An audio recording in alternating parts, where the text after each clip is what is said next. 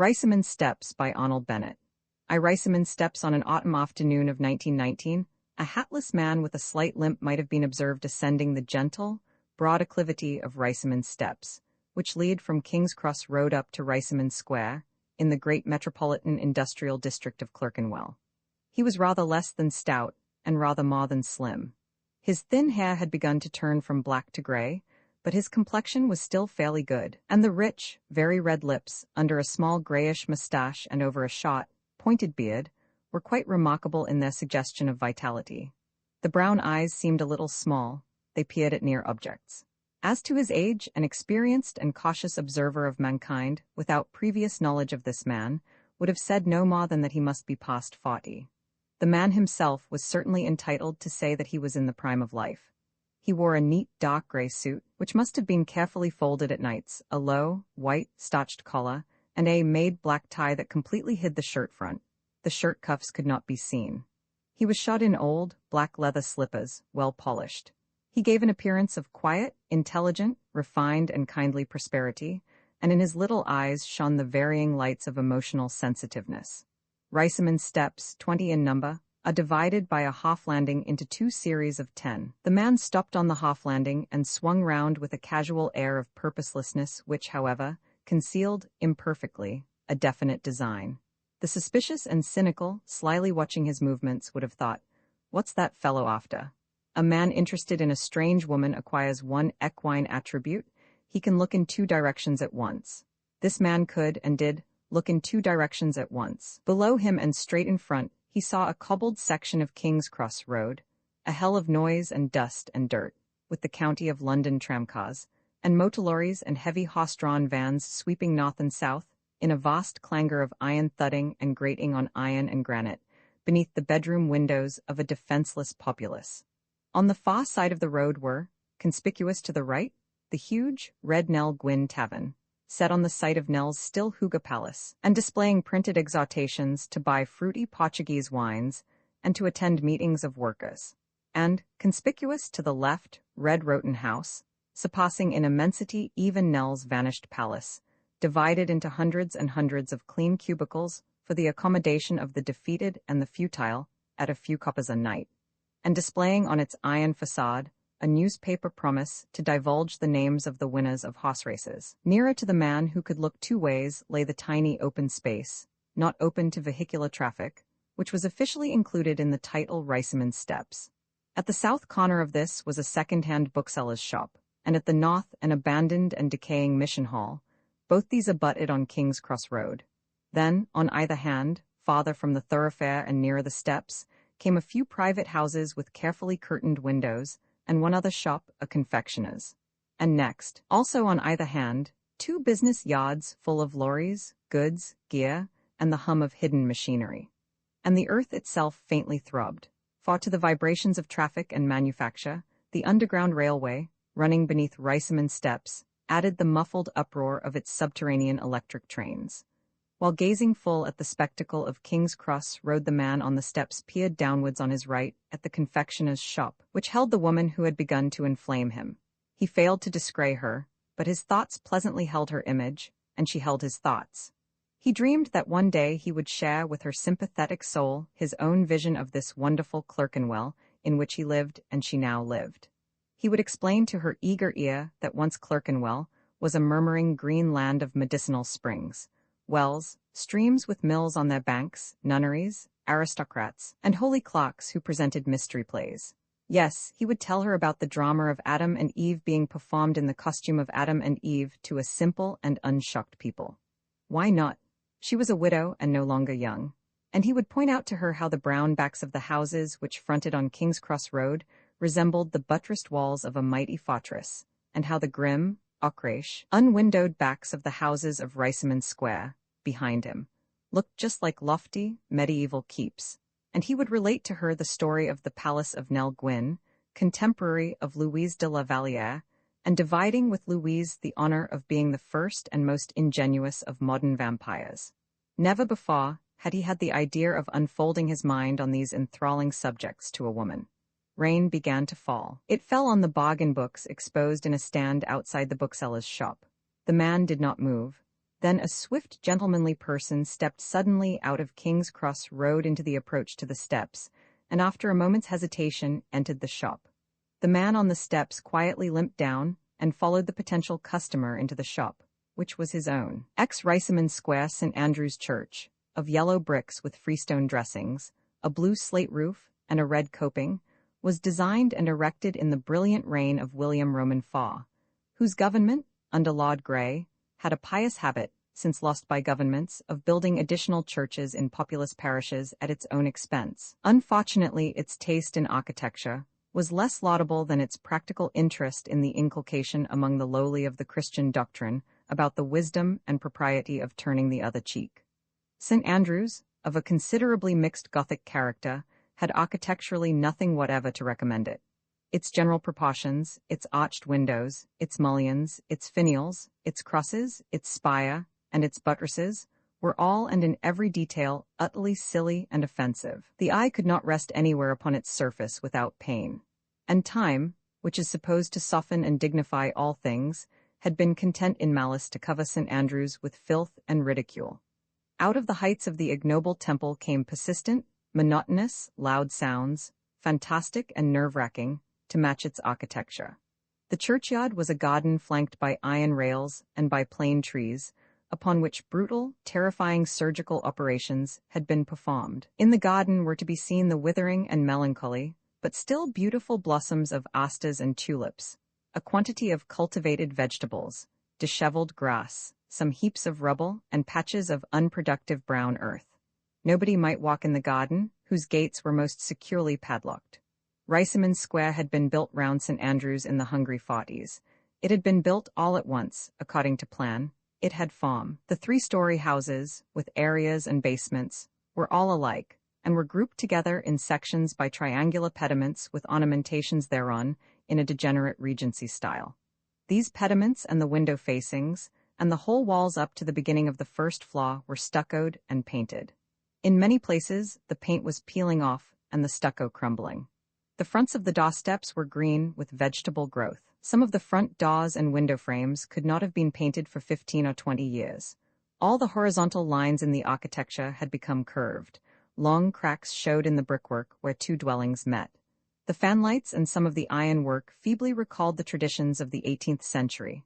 The areas, except 1 or 2, were obscene. The square had once been genteel. It ought now to have been picturesque, but was not. It was merely decrepit, foul, and slatternly. It had no attractiveness of any sort. Evolution had swirled round it, missed it, and left it.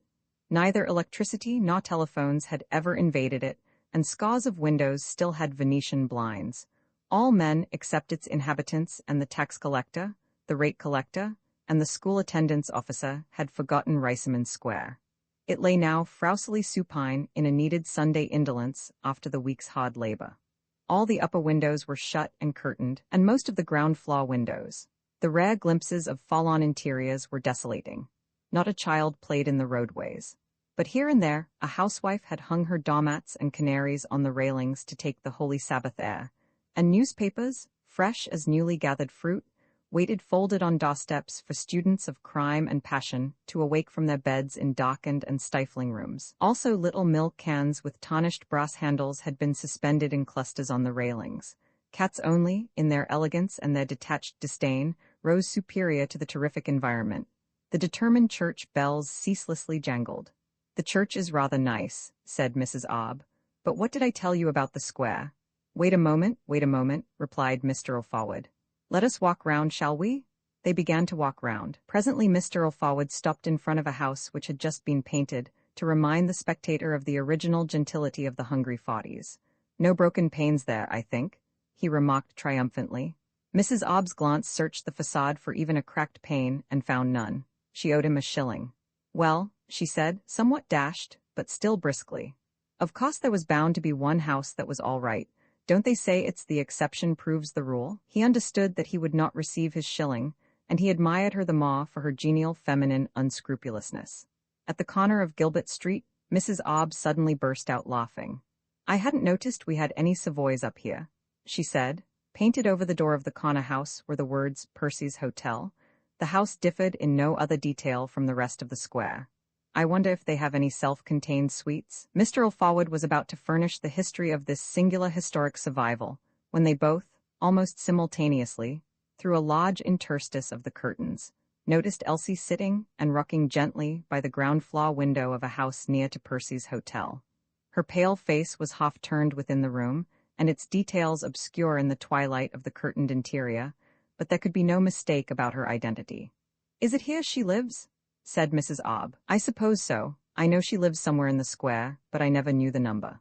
The front door of the house opened and Dr. Rost emerged, fresh, dapper, prim, correct, busy, speeding without haste, the incarnation of the professional. You felt that he would have emerged from Buckingham Palace in just the same manner. To mock the Sabbath, which his ceaseless duties forbade him to honor otherwise, he wore a silk hat. This hat he raised on perceiving Mr. Alfawad and a lady, and he raised also, though scarcely perceptibly, his eyebrows. "You been to see my charwoman, doctor?" Mr. Alfawad urbanely stopped him. Dr. Rost hesitated a moment. "Your charwoman? Ah, yes, I did happen to see her, yes. Ah, then she is unwell. Nothing serious, I hope?" "No, no," said the doctor, his voice rather higher than usual. "She'll be all right tomorrow, a mere nothing. An excellent constitution, I should imagine." A strictly formal reply, if very courteous. Probably nobody in Clerkenwell, except perhaps his man Joe, knew how Dr. Rost talked and looked when he was not talking and looking professionally. Dr. Rost would sometimes say with a dry, brief laugh, "We medicos," thereby proclaiming a caste, an order, a clan, separated by awful, invisible, impregnable barriers from the common remainder of mankind, and he never stepped beyond the barriers into humanity. In his case, the secret life of the brain was indeed secret, and the mask of the face, tongue, and demeanor made an everlasting privacy. He cleared his throat. Yes, by the way, I've been reading that Shakespeare. Very fine, very fine. I shall read it all one of these days. Good morning." He raised his hat again and departed. "I shall go in and see her, poor thing," said Mrs. Obb with compassion. "Shall you?" "Well, I'm here. I think it would be nice if I did, don't you?" "Oh, yes," Mr. Alfawad admiringly agreed. Roman 11, Elsie's home, the house which Mrs. Obb decided to enter, had a full, but not an extraordinary, share of experience of human life. There were 3 floors of it. On the ground floor lived a meat salesman, his wife, and 3 children, the eldest of whom was 5 years of age. 3 rooms and some minute appurtenances on this floor. The meat salesman shouted and bawled cheap bits of meat in an open-fronted shop in Exmouth Street during a 60-hour week which ended at midnight on Saturday. He possessed enormous vocal power. All the children out of naughtiness had rickets. On the first floor lived a French polisher, his wife and 2 children, the eldest of whom was 3 years of age. 1 child less than the ground floor family, but the first floor was about to get level in numbers. 3 rooms and some minute appurtenances on this floor. The French polisher worked only 44 hours a week. His fingers wore always the color of rosewood, and he emitted an odor which often competed not unsuccessfully with the characteristic house odor of stale soapsuds. Out of ill will for mankind, he had an everlasting cough. On the second floor lived a middle-aged dressmaker, alone.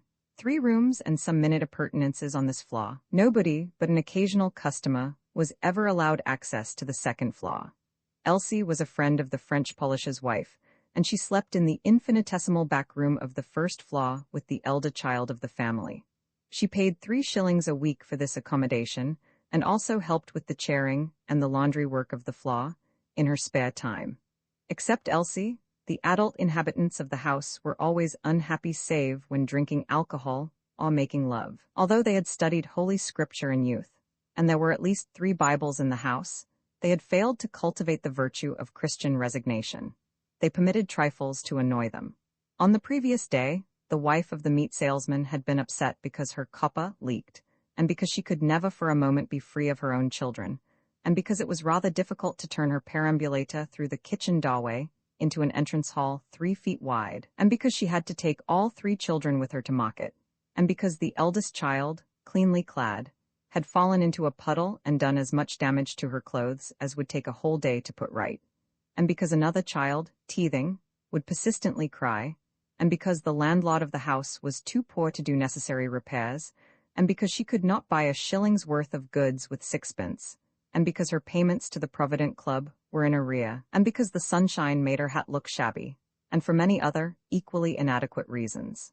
As for the French polisher's wife, she moped and grew neurotic, because only 3 years ago she had been a pretty girl earning an independent income, and because she was now about to bear another pledge of the French Polish's affection, and because she felt sick and frequently was sick, and because she had no money for approaching needs, and because she hated cooking and washing, and because her husband spent his evenings and the purchase money of his children's and his wife's food at a political club whose aim was to overthrow the structure of society, and because she hated her husband's cough and his affection, and because she could see no end to her misery, and because she had prophetic visions of herself as a hag with 500 insatiable children everlastingly in tears for something impossible to obtain for them. The spinster on the second floor was profoundly and bitterly dissatisfied for the mere reason that she was a spinster, whereas the other two women would have sold their souls to be spinsters. The center of irritation in the house was the entrance hall, or lobby, which the first floor and ground floor had to keep clean in alternate weekly spells.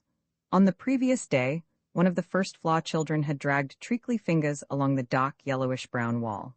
Further, the first floor perambulator had been brought in with muddy wheels, and the marks had dried on the linoleum, which was already a palimpsest of various unclean deposits. This perambulator was the origin of most of the lobby trouble. The ground floor resented its presence there, and the second floor purposely knocked it about at every passage through the lobby. But the mistress of the first floor obstinately objected to carrying it up and down stairs once or twice a day. A great three-corner quarrel had arisen on the Saturday morning around the first floor perambulator and the entrance hall, and when the French polisher arrived home for his dinner shortly after 1 o'clock, he had found no dinner, but a wife help-meet cook housekeeper maidservant in hysterics. Very foolishly, he had immediately gone forth again with all his wages. At 11:30 p.m., he had returned intoxicated and acutely dyspeptic. At 11:45, he had tried to fight Elsie. At 12:30, the meat salesman had come home to sleep, and had had to listen to a loud sermon on the manners of the first floor, and his own wife's manners delivered from the top of the second floor stairs. Subsequently, he had had to listen to moans from the mistress of the first floor, and the eternal coughing of the master of the first floor. And all about nothing? Yet every one of the adults was well acquainted with the admirable text which exhorted Christians to bear one another's burdens. A strange houseful, but there were some scores of such housefuls in Riceyman Square, and a 4,500 pounds church in the midst. Sunday morning always saw the adults of Elsie's household in a paradisaical coma. Elsie alone was afoot. On this particular Sunday morning, she kept an eye on the two elder children, who were playing quietly in the murky autumnal darkness of the walled backyard. Elsie had herself summarily dressed them. The other 3 children had been doped, or, as the advertisements phrased it, soothed, so that while remaining in their beds they should not disturb the adults. The adults slept. They embraced sleep passionately, voraciously, voluptuously. Their sole desire in those hours was to find perfect unconsciousness and rest. If they turned over, they snatched again with terrible greed at sleep. They wanted it more than love and more than beer. They would have committed crimes for it. Even the prospective mother slept in a confusion of strange dreams. There was a loud, heavy knocking on the warped and shabby door of the house of repose. It shook the house. The children in the yard, thunderstruck by the outrage, stopped playing. Elsie ran in alarm through the back passage and the lobby and opened the front door. Joe stood there, the worried, mad look which Elsie knew so well, on his homely face. She was frightened but held herself together, and shook her head sadly and decisively. As a result of the episode of the carving knife, she had banished him from her presence for 1 week, which had yet by no means expired. It seemed odd that Elsie, everybody's slave, should exercise an autocratic dominion over Joe, but she did. She knew her power and divined that she must use it, if Joe was ever to get well of his mysterious mental malady. And now, though she wished that she had sentenced him to only 3 days' banishment instead of 7, she would not yield and correct her error, for she felt that to do so would impair her authority. Moreover, Joe had no right to molest her at home. She had her reputation to think of, and her reputation, in her loyal and ingenuous mind, was his reputation also. Therefore, with woe in her heart, she began to close the door on Joe.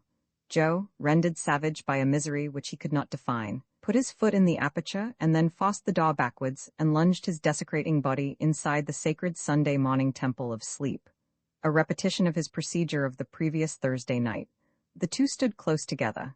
He could not meet her fixed gaze. His eyes glanced restlessly and wildly round at the foul walls, the gritty and soiled floor. "Get out of this, my boy." "Let me kiss you," he demanded harshly. "Get out of it." Losing what little remained of his self-control, he hit Elsie a strong blow on the shoulder. She was not ready for it. In the idiom of the ring, her footwork was bad, and she lost her balance, falling against the French polisher's perambulator, which crashed violently into the stairs like an engine into a stationary buffer. Elsie's head caught the wheel of the perambulator.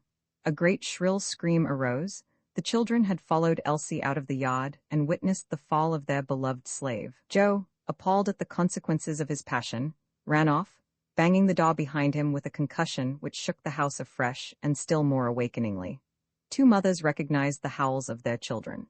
The spinster on the second floor saw a magnificent opportunity for preaching from a point of vantage her views on the state of modern society. Two fathers, desperate with exasperation, but drawn by the mighty attraction of a good row, jumped murderous from their warm and fetid beds. Two half-clad figures appeared in the doorways of the ground floor rooms and three on the stairs. Elsie sat up, dazed, and then stood up, then sank limply down again. One mother smacked her child and a child which was not hers. The other mother protested furiously from the stairs. The paradise of Sunday morning lay shattered. The meat salesman had sense, heart, and initiative. He took charge of Elsie. The hellish din died down. A few minutes later Elsie was seated in the rocking chair by the window in his front room. She wept apologetically. Little was said, but all understood that Elsie's fantastic sweetheart had behaved disgracefully, and all indicated their settled opinion that if she kept on with him, he would murder her one of these days. 3/4 of an hour later Dr. Rost calmly arrived. Joe had run to the surgery and shouted at him, "I've killed her, sir." The meat salesman, having himself lighted a bit of a fire, left the room while the doctor examined the victim. The doctor could find nothing but one bruise on the front of Elsie's left shoulder. With a splendid gesture of devotion, the meat salesman's wife gave her second child's warm milk to the reluctant Elsie. There happened to be no other stimulant in the house. Peace was re-established, and even slumber resumed. Roman 12, the benefactress, the front door was opened to Mrs. Obb's quiet knock by the oldest child in the house, an obstreperous boy of 5, who was suddenly struck sheepish and mute by the impressive lady on the doorstep. He said nothing at all in reply to Mrs. Obb's request to see Elsie, but sidled backwards along the lobby and opened a door, looking up at her with the most crude curiosity. As soon as she had gone into the room and the inhibition was lifted, he ran off to the yard, raising his heels high and laughing boisterously. The room in which Elsie had been installed was crowded and overcrowded with the possessions of the meat salesman and his wife.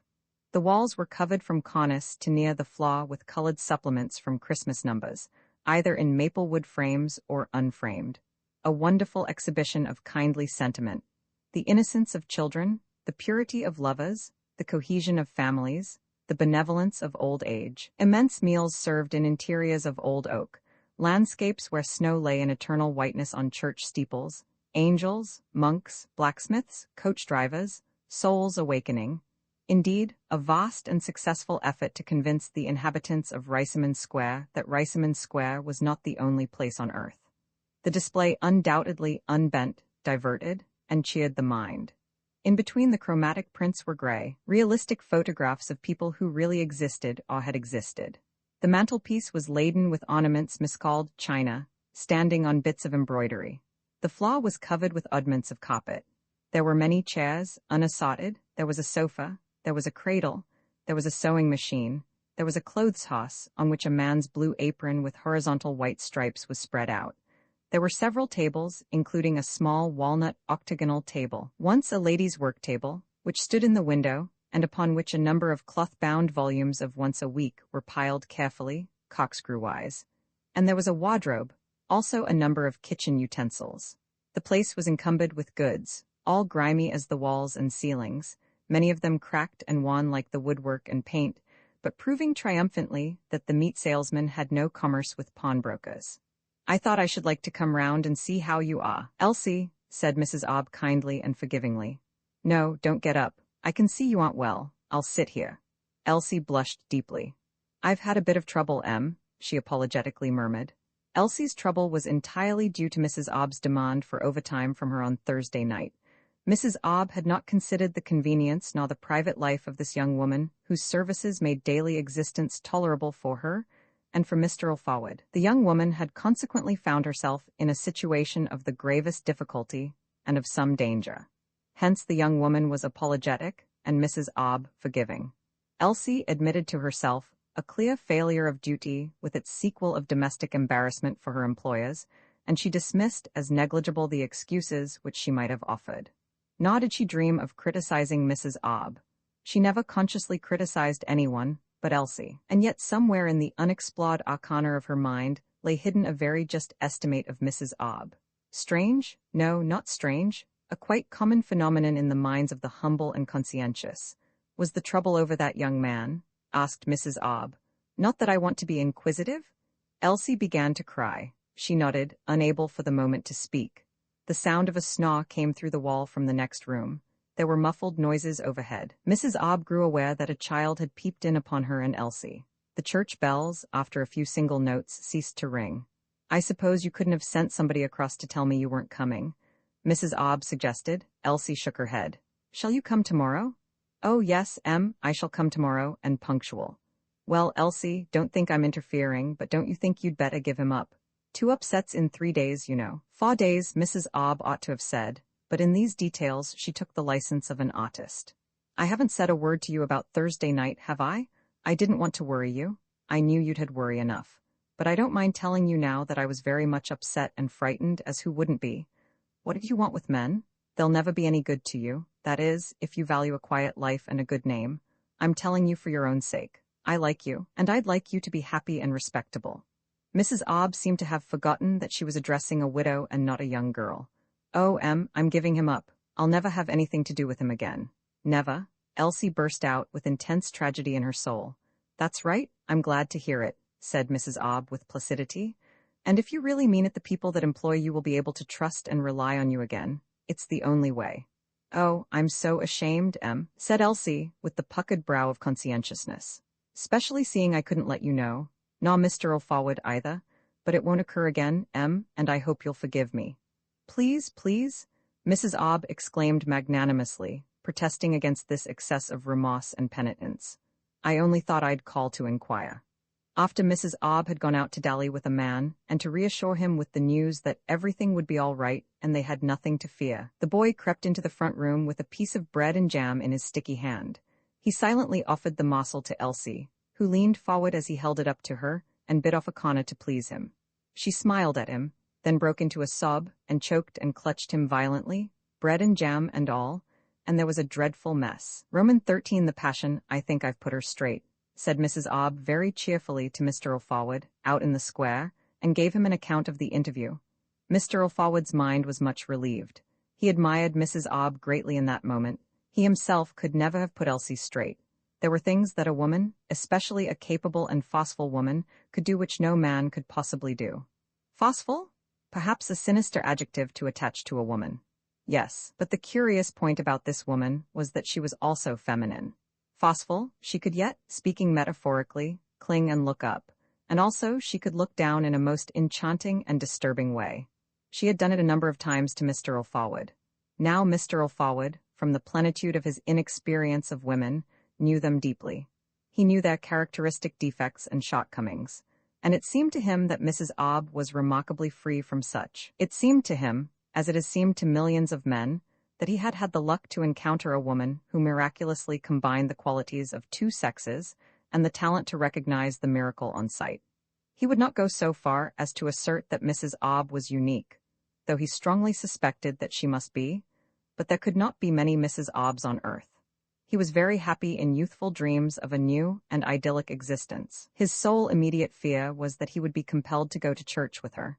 He knew them. They were queer on religious observances. Of course it was because, as she had half admitted, they liked to feel devotional. But you could do nothing with a woman in church, and he could not leave her to go to church alone. He was unhappy. I'm afraid that service of yours has begun, said he. I saw quite a number of people going in while you were talking to Elsie. I'm afraid it has, she replied. He saw a glint of hope. It's a nice fresh morning, said he daringly. And what people like you and me need is fresh air. I suppose you wouldn't care for me to show you some bits of Clerkenwell? I think I should, said she. I could go to service tonight, couldn't I?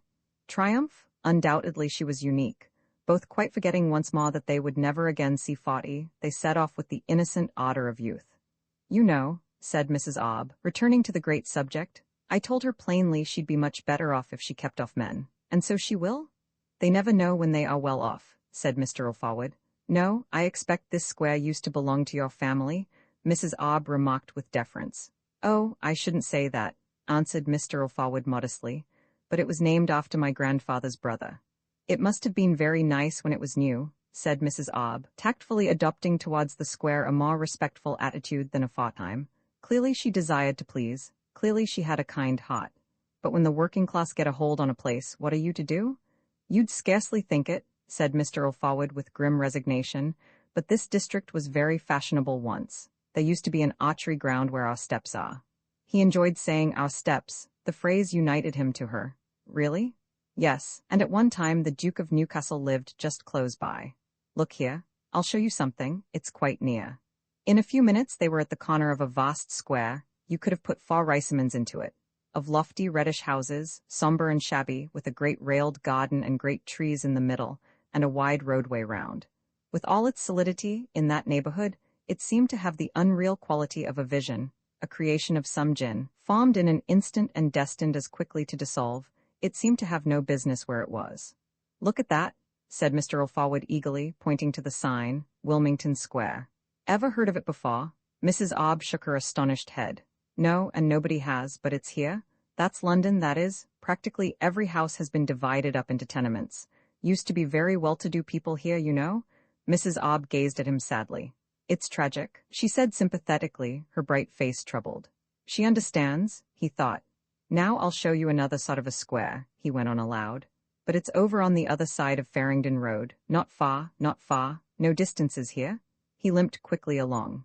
Coldbath Square easily surpassed even Riceyman's Square in squalor and foulness, and it was far more picturesque and deeper sunk in antiquity, save for the huge, awful block of tenements in the middle. The glimpses of interiors were appalling.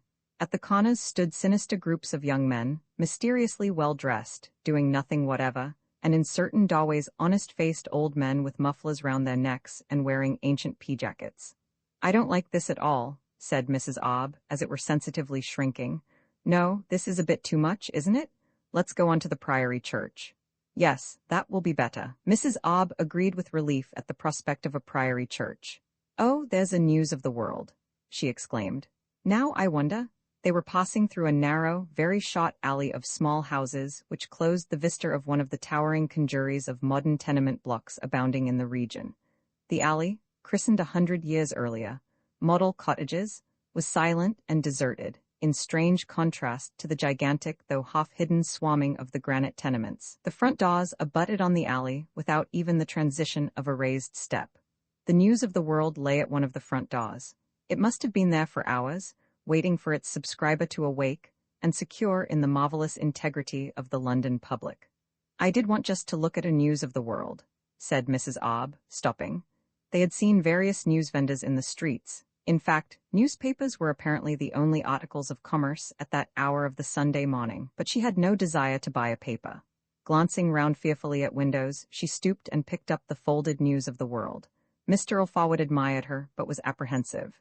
Yes, here it is, she said, having rapidly opened the paper. Over her shoulder, Mr. O'Forward nervously read, Provisions, Confec, Busy WC District, £25 W. Cly, 6 rooms, rent £90, £200 everything, long lease, all will sell premises, delay dangerous, chance lifetime, 7 Riceyman Steps, WC.1. Then you've decided? Murmured Mr. O'Forward, suddenly gloomy. Oh, quite, I told you, said Mrs. Obb, dropping back the newspaper furtively like a shameful accusing parcel and walking on with a wonderful air of innocence. I wasn't altogether sure if you'd decided finally. You see, Mrs. Obb continued, supposing the business failed, supposing I lost my money, I've got to think of my future. No risks for me, I say. I only want a little, but I want it certain, and I've got a little. It's a very clever advertisement. I didn't know how to put it, of course it's called a confectioner's. But it isn't really, seeing I buy all the cakes from Snowman's. The whole stock in the shop isn't worth £25, but you see, I count the rest of the price asked as premium for the house. That's how I look at it, and it's quite fair, don't you think? perfectly. They stood talking in front of a shut second-hand shop where old blades of aeroplane propellers were offered at 3s. 6d each. Mr. Alfawad said feebly, yes and no, and and ha. His brain was occupied with the thought, is she going to slip through my fingers? Suppose she went to live in the country? His knee began to ache. His body and his mind were always reacting upon one another. Why should my knee ache because I'm bothered? He thought, and could give no answer. But in secret, he was rather proud of these mysterious, inconvenient reactions. They gave him distinction in his own eyes. In another environment, he would have been known among his acquaintances as highly strung and highly nervously organized. And yet outwardly so calm, so serene, so even-tempered. They got to the quarter of the great churches. Would you care to go in? He asked her in front of St. James's, for he desired beyond almost anything to sit down. I think it's really too late now, she replied. It wouldn't be quite nice to go in just at the end of the sermon, would it? Too conspicuous. There were seats in the churchyard, but all were occupied, despite the chilliness of the morning, by persons who, for private reasons, had untimely left their beds. Moreover, he felt that Mrs. Obb, whose niceties he much admired, would not like to sit in a churchyard with service proceeding in the church. He had begun to understand her. There were no seats round about St. John's. Mr. Alfawad stood on one leg while Mrs. Obb deciphered the tablet on the west front. The Priory Church of the Order of St. John of Jerusalem, consecrated by Heraclius, Patriarch of Jerusalem, 10th March, 1185. Fancy that now, it doesn't look quite that old. Fancy them knowing the day of the month too? He was too preoccupied and tortured to instruct her. He would have led her home then, but she saw in the distance at the other side of St. John's Square a view of St. John's Gate, the majestic relic of the Priory. Quite properly she said that she must see it close. Quite properly she thanked him for a most interesting promenade, most interesting. And me living in London off and on all my life. They do say you can't see the wood for the trees, don't they? But the journey across the huge irregular square cut in two by a great avenue was endless to Mr. Alfawad. Then she must needs go under the gateway into a street that seemed to fascinate her. For there was an enormous twillet shoeing forge, next door to the chancery of the Order of St. John of Jerusalem, and though it was Sunday morning the air rang with the hammering of a blacksmith who held a horse's hind leg between his knees. Then she caught the hum of unseen machinery and inquired about it. Then the signs over the places of business attracted her. She became charmingly girlish. Rouge, wholesale only, glass matches to the trade. I want 5 million moleskins and 10 million rabbitskins. Do not desert your old friend. Cash on the nail. And painted too on a board. Not just written. Gorgonzola cheese manufacturers. Oh, the mere thought of it. No, I shall never touch gorgonzola again after this. I couldn't. But of course I see there must be places like these in a place like London. Only it's too funny seeing them all together. Barclays Bank. Well, it would be. Those banks are everywhere in these days. I do believe there are more banks than ABC shops and liances. You look at any nice corner site, and before you can say knife, there's a bank on it. I mistrust those banks. They do what they like. When I go into my bank, somehow they make me feel as if I'd done something wrong, or at least, I'd better mind what I was about. And they look at you superior as if you were asking a favor. Oh, very polite, but so condescending. A shrewd woman, a woman certainly not without ideas, and he perceived dimly through the veil of his physical pain that their intimacy was developing on the right lines. He would have been joyous but for the apprehension of her selling the business and vanishing from him, and but for the pain. The latter was now the worst affliction. Riceyman's steps seemed 1,000 miles off, through a Sabbath-enchanted desert of stone and asphalt. When they returned into St. John's Square, a taxicab with its flag up stood terribly inviting. Paradise, surcease from agony, for 1 shilling and perhaps a 2-penny tip, but he would not look at it. He could not. He preferred the hell in which he was. The grand passion which had rendered all his career magnificent, and every hour of all his days interesting and beautiful, demanded and received an intense devotional loyalty. It recompensed him for every ordeal, mortification, martyrdom. He proudly passed the taxicab with death in his very stomach. Nowhere was there a chance of rest. Not a seat, not a rail. Mrs. Obb had inveighed against the lack of amenities in the parish and district. No cinemas, no theatre, no music halls, no cafes. But Mr. Alfawad realized the ruthless, stony, total inhospitality of the district far more fully than Mrs. Obb could ever have done. He was like a weakening bird out of sight of land above the surface of the ocean. He led Mrs. Obb down towards the nearest point of Farringdon Road, though this was not the shortest way home. The tramcars stopped at the corner. Every one of them would deposit him at his own door. Paradise for 1 penny. No, 2 pence, because he would have to pay for Mrs. Obb. He had thought to defeat his passion at this corner. He was mistaken. He could not. He had, after all his experience, misjudged the power of his passion. He was as helpless as the creatures who were beginning to gather at the iron-barred doors of the public houses, soon to open for a couple of 2 short hours, and also he had the secret ecstasy which they had. He could scarcely talk now, and each tram that passed him in his slow and endless march gave him a spasm of mingled bitterness and triumph. His fear now was lest his grand passion should on this occasion be overcome by bodily weakness. He did not desire it to be overcome. He desired it to conquer even if it should kill him. "I'm afraid I've walked you too far," said Mrs. Obb. "Why? I thought you were limping a bit." "Oh no, I always limp a bit. Accident, long time ago." And he smartened his gait. They reached Riceyman's steps in silence. He had done it. His passion had forced him to do it. His passion had won. There were 2 Mr. O'Forwards, one splendidly uplifted, the other ready to faint from pain and fatigue. The friends disappeared, each into the solitude of his own establishment. In the afternoon, Mr. O'Forward heard a sharp knock on his front door. It was repeated before he could get downstairs, and when he opened the door he opened it to nobody, but Mrs. Obb was just entering her shop. He called out, and she returned. "I was a bit anxious about your leg," she said, so brightly and kindly, "so I thought I'd step across and inquire." "Quite all right again now, thank you." An exaggeration. How delightful of her, how feminine. He could hardly believe it. He was tremendously flattered. She could not after all slip through his fingers, whatever happened. They chatted for a few moments, and then each disappeared a second time into the recondite, inviolate solitude of his own establishment. Roman 14. A man's private life. One morning in November, at a little past 8 o'clock, Mrs. Obb, watching from behind the door of her yet unopened shop, saw Mr. O'Forward help Elsie to carry out the empty bookstand and set it down in front of the window, and then, with overcoat, muffler, and umbrella, depart from Riceyman's steps on business.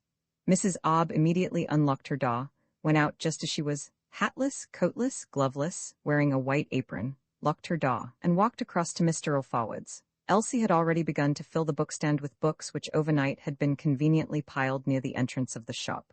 "Good morning, Elsie. Dull morning, isn't it? Is master up yet?" said Mrs. Obb vivaciously, rubbing her hands in the chilly, murky dawn and brightening the dawn. "Oh, he's gone out. I don't expect him back till 11. It's one of his buying mornings, you see." "Oh, dear, dear," Mrs. Obb exclaimed, with cheerful resignation. "And I've only got 10 minutes. Well, I haven't really got that. Shop ought to be open now, but I thought I'd let him wait a bit this morning." She glanced anxiously at her own establishment to see whether any customer had come down the steps from the square, but in truth, as she had now sold the business and the premises, and was to give possession in a few weeks, she was not genuinely concerned about the possible loss of profit on an ounce or 2 ounces of tea. She wandered with apparent aimlessness into Mr. O'Forward's shop. "Did you want to see him particular, Em?" "I won't say so particular as all that. So you look after the shop when Mr. O'Forward is out, Elsie?" "It's like this, Em. All the books is marked inside and some outside. If anybody comes in that looks respectable, I ask 'em to look round for themselves, and if they take a book they pay me, and I ask 'em to write down the name of it on a bit of paper." She pointed to some small memorandum sheets prepared from old, unassotted envelopes which had been cut open and laid flat, with pencil close by. "If it's some regular customer like, that must see Mr. O'Forward himself, I ask 'em to write their names down. And if I don't like the look of anybody, I tell 'em I don't know anything, and out they go." "What a good arrangement," said Mrs. Obb approvingly. "But if you have to attend to the shop, how can you do the cleaning and so on?" Elsie's ingenuous, kind face showed distress. Her dark blue eyes softened in solicitude. "Ah, Em, there you've got me. I can't. I can only clean the shop these mornings, and not much of that neither, because I must keep my hands dry for customers." Mrs. Obb, vaguely smiling to herself, trotted to and fro in the gloomy shop, which had the air of a crypt, except that in these days crypts are usually lighted by electricity, and the shop was lighted by nature alone on this dark morning. She peered, bending forward, into the dark spaces between the bays, and descried the heaps of books on the floor. The dirt and the immense disorder almost frightened her. She had not examined the inside of the shop before, had indeed previously entered it only once, when she was in no condition to observe. Mr. O'Forward had never seized an occasion to invite her within. "This will want some putting straight," she said, "if ever it is put straight." "And well you may say it, Em." Elsie replied compassionately. He's always trying to get straight, especially lately, Em. We did get one room straight upstairs, but it meant letting all the others go. Between you and me, he'll never get straight, but he has hopes, and it's no use saying anything to him. I suppose you can do this room, too, on his buying mornings, said Mrs. Obb, peeping into Mr. O'Forward's private back room from which the shop and the shop door could be kept under observation. Oh, he wouldn't let me. He won't have anything touched in that room. Then who does it? He does it himself, when it is done. Does he? Murmured Mrs. Obb in a peculiar tone. The bookshelves went up to the ceiling on every side. The floor was thickly strewn with books, the table also. Chairs also. The blind lay crumpled on the book-covered windowsill. The window was obscured by dirt. The ceiling was a blackish gray. A heavy deposit of black dust covered all things. The dreadful den expressed intolerably to Mrs. Obb the pathos of the existence of a man who is determined to look after himself. It convicted a whole sex of being feckless, foolish, helpless, infantile, absurd. Mrs. Obb and Elsie exchanged glances. Elsie blushed. Yes, I'm that ashamed of it, said Elsie, but you know what they are. Mrs. Obb gave two short nods. She moved her hand as if to plumb the layer of dust with one feminine finger, but refrained. She dared not. And do you do his cooking, too? She asked. Well, he gets his own breakfast and he makes his own bed. It's always done before I come of a morning, and he cleans his own boots. I begin his dinner, but seeing as I go at 12, he finishes it. He gets his own tea. I must say he isn't what you call a big eater. Seems to me it's all very cleverly organized. Oh, it is, There's not many gentlemen could manage as he does, but it's a dreadful pity. Makes me fair cry sometimes, and him so clean and neat himself, too. Yes, said Mrs. Obb, agreeing that the contrast between the master and his home was miraculous, awful, and tragic. I suppose I'd better not go upstairs as he isn't here, Elsie? The two women exchanged more glances. Elsie perfectly comprehended the case of Mrs. Obb and sympathized with her. Mrs. Obb was being courted. Mrs. Obb had come to no decision. Mrs. Obb desired as much information as possible before coming to a decision. Women had the right to look after themselves against no matter what man. Women were women, and men were men. The Oberforward affair was crucial for both parties. Oh, I think you might, but I can't go with you. Sex loyalty had triumphed over a too strict interpretation of the duty of the employed to the employer. A conspiracy had been set up. Mrs. Obb had to step over hummocks of books in order to reach the foot of the stairs. The left-hand half of every step of the stairs was stacked with books, cheap editions of novels in paper jackets, under titles such as Just a Girl, Not Like Other Girls, A Girl Alone. Weak but righteous and victorious girls crowded the stairs from top to bottom, so that Mrs. Obb could scarcely get up. The landing also was full of girls. The front room on the first floor was, from the evidence of its furniture, a dining room, though not used as such. The massive mahogany table was piled up with books, as also the big sideboard, the mantelpiece, various chairs. The floor was carpeted with books. Less dust than in the den below, but still a great deal.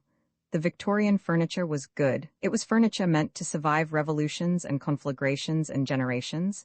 It was everlasting furniture. It would command respect through any thickness of dust. The back room, with quite as large a number of books as the front room, but even less dust, was a bedroom. The very wide bed had been neatly made. Mrs. Obb turned down the corner of the coverlet, a fairly clean pillow slip, no sheets, only blankets.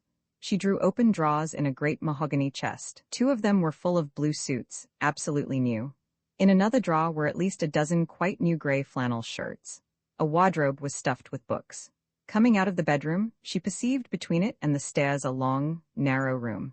Impossible to enter this room because of books, but Mrs. Obb did the impossible, and after some excavation with her foot disclosed a bath, which was full to the brim and overflowing with books.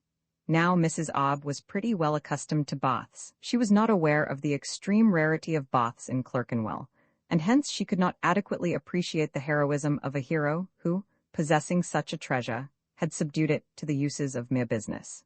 Nevertheless, her astonishment and amaze were sufficiently noticeable, and she felt, disturbingly and delightfully, the thrill of surprising clandestinely the secrets of a man's intimate personal existence. Then she caught the sound of dropping water. It was on the second floor, in a room shaped like the bathroom, a room with 2 shelves, a gas ring, and a sink. The water was dropping with a queer reverberation onto the sink from a tap above. There were a few plates, cups, saucers, jugs, saucepans, dishes, half a loaf of bread, a slice of cooked bacon, there was no milk, no butter. His kitchen and larder, one gas ring, no fireplace. Mrs. Obb was impressed. The other rooms on the second floor were full of majestic furniture, books, and dust. One of them had recently been cleaned and tidied, but dozens of books still lay on the floor. She picked up a book, a large, thick volume, for no other reason than that the cover bore a representation of a bird. It was a heavy book, with many colored pictures of birds. She thought it was quite a pretty thing to look at. By accident, she noticed the price penciled inside the front cover. £40. She was not astonished nor amazed, she was staggered. Mrs. Obb had probably not read 10 books since girlhood. To her, reading was a refuge from either idleness or life. She was never idle, and she loved life. Thus she condescended towards books. That any book, least of all a picture book of birds, could be worth £40 had not occurred to her mind. And this one lying on the floor? Instantly, in spite of her common sense, she thought for a brief space of all the books in the establishment as worth £40 apiece. Before returning down the book-encumbered stairs, she paused on the top landing. Her throat was coated with the dust which she had displaced in her passage through the house. Her hands were very dirty and very cold. They shone with cold. No fire could have burnt in any of those rooms for years. She dared not touch the handrail of the staircase, even with her fingers all dirty. She paused because she was disconcerted and wanted to arrange the perplexing confusion of her thoughts. The more she reflected the better, she realized how strange and powerful and ruthless a person was Mr. O'Forward. She admired, comprehended, sympathized, and yet was intimidated. The character of the man was displayed beyond any misunderstanding by the house with its revelations of his daily life, but there was no clue to it in his appearance and deportment. She was more than intimidated, she was frightened. Withal, the terror, for it amounted to terror, fascinated her. She went down gingerly, hesitating at every step. At the bottom of the lower flight she heard, with new alarm, the bland voice of Mr. O'Forward himself. He was talking with a customer in his den. "I'll slip out," she very faintly whispered to Elsie, who was sweeping near the stairs. Elsie nodded like a conspirator. But at the same moment, Mr. O'Forward and his customer emerged from the back room, and Mrs. Obb was trapped. "I didn't notice you come in," said the bookseller most amiably. "What can I do for you?" "Oh, thank you, but I only stepped across to speak to Elsie about something." The lie, invented on the instant, succeeded perfectly. And Elsie, the honestest soul in Clerkenwell, gave it the support of her silence in the great cause of women against men. "I'm glad to see you in here," said Mr. O'Forward gently, having dismissed the customer. "It's a bit of luck. I'd gone off for Houndsditch, but I happened to meet someone on the road, and nothing would do but I must come back with him. Come in here." He drew her by the attraction of his small eyes into the back room. Books had been tipped off one of the chairs on to the floor. She sat down. Surely Mr. O'Forward was the most normal being in the world, the mildest, the quietest, the easiest. But the bath, the kitchen, the blankets, the filth, the food, the £40 book, and all those new suits and new shirts. She had never even conceived such an inside of a house. She could hardly credit her senses. "I've wanted to see you in here in this room," said Mr. O'Forward in a warm voice. And then no more. She could not withstand his melting glance. She knew that their intimacy, having developed gradually through weeks, was startlingly on the point of bursting into a new phase. The sense of danger with her, as with nearly all women, was intermittent. The man was in love with her. He was in her hands. What could she not do with him? Could she not accomplish marvels? Could she not tame monsters? And she understood his instincts, she shared them. And he was a rock of defense, shelter, safety. The alternative, solitude, celibacy, spinsterishness, eternal self-defense, eternal misgivings about her security. Horrible. "I must be opening my shop," she said nervously. "And I must be getting away again, too," he said, and put on his hat and began to button his overcoat. "Nothing more," but at the door he added, "Maybe I'll come across and see you tonight if it isn't intruding." "You'll be very welcome, I'm sure," she answered, modestly smiling. She was no better than a girl then. She knew she had uttered the deciding word of her fate. She trembled with apprehension and felicity. He was a wonderful man and an enigma. He inspired love and dread. As the day passed, her feeling for him became intense. At closing time, her ecstatic heart was liquid with acquiescence. And she had, too, a bright, adventurous valor, but shot through with forebodings. The day before, Cytherea reigned in Mr. O'Forward's office behind the shop, invisible, but she was there, probably reclining, ask not how, on the full red lips, which fascinated Mrs. Obb, of Mr. O'Forward. It was just after 4 o'clock in the January, following their first acquaintance. They sat on opposite sides of Henry's desk. with the electric light extravagantly burning above them. At the front of the shop, the day was expiring in faint gleams of gray twilight. Dirt was nothing, DeSoto was nothing, Mr. Ulfawad loved. For weeks he had been steadfastly intending to put the place to rights for his bride, and he had not put it to rights. Dirt and DeSoto were repugnant to Mrs. Obb, but she had said not a word. She would not interfere or even suggest before the time. She knew her place, she was a bit prim. The time was approaching, and she could wait. "I suppose we can use that ring?" said Henry, pointing to the wedding ring on Mrs. Obb's hand, which lay on the desk like the defenseless treasure of an invaded city. Despite a recent experience, Mrs. Obb was startled by this remark, delivered in a tone so easy, benevolent, and matter-of-fact. The recent experience had consisted in Mr. Ulfawad's bland ultimatum, after a discussion in which Mrs. Obb had womanishly and prettily favored a religious ceremony, that they would be married at a registry because it was on the whole cheaper. Upon that point she had taken pleasure in yielding to him. So long as you were genuinely married, the method had only a secondary importance. She admitted to herself that in desiring the church she might have been conventional, superstitious. She was eager to yield, as some women are eager to be beaten. Morbidity, of course, but not wholly. Self-preservation was in it, as well as voluptuousness. Mr. Ulfawad's individuality frightened while enchanting her. She found she could cure the fright by intense acquiescence. And why not acquiesce? He was her fate. She would grasp her fate with both hands, and there was this point: if he was her fate, she was his. She had already been married once, whereas he was an innocent, he had to learn. She saw an advantage there. Her day was coming, at least she persuaded herself that it was. Thus the question of the wedding ceremony had been quite satisfactorily dissolved, and so well that Mrs. Obb now scorned the notion of marriage in a church. But the incident of the ring touched her closer. It touched the aboriginal cave woman in the very heart of her. Do you know, she had faintly suspected that to purchase a wedding ring formed no part of his program? An absurd and impossible suspicion. How could he espouse without a ring? But there the suspicion had lain. She ought to have been revolted by the idea of a second husband marrying her with the ring of the first. However, she was not. Mr. Ulfawad's natural, casual tone precluded that, and she answered quietly, as it were hypnotized, with a smile, "We can't use this, it won't come off." She displayed the finger. Obviously the ring would not pass the joint. Mrs. Obb was slim, but she had been slimmer, he said. "But you can't be married with that on. You can't wear two." Something of the cave creature in him also. "I know, but I was going to have it filed off tomorrow morning. There wouldn't be time to have it made larger."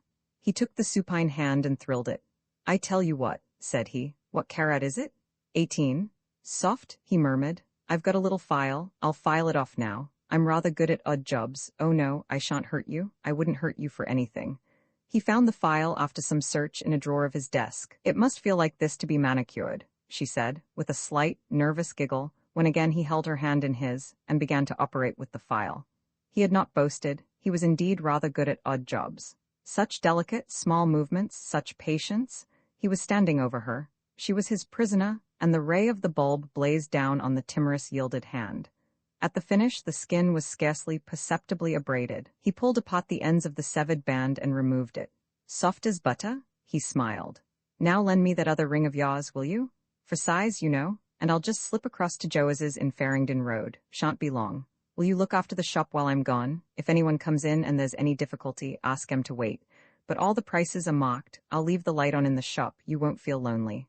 "Oh, but," she protested. Leave her by herself in his house, and without the protection of the ring? And before marriage, what would people think?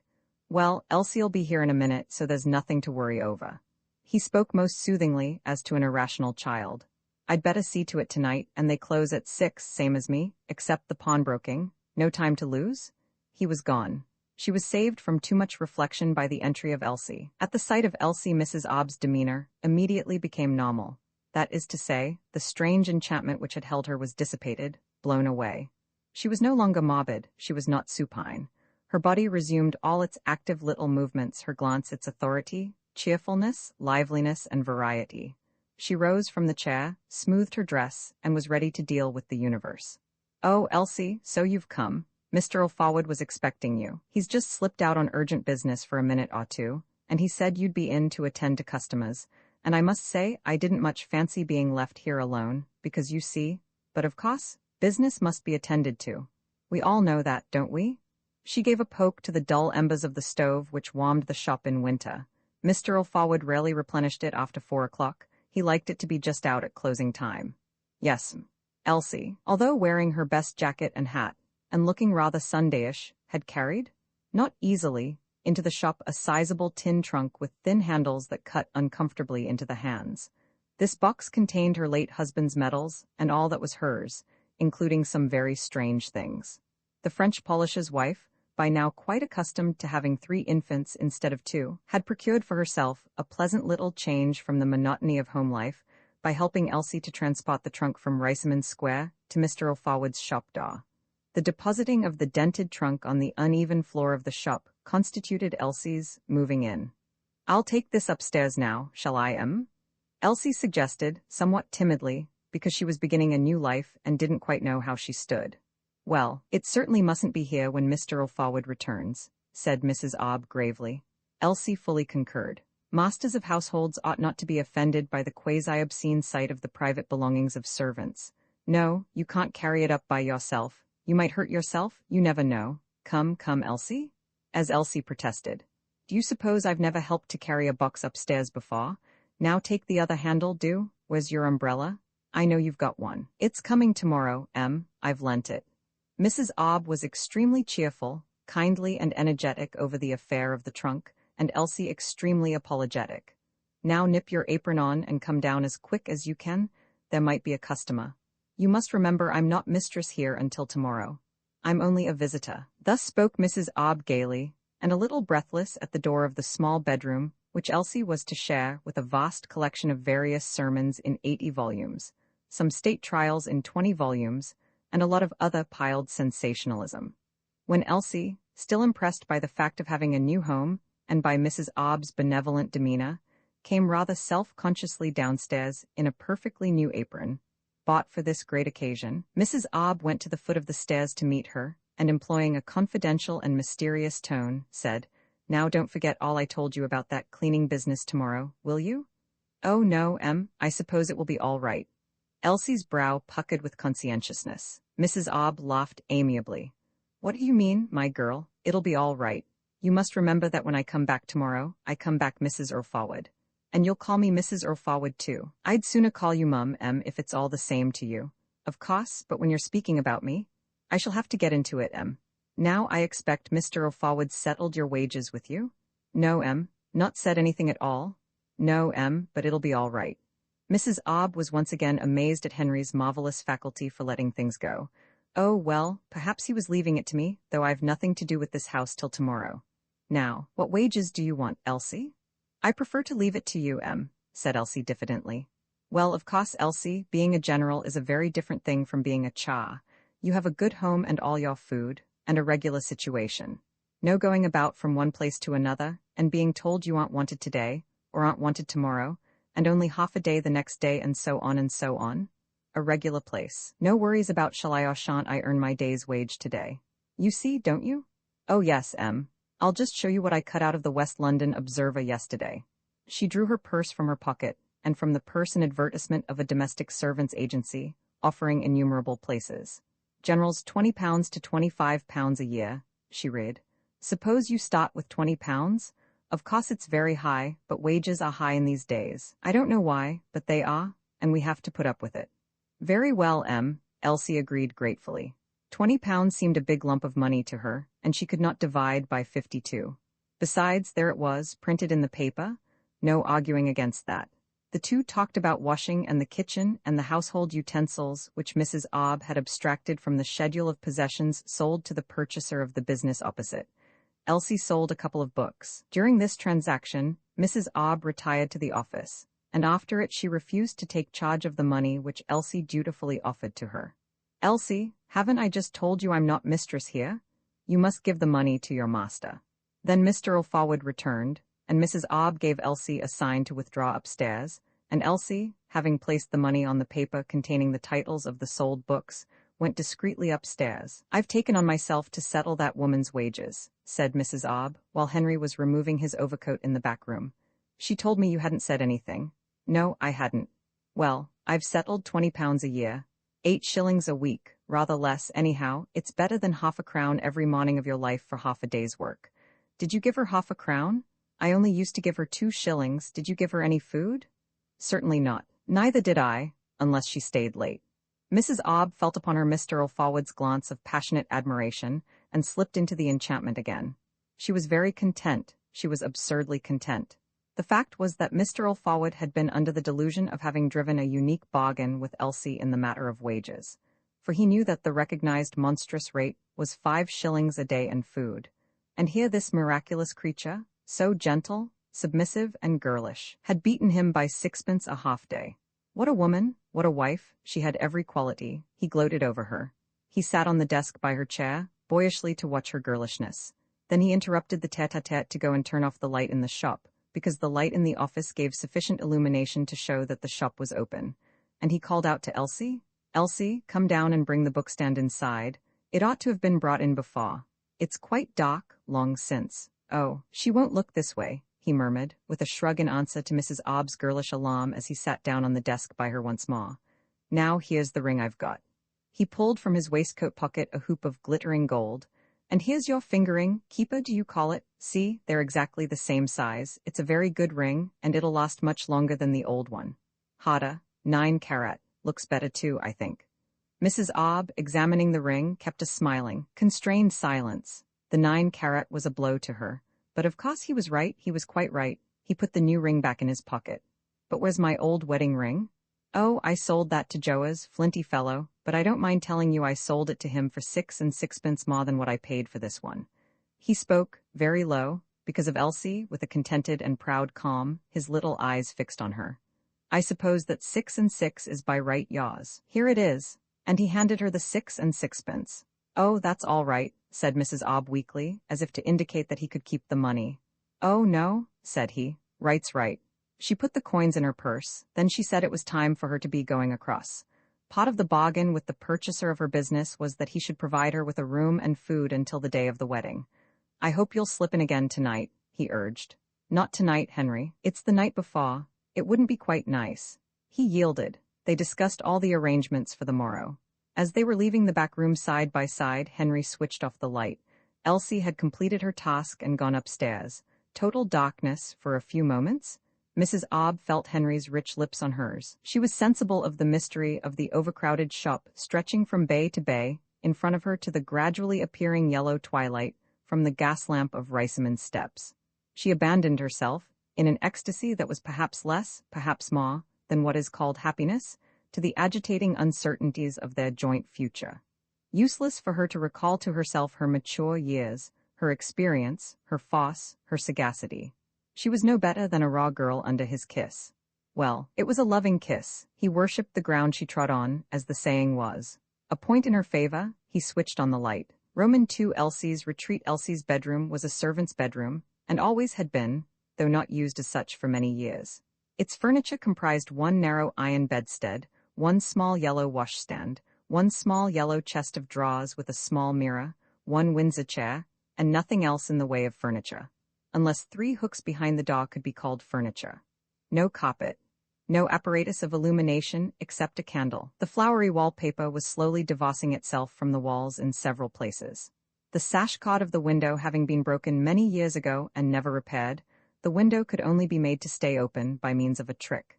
It had, in fact, been closed for many years. When early, she had finished her work, Elsie retired with 1.5 inches of candle to this bedroom and shut the door, and could scarcely believe her good luck. Happy she was not, for she had a great grief, the intensity of which few people suspected and still fewer attempted to realize and none troubled about, but she was very grateful to the fate which had provided the bedroom. The room was extremely cold, but Elsie had never known of, or even conceived, a warm bedroom in winter. It was bare, but not to Elsie's sight, which saw in it the main comforts of nocturnal existence. It was small, but not according to Elsie's scale of dimensions. It was ugly, but Elsie simply could not see ugliness. Nor could she see beauty, save in a child's face, a rich stuff, a bright color, a pink sunset and things of that kind. She looked round and saw a bed in which you slept. She saw a chest of drawers, which would hold 3 or 4 times as much as her trunk, which trunk held all she possessed except an umbrella. She saw a washstand, which if it was duly fitted out with water, soap and towel, might one day be useful in an emergency. She saw a chair, which was strong. She saw hooks, which were useful. She saw a window, which was to look through. She knew that many books were piled against the wall between the window and the door, but she didn't see them. They were merely there, and one day would go downstairs. She thought of them as mysterious and valuable articles, although she herself had the magic gift to decipher their rather arbitrary signs and so induce perplexing ideas in her own head. She would not have dreamed of doing so, but do not suppose that the bedroom had no grand, exciting quality for Elsie. It had one. It was solely hers. It was the first bedroom she had ever in all her life had entirely to herself. In her personal experience, it was the first room that was used as a bedroom and nothing else. Elsie had never slept alone in a room, and she had very rarely slept in a bed alone. She had had no privacy. She now gazed on every side, and what she saw and felt was privacy, a luxurious sensation, exquisite and hardly credible. She abandoned herself to it as Mrs. Obb had abandoned herself to the kiss of Henry Earl Forward. It was a balm to her grief. It was a retreat in which undisturbed she could enjoy her grief. Unpacking her trunk, she moved about, walked, stooped, knelt, rose, opened drawers, shut drawers, with the magnificent movements of a richly developed and powerful body. The expression on her mild face and in her dark blue eyes denoted a sweet, unconscious resignation. No egotism in those features. No instinct to fight for her rights and to get all she could out of the universe. No apprehension of injustice. No resentment against injustice. No glimmer of realization that she was the salt of the earth. She thought she was in a nice, comfortable, quiet house, and appointed to live with kindly people of superior excellence. She was still touched by Mrs. Obb's insistence on helping her upstairs with her box. She looked at her post office savings bank book, an enormous sum ready to her hand in the post office, enough to keep her for a month if anything should happen to her. She looked at her late husband's 2 silver medals and their ribbons. They were what she called beautiful. She laid them at the back of one of the small top drawers. Her feeling in regard to her late husband was now purely pious. He had lost reality for her. She took a letter out of a dirty envelope and read, bending to the candle, "Darling Elsie, I feel as how I must go right away until I am better. I feel it is not easy for you to forgive me. All you say is quite true, and it is best for you not to know where I am. I know I shall get better, and then I shall write to you and ask you," she cried.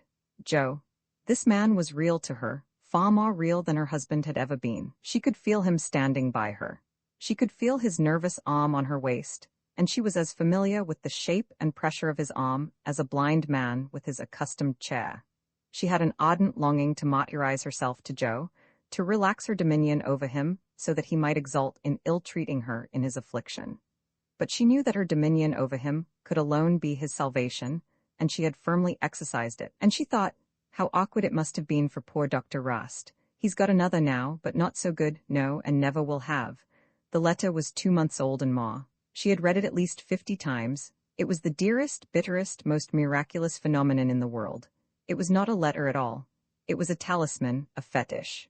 There came a rap on the door, shattering the immaterial fabric of her private existence and changing Elsie back into the ex-charwoman promoted to general. She shuddered under the shock. "Elsie, are you going to burn that candle all night?" Mr. O'Forward's bland, gentle, authoritative voice. He must have seen light shining under the door and crept upstairs in his slippers. "No, sir, I'm just going to blow it out." She was conscience-stricken. "Did you finish off all that loaf?" "Yes, sir. I'm sorry, sir." She was still more conscience-stricken. "Tut-tut, tut-tut." Elsie put the letter under her pillow. She was undressed in a minute. She had no toilet to perform. She no more thought of washing than a Saxon queen would have thought of washing. She did not examine the bed to see if it was comfortable. She had never failed to sleep. Any bed was a bed.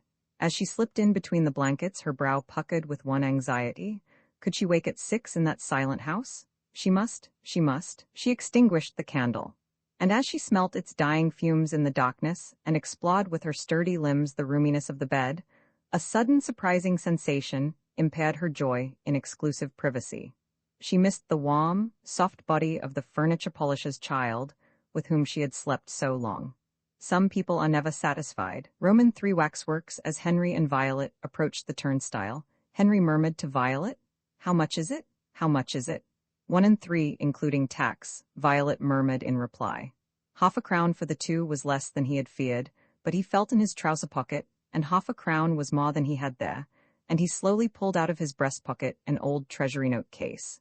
The total expenses of the wedding ceremony at the registry had been considerable. He seemed to have been dispersing the whole time since they left Clerkenwell for the marriage and honeymoon, which, according to arrangement, was to be limited to 1 day. The wedding breakfast, 2 covers, at the magnificent, many-flawed, music-enlivened, Swarming Lions establishment in Oxford Street had been, he was prepared to believe, relatively cheap, and there were no tips, and everything was very good and splendid. But really, the bill amounted to a lot of money in the judgment of a man who for years had never spent more than 6pence on a meal outside his own home, and whom the mere appearance of luxury frightened. Throughout the wedding breakfast, he had indeed been scared by the gilding, the carving, the seemingly careless profusion, the noise, and the vastness of the throng which flung its money about in futile extravagance.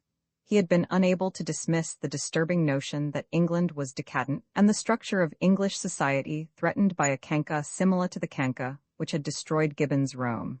10 shillings and 7pence for a single repast for 2 persons.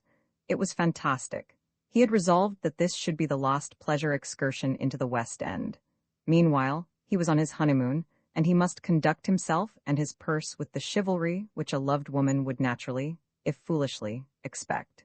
It was after the wedding breakfast that Violet had, in true feminine capriciousness, suddenly suggested that they should go to Madame Tussaud's waxworks before the visit to the gorgeous cinema in Kingsway, which was the piece de resistance of the day's program.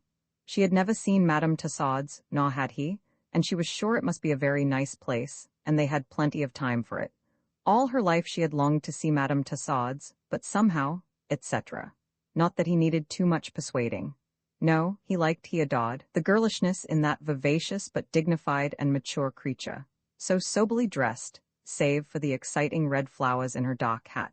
In consenting to gratify her whim, he had the sensations of a young millionaire clasping emerald necklaces round the divine necks of stage favorites. After all, it was only for 1 day, and she had spoken truly in saying that they had plenty of time. The program was not to end till late. Previous to their departure from Riceyman's steps on the wedding journey, he had seen Violet call aside Elsie, who was left in charge of the shop, and he doubted not that she had been enjoining the girl to retire to bed before her employer's return. A nice thoughtfulness on Violet's part. Withal, as he extracted a pound note from his case, he suffered agony, and she was watching him with her bright eyes. It was a new pound note. The paper was white and substantial, not a crease in it. The dim watermarks whispered genuineness. The green and brown of the design were more beautiful than any picture. The majestic representation of the Houses of Parliament on the back gave assurance that the solidity of the whole realm was behind that note. The thing was as lovely and touching as a young virgin daughter. Could he abandon it forever to the cold, harsh world? "Here, give it me," said Violet sympathetically, and took it out of his hand. What was she going to do with it? "I've got change," she added with a smile, her face crinkling pleasantly. He was relieved. His agony was soothed. At any rate, the note was saved for the present. It was staying in the shelter of the family. He felt very grateful. But why should she have taken the note from him? "Thank you, ma'am," said the uniformed turnstile man, with almost eager politeness as Violet put down half a crown. The character of the place had been established at once by the well-trained attendant. "I'm sure it's a very nice place," Violet observed. She was a judge, too. Henry agreed with her. There was a spacious Victorianism about the interior, and especially about the ornate, branching staircase which pleased both of them. Crowds moving to and fro? Crowds of plain people, no fashion, no distinction, but respectable people, solid people, no riffraff, no wastrels, adventurers, flighty persons. "It is a very nice place," Violet repeated, "and they're much better than audiences at cinemas, I must say." Of course, she went through the common experience of mistaking a wax figure for a human being, and called herself a silly. Suddenly, she clutched Henry's arm. The clutch gave him a new, delightful sensation of owning and being owned, and also of being a protector. "Oh, dear," she exclaimed in alarm. "It gave me quite a turn." "What did?" "I thought he was a wax figure, that young man there by the settee. I looked at him for ever so long, and he didn't move, and then he moved. I wouldn't like to come here alone. No, that I wouldn't." Thereupon, with a glance of trust, she loosed Henry. For perhaps a couple of decades Henry had not been even moderately interested in any woman, and for over a decade not interested at all. He had been absorbed in his secret passion. And now, after a sort of Rip Van Winkle sleep, He was on his honeymoon, and in full realization of the wonderfulness of being married. He felt himself to be exalted into some realm of romance surpassing his dreams. The very place was romantic and uplifted him. He blossomed slowly, late, but he blossomed. And in the crowds he was truly alone with this magical woman. He did not, then, want to kiss her. He would save the kissing. He would wait for it. He was a patient man, and enjoyed the exercise of patience.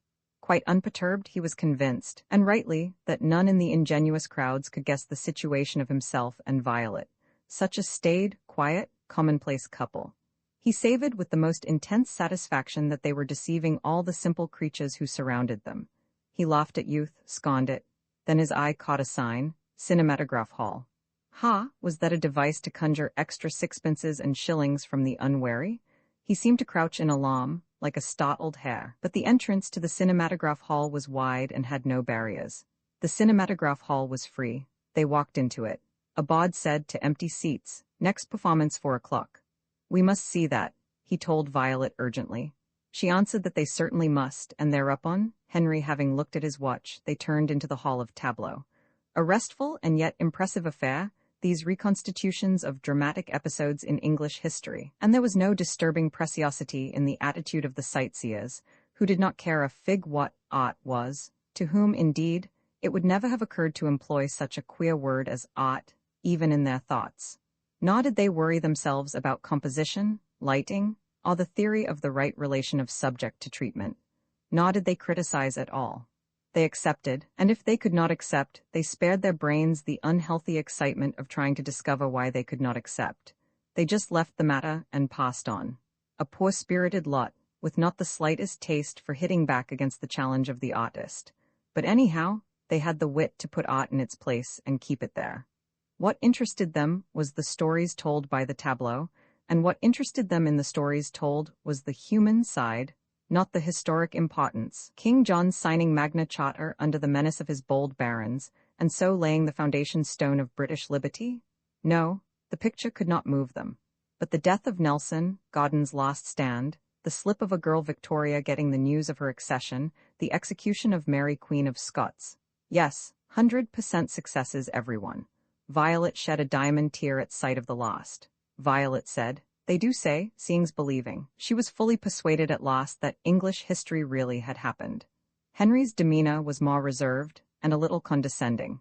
He said kindly that the tableaux were very clever, as they were, and he smiled to himself at Violet's womanish simplicity, and liked her the better for it, because it increased her charm and gave to himself a secret superiority. What all the sightseers did completely react to was the distorting mirrors, which induced a never-ceasing loud tinkle and guffaw of mirth through the entire afternoon. Violet laughed like anything at the horrid reflection of herself. Well, she giggled, they do say you wouldn't know yourself if you met yourself in the street. I can believe it. Rather subtle, that, thought Henry, as he smiled blandly at her truly surprising gaiety. He hurried her away to the cinematograph. The hall was full. He had never in his life been to a picture theater. Why should he have gone? He had never felt the craving for amusement. He knew just what cinemas were and how they worked, but he did not lust after them. By long discipline, he had strictly confined his curiosity to certain fields. But now that the cinema lay gratis to his hand, he suddenly burned with a desire to judge it.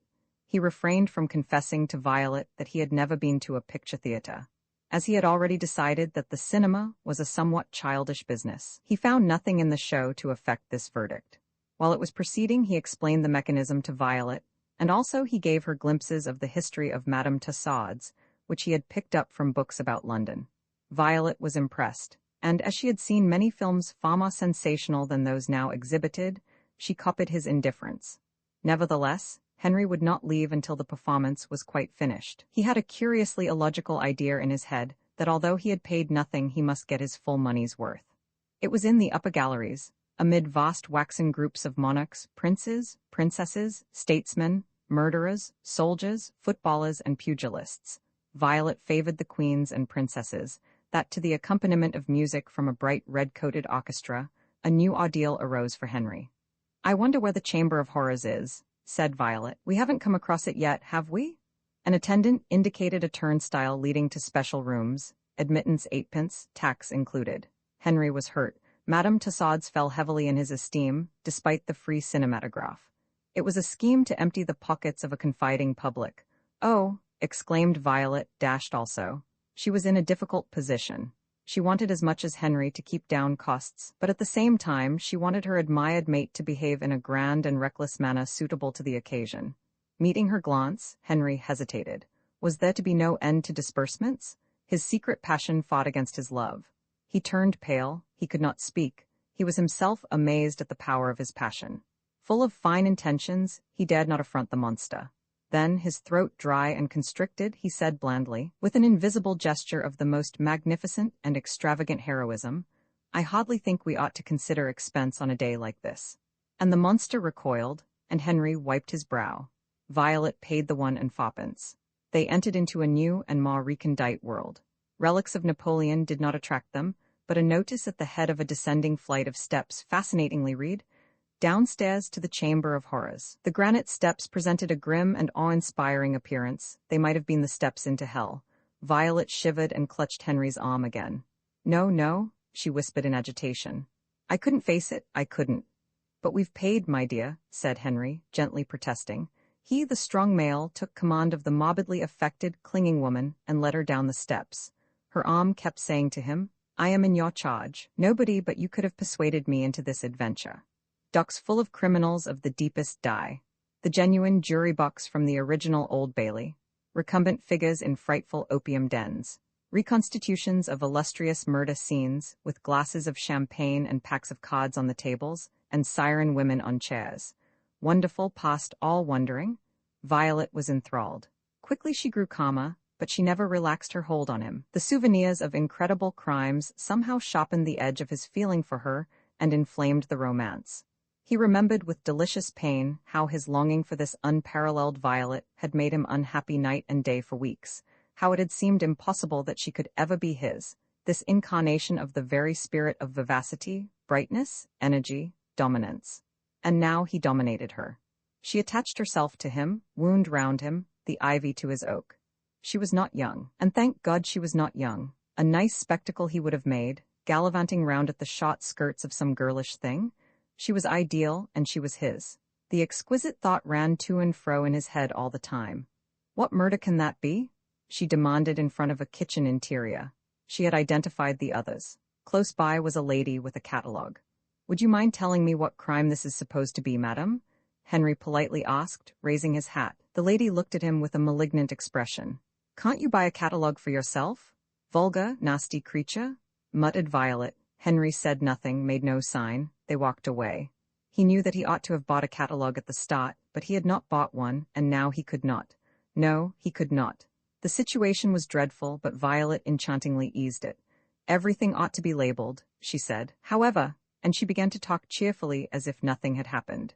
They passed along a corridor and through a turnstile, and were once again in the less sensational hall of tableaux, and they heard the tinkling, unbridled laughter of girls surveying themselves in the distorting mirrors. Henry limped noticeably. Violet led the way through the restaurant towards the main hall. Tea laid on spotless tables. Jam and sauces on the tables. Natty, pretty and smiling waitresses. "I could do with a cup of tea. Oh, and there's jam," exclaimed Violet. Henry was shocked. More expense. Must they be eating all day? Nevertheless, they sat down. "I'm afraid I'm about done for," said Henry sadly, disheartened. "My knee."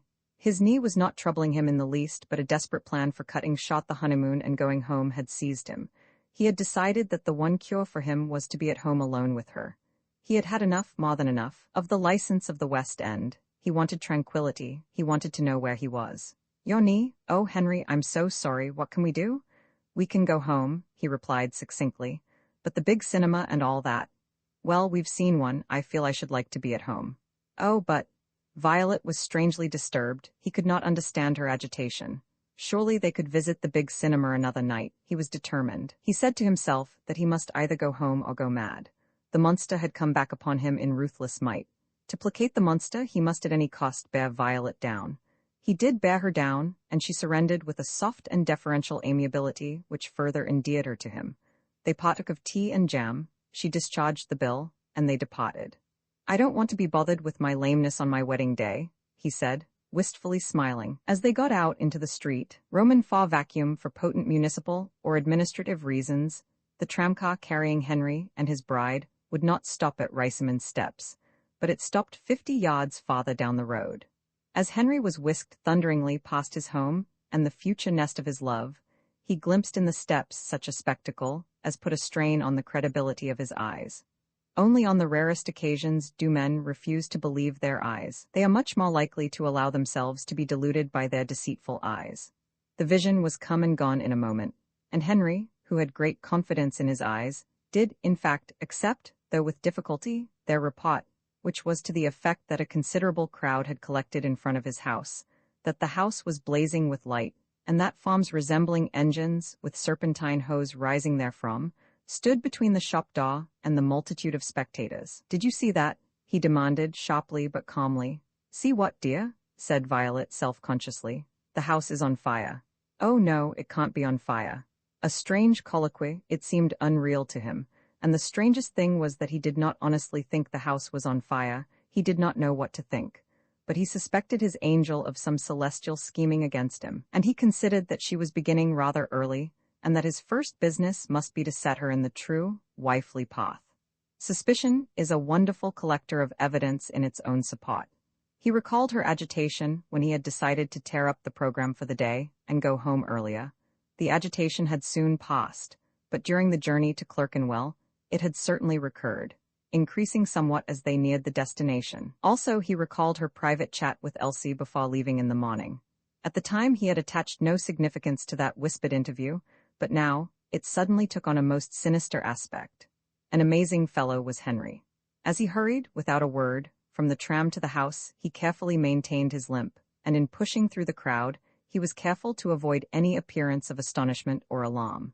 At any rate, the engines, both throbbing, were too small to be fire engines. There were no brass helmets or policemen about, and the house was not on fire. What distressed him was the insane expenditure of electricity that was going on. And why was the shop open? The day being Saturday, it ought to have been closed hours ago. He strode over a hosepipe into his establishment. One side of the place looked just as if it had been newly papered and painted, and all the books on that side shone like books that had been dusted and vaselined with extreme care daily for months. Almost the whole of the ceiling was nearly white, and the remainder of it was magically whitening under a wide-mouthed brass nozzle that a workman who stood on a pair of steps was applying to it. And Henry heard a swishing sound as of the indrawing of wind. He went forward mechanically into his private room, which, quite unbelievably, was as clean as a new pin. No grime, no dust anywhere, and not a book displaced. The books which ordinarily lay on the floor still lay on the floor, and even the floor planks looked as if they had been planed or sandpapered. He dropped into a chair. "Darling, how pale you are," murmured Violet, bending to him. "This is my wedding present to you. I wanted it to be a surprise, but you've gone and spoilt it all with coming back home so soon, and I couldn't stop you." He did not realize for weeks the grandeur of his wife's act, which had outraged a thrifty instinct in her nearly as powerful as his own. But he realized at once the initiative and the talent for organized execution, which had rendered her plan successful. How had she managed to accomplish the affair without betraying to him the slightest hint of what she was about? A prodigious performance? And she had suborned the faithful Elsie, too? He could not like the cleanliness. He had been robbed of something, and the place had lost its look of home. It was bare, inhospitable, and he was a stranger in it. "How much is it to cost?" he breathed. "Well," Violet answered hesitatingly, "of course, vacuum cleaning isn't what you'd call cheap, but it saves so much labor and wear and tear and inconvenience that it pays for itself over and over again. And you know, I can't stand dirt. And when a thing's got to be done, I'm one of those that must get it over and have done with it. And it's my little present to you. Shall I rub your knee with some zambuck? I have some." "How much is it to cost?" he repeated. "Well, it ought by rights only to cost £10 for the whole job." £10? "Yes, only as I wanted it done in a great hurry, I knew that would mean 2 machines instead of 1, and besides that, the men expect overtime pay for Saturday afternoons. I'm afraid it'll cost £13 or £14, but think how nice it's going to be. Look at this room. You wouldn't know it. £14, the wages of a morning charwoman for over 3 months, squandered in a few hours. The potentialities of Violet's energetic brain frightened him. "You aren't vexed, I'm sure?" said Violet. "Of course I'm not," he replied blandly. admitting the nobility of her motives and the startling efficiency of her methods. Perhaps I ought to have told you. Yes. But you see, I wanted it to be a surprise for you. He walked back into the shop and thence outside. What do you do with the dirt? He inquired of one of the men in charge of the machines. Oh, we take it away, sir. We shan't leave any mess about. Do you sell it? Do you get anything for it? The priestess, while Henry was inquiring into the market value of the dirt which he himself had amassed, the new Mrs. Earlforward went upstairs to inspect her best bedroom. It was empty, but electric current was burning away in a manner to call forth just criticism from her husband. The room was incredibly clean, and had a bright aspect of freshness and gaiety which delighted Violet. She said to herself, "This vacuum business was a great idea of mine. Dangerous, but it's gone off very well." Already she realized, though not quite fully, that she had passed under the domination of her bland Henry. It was as if she had entered a fortress and heard the self-locking gates thereof clang behind her. No escape, but in the fortress she was sheltered. She was safe. According to a prearrangement, certain dispositions had been made in the bedroom. On the bed was spread a luxurious and brilliant eiderdown quilt, Violet's private possession, almost her only possession beyond clothes, cash, and money, invested. Her 3 trunks were deposited in a corner. The wardrobe had been cleared of books, and one chest of drawers cleared of Earlforwardian oddments, and Violet, having doffed her street attire, began to unpack in the cold, which she did not notice. She hoped that Henry would give her time to feel at home in the chamber. She was sure, indeed, that he would, for he could practice the most delicate considerations. Before deciding which drawers should hold which clothes, she laid out some of the garments on the bed, and this act seemed to tranquilize her. Then she noticed that an old slipper had been tied by a piece of pink ribbon to the headrail of the bed. It was a much-worn white satin slipper, and had once shod the small foot of some woman who understood elegance. Elsie's thought? Elsie's gift? It could have come from none but Elsie. Elsie must have bought it, and perhaps its fellow, at the second-hand shop up the King's Cross Road, past the police station. And Elsie must also have bought the pink ribbon. Violet was touched. She wanted to run out and say something nice to Elsie, wherever Elsie might be, but she wanted still more to stay in the bedroom and think. She enjoyed being in the bedroom alone. She glanced with pleasure at the shut door, the drawn blind, the solidity of the walls and of the furniture. And she thought of her first honeymoon.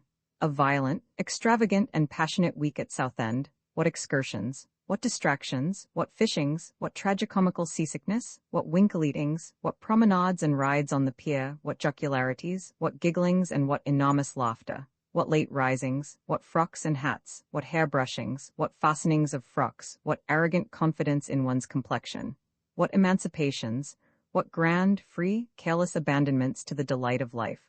What sudden tendernesses, what exhaustless energy, what youth? And then the swift change in the demeanor of the late Mr. Obb when they got into the London train. Realization then that the man who could play and squander magnificently could also work and save magnificently.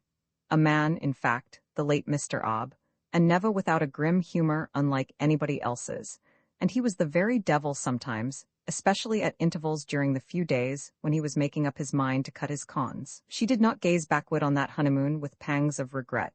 No, she was not that kind of woman.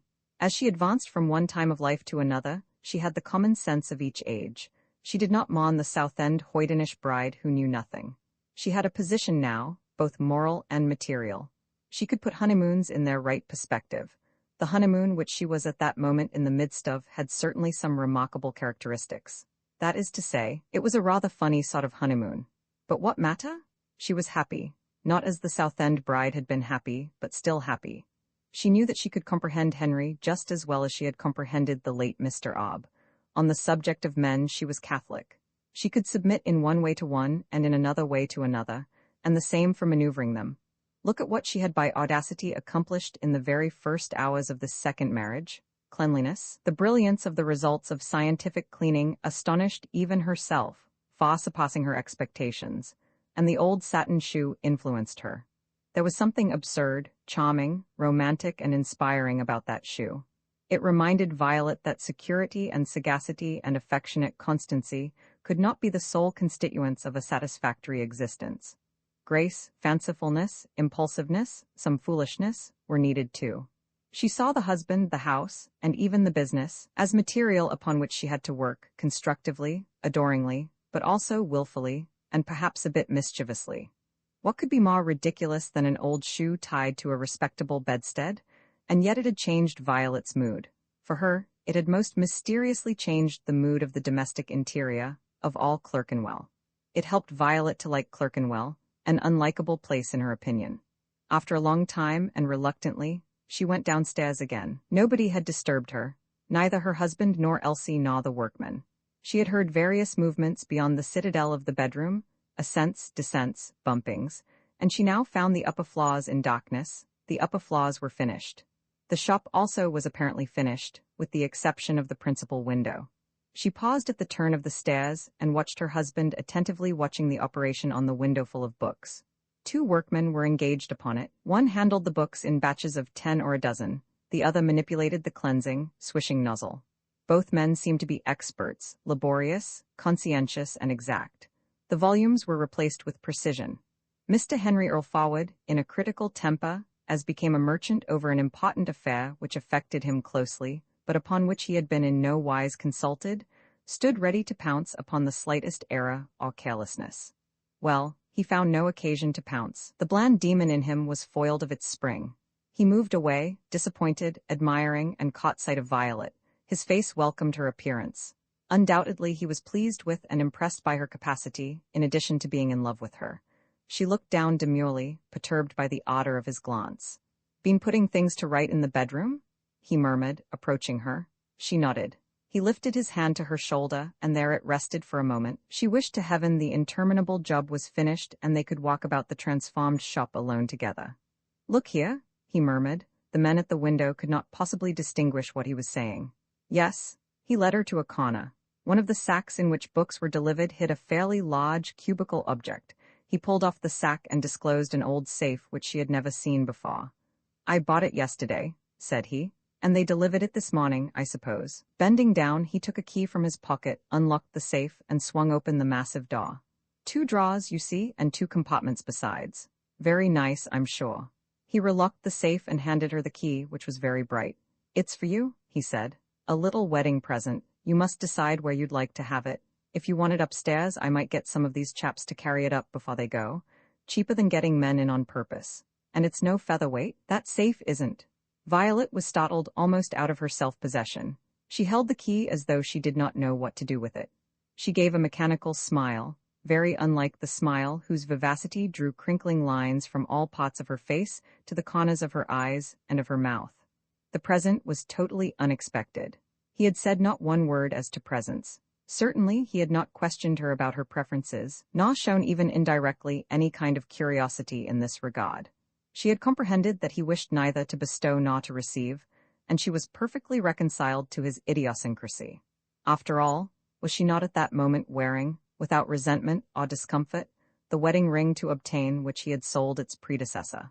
And yet he had conceived the plan of giving her a present and had executed it in secret, as such plans on such occasions ought to be executed. And he was evidently pleased with his plan and proud of it. How many husbands would have given a safe to their wives, so that the dear creatures might really possess their property in privacy and independence? Very few. The average good husband would have expected his wife to hand over all that she had into his own safekeeping, not for his own use, but she would have had to ask him for what was hers, and in giving her what was hers he would have had the air of conferring a favor. Henry was not like that. Henry, she knew, admired her for her possessions as well as for her personality, and he had desired to insist on them in a spectacular manner. She was touched. Yes, she was touched, because she understood his motives, saw the fineness, the chivalry in his motives. When she had thanked him, she said, "I think I shall have it in the bathroom, under the window. There is plenty of room there." Her practical sagacity had not failed her. In the bathroom she could employ her safe, study the contents of her safe, and take from them or add to them, unsurveyed, according to her most free fancy. Whereas, if the safe was in the bedroom or in the dining room, or side by side with Henry's safe in the office, well, you never knew. He agreed instantly with her suggestion. "If I were you," said he, "I should get your things out of that Cornhill safe deposit place at once." The late Mr. Obb had always been in favor of a safe deposit place for securities and valuables. The arrangement was beyond doubt best for a nomad, but in addition, with his histrionic temperament, he had loved the somewhat theatrical apparatus of triple security with which safe deposit companies impressed their clients. He had loved descending into illuminated steel vaults, and the smooth noise of well-oiled locks, and the signing and countersigning, and the surveillance, and the surpassing precautions. Violet had loved it also. It magnified riches. It induced ecstatic sensations. But Mr. Henry Earl Forward had other views. He held that the rent which you had to pay for a coffer and a safe deposit was excessive, and that to pay it was a mere squandering of money in order to keep money, and quite irrational, quite ridiculous, indeed, a sort of contradiction in terms. That Mrs. Obb should patronize a safe deposit company had seemed to offend him. That his wife should patronize a safe deposit company gave him positive pain. Imagine having to take motorbuses and trams and spend money in half a day of time whenever you wanted to open your own coffer. Violet had listened to him at length on this topic. She was pleasantly touched now, but simultaneously she was frightened again. Standing close to him in the gloom of the corner, dangling the key on its bit of string, glancing at his fresh, full-lipped, gray-bearded, kindly face, and at his bland little eyes which rested on her with love, she was frightened and even appalled. She had made him a present of a scientific spring cleaning, and he had given her a safe on their wedding day. It was terrible, it was horrible. Why? Eminently sensible gifts both, surely. Not more prosaic than those very popular and well-accepted presents, a pair of fish carvers, a patent carpet sweeper, a copper coal scuttle? No, possibly not more prosaic than those. And yet, terrible? No doubt she would not have thought them so horrible if she had not seen that second-hand satin shoe hanging on the bedstead by a piece of pink ribbon. She knew that the excellent, trustworthy, and adoring man who was the safe deposit in which she had deposited herself had no suspicion of the nature of her thoughts. And his innocence, his simplicity, his blindness, call it what you please, only intensified her perturbation. He turned away to speak to the workmen about moving the safe. At a later hour, soon after the workmen and the engines and the hose and all the apparatus of purification had vanished from Riceyman's steps, to the regret of a persistent crowd which had been enjoying an absolutely novel sensation, Mr. and Mrs. Henry Earl Forward, who were alone and rather self-conscious and rather at a loss for something to do in the beautiful shut shop, heard steps on the upper stairs. Elsie? They had forgotten Elsie. It was not a time for them to be thoughtful of other people. Elsie presently appeared on the lower stairs and was beheld of both her astonished employers, for Elsie was clothed in her best, and it was proved that she indeed had a best. Neither Henry nor Violet had ever seen the frock which Elsie was wearing, yet it was obviously not a new frock. It had lain in that tin trunk of hers since more glorious days. Possibly Joe might have seen it on some bright evening, but no other among living men. Its color was brown. In cut it did not bear, and never had borne, any relation to the fashions of the day, but it was unquestionably a best dress. Over the facade of the front Elsie displayed a garment still more surprising, namely, a white apron. Now in Clerkenwell white aprons were white only once in their active careers, and not always even once. White aprons in Clerkenwell were white, unless bought shop-soiled at a reduction, for about the first hour of their first wearing. They were, of course, washed, rinsed, and ironed, and sometimes lightly starched, but they never achieved whiteness again, and it was impossible that they should do so. A whitish gray was the highest they could reach after the first laundry. Elsie therefore was wearing a new apron, and in fact, she had purchased it with her own money under the influence of her modest pride in forming a regular part of a household comprising a gentleman and lady freshly united in matrimony. She had also purchased a cap, but at the last moment, after trying it on, had lacked the courage to keep it on. She felt too excessively odd in it. She was carrying a parcel in her left hand, and the other was behind her back. Mrs. Earl Forward, at sight of her, guessed part of what was coming, but not the more exciting part. "Oh, Elsie," cried Mrs. Earl Forward. "There you are, I fancied you were out." "No, said Elsie, in her gentle, firm voice. "But I wasn't expecting you and Master home so early, and as soon as you came I run upstairs to change." With that Elsie, from the advantage of 3 stairs, suddenly showed her right hand, and out of a paper bag flung a considerable quantity of rice on to the middle-aged persons of the married. She accomplished this gesture with the air of a benevolent priestess, performing a necessary and gravely important rite. Some of the rice stuck on its targets, but most of it rattled on the floor and rolled about in the silence. Indeed, there was quite a mess of rice on the floor, and the pity seemed to be that the vacuum cleaners had left early.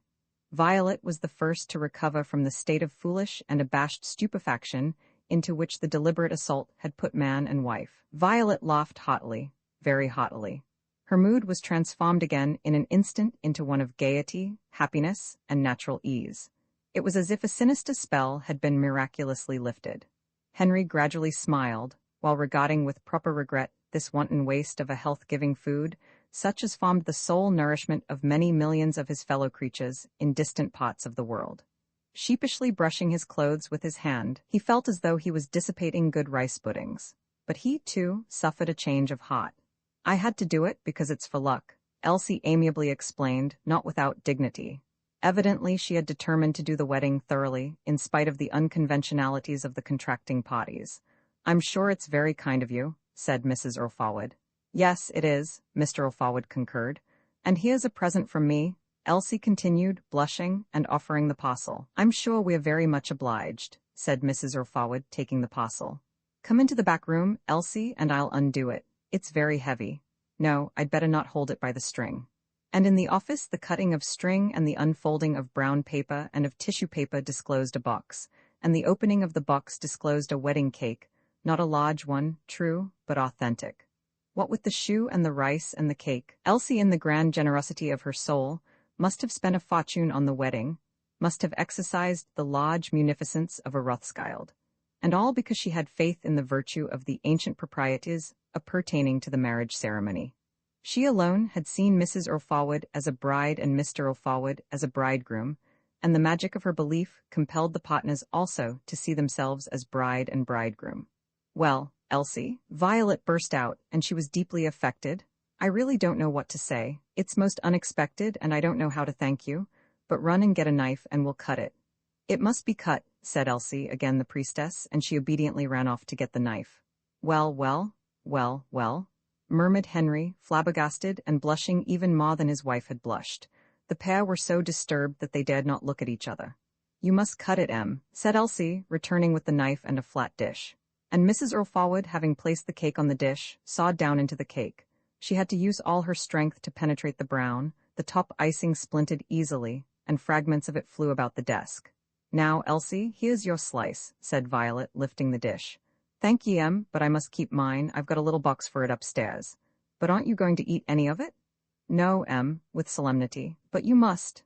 I'll just taste this white pot," she added, picking up a bit of icing from the desk. The married pair ate. "I think I'll go now, Em, if you'll excuse me," said Elsie, "but I'll just sweep up in the shop here first." She was standing in the doorway. They heard her with handbrush and dustpan collecting the scattered food of the Orient. She peeped in at the door again. "Good night, Em." "Good night, sir." She saluted them with a benignant grin in which was a surprising little touch of naughtiness. And then they heard her receding footfalls as she ascended cautiously the dark flights of stairs and entered into her inviolable private life on the top floor. "It would never have done not to eat it," said Violet. "No," Henry agreed. "She's a wonder, that girl is. You could have knocked me down with a feather." "Yes, I wonder where she bought it. Must have gone up to King's Cross, or down to Holborn. King's Cross more likely. Yesterday, in her dinner hour." "I'm hungry," said Violet, and it was a fact that they had had no evening meal, seeing that they had expressly announced their intention of eating out on that great day. "So must you be, my dear," said Violet. There they were, alone together on the ground floor, with one electric bulb in the back room and one other, needlessly, lighting the middle part of the cleansed and pleasant shop. They could afford to be young and to live perilously, madly, absurdly. They lost control of themselves and gloried in so doing. The cake was a danger to existence. It had the consistency of marble, the richness of molasses, the mysteriousness of the enigma of the universe. It seemed unconquerable. It seemed more fatal than daggers or gelignite, but they attacked it. Fortunately, neither of them knew the inner meaning of indigestion. When Henry had taken the last slice, Violet exclaimed like a child, "Oh, just one tiny piece more," and with burning eyes she bent down and bit off a morsel from the slice in Henry's hand. "I am living," shouted an unheard voice in Henry's soul. Roman II, the customer, the shop had one window in King's Cross Road, but the entrance, with another window, was in Riceyman Steps. The King's Cross Road window held only cheap editions, in their paper jackets, of popular modern novels, such as those of Ethel M. Dell, Charles Garvice, Zane Grey, Florence Barclay, Nat Good, and Jean Stratton Potter. The side window was set out with old books, first editions, illustrated editions, and complete library editions in Kaf or Morocco of renowned and serious writers, whose works, indispensable to the collections of self-respecting book gentlemen, as distinguished from bookmen, have passed through decades of criticism into the impregnable paradise of eternal esteem. The side window was bound to attract the attention of collectors and bibliomaniacs. It seemed strangely, even fatally, out of place in that dingy and sodded neighborhood where existence was a dangerous and difficult adventure in almost frantic quest of food, drink, and shelter, where the familiar and beloved landmarks were public houses, and where the immense majority of the population read nothing but spotting prognostications and results, and, on Sunday mornings, accounts of bloody crimes and juicy sexual irregularities. Nevertheless, the shop was, in fact, well placed in Riceyman Steps. It had a picturesque air, and Riceyman Steps also had a picturesque air, with all its outworn shabbiness, grime, and decay. The steps leading up to Riceyman Square, the glimpse of the square at the top, with its church bearing a massive cross on the west front, the curious perpendicular effects of the tall, blind, ochreish houses, all these touched the imagination of every man who had in his composition any unusually strong admixture of the universal human passion, love of the past. The shop reinforced the appeal of its environment. The shop was in its right appropriate place. To the secret race of collectors always ravenously desiring to get something for much less than its real value, the window in Riceyman Steps was irresistible. And all manner of people, including book collectors, passed along King's Cross Road in the course of a day. And all the collectors upon catching sight of the shop exclaimed in their hearts, "What a queer spot for a bookshop! Bargains!" Moreover, the business was of old date and therefore had firmly established connections quite extra-local. Scores of knowing persons knew about it and were proud of their knowledge. "What?" they would say with affected surprise to acquaintances of their own tastes. "You don't know Riceyman Steps, King's Cross Road? Best hunting ground in London?" The name, Riceyman, on a signboard, whose paint had been flaking off for 20 years, also enhanced the prestige of the shop, for it proved ancient local associations. Riceyman must be of the true ancient blood of Clerkenwell. The customer, with his hands behind him and his legs somewhat apart, was staring at a case of cough bindings. A short, carefully dressed man, dapper and alert, he had the air neither of a bookman nor of a member of the upper middle class. "Sorry to keep you waiting. I just had to slip out, and I've nobody else here," said the bookseller quietly and courteously, but with no trace of obsequiousness. "Not at all," replied the customer. "I was very interested in the books here." The bookseller, like many shopkeepers a fairly sure judge of people, perceived instantly that the customer must have acquired deportment from somewhere after adolescence, together with the art of dressing. There was abruptness in his voice, and the fact was that he had learnt manners above his original station in a strange place.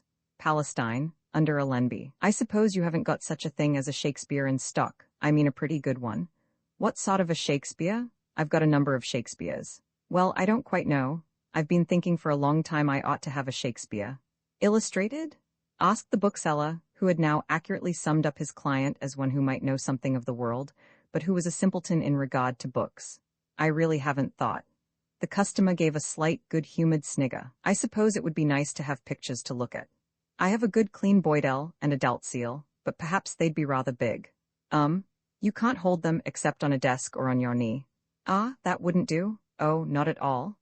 The customer, who was nonplussed by the names mentioned, snatched at the opportunity given to decline them. "I've got a nice little edition in 8 volumes, very handy, with outline drawings by Flaxman, and nicely printed. You don't often see it, not like any other Shakespeare I know of. Quite cheap too?" I'll see if I can put my hand on it." The shop was full of bays formed by bookshelves protruding at right angles from the walls.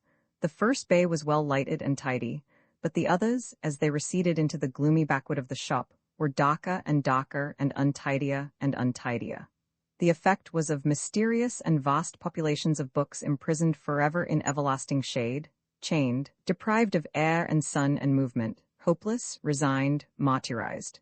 The bookseller stepped over piles of cast books into the farthest bay, which was carpeted a foot thick with a disorder of volumes, and lighted a candle.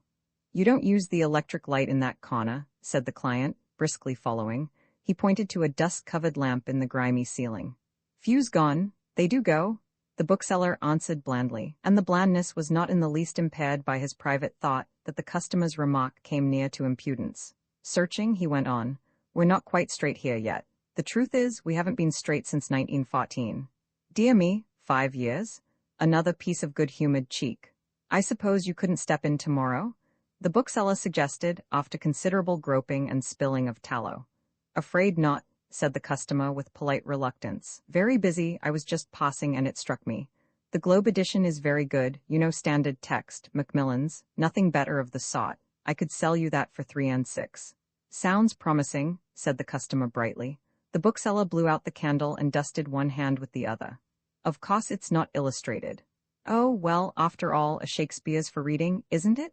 Said the customer, for whom Shakespeare was a volume, not a man. While the bookseller was wrapping up the green globe, Shakespeare in a creased bit of brown paper with an addressed label on it, he put the label inside. The customer cleared his throat and said with a nervous laugh, I think you employ here a young charwoman, don't you? The bookseller looked up in mild surprise, peering. He was startled and alarmed, but his feelings seldom appeared on his face. I do, he thought. What is this inquisitive fellow getting at? It's not what I call manners, anyhow. Her name's Elsie, I think. I don't know her surname. The bookseller went on with his packing and said not. As I'm here, I thought I might as well ask you, the customer continued with a fresh, nervous laugh. I ought to explain that my name's Rost, Dr. Rost of Middleton Square. Dare say you've heard of me. From your name, your family belongs to the district? Yes, agreed the bookseller. I do. He was very proud of the name Riceyman, and he did not explain that it was the name only of his deceased uncle, and that his own name was Earl Forward. I've got a lad in my service, the doctor continued. Shell-shock case. He's improving, but I find he's running after this girl Elsie. Quite okay, of course, most respectable. Only it's putting him off his work, and I just thought as I happened to be in here you wouldn't mind me asking you about her. Is she a good girl? I'd like him to marry, if it's the right sort. Might do him a lot of good. She's right enough, answered the bookseller calmly and indifferently. I've nothing against her. Had her long? Oh, some time. The bookseller said no more. Beneath his impassive and courteous exterior he hid a sudden spasm of profound agitation. The next minute Dr. Ross departed, but immediately returned. Afraid your books outside are getting a bit wet, he cried from the doorway. Thank you, said the bookseller mildly and unperturbed, thinking, he must be a managing and interfering kind of man. Can't I run my own business? Some booksellers kept waterproof covers for their outside display, but this one did not. He had found in practice that a few drops of rain did no harm to low-priced volumes. The next morning, before the first church bells had begun to ring for early communion, and before the sun had decided whether or not it would shine upon Riceyman Square and steps that day, Violet very silently came out of the bedroom and drew the door to without a sound. Even the latch was not permitted to click. She was wearing her neat check frock, the frock of industry, and she carried in her hand a large blue pinafore apron, clean and folded, and an old pair of gloves. Her hair, in a large cap, was as hidden as a nun's. Her face had the expression, and her whole vivacious body the demeanor, of one who is dominated by a grandiose idea and utterly determined to execute it. She went upstairs in the raw, chilly twilight, to the narrow room over the bathroom, which in her mind she called the kitchen, not because it was a kitchen, but because it alone in the house served the purpose of a kitchen. Elsie, her hair still loose, was already there, boiling water on the gas ring. The jets of blue flame helped to light the place, and also comfortably warmed it and made it cozy. Violet greeted the girl with a kindly smile, which was entirely matter-of-fact, as though this morning was a morning just like any other morning. Your master's fast asleep, she solemnly whispered. From her tone she might have been saying, our master. Yes, Elsie whispered solemnly, and it was instantly established that the basic phenomenon of the household was their master's heavy and sacred slumber. I'll have some of that tea, too, said Violet. What is there for dinner? She had expressly refrained from showing any curiosity whatever about domestic arrangements until she should have acquired the status entitling her to take charge. No one could be more discreet, more correct, on important occasions, than Violet. He told me to buy this bit of mutton, answered Elsie, indicating a scrag end on a plate, and then there's them potatoes and the cheese. But how shall you cook it? Boil it, He never has flesh meat, not often that is, but when he does I boil it. Oh, well, that will be all right. Of course I shall have to fix things up here, Elsie, and we may as well begin as we mean to go on. Yes, and you know my ways, don't you? That's fortunate. Yes, while they were drinking the tea and eating pieces of bread, Violet nicely pretending to be Elsie's equal in the sight of God, and Elsie gently firm in maintaining the theory of the impassableness of the social chasm which separated them, Violet said, I'm sure we shall understand one another, Elsie. Of course you've been here on and off for a long while, and you've got your little habits here, and quite right too, and I've no doubt very good habits, because I'm convinced you're very conscientious in your work. If you hadn't been, I shouldn't have kept you, but we've got to start afresh in this house, haven't we? Oh, yes, Elsie eagerly concurred. Yes, and the first thing to do is to get straight and tidy. I know it's Sunday, and I'm as much for rest and church as anybody, and I hope you'll go to church yourself every Sunday evening regular. But tradespeople aren't like others, and they can't be. There's certain things that can only be done on Sundays in a place of business, same as they have to lay railway lines on Sundays, you see, and what's more, I'm one of those that can't rest until what has to be done is done. They do say, the better the day the better the deed, don't they? Now all those books lying about on the floor and so on everywhere, they've got to be put right. Master used to say so, but somehow? Yes, Violet broke in, anticipating some implied criticism of the master. Yes, but of course he simply hasn't been able to do it. He's been dreadfully overworked as it is. Now there's all those books in the bathroom to begin with. I'm going to have them in the top front room, next to yours, you know. I wish there were some spare shelves, but I suppose we must arrange the books on the floor. There's a lot of shelves slanting down the cellar steps, said Elsie, with the joy of the bringer of glad tidings. Oh, I didn't know we had a cellar. Oh, yes, there's a cellar. Violet enveloped herself in the pinafore apron and put on the gloves. The bride on her honeymoon and the girl crept softly downstairs, and one by one, with miraculous success in the avoidance of any sound, the planks, they were no more than planks, were transported from the bottom of the house to the top. No uprights for the shelves could be discovered, but Violet, whose natural ingenuity had been intensified by the resistless force of her grandiose idea, improvised supports for the shelves out of a lot of shabby old volumes of the Illustrated London News. She laid a shelf on 3 perpendicular tomes, one at either end and one in the middle, and then 3 more tomes on the shelf, and then another shelf on them, and so on, till the whole of the empty wall in the front room was a bookcase ready to receive books. Violet was well pleased, and Elsie marveled at Violet's magical creative power. The house was sealed up from the world. Not a door open, not a window open. Hours passed.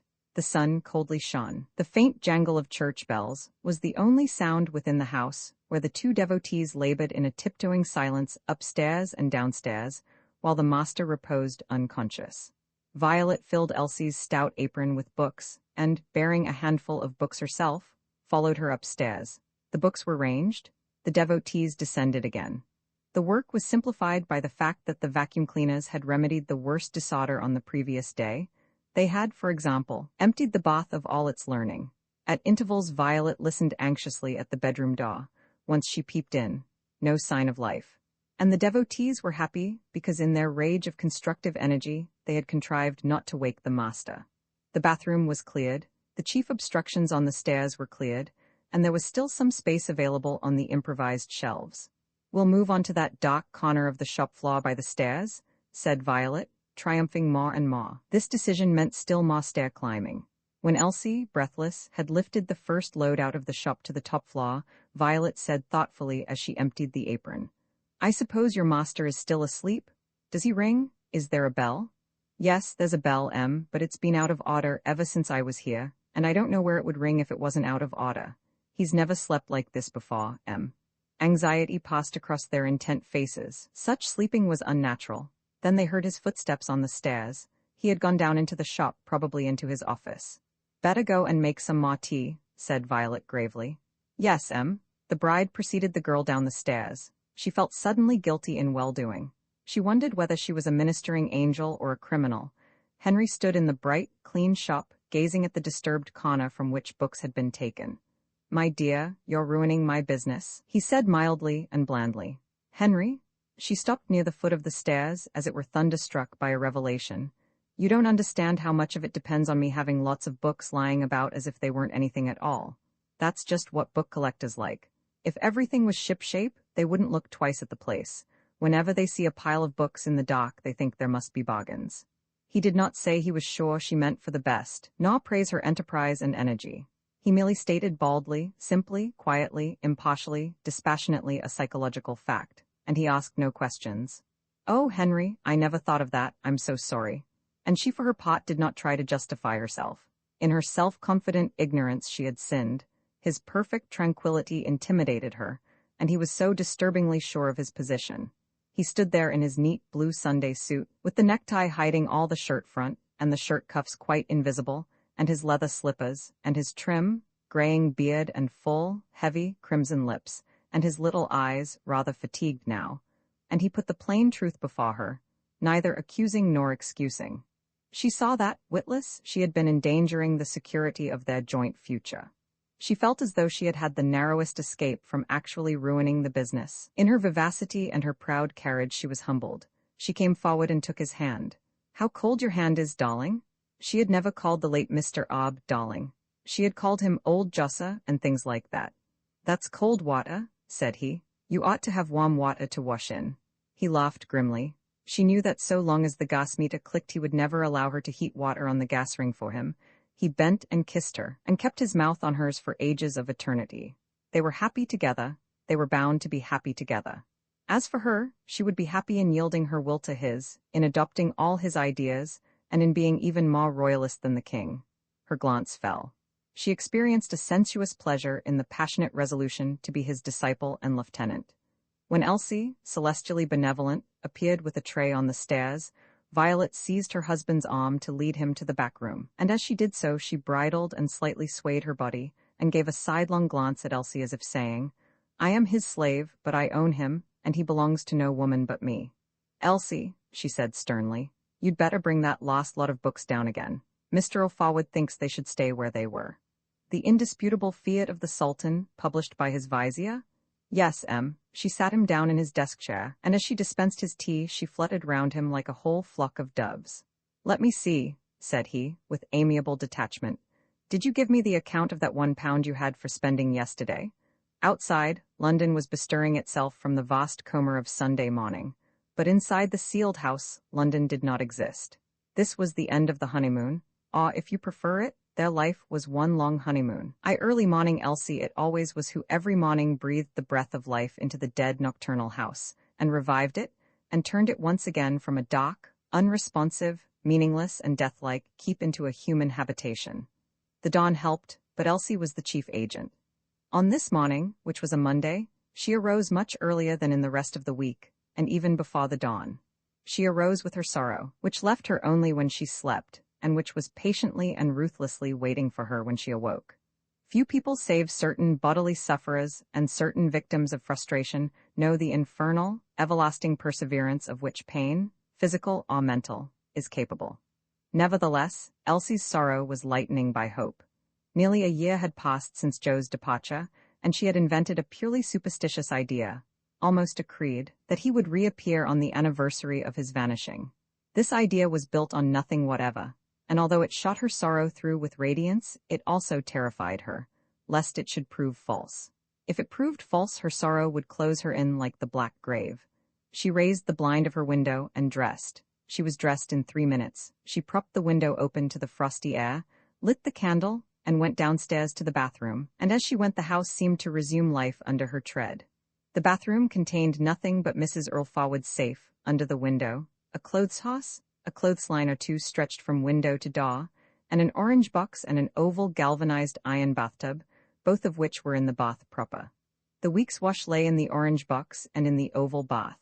It comprised no large articles, no sheets, no tablecloths, only personal linen, including 1 gray flannel shirt of Henry's and 2 collars, a few towels, aprons, cloths, and 2 pillow slips. Elsie fearfully lit the ancient explosive geyser, cried, "Oh!" and rushed to the window because she had omitted the precaution of opening it, put nearly all the linen into the bath, set the bath on the orange box in the bath proper, left the bathroom, and returned to it with another "oh!" to blow out the candle, which she had forgotten. It was twilight now.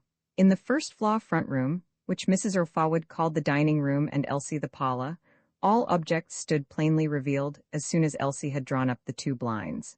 Half of the large table was piled several feet high with books, and the other half covered with a sheet of glass that was just a little small for its purpose.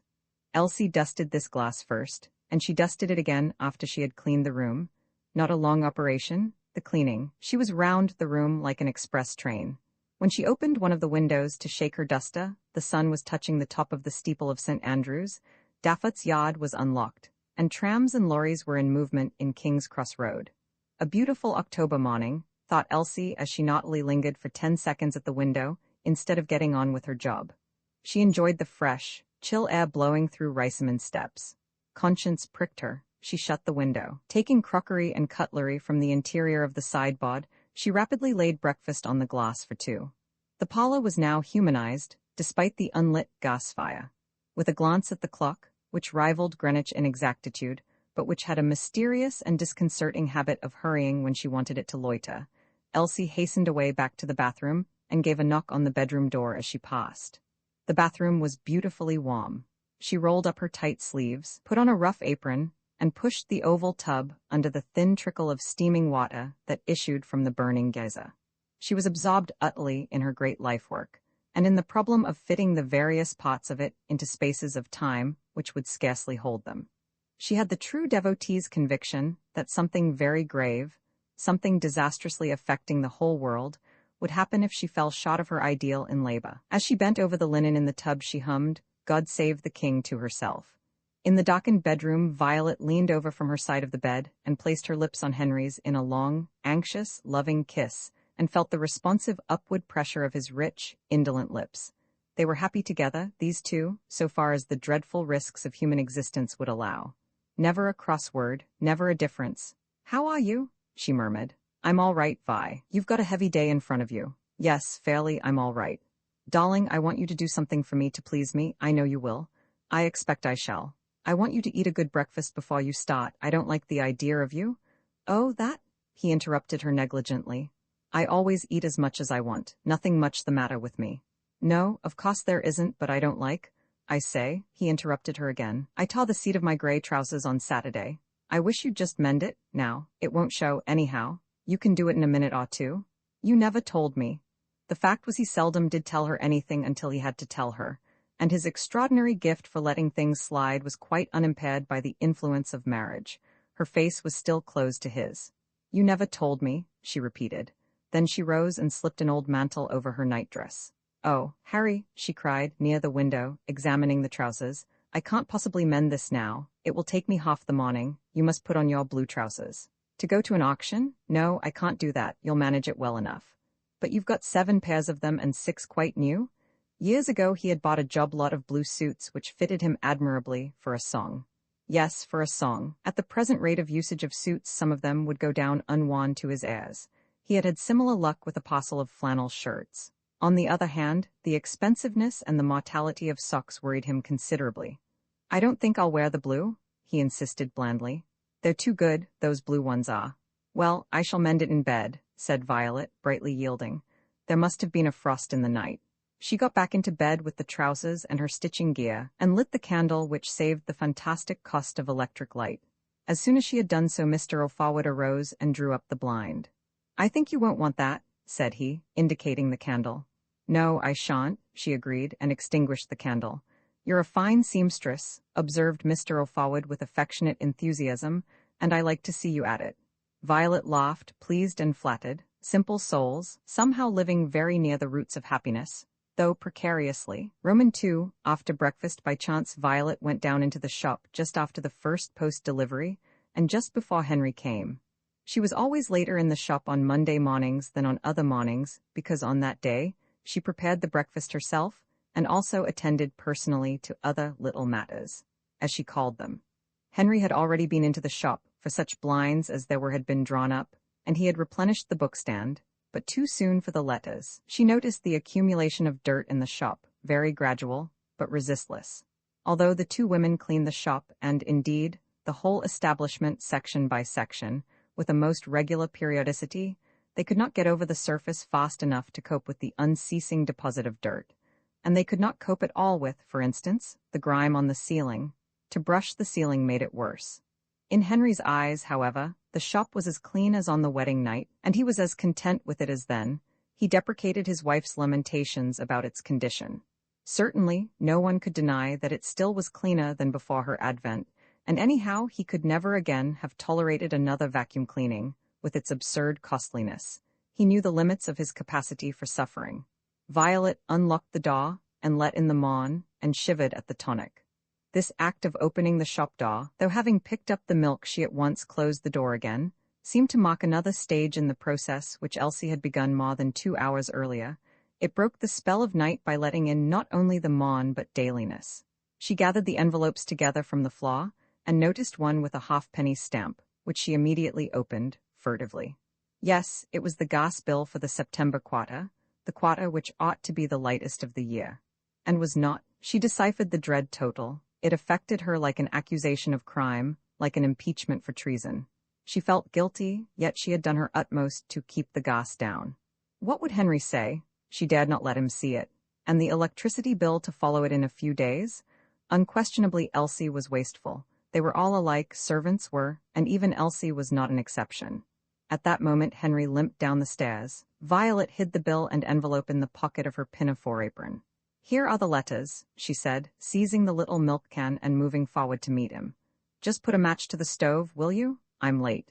She went on towards the stairs. "We surely shan't want the stove today," he stopped her. "We haven't needed it yet. It's going to be a beautiful day." She had had the fire laid in the stove more than a week ago, perceiving, with her insight into human nature, that a fire laid is already half-lighted. "That's all very well for you to talk like that," she laughed, hiding her disquiet with devilish duplicity under a display of affectionate banter. "You're going out, but I have to keep shop." He was dashed. "Well, you'll see later on. I won't light it now, at any rate. You'll see later on. Of course you must use your own judgment, my dear," he added, courteously, judicial, splendidly fair. "Elsie," said Violet, peeping into the bathroom on her way upstairs, "do you really need that geyser full on all the time?" She spoke with nervous exasperation. "Well, I don't know what your master will say when he sees the gas bill that's come in this very moment. I really don't. I daren't show it him." She warningly produced the impeachment. "Well, I must make the water hot." "Yes, I know, but please do be as careful as you can." "Well, I've nearly finished," and Elsie dramatically turned off the gas tap of the geyser. The gloomy bathroom was like a tropic, and the heat very damp. Linen hung sodden and heavy along the line. The panes of the open window were obscured by steam, the walls trickled with condensed steam, and Elsie's face and arms were like bedewed beetroot. But to Violet, the excessive warmth was very pleasant. "You didn't have any tea this morning," said she, for she had noticed that nobody had been into the kitchen before herself. "No, it's no use. If I'm to get through with my work Monday mornings, I can't waste my time getting my tea, and that's all about it, Elsie, her brow puckered, seemed to be actually accusing her mistress of trying to tempt her from the path of virtue. The contract between employers and employed in that house had long since passed, so far as the employed was concerned, far beyond the plane of the commercial. The employers gave £20 a year. The employed gave all her existence, faculties, energy, and gave them with passion, without reserve, open or secret, without reason, sublimely. "It's her affair," muttered Violet as she mounted to the kitchen to finish preparing breakfast. "It's her affair. If she chooses to work 2 hours on a Monday morning on an empty stomach, I can't help it." And there followed a shamed little thought. "It saves the gas." When the breakfast tray was ready, she slipped off her blue apron. At the bedroom door, she set the tray down on the floor and went into the bedroom to put on the mantle, which she had already worn that morning as a seamstress in bed. Before taking the tray again, she called out to Elsie, "Your breakfast's all ready for you, Elsie." Mr. Alforwood was waiting for her at the dining-room table. He wore his overcoat. In this manner, at his instigation, they proved on chilly mornings that they could ignore the outrageous exactions of coal trusts and striking colliers. "What's that?" demanded Henry with well-acted indifference as he observed an unusual object on the tray. "It's a boiled egg. It's for you?"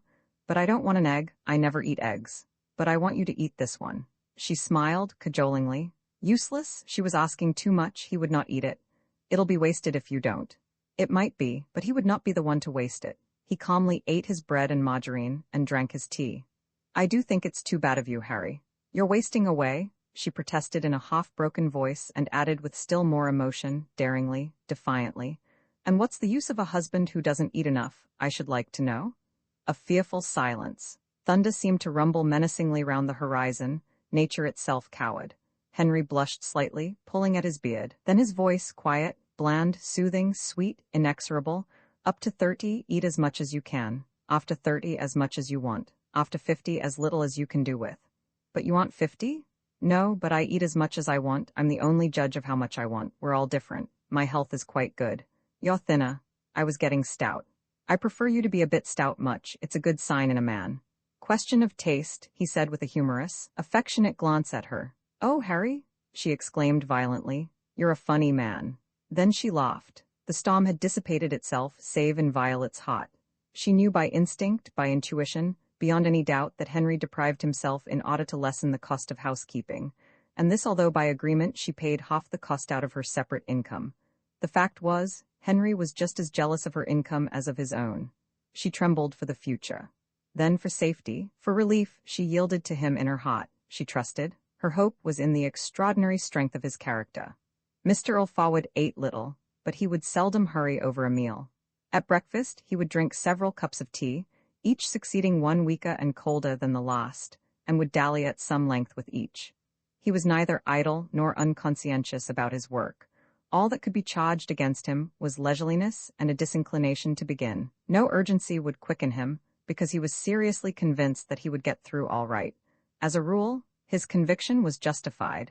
He did get through all right, and even when he didn't, nothing grave seemed to result. He loved to pick his teeth, even after a meal which was no meal. One of the graces of the table was a little wineglass containing toothpicks.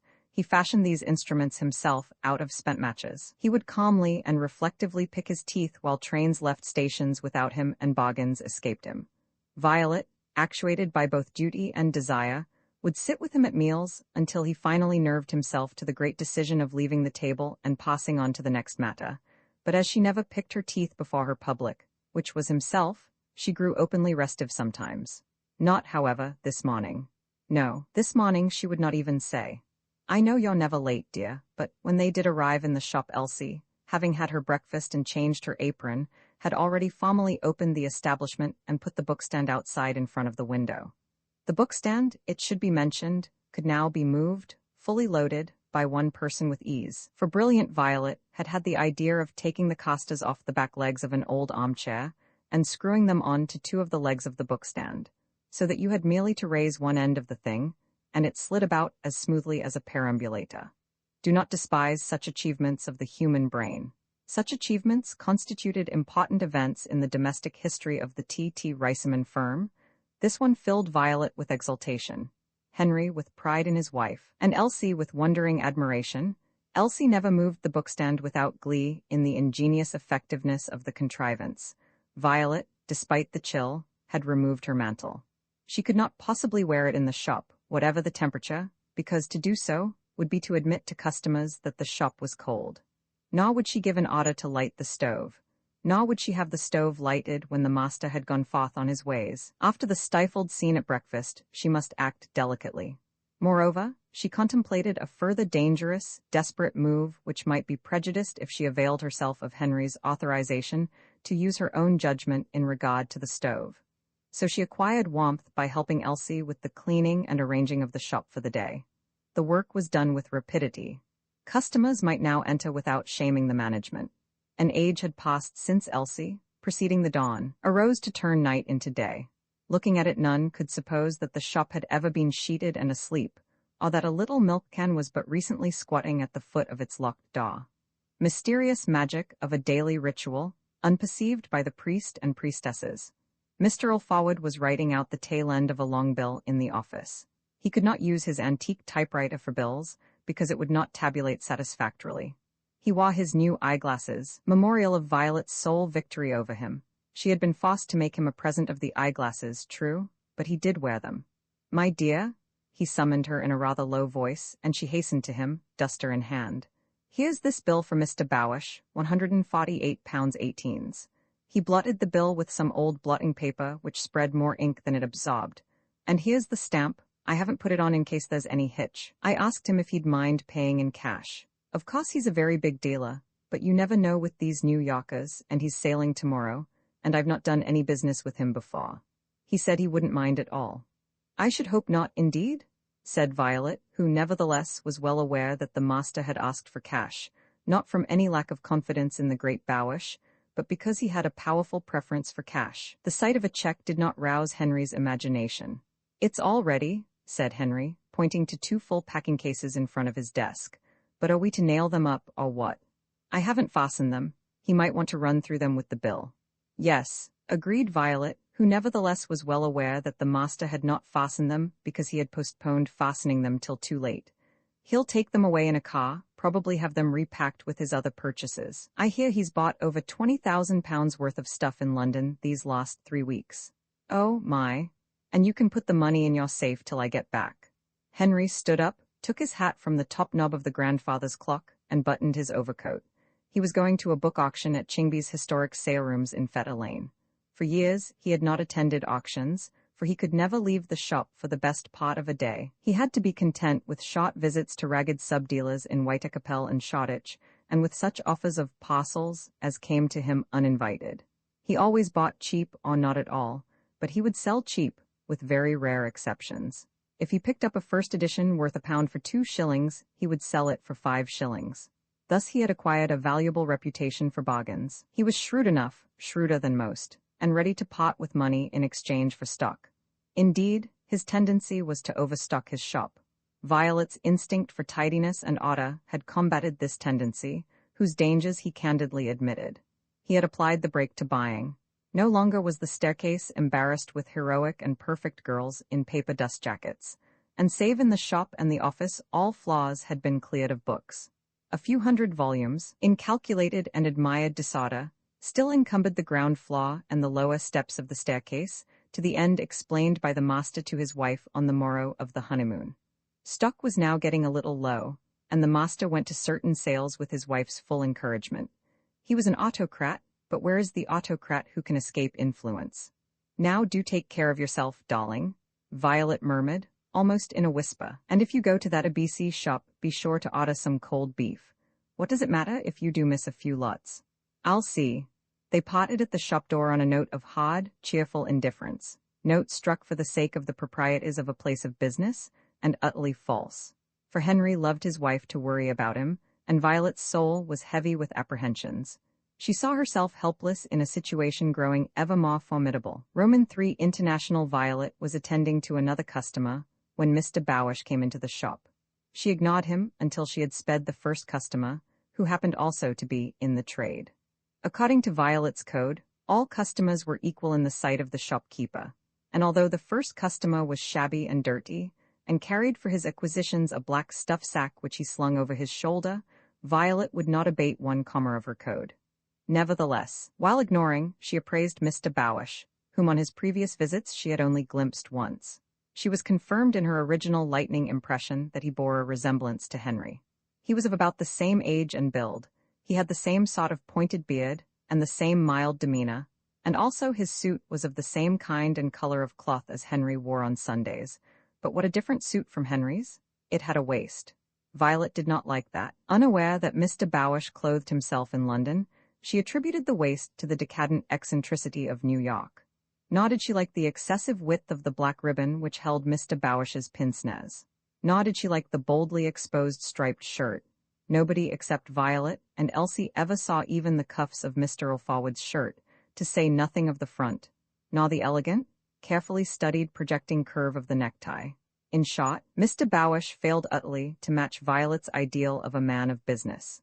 She turned to him at last, as he was strolling about curiously, and greeted him with the hard, falsely genial, horrible smile of the suspicious woman who is not going to be done in the eye in a commercial matter. This was not at all the agreeable Violet of the confectioner's shop.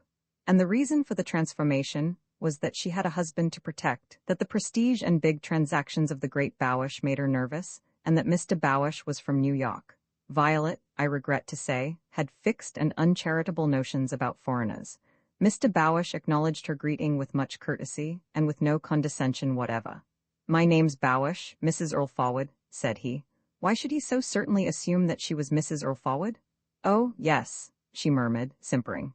"You've called about the books, I suppose?" Her tone indicated that there was just a chance of his having called about the gas or the weather.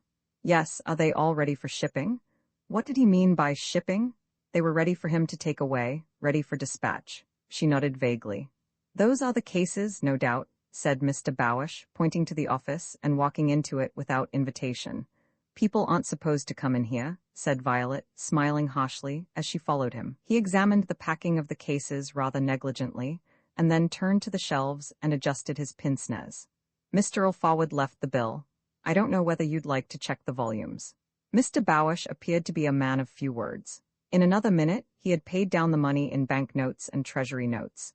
Violet counted and temporarily locked the money away in a drawer of the desk. Strange that this reassuring episode did not soften her attitude. "May I go and explore a little upstairs?" asked Mr. Bowish while she was preparing the receipt. Evidently Henry, as sometimes he did to customers, had given Mr. Bowish the freedom of the house during Violet's absence. The house was still very full of books, and free exploration was good for trade, but Violet, the house mistress, objected to free exploration. "I'm afraid I can't go up with you now," said she. "I'm all alone in the shop." "I quite see." Mr. Bowish accepted the rebuff with grace and turned back again to the shelves and then to the mounds of books on the floor. Having receipted the bill, Violet hummed in the direction of the absorbed Mr. Bowish, who ignored the signal. Then 2 young women entered the shop, and Violet decided to punish Mr. Bowish by attending to them. They wanted 7 pennies. There were no 7 pennies, and Violet spent at least 5 minutes with them, making a profit of 1 penny on the sale of a soiled copy of The Scapegoat. She displayed no impatience, and continued to chat after the deal was done and finished. She seemed to part from them with lingering pain. "How much is this?" Mr. Bowish demanded, somewhat urgently, holding out a volume. He had come into the shop. The book was a copy of an 18th-century Dutch illustrated edition, octavo, of La Fontaine's Tales. Violet, looking at it, inspected it. She did not know what the book was, but Henry had taught her some general principles. For instance, that any book printed before 1600 is worth money, that any book of verse printed before 1700 is worth money, and that most illustrated books printed before 1800 are worth money. Also, she had learnt to read Roman date numerals.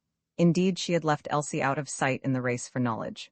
The price of the book was marked in cipher. Inside the front cover, 10 shillings. In Elsie's Viceroyalty, all prices had been marked in plain figures, largely for the convenience of Elsie. But under Violet, plain figures were gradually being abolished. There was no need for them, and they were apt to interfere with Violet's freedom of action in determining prices to suit the look and demeanor of customers. £1, she answered. "Put it in, please." Mr. Bowish pulled out a treasury note. "We won't haggle. Now I must have these cases sent down to the American Express companies at once, please, at once. I'll have the books checked there. I've got a pile of stuff collected there, and they must leave London tonight, sure. Mr. Ilford told me you would take the cases away with you in your car." "Me take them away with me? Well, in the first place, I've come in a taxi, and in the second place, I couldn't put those in a car, and they won't hold in a taxi either. I'll be glad if you'll send them down." "I'm very sorry, but I don't see how I can send them. I haven't anybody here, as I've told you." She was unhelpful, adamantine. "Mr. Ilford isn't in?" Mr. Bowish's tone had begun to roughen in impatience. "Oh no." She swept aside such an absurd impossibility. "But I'm sure he understood you were taking them away." She perceived, however, that Henry had involved her in this difficulty in order to escape the cost of delivery. "Do you know where he is?" "I couldn't say exactly. He might be at a sale at Chingby's." "Well, will you mind telephoning to him and saying, 'We don't have the telephone here,'" she replied with cold triumph, remembering Henry's phrase, "those New Yorkers." "Well, can you send to a garage and get a van or something for me?" "I couldn't unless I went myself." "Well, where is the nearest garage?" "I'm sure I couldn't tell you." Using words in a sense in which Violet had never heard them used, Mr. Bowish dashed out of the shop to speak to his taxi driver. He returned in 10 minutes. In the meantime, Violet had hammered the lids on the 2 cases. In possession of both the money and the books, she had maintained all her tranquility. Mr. Bowish had come back with a Ford van in addition to his taxi. He led the driver of the taxi and the driver of the van into the office, and instructed them to remove the cases. "The receipt, if you please," he said dryly to Violet, who handed him the receipt, but showed none of the clemency due from a conqueror to the defeated. Mr. Bowish moralized to himself about English methods. "Why do they hate the sight of a customer?" he asked himself, puzzled. "I'll never come into this damned store again," he said to himself, but he well knew that on his next visit he would come into the damned shop again, because the shop had the goods he wanted, and didn't care whether he bought them or not. If he could have ruined the shop by never coming into it again, he would perhaps have ruined the shop. But it was the shop's cursed indifference that spiritually beat him and ensured the triumph of the astonishing system. Roman 4 afternoon, when Henry came home, limping, taciturn and absorbed in the afternoon, Violet examined him carefully with her glance, and, asking no questions, gave him the written list of the day's transactions, which he always wanted, and which today was quite a good one. He, on his part, asked no questions either. He said not an inquiring word even about the visit of Mr. Bowish. The name and the sum noted on the list sufficed his curiosity for the moment. Out of compassion for his fatigue, Violet said not a word about his trickery in the matter of the removal of Mr. Bowish's books. After a sale, he would sit down to his desk and study the catalogue marked with his purchases, and he would transfer the details into a special book. He must do this before anything else. Violet went upstairs, leaving him alone in the office to guard the shop. She went upstairs to the kitchen, and to her conspiracies, and to the secret half of her double life, which had recently commenced. Although apparently she had accomplished little in the way of modifying the daily routine of the establishment and household, that little amounted spiritually to a great deal, and it had been done almost without increased expense, save for gas. Her achievement generally was symbolized and figured in the abolition of the thermos flask from which Henry was used to take his tea, made many hours earlier when the gas was going.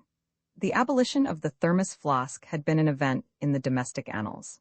Henry afterwards sold the contrivance for £0.50. Violet would have tea set on the table in the dining room. She would have fresh tea. She refused to drink thermos-preserved tea. She would have plates and bread and margarine on the table.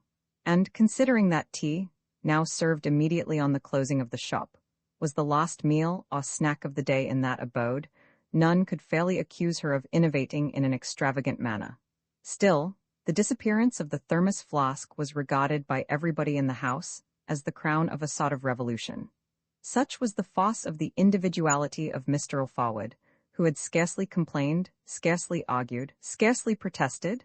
He had opposed simply his quiet blandness and had yielded, and the revolutionary yet marveled at her own courage and her success, and had a sensation akin to being out of breath. She had never been able to reorganize the kitchen department fundamentally. The problem of doing so was insoluble. In the young days of the house, what was now the office had been a parlor kitchen scullery. The sight of a little range was still distinguishable in it. Henry's bachelor uncle had transferred the kitchen to the top floor.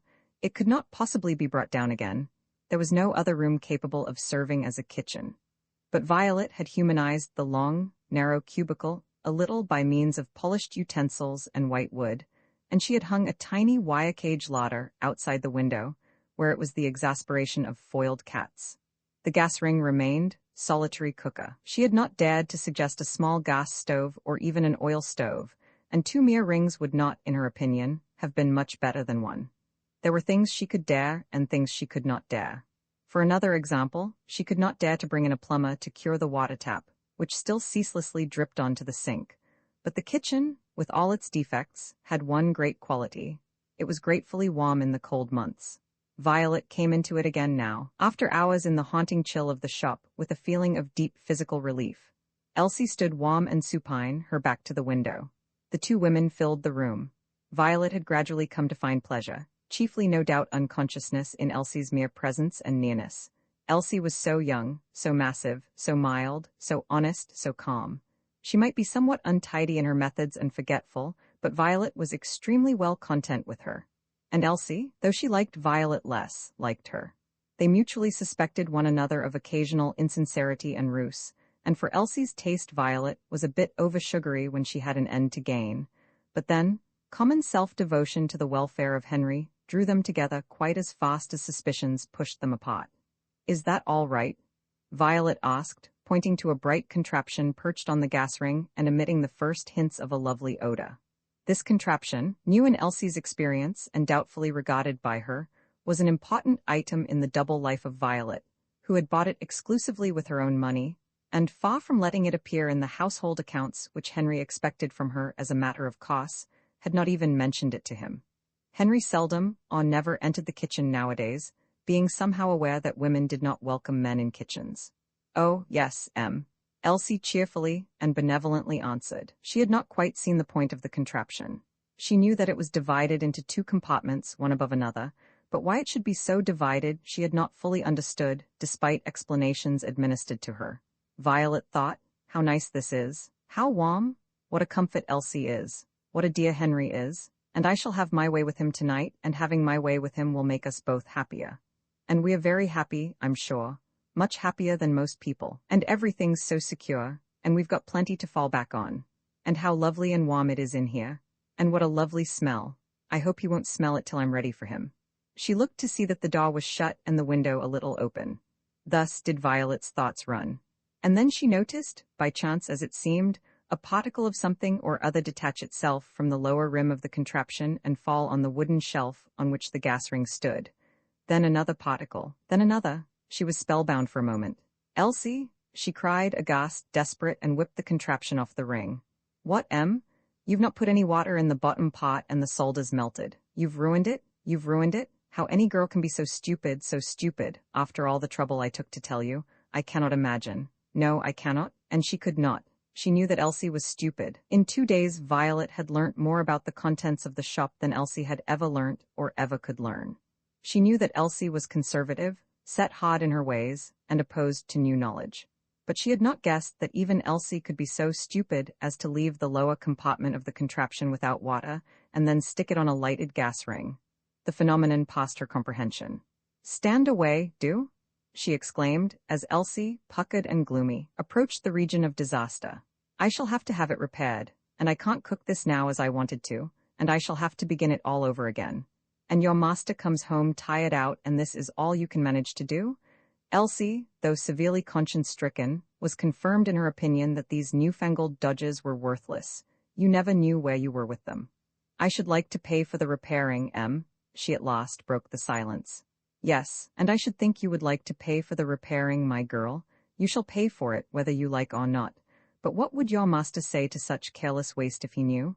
And Violet proceeded with the heart-breaking work of salvage. "Now pass me that saucer, do?" Elsie passed the saucer. Violet stared at the saucer, withheld from taking it by a sudden thought. "What did you do with that egg?" "What egg, Em?" "You know what egg, the egg your master couldn't eat this morning at breakfast. I put it in that saucer, I'm sure I did." Violet gazed formidably at Elsie. Elsie's eyes dropped and her lips fell, and she crimsoned. "Have you put it in the cage?" "No answer. You don't mean to tell me you've eaten it?" "Well, Em, there it was all the time, and I felt so sinking like this afternoon, and I don't know what I was thinking of. Elsie, your master always did say you were greedy, and I suppose you'll say I starve you. I suppose you'll say I don't give you enough to eat." Violet burst into tears, to her own surprise and shame. Of late she had been less gay, less vivacious and more nervous than at the beginning of the year. She had not wanted the egg for her own need, but she had wanted to eat it, warmed up afresh, so as to keep Henry company while he ate the dish which Elsie's negligence had so nearly spoilt. And now Elsie had gluttonously swallowed the egg. Nobody could make out these servants. They might be very faithful and all that, but there was always something, always something. "Yes," she cried openly. She was bowed down. And Elsie, seeing the proud, commanding spirit bowed down, melted and joined her in tears. And they were very close together in the narrow, warm cubicle and in the tragedy. And the contrast between the wrinkled, slim, mature woman and the sturdy, powerful, ingenuous young widowed girl was strangely touching to both of them. And twilight was falling, and the gas ring growing brighter. And Elsie was thinking neither of the ruined contraption nor of the egg. She was most illogically crying because of her everlasting sorrow, and because, with constant folding and unfolding, Joe's letter, which she read every night, had begun to tear at the creases. Her greed, and the accident due to her carelessness, and Mrs. Earl Forward's breakdown had mystically reinforced her everlasting sorrow, and eclipsed her silly, fond hope that on the approaching anniversary of his disappearance, Joe would reappear. VTT was late. It was indeed very late for tea. But Mr. Earl Forward, down in the office, gave no sign of hunger, or even of impatience. He had to be called to the meal, and he responded without any alacrity. Husband and wife, he in his overcoat and she in her mantle, took their places at the glass-covered table in the fireless room, and the teapot was there, and the bread and margarine was there, and everything seemed as usual, save in one point. A knife and fork had been set for Mr. Earl Forward and another for Violet. As a fact, the appearance of such cutlery on the tea-table was the most extraordinary phenomenon in the history of the Earl Forward marriage. Violet recognized this, and beneath a superficial, cheerful calm, she was indeed very nervous and very excited. Moreover, she had suffered nerve-wracking ordeals from breakfast onwards. Therefore she watched anxiously for Henry's reactions to the cutlery, but she could perceive no reactions, unless his somewhat exaggerated scrutiny of the high piles of books occupying the unglazed half of the dining table might be interpreted as a reaction. The blinds were drawn, the curtains were drawn, electric current was burning, if not the gas fire. Despite the blackness of the hearth, the room had an air, or half an air, of domestic coziness. Violet poured out the tea, an operation simplified by the total absence of sugar. "Come, come," Violet murmured as if to herself fretfully, and Henry glanced at her. Then Elsie entered. "Come along, Elsie, come along," said Violet. "What have you been doing?" She made this remark partly to prove to Mr. O'Forward that if he imagined she cared twopence for him, or that she feared for the unusualness of the plate covered by another plate which Elsie carried, or that she was not perfectly mistress of herself. If he imagined any of these things, he was mistaken. But Violet, expecting to startle Henry, was herself considerably startled. Elsie was wearing a cap. Now Elsie never wore a cap, and the sight of her in a cap was just as gravely disturbing as the impossible, incredible sight of a servant without a cap would be in the more western parts of London. In a word, it shocked. Violet could make nothing out of it at all. Where had the girl obtained the cap? And why in the name of sense had she chosen this day of all days, this evening, when the felicity of domestic life was balanced perilously on a knife edge, to publish the cap? Violet knew not that Elsie had bought the cap before the marriage, but had lacked the audacity to put it on. And Violet knew not that Elsie was now wearing it as a sort of sign of repentance for sin, and in order to give solemnity and importance to the excessively unusual tea. Elsie undoubtedly had the dramatic instinct, but the present manifestation of it was ill-timed. Put it here, said Violet, indicating the space between her own knife and fork, and stopping Elsie with a jerk in her progress towards the master of the house. When Elsie had gone, Violet displayed the contents of the underplate, and showed that noses had not been wrong in assuming them to be a beefsteak. The steak was stewed. It was very attractive, seductive, full of sound nourishment. One would have deemed it irresistible. Violet rose and deposited the plate in front of Henry, who said nothing. She then bent over him, and with his knife and fork cut off a little corner from the meat. "You're going to give this bit to your little wife," she whispered endearingly, and kissed him, and sat down again with the bit, which she at once began to eat. "It's very tender," said she, pretending that the steak was a quite commonplace matter, that it was not unique, breathtaking, in the annals of tea-time in Riceyman steps. "I don't think I can eat any," said Henry amiably. "To please me," Violet cajoled again, as at breakfast, changing her voice with all the considerable sexual charm at her disposition. "I'm really not hungry," said Henry. "I shan't finish mine till you begin yours." Her voice was now changing. She waited for him to begin. He did not begin. The point with Henry was, not that he disliked the steak, but that for reasons of domestic policy he was absolutely determined not to eat it. Meat for tea? What an insane notion. The woman was getting ideas into her head. He saw in the steak the thin edge of a wedge. He felt that the time was crucial. He had been married for little less than a year, and he knew women. Placidly he continued with his bread and margarine. "Henry," she admonished him. "I've got indigestion already," said he. Strange that such a simple remark should have achieved the crisis, but it did. "Yes, that's right," Violet exclaimed sharply in rasping tones. "That's right, tell me you've got indigestion. You never have indigestion. You never have had indigestion. And you know perfectly well it's only an excuse, and you think any excuse is good enough for your wife. She's only a blind fool. Believe anything your wife will if you say it? God Almighty to your wife, aren't you?" Just as the voyager at sea, after delighting in an utterly clear, soft sky and going below, may come on deck again to find the whole firmament from rim to rim hidden by dark, menacing clouds created inexplicably out of nothing, so did Henry find the sky of his marital existence terribly transformed in an instant. All had been well. All was ill. The bread and margarine stuck in his throat. Violet's features were completely altered as she gazed glassily at her plate. Henry saw in them the face of the unreasonable schoolgirl that Violet long ago must have been. He understood for the first time that her vivacity and energy had another and a sinister side. He felt himself to be amid formidable dangers. He was a very courageous man, and like nearly all courageous men in danger, he was frightened. "A nice way I'm treated," Violet continued grimly. "All I think of is you. All I want is your happiness, and look at me.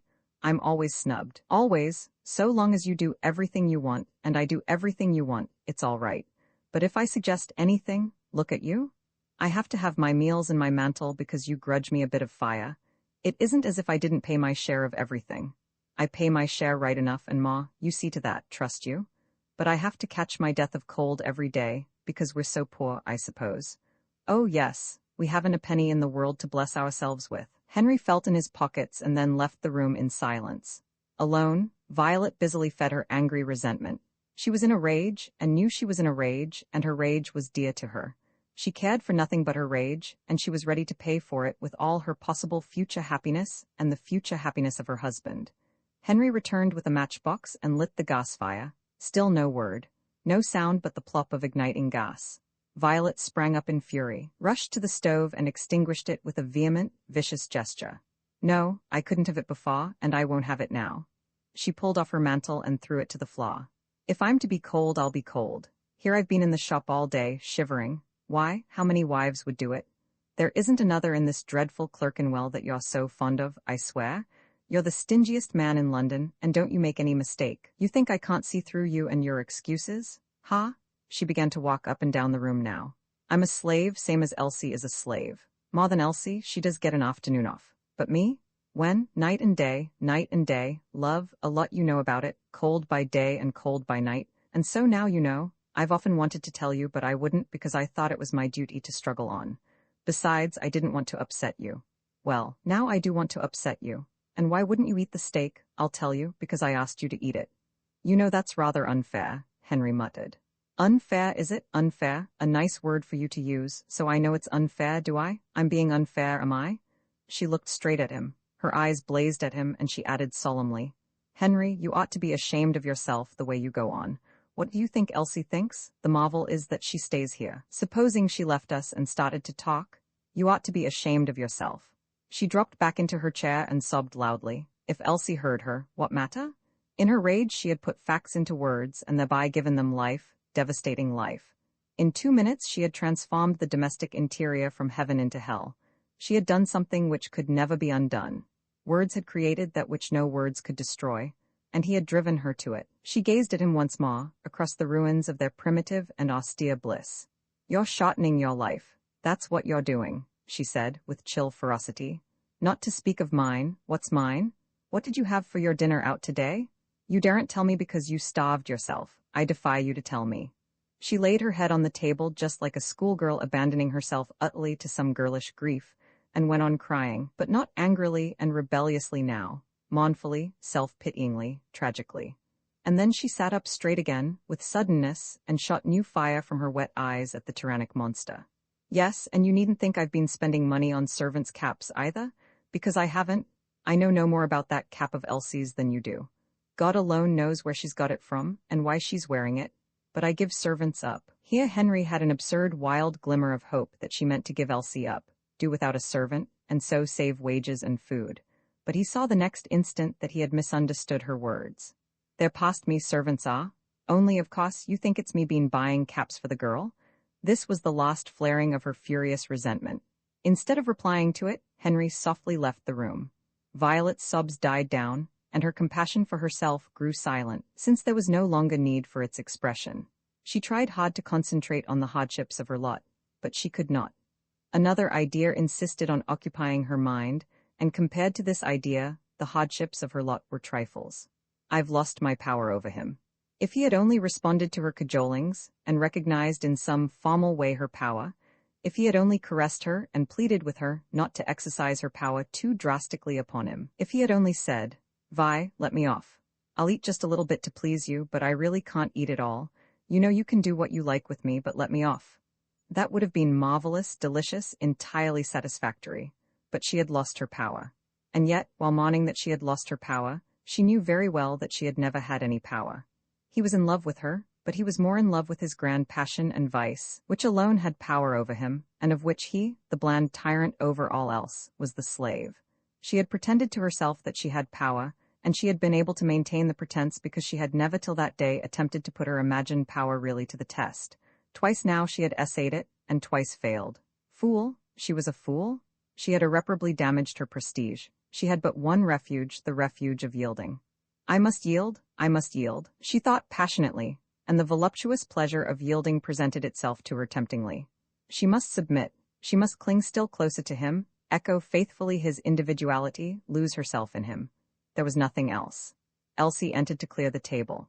Violet jumped up, seized the discarded mantle, and put it on. She was not young enough, that is to say, her body was not young enough, to scorn the inclement evening cold of the room. Averting her face from the capoeira, she departed, but at the door another idea occurred to her. "Elsie," she said, "I must leave you to see to everything tonight. I'm going to lie down." She spoke in a hard, dry voice without turning her face towards Elsie, and in a few minutes she was getting into the sheetless and empty bed in the dark bedroom. She must yield? She must yield? Elsie had had the experience of her own brief marriage, and had seen a very great deal of other people's. Mrs. Earlforward's efforts to deceive her were a complete failure. She knew at once, on entering the dining room, that there must have been trouble. Mr. Earlforward's visit to the office during tea was unusual. Then there was the singular spectacle of Mrs. Earlforward putting on her mantle at the end of the meal. Why had she taken it off? The only explanation that Elsie could think of was that Mrs. Earlforward had taken off the mantle in order to have a dust-up with Mr. Earlforward. That was the natural explanation, but Elsie was sure that it could not be the true one. Then there was the appearance of Mrs. Earlforward's features, and the fact that in speaking to Elsie she departed from her habit of looking Elsie straight in the face. And further, there was the uneaten steak on Mr. Earlforward's plate, and the fragment of it on Mrs. Earlforward's plate. And further, there was the very disconcerting retirement to bed of Mrs. Earlforward. Elsie could not conceive what the trouble had been about, but she managed to think that both the antagonists were in the right, and to feel sorry for both of them, and so much so that her eyes filled with tears. When she reached her kitchen with the remains of tea, the steak was to her a sacrosanct object. Even the fragment of it was a sacrosanct object. She put the fragment with her fingers on the same plate as the steak, and then she licked her fingers, not a very wise action, and proceeded to wash up. She was still full of remorse for the theft, yes, it was a theft, of the egg. That incident was to be a lesson to her. It was to teach her the lamentable weakness of her character. Never again would she fall into sin. Absurd to fancy that she did not have enough to eat at Riceyman steps, and that she was continually hungry.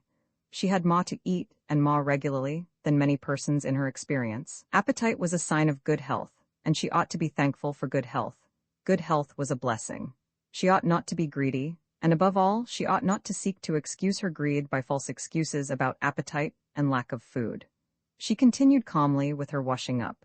The steak, during its cooking, had caused her a lot of inconvenience. The smell of it had awakened desires which she had had difficulty in withstanding. It had made her mouth water abundantly, and she had been very thankful to get the steak safely into the dining room without any accident happening to it. But now the steak did not challenge her weakness. Resolution had triumphed over the steak. Her too active and ingenious mind became, however, entangled in the conception of the tiny fragment lying by the steak itself. She examined the fragment. A mouthful? No more? In the morning it would be dried up and shrunk to nothing. It would be wasted. She picked up the fragment out of curiosity, just to see exactly what it was like, and in an instant the fragment had vanished. The fragment did not seem to go into her stomach. It subdivided itself into 1,000 parts, which ran through all her veins like fire, more potent than brandy, more dreadfully inspiring than champagne. From this moment the steak was turned into a basilisk, with a devilish, sinister fascination for her.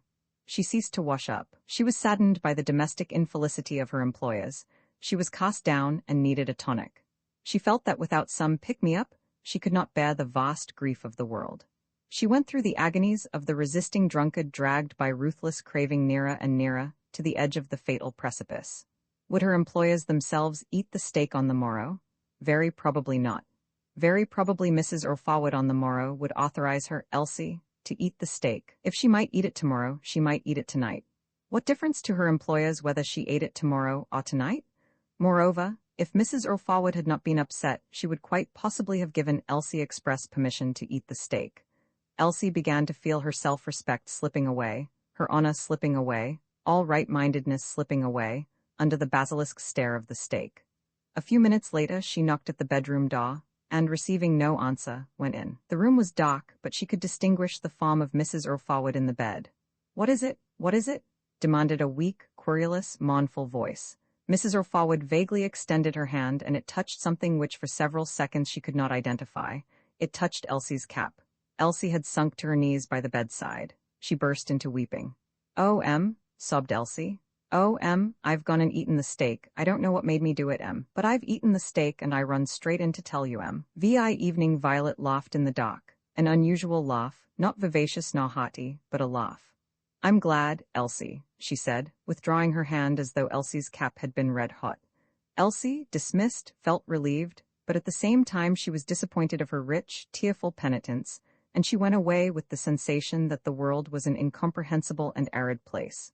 Violet got out of bed and turned on the light, and the light somehow cured her perspective of a strange distortion. What? Make a tragedy because a man preferred not to eat a bit of steak for his tea? Absurd. Childish. Surely he had the right to refuse steak without being insulted, without being threatened with the destruction of his happiness?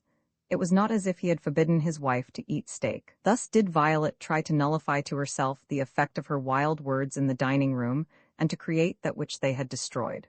Fortunately, Henry did not know that she had retired to bed, and so she could rise again without loss of dignity. She was very courageous at first, but when she had finished dressing and was ready to go downstairs and face Henry once more, she was no better than a timorous young thing, defenseless and trembling. As for Henry, he was working, and really working, in his office. But as he worked, the idea pervading his mind was that he had had a serious shock. He had won, but had he won? He had deemed himself to be secure on the throne, and the throne was shaking, toppling. He had miscalculated Violet and underestimated the possibilities of the married state. He saw, for the first time clearly, that certain conjugal problems are not to be solved by reason, and that if he wished to survive the storms of a woman's temperament, he must be a traitor to reason and intellectual uprightness. In brief, the game must obviously be catch as catch can. Ah, he was deceived in Violet, because she would not pay more than 6pence for a needed book, and because she had surpassed himself in sweating a charwoman, he had been fool enough to believe that she was worthy to be his partner in the grand passion of his life. Well, he was wrong. He must count her in future as the enemy of his passion, and plot accordingly.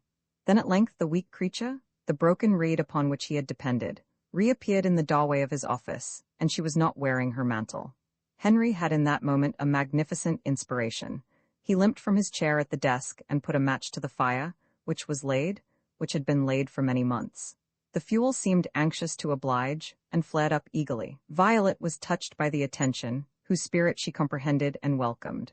All warm and melting from the bed in her tears, she let him masterfully take her in his clasp. And he felt her acquiescence, and the moment was the most exquisite of his whole life. Her frailty, her weakness, merely adorned and enhanced her, were precious, were the finest part of her charm. Reason was not. But whether he had won, or she, he could not decide, he could only hope for the best. Not a word said, they held each other near the warmth of the mounting fire in the office, with the dark shop stretching behind for a background. And Violet remembered how once she had jauntily told herself that at any rate she possessed one advantage over him, her long experience of marriage against his inexperience, and she saw that the advantage was quite illusory, and she was humbled, deliciously rueful. He said, "I think you've got the key of my desk, haven't you?" She nodded, gave a precarious smile, and ardently produced the key. The next moment he had taken the day's receipts, save Mr. Bowish's money, from the tin box which was their appointed place in the top middle drawer, and husband and wife counted them together, checking one another, and checking the total with the written list of sales already delivered to Henry by Violet. "Correct," said he, and was about to open his safe when he stopped and added, "Better get that Bowish money first. I suppose you put it in your safe?" "Yes, I'll run up for it." As instructed, she had transferred the important sum for safety during the day from the drawer to her own safe. "I'll go with you," said he, as if anxious not to deprive himself of her society even for 1 minute. As they were entering the bathroom, he saw Elsie in the obscurity of the upper stairs. "Elsie," he called, "run out and buy me the Evening Standard, will you? You'll get it opposite the Roten house, you know. Here's a penny." His tone was carefully matter-of-fact. Both women were astounded, they were almost frightened. Violet had never known him to buy a paper, and Elsie scarcely ever. Violet was grateful for this proof that when the greatness of the occasion demanded it, he was capable of sublime extravagance. First the fire, now the paper. It was not credible. In the bathroom, where nobody ever had a bath, but of which the bath was at any rate empty of books and very clean, Henry bent his head to avoid the clotheslines, and Violet kneeled down and unlocked her safe. It was like a little picnic, a little pleasure excursion. It was the first time Henry had been present at the opening of Violet's battered old safe. She swung the steel daw. The shadow of her head remained stationary, though the daw swung, and fell across the pale interior of the safe in a shape as distorted as Violet's perspective had been half an hour earlier. A fair pile of securities tied up with white tape lay in the embrasure above the twin drawers. Violet drew forth the right-hand drawer. There was nothing in it but Mr. Bowish's money. 10-pound notes, 5-pound notes, 1-pound treasury notes, all new and lovely, with a soiled 10-shilling treasury note, and some silver wrapped in a bit of brown paper. Violet placed the entire mass on the top of the safe, and Henry, settling his spectacles more firmly on his nose, began to count slowly, accurately, passionately. Violet watched him. "Why," he exclaimed with a contented smile after 2 countings, "he's given you £1 too much. The banknotes are all right, but there's 9-pound notes instead of 8.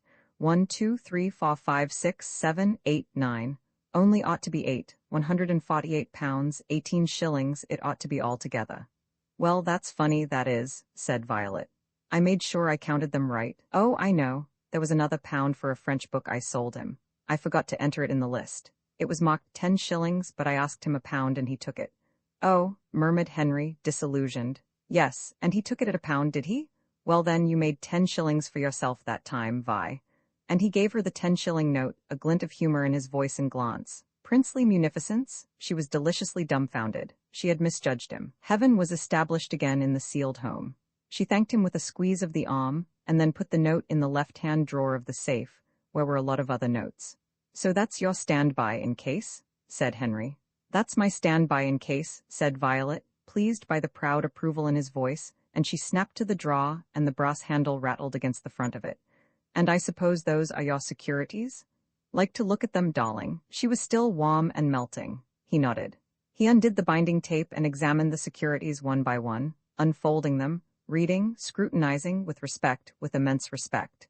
In each instance her surname had been altered from Ob to forward in an official hand and initialed. She gazed up into his face like a satisfied child who has earned good marks. "Well," he murmured at last, retying the tape. "For gilt-edged, fixed-interest-bearing securities." He nodded several times, almost ecstatic. Yes, he was as proud of her possessions as of herself. Violet was exceedingly happy. He then examined the few oddments in the safe, such as certain receipts, some coupons, the marriage certificate, the birth certificate. He smiled benignantly as in a sort of triumph she locked the safe. He was a wonderful husband. No covetousness, no jealousy in his little eye. They departed from the bathroom, leaving the magical income-producing apparatus inviolate in the eternal night of its tomb. When they had felt their way downstairs again, Violet exclaimed, happy and careless, "I wonder what's happened to Elsie all this time." Few things could have worried her then. Mr. O'Forward, having lighted the office, limped through the gloom of the unlit shop to the entrance door. "Tut, tut!" His tongue clicked against the back of his teeth. "She's left this door unlocked." She knew perfectly well she ought to have taken the key with her. Leaving the door unfastened like that, one of these nights we shall be let in for it. He locked the door sharply. "Oh, Henry!" Violet laughed easily, but a minute later she exclaimed again, with the faintest trace of apprehension in her voice, "I wonder what has happened to that girl." Husband and wife could settle to nothing until Elsie came back. The marvel of Henry sending for a paper at all returned upon Violet, and she began to imagine that he had some very special purpose in doing so. She felt the first subtle encroachments of the fear without a name. "Well," she burst out later, and went to the door and opened it, and looked forth into King's Cross Road. No Elsie.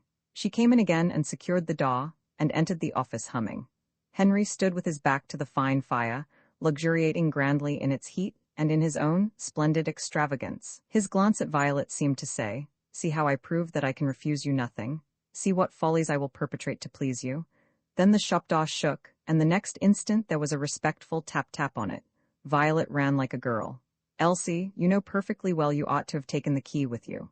Elsie apologized. She was out of breath. "You've been a long time, Elsie. We couldn't think what had happened to you," added Violet, locking the door finally for the night. "I couldn't get no paper, Elsie explained. "I had to go down nearly to the viaduct before I could get one. And now, it isn't the Evening Standard, it's the Star. They were all sold out, She advanced towards the office, and in her deferential hands the white newspaper became the document of some mysterious and solemn message to the waiting master. Her demeanor, indeed, showed that she knew it to be such. She had not been reading the paper, that somehow for her would have been to pry. but as she passed under the sole gas lamp of Riceyman steps, she had by accident noticed one word on the Star's front page. That word was Clerkenwell. Something terrible had been occurring in Clerkenwell. Mr. Ulfawad, whose habits she knew well, must have seen a reference to Clerkenwell on the Evening Standard's poster on his way home, and after careful reflection, he had decided to buy a copy of the paper. Wait a moment, said Mr. Ulfawad to Elsie as she turned to leave the office. Elsie stood still. Violet sat on the chair behind the desk. Mr. Ulfawad maintained his position by the fire and created expectancy. Further slump in the franc, he read, his eye negligently wandering over the paper. Elsie had not the least idea what this meant or signified.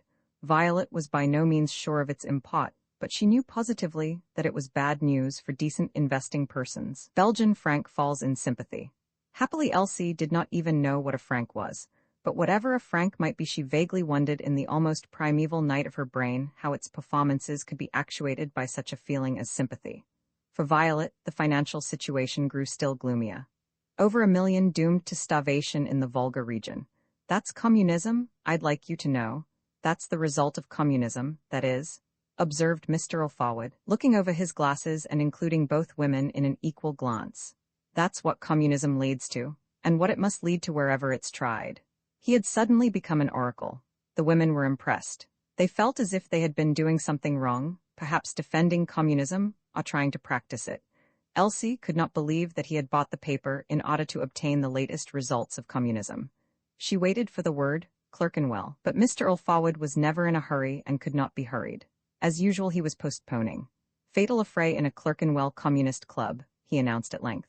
Ah, so that's it, Great Wanna Street, just across the road from here, not 5 minutes away, the Millennium Club.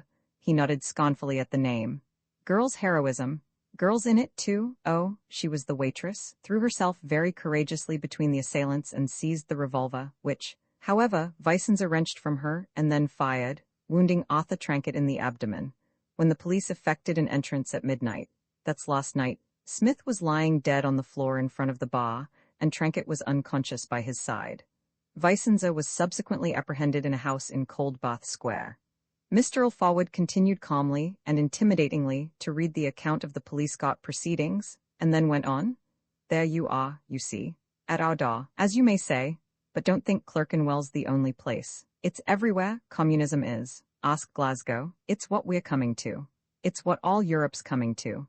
You may be sure if it's as bad as this in England, it's far worse on the continent. Oh yes, the magistrate warmly commended the girl Pieta spinally for her heroism and congratulated her on her lucky escape. Yes, but she won't always be so lucky. And will any of us? Violet was just reflecting that to eat steaks with communism at the door was an act showing levity of mind and not seriously to be defended, when Elsie remarked, with surprising equanimity, Pieta spinally, that's my cousin. Mr. Ulfawad, profoundly agitated, crushed the paper together. Your cousin? Your cousin, Elsie? Mrs. Ulfawad stood up.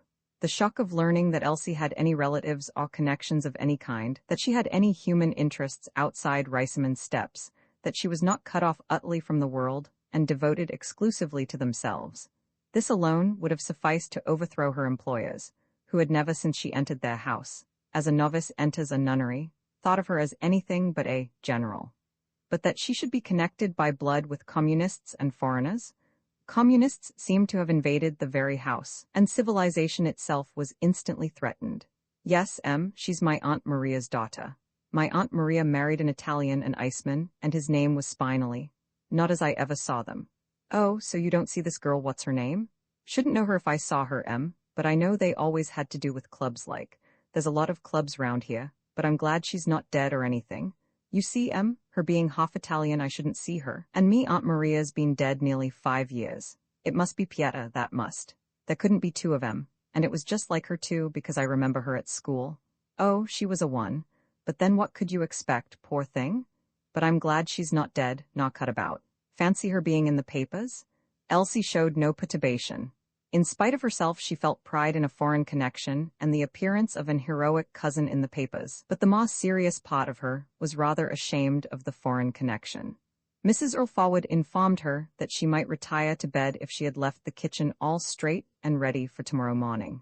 She retired, quite unaware of the fact that practically she had brought communism right into the house. All this while the day's takings had lain on the desk unprotected and unconcealed. Even during the unlocked shop door interval, they had lain there. The little heaps of paper and coins seemed to accuse somebody of criminal negligence, almost of inviting communism to ruin the structure of society. Husband and wife were still gravely under the shock of the communist murder. Of course, communists would be murderers. They always killed everyone who had the misfortune to disagree with them.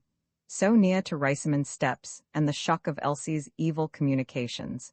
And as for Violet herself, she was further thrilled by the perception of the deliberate dramatic quality of Henry's purchase of the paper and announcement of the news, and by the mysterious man's power of biding his time, and by his generosity in the fire gift and the money gift, and by his loving embrace. All these matters working upon the embers of the burning episode of the stake. Violet, indeed, that sagacious, bright, energetic and enterprising woman of the world, was in a state of quivering, confused emotion whose intensity she scarcely realized.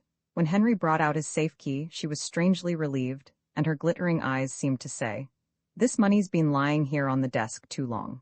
Hide it quickly, quickly. Secure it without another moment's delay, for heaven's sake."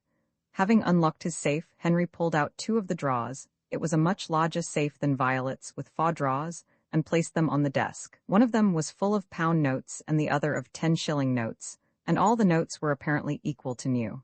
He never kept a dirty note for more than a few days, and usually he managed to exchange it for a clean one on the day of receipt. At the bottom of the drawer, containing the treasury notes, lay a foolscap linen envelope, which he had once had by registered post. It bulged with banknotes.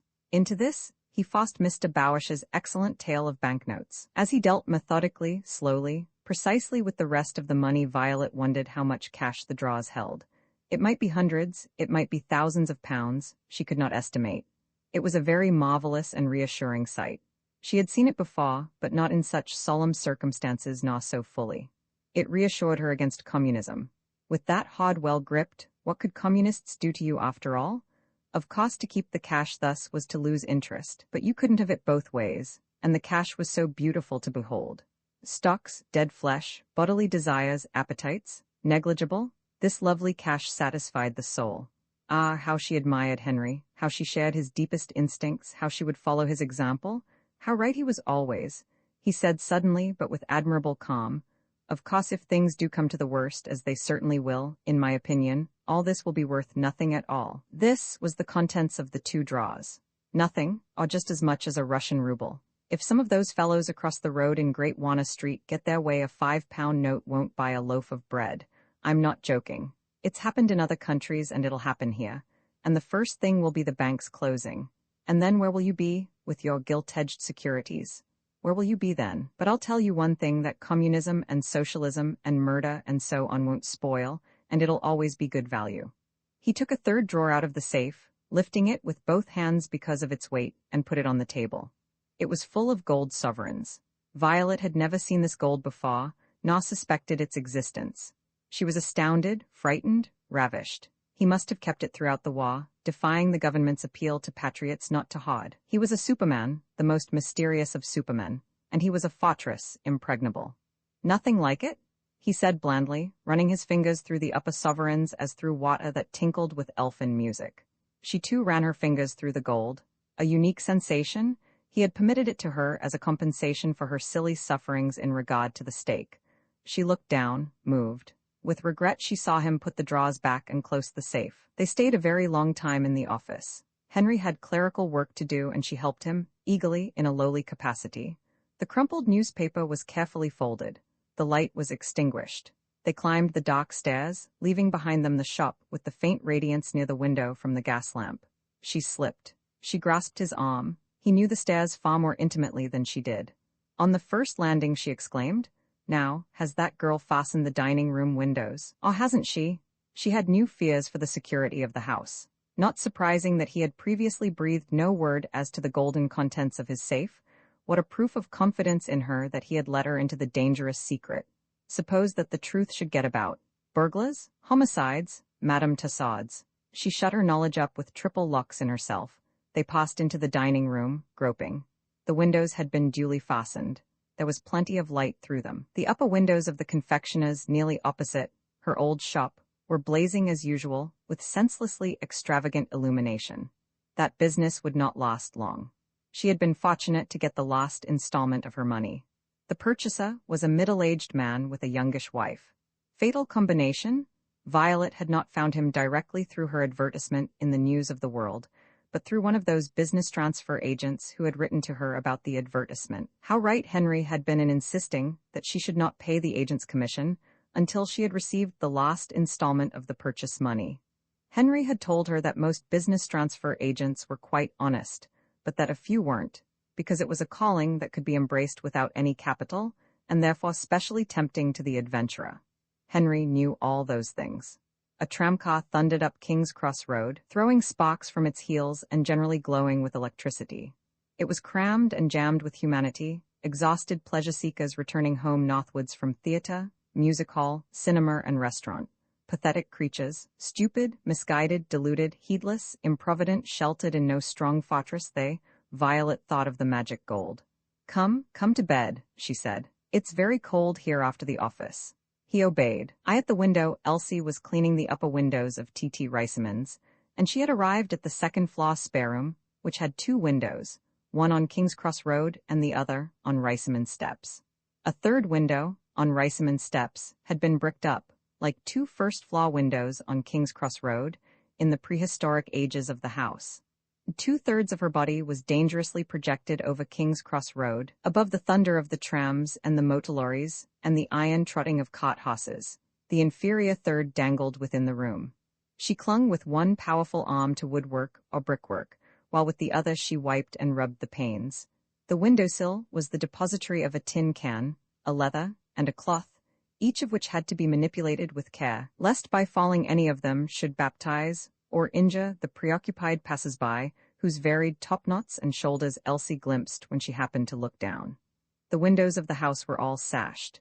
To clean the upper half was fairly easy, but the lower half could only be done by lifting it bit by bit into the place of the upper half and pulling the latter down onto Elsie's legs. A difficult operation, this cleaning, in addition to being risky to limb or even to life. Elsie performed it with the exactest conscientiousness in the dusty and cold north wind that swept through the canyon of King's Cross Road. She could see everything within the room. The orderly piles of books ranged on the floor, and the array of provisional shelves which she and her mistress had built upon odd volumes, still unsold, of the Illustrated London News.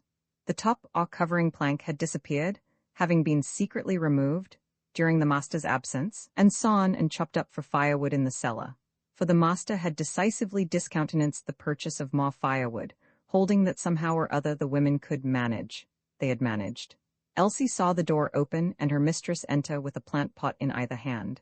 Violet, all aproned and wearing a renovated check frock, gave a start at the sight of Elsie's legs. "So here you are?"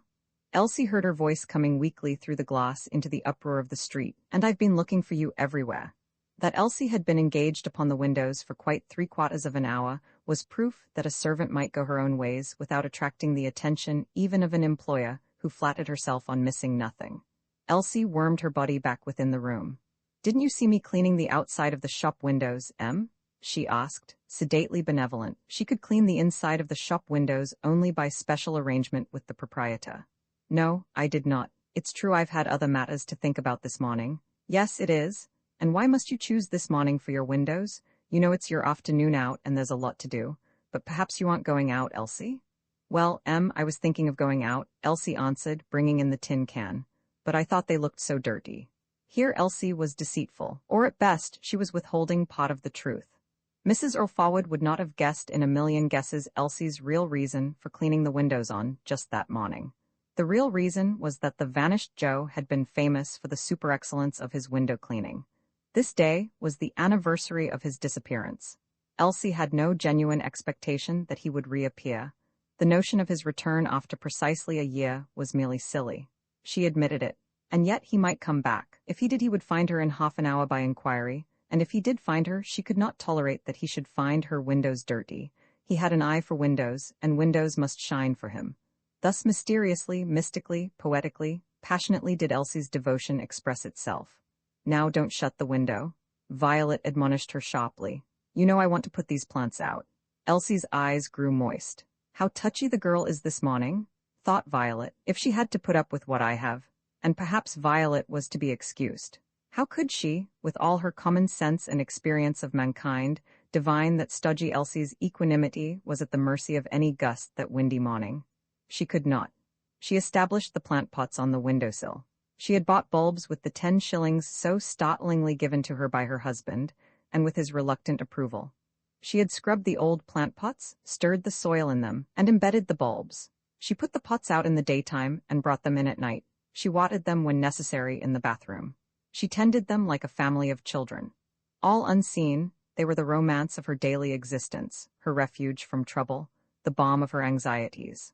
The sight of the clean, symmetrically arranged pots on the sills might have given the idea that a new era had set in for T.T. Riceyman's, that the terror of the curse of its vice had been exorcised by the secret workings within those ruddy pots. Violet hoped that it was so. But it was not so, and Elsie, in the primeval quality of her instincts, knew that it was not so.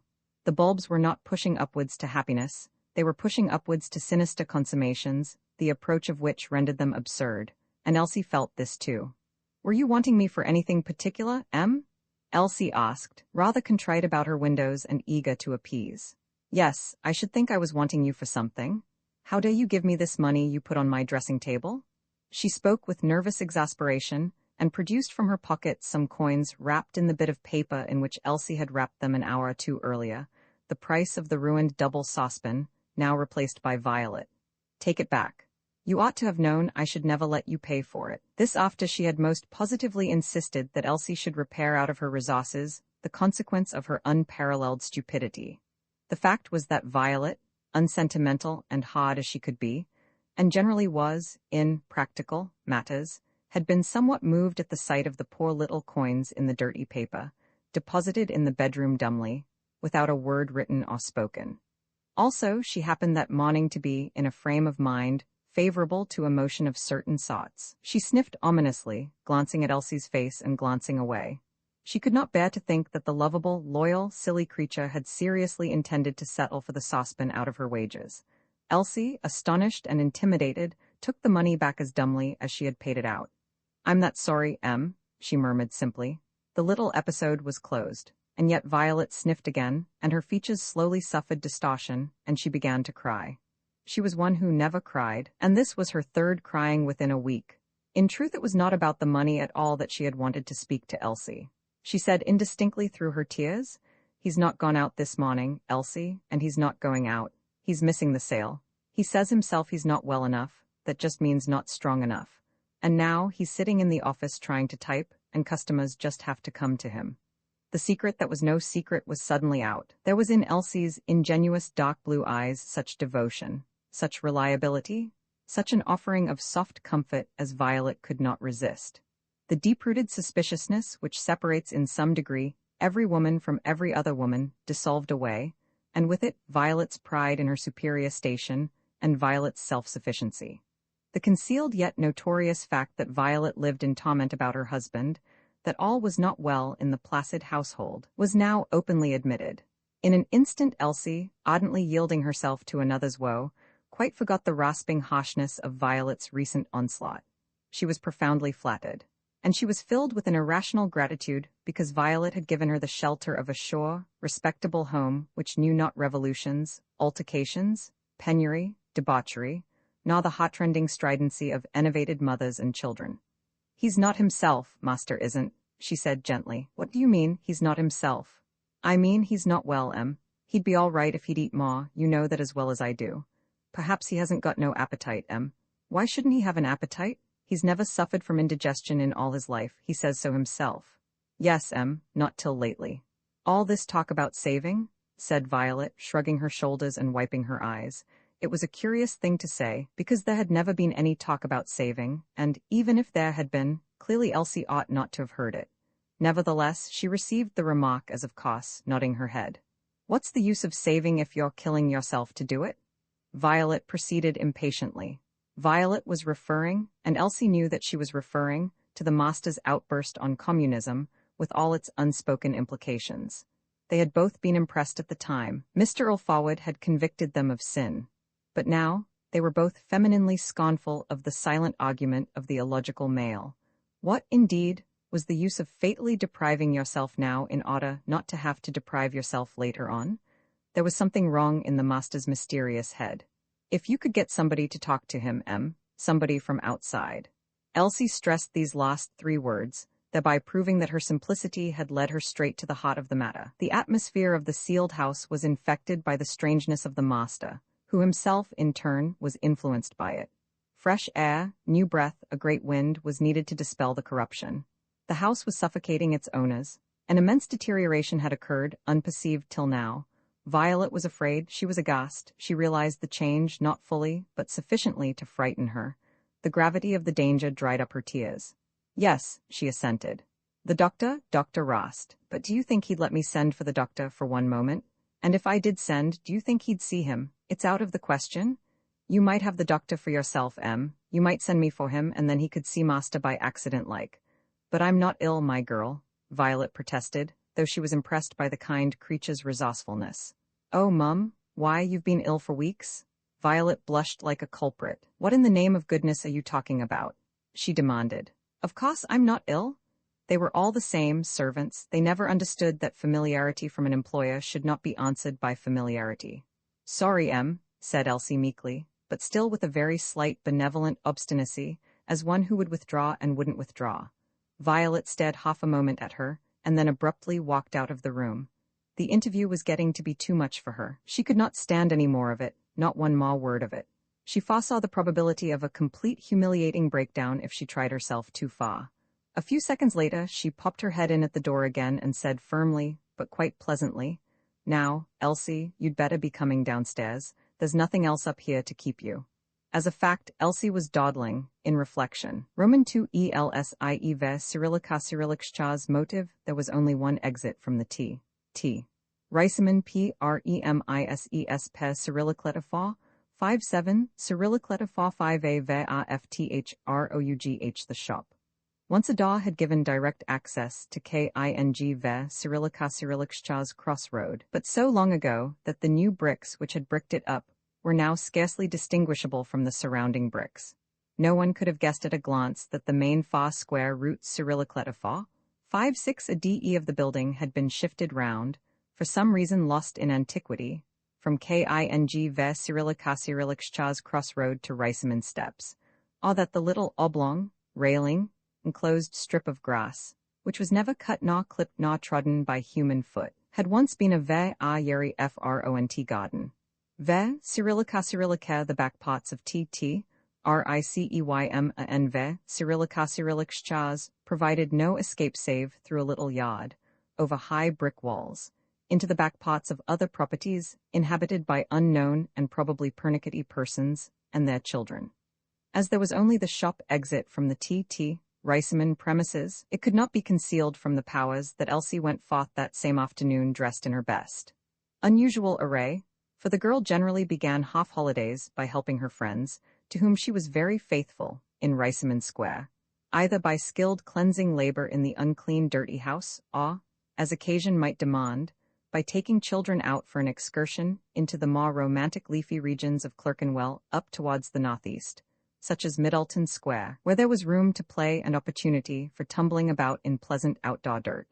Mrs. Not-or-Forward nodded to Elsie as she departed, and Elsie blushed, smiling. But Mrs. Not-or-Forward asked no curious question, friendly or inquisitive.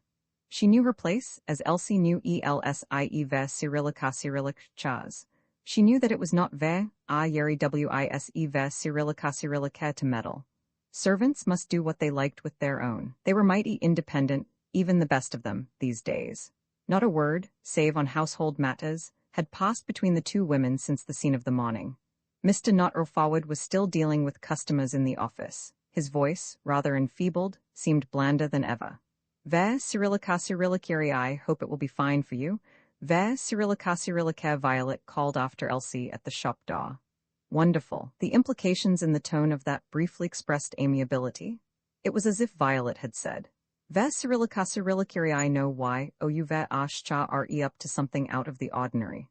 I don ve ashcha t know what it is, and I don ve ashcha t seek to inquire. I believe in people minding their own business.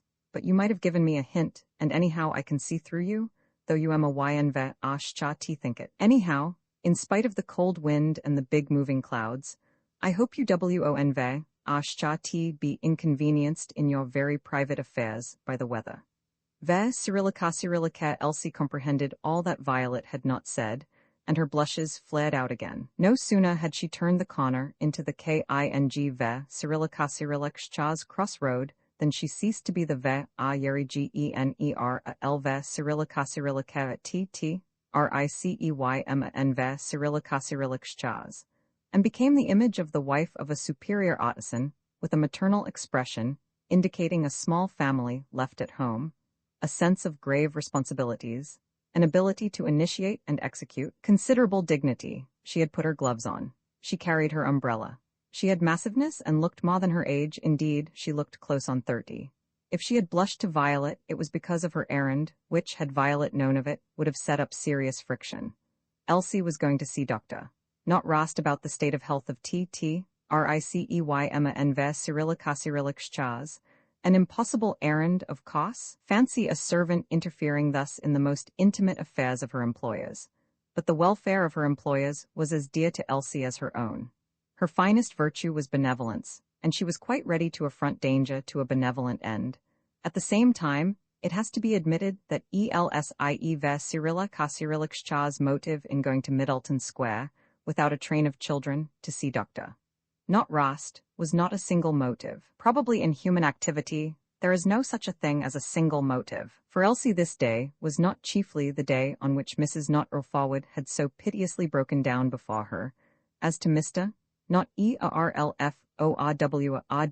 Cyrillica's physical and mental condition, Cyrillicletifa 57 Cyrillicletifa 5a was chiefly the anniversary of Cyrillica's disappearance. The fact of the anniversary filled all the horizon of Cyrillica's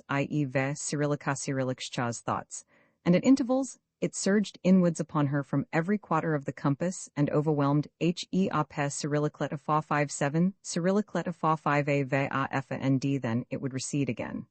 Joe had been in the service of Dr. Not Rast. He had lived at Dr. Not Cyrillica's. Therefore, it would be natural for him, if he reappeared, to reappear first at Dr. Not Cyrillica's. He would not reappear. It was inconceivable that he should reappear. This anniversary notion of hers, as she had often said to herself, was ridiculous. Much more likely that Joe had married some other girl by this time, for Elsie knew that he was not a man capable of doing without women. He had probably settled down somewhere. Where could he be? Pez Cyrillicletifa 57 Cyrillicletifa 5a Pez Cyrillicletifa 57 Cyrillicletifa 5a paragraph, and yet he might reappear. The anniversary notion might not be so ridiculous after all. You never knew, and herein was part of her motive for going to Dr. Not Cyrillica's. The Cyrillica's Cyrillicletifa 57 Cyrillicletifa 5a Rather, the house of which he occupied the lower Cyrillicletifa 57 Cyrillicletifa 5a one of the larger houses in the historic Middleton Square, and stood at the corner of the square and New River Street. The clock of St. Not Cyrillica's showed 2 minutes to the hour, but already patients had collected in the anteroom to the surgery in the side street. Elsie hesitated exactly at the corner. From detailed and absorbing talks about nothing with Joe, she knew the Cyrillica's habits pretty well. The doctor was due to be entering his surgery for the afternoon session, and there he Pez Cyrillicletifa 57 Cyrillicletifa 5a seemed almost to Mircle Pez Cyrillicletifa 57 Cyrillicletifa 5a PPROCHING from the eastward. A little girl, all thin legs and thin arms, was trotting by his side, and the retinue consisted of a fox terrier, who was joyfully chasing a few selected leaves among the thousands blown across the square by the obstreperous wind. The doctor and his little girl stopped at their front door. Cyrillicari very well, Ve Cyrillica Elsie heard the doctor say. Ve yeri yo you can give Jack his bath. But you must change your frock first. And if there ve Cyrillichchas any mess of any sort ish ve ashcha tea take your pot when mummy comes home. Ve Cyrillica the dog stood still, listening, and the doctor turned to him and ejaculated loudly and mischievously. Ve Cyrillica bath. Bath. Ve Cyrillica j a ck ve Cyrillichcha's tail dropped, and in deep sulks he walked off towards the railings in the middle of the square. Ve Cyrillica come here, sir. Ve Cyrillica commanded the doctor firmly. Ve Cyrillica come here, sir. Ve Cyrillica shrieked the little girl in imitation. Jack obeyed, totally disillusioned about the interestingness of dead leaves, and slipped in a flash down the area steps, the child after him. Doctor, not Rost, moved towards the surgery, and saw Elsie in his path. Ve yeri no.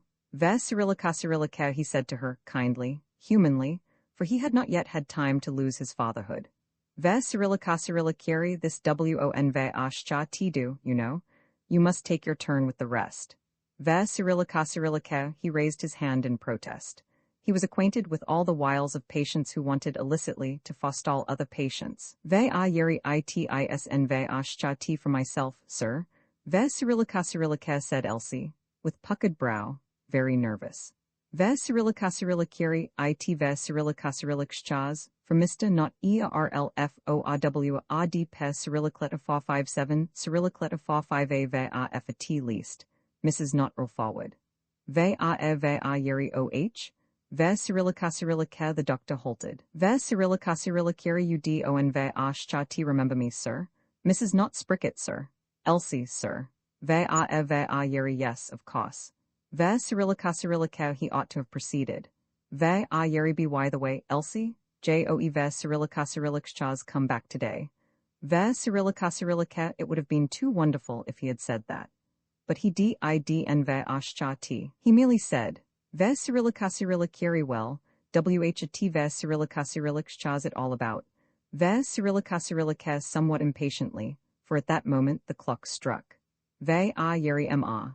Not ERLFORW AD ve Cyrillichchas that bad, sir. Sia en ve ashcha ti fancy his food. And Mrs. not ERLFORW AD ve Cyrillichchas bad toope Cyrillicleta 57 Cyrillicleta 5A ve AF ve Cyrillica ve Cyrillica Mrs. Not ro forward? Is he married then? Ve yeri OH, yes, sir. He married Mrs. not Ob, as was, she kept that CONFECTIONE ve Cyrillichchas shop opposite in the steps. But she sold it, and I ve ashcha am the servant, sir, now. It ve ashcha ll soon be a year ago, sir. Ve Cyrillica ve Cyrillica really? All right. I ve ashcha ll look in pe Cyrillicleta 57 Cyrillicleta 5A ve AF SOME time before 6. Tell them I ve ashcha ll look in. Ve Cyrillica ve Cyrillica well, sir. Ve Cyrillica said Elsie, hesitating and blushing very red. Ve yeri missisdidn ve ashcha ti exactly send me, in a manner of speaking. She says Master won ve ashcha ti have a doctor, she says. But I was thinking if you see, ould pe Cyrillicleta 57 Cyrillicleta 5A ve AF ve Cyrillica ve yeri d. Oh, you mean to say why? Oh, you ve ashcha ve come up here to tell me about your master and mistress without orders. Ve Cyrillica ve Cyrillica well. I pe Cyrillicleta 57 Cyrillicleta 5A ve AF ve Cyrillica ve Cyrillica but pe Cyrillicleta 57 Cyrillicleta 5A ve AF but pe Cyrillicleta 57 Cyrillicleta 5A ve AF but pe Cyrillicleta 57 Cyrillicleta 5A ve AF but pe Cyrillicleta 57 Cyrillicleta 5A ve AF but ve doctor.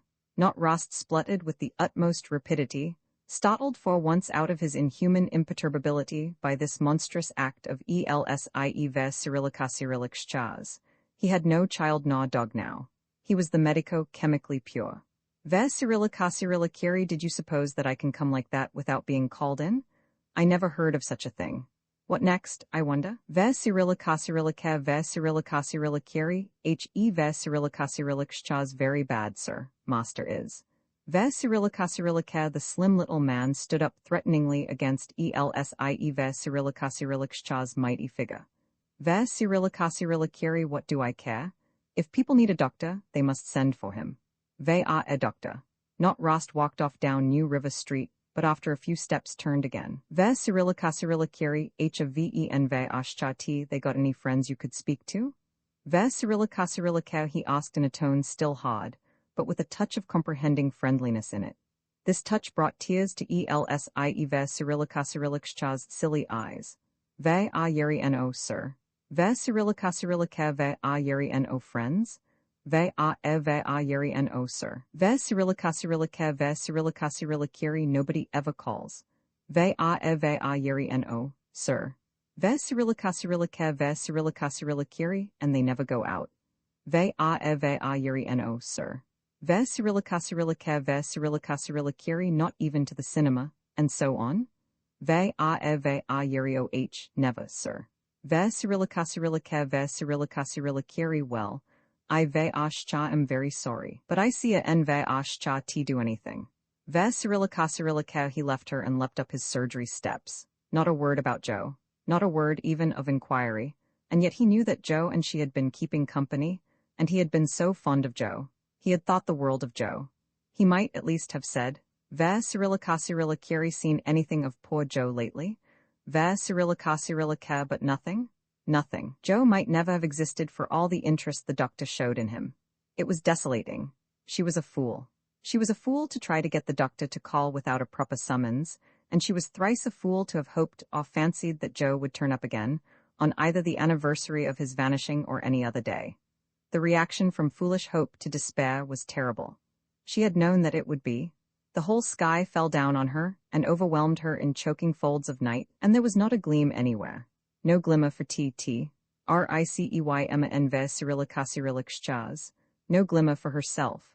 Pez Cyrillacleta 457, Cyrillacleta 45a Ve a ka Pez Cyrillacleta 457, Cyrillacleta 45a Ve a paragraph, and then she did detect a pinpoint of light.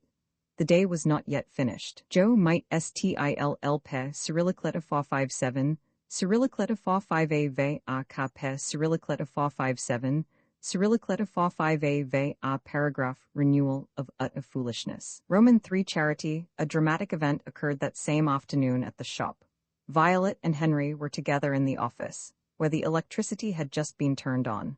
The shop itself was still depending on nature for light, and lay somewhat obscure in the dusk.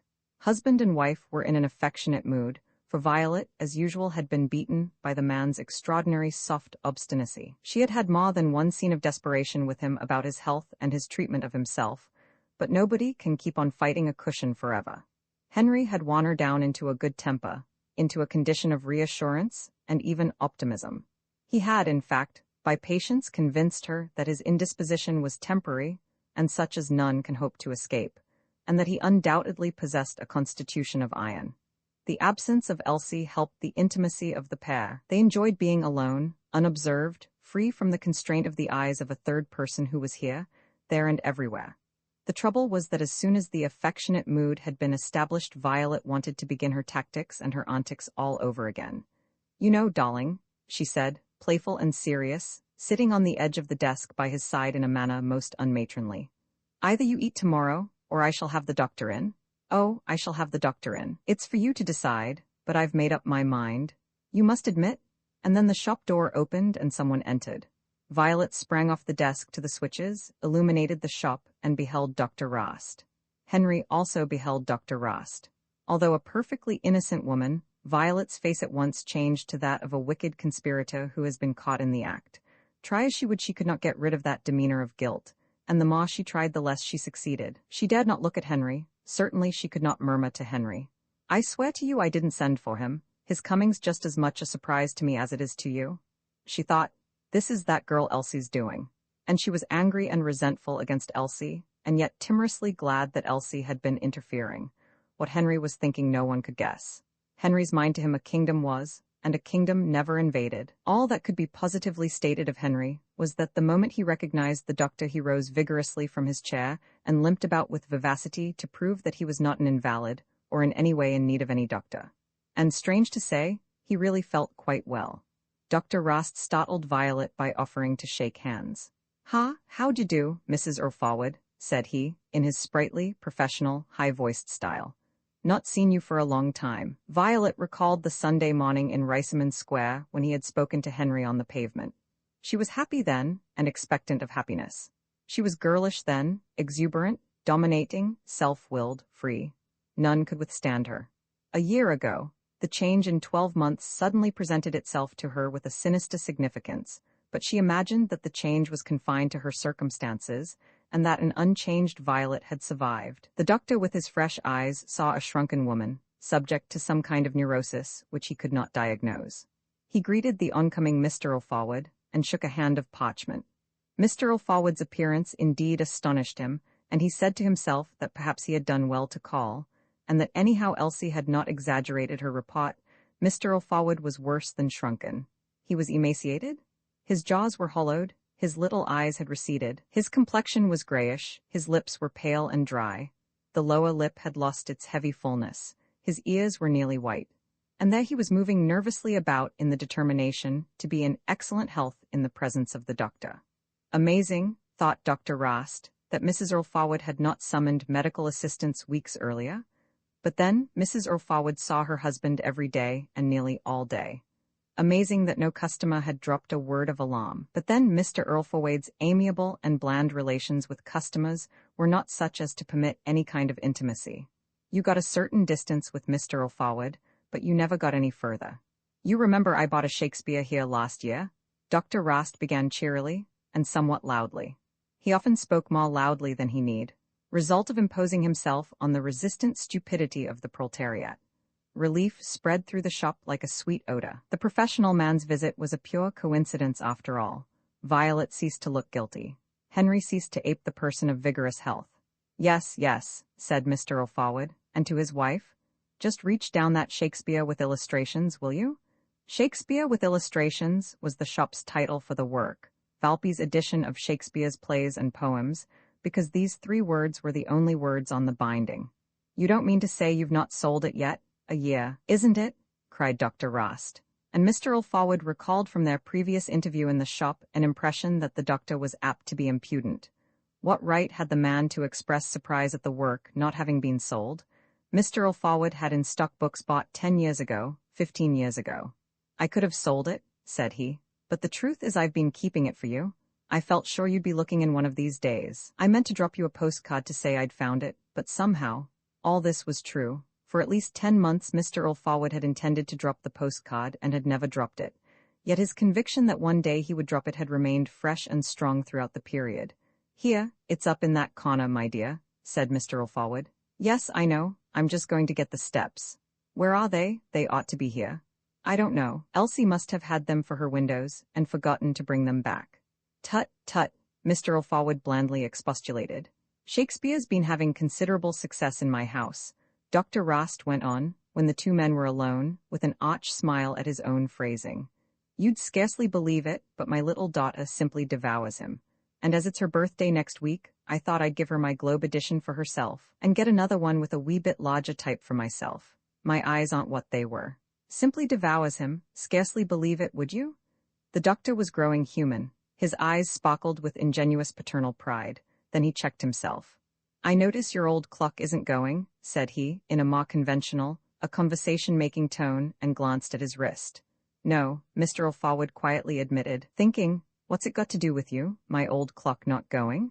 The clock had not gone for months. Violet, who had further illuminated the shop as she passed out, was rather long in returning, partly because she had had to hunt for the steps, and partly because she had popped into the bedroom to see that it was in order. Dr. Rost gallantly took the volumes from her as she stood halfway up the steps. 15 volumes, that's right, said Mr. Earlforward. I told you there were 8, didn't I? Did you? Said Dr. Rost, wondering at the bookseller's memory. Yes, I was mixing it up with another edition. Easy to make a mistake of that kind. Well, just look at it, biography, notes, beautiful clear type.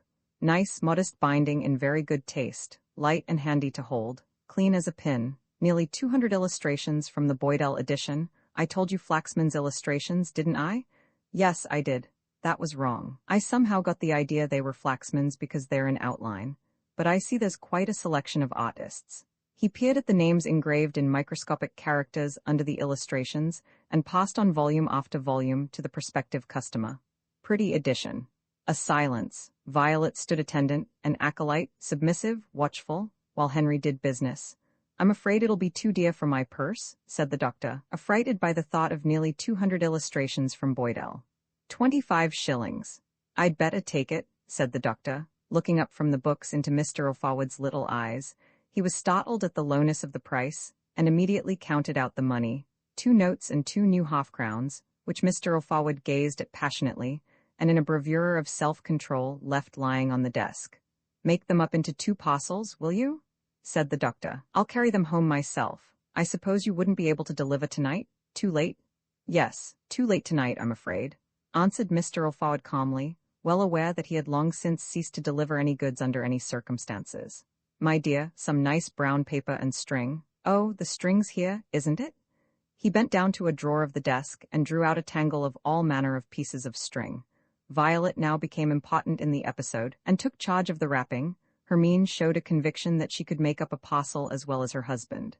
Hospitals are getting in a bad way, said Dr. Rost, and Mr. O'Forward thought to himself that the doctor was one of those distressing persons who from nervousness could not endure a silence. Yes, haven't you read about it in the papers? Well, I may have seen something about it, said Mr. O'Forward, but he had not seen anything about it, nor did he care anything about it. He held the common view that hospitals were maintained by magic, or if not by magic, then by the checks of millionaires in great houses in the West End who paid subscriptions as they paid their rates and taxes. Yes, the London Hospital, our largest hospital, unparalleled work in the East End, you know, the London's thinking of closing 100 beds. A calamity, but there seems to be no alternative. My wife's interesting herself in Lord Knutsford's special effort to save the beds. She used to be on the staff. I was just wondering whether you'd care to give me something for her list. I thought I might mention it, as I'm not here professionally. Here as a customer, you see. He gave one of his little, nervous laughs. Mr. O'Forward perceived that the doctor had not been merely breaking a silence. He perceived also that Violet, mysteriously excited by the name of the legendary subscription-collecting peer who directed the London hospital, was willing him to practice charity on this occasion. He keenly regretted, as the doctor developed his subject, that he had left the price of the Shakespeare on the desk. There it lay, waiting to be given, asking to be given. There it lay, and could not be ignored. The doctor was, of course, being impudent again, but there the money lay. 1/2 crown? Too little. 2 half-crowns, those bright and lovely objects, too little, or at any rate too little so long as the notes lay beside them. A note? Impossible? Fantastic? The situation was desperate, and Mr. O'Forward in agony. He could not in decency refuse, he a Londoner, fond of London and its institutions, he an established tradesman, neither could he part with his money. He was about to martyrize himself, his hand, each finger separately suffering, hovered over one of the notes, when deliverance occurred to him. I'll tell you what I'll do, said he, and picked up a thin, tattered quarto volume that was lying on the desk. I'll make you a spotting offer. Here's one of the earliest collected editions of Gray's poems. Gray, reflected the doctor, and aloud. Elegy in a country churchyard sort of thing? Yes, this is the Glasgow edition, and I can't remember now whether it or the London edition was the first collected edition, I mean. They are both dated 1768. I'll give you this for your hospital. You take it to Sutherland's or Bain, and see what it'll fetch. The doctor opened the book. Full many a flower is born to blush unseen and waste its sweetness on the desert air. He read. Funny way of spelling desert, A-R-T, but this is very interesting. Full many a flower, so that's Gray, is it? Very interesting.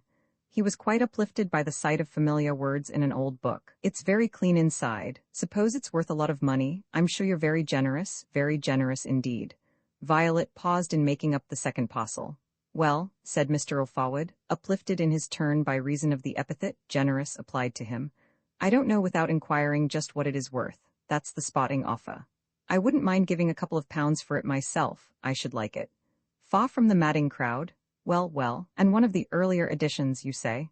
Not earliest of the elegy, earliest of the collected poems. Just so, £2 a fair price? I'm afraid it's worth more than that at the worst, said Mr. Alfawad, suddenly grieved.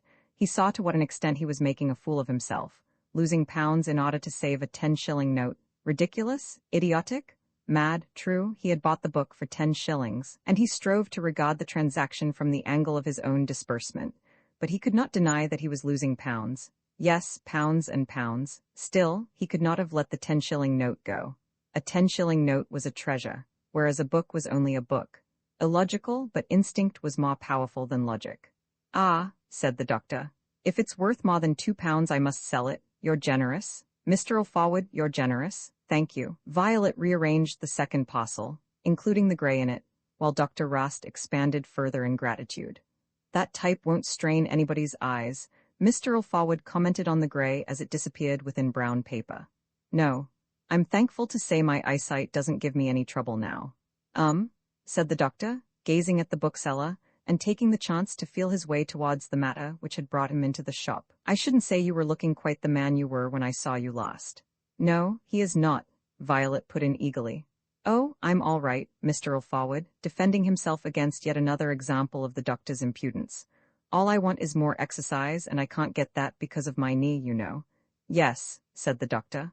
I've always noticed you limp. You ought to go to Barker. I shouldn't be surprised if he could put you right in 10 minutes. Not a qualified man, of course, but wonderful cures. You might never limp again. But he charges very heavy, doesn't he? I've heard of £50. I don't know. Supposing he does, well worth it, isn't it, to be cured? What's money? Mr. Alfawad made no reply to this silly question. £50 or anything like it for just pulling your knee about. What was money, indeed? He seized the money on the table. The doctor understood himself to have been definitely repulsed. Being a philosopher, he felt resigned. He had done what he could at an expense of 25 shillings.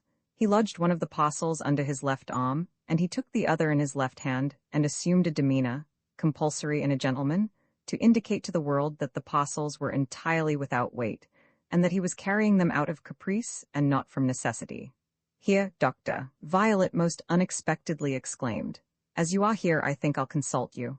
Not about me, not about me. Mr. Alfawad protested plaintively, imploringly, and yet implacably. Violet leaned over him with an endearment. No, darling, not about you, she cooed. About myself. I didn't know there was anything particular wrong with you. Didn't you? Said Violet in a strange tone at once dry and affectionate. Elsie did. Will you come upstairs, doctor? She was no longer the packer of books. She had initiative, authority, dominion. Horribly suspecting her duplicity, Henry watched her leave the office in front of the doctor, who had set down his parcels. Never, never would he have a doctor. Roman III, the bookseller at home at the back of the rather spacious and sombre shop, which by reason of the bays of bookshelves seemed larger than it really was, came a small room, with a doorway, but no door, into the shop. This was the proprietor's den. Seated at his desk therein, he could see through a sort of irregular lane of books to the bright oblong of the main entrance, which was seldom closed. There were more books to the cubic foot in the private room, even than in the shop. They rose in tiers to the ceiling, and they lay in mounds on the floor. They also covered most of the flat desk and all the window-sill. Some were perched on the silent grandfather's clock, the sole piece of furniture except the desk, a safe and 2 chairs, and a step-ladder for reaching the higher shelves. The bookseller retired to this room, as to a retreat upon the departure of Dr. Rost, and looked about, fingering one thing or another in a mild, amicable manner, and disclosing not the least annoyance, ill humor, worry, or pressure of work. He sat down to a cumbrous old typewriter on the desk, and after looking at some correspondence, inserted a sheet of cheap letter paper into the machine. The printed letterhead on the sheet was T.T. Riceyman, but in fulfillment of the new law, the name of the actual proprietor, Henry Alfawad, had been added, in violet, with an India rubber stamp, and crookedly. Mr. Alfawad began to tap, placidly and very deliberately, as one who had the whole of eternity before him for the accomplishment of his task. A little bell rang. The machine dated from the age when typewriters had this contrivance for informing the operator that the end of a line would be reached in 2 or 3 more taps. Then a great clatter occurred at the window, and the room became dark. The blue-black blind had slipped down, discharging thick clouds of dust. "Dear, dear," murmured Mr. Alfawad, groping towards the window. He failed to raise the blind again. The cord was broken. As he coughed gently in the dust, he could not recall that the blind had been once drawn since the end of the war. "I must have that seen to," he murmured, and turned on the electric light over the desk. The porcelain shade of the lamp wore a heavy layer of dust, which, however, had not arrived from the direction of the blind, being the product of slow, secular accumulation. Mr. Alfawad regretted to be compelled to use electric current, and rightly, considering the price, but the occasion was quite special. He could not see to tap by a candle. Many a time on winter evenings he had gently told an unimportant customer in that room that a fuse had gone, and lighted a candle. He was a solitary man, and content in his solitude. At any rate, he had been content until the sight of the newly come lady across the way began to disturb the calm deep of his mind. He was a man of routine, and happy in routine. Dr. Rost's remarks about his charwoman were seriously upsetting him. He foresaw the possibility, if the charwoman should respond to the alleged passion of her suitor, of a complete derangement of his existence. But he was not a man to go out to meet trouble. He had faith in time, which for him was endless and inexhaustible, and even in this grave matter of his domesticity he could calmly reflect that if the lady across the way, whom he had not yet spoken to, should favor him, he might be in a position to ignore the vagaries of all charwomen. He was, in fact, a very great practical philosopher, tenacious, it is true, in his ideas, but nevertheless profoundly aware of the wisdom of compromising with destiny. 21 years earlier, he had been a placid and happy clerk in an insurance office, anticipating an existence devoted wholly to fire risks. Destiny had sent him one evening to his uncle, T.T. Riceyman, in Riceyman's steps, and into the very room where he was now tapping. Riceyman took to him, seeing in the young man a resemblance to himself. Riceyman began to talk about his well-loved Clerkenwell, and especially about what was for him the marvelous, outstanding event in the Clerkenwell history, namely, the construction of the underground railway from Clerkenwell to Euston Square. Henry had never forgotten the old man's almost melodramatic recital, so full of astonishing and quaint incidents. The old man swore that exactly 1,000 lawyers had signed a petition in favor of the line, and exactly 1,000 butchers had signed another similar petition. All Clerkenwell was mad for the line. But when the construction began, all Clerkenwell trembled. The earth opened in the most unexpected and undesirable places. Streets had to be barred to horse traffic. Pavements resembled switchbacks. Hundreds of houses had to be propped, and along the line of the tunnel itself, scores of houses were suddenly vacated, lest they should bury their occupants. The sacred workhouse came near to dissolution, and was only saved by inconceivable timberings. The still more sacred Cobham's Head public house was first shaken and torn with cracks, and then inundated by the bursting of the new river main, and the landlady died of shock. The 1,000 lawyers and the 1,000 butchers wished they had never humbly prayed for the accursed line. And all this was as naught compared to the culminating catastrophe. There was a vast excavation at the mouth of the tunnel near Clerkenwell Green. It was supported by enormous brick piers, and by scaffoldings erected upon the most prodigious beams that the wood trade could produce. One night, a spring Sunday in 1862, the year of the Second Great Exhibition, the adjacent earth was observed to be gently sinking, and then some cellars filled with foul water. Alarm was raised. Railway officials and metropolitan officers rushed together, and for 3 days and 3 nights labored to avert a supreme calamity. Huge dams were built to strengthen the subterranean masonry. Nothing was left undone. Vain effort. On the Wednesday the pavements sank definitely. The earth quaked. The entire populace fled to survey the scene of horror from safety. The terrific scaffolding and beams were flung like firewood into the air and fell with awful crashes. The populace screamed at the thought of workmen entombed and massacred. A silence. Then the great brick piers, 50 feet in height, moved bodily. The whole bottom of the excavation moved in one mass.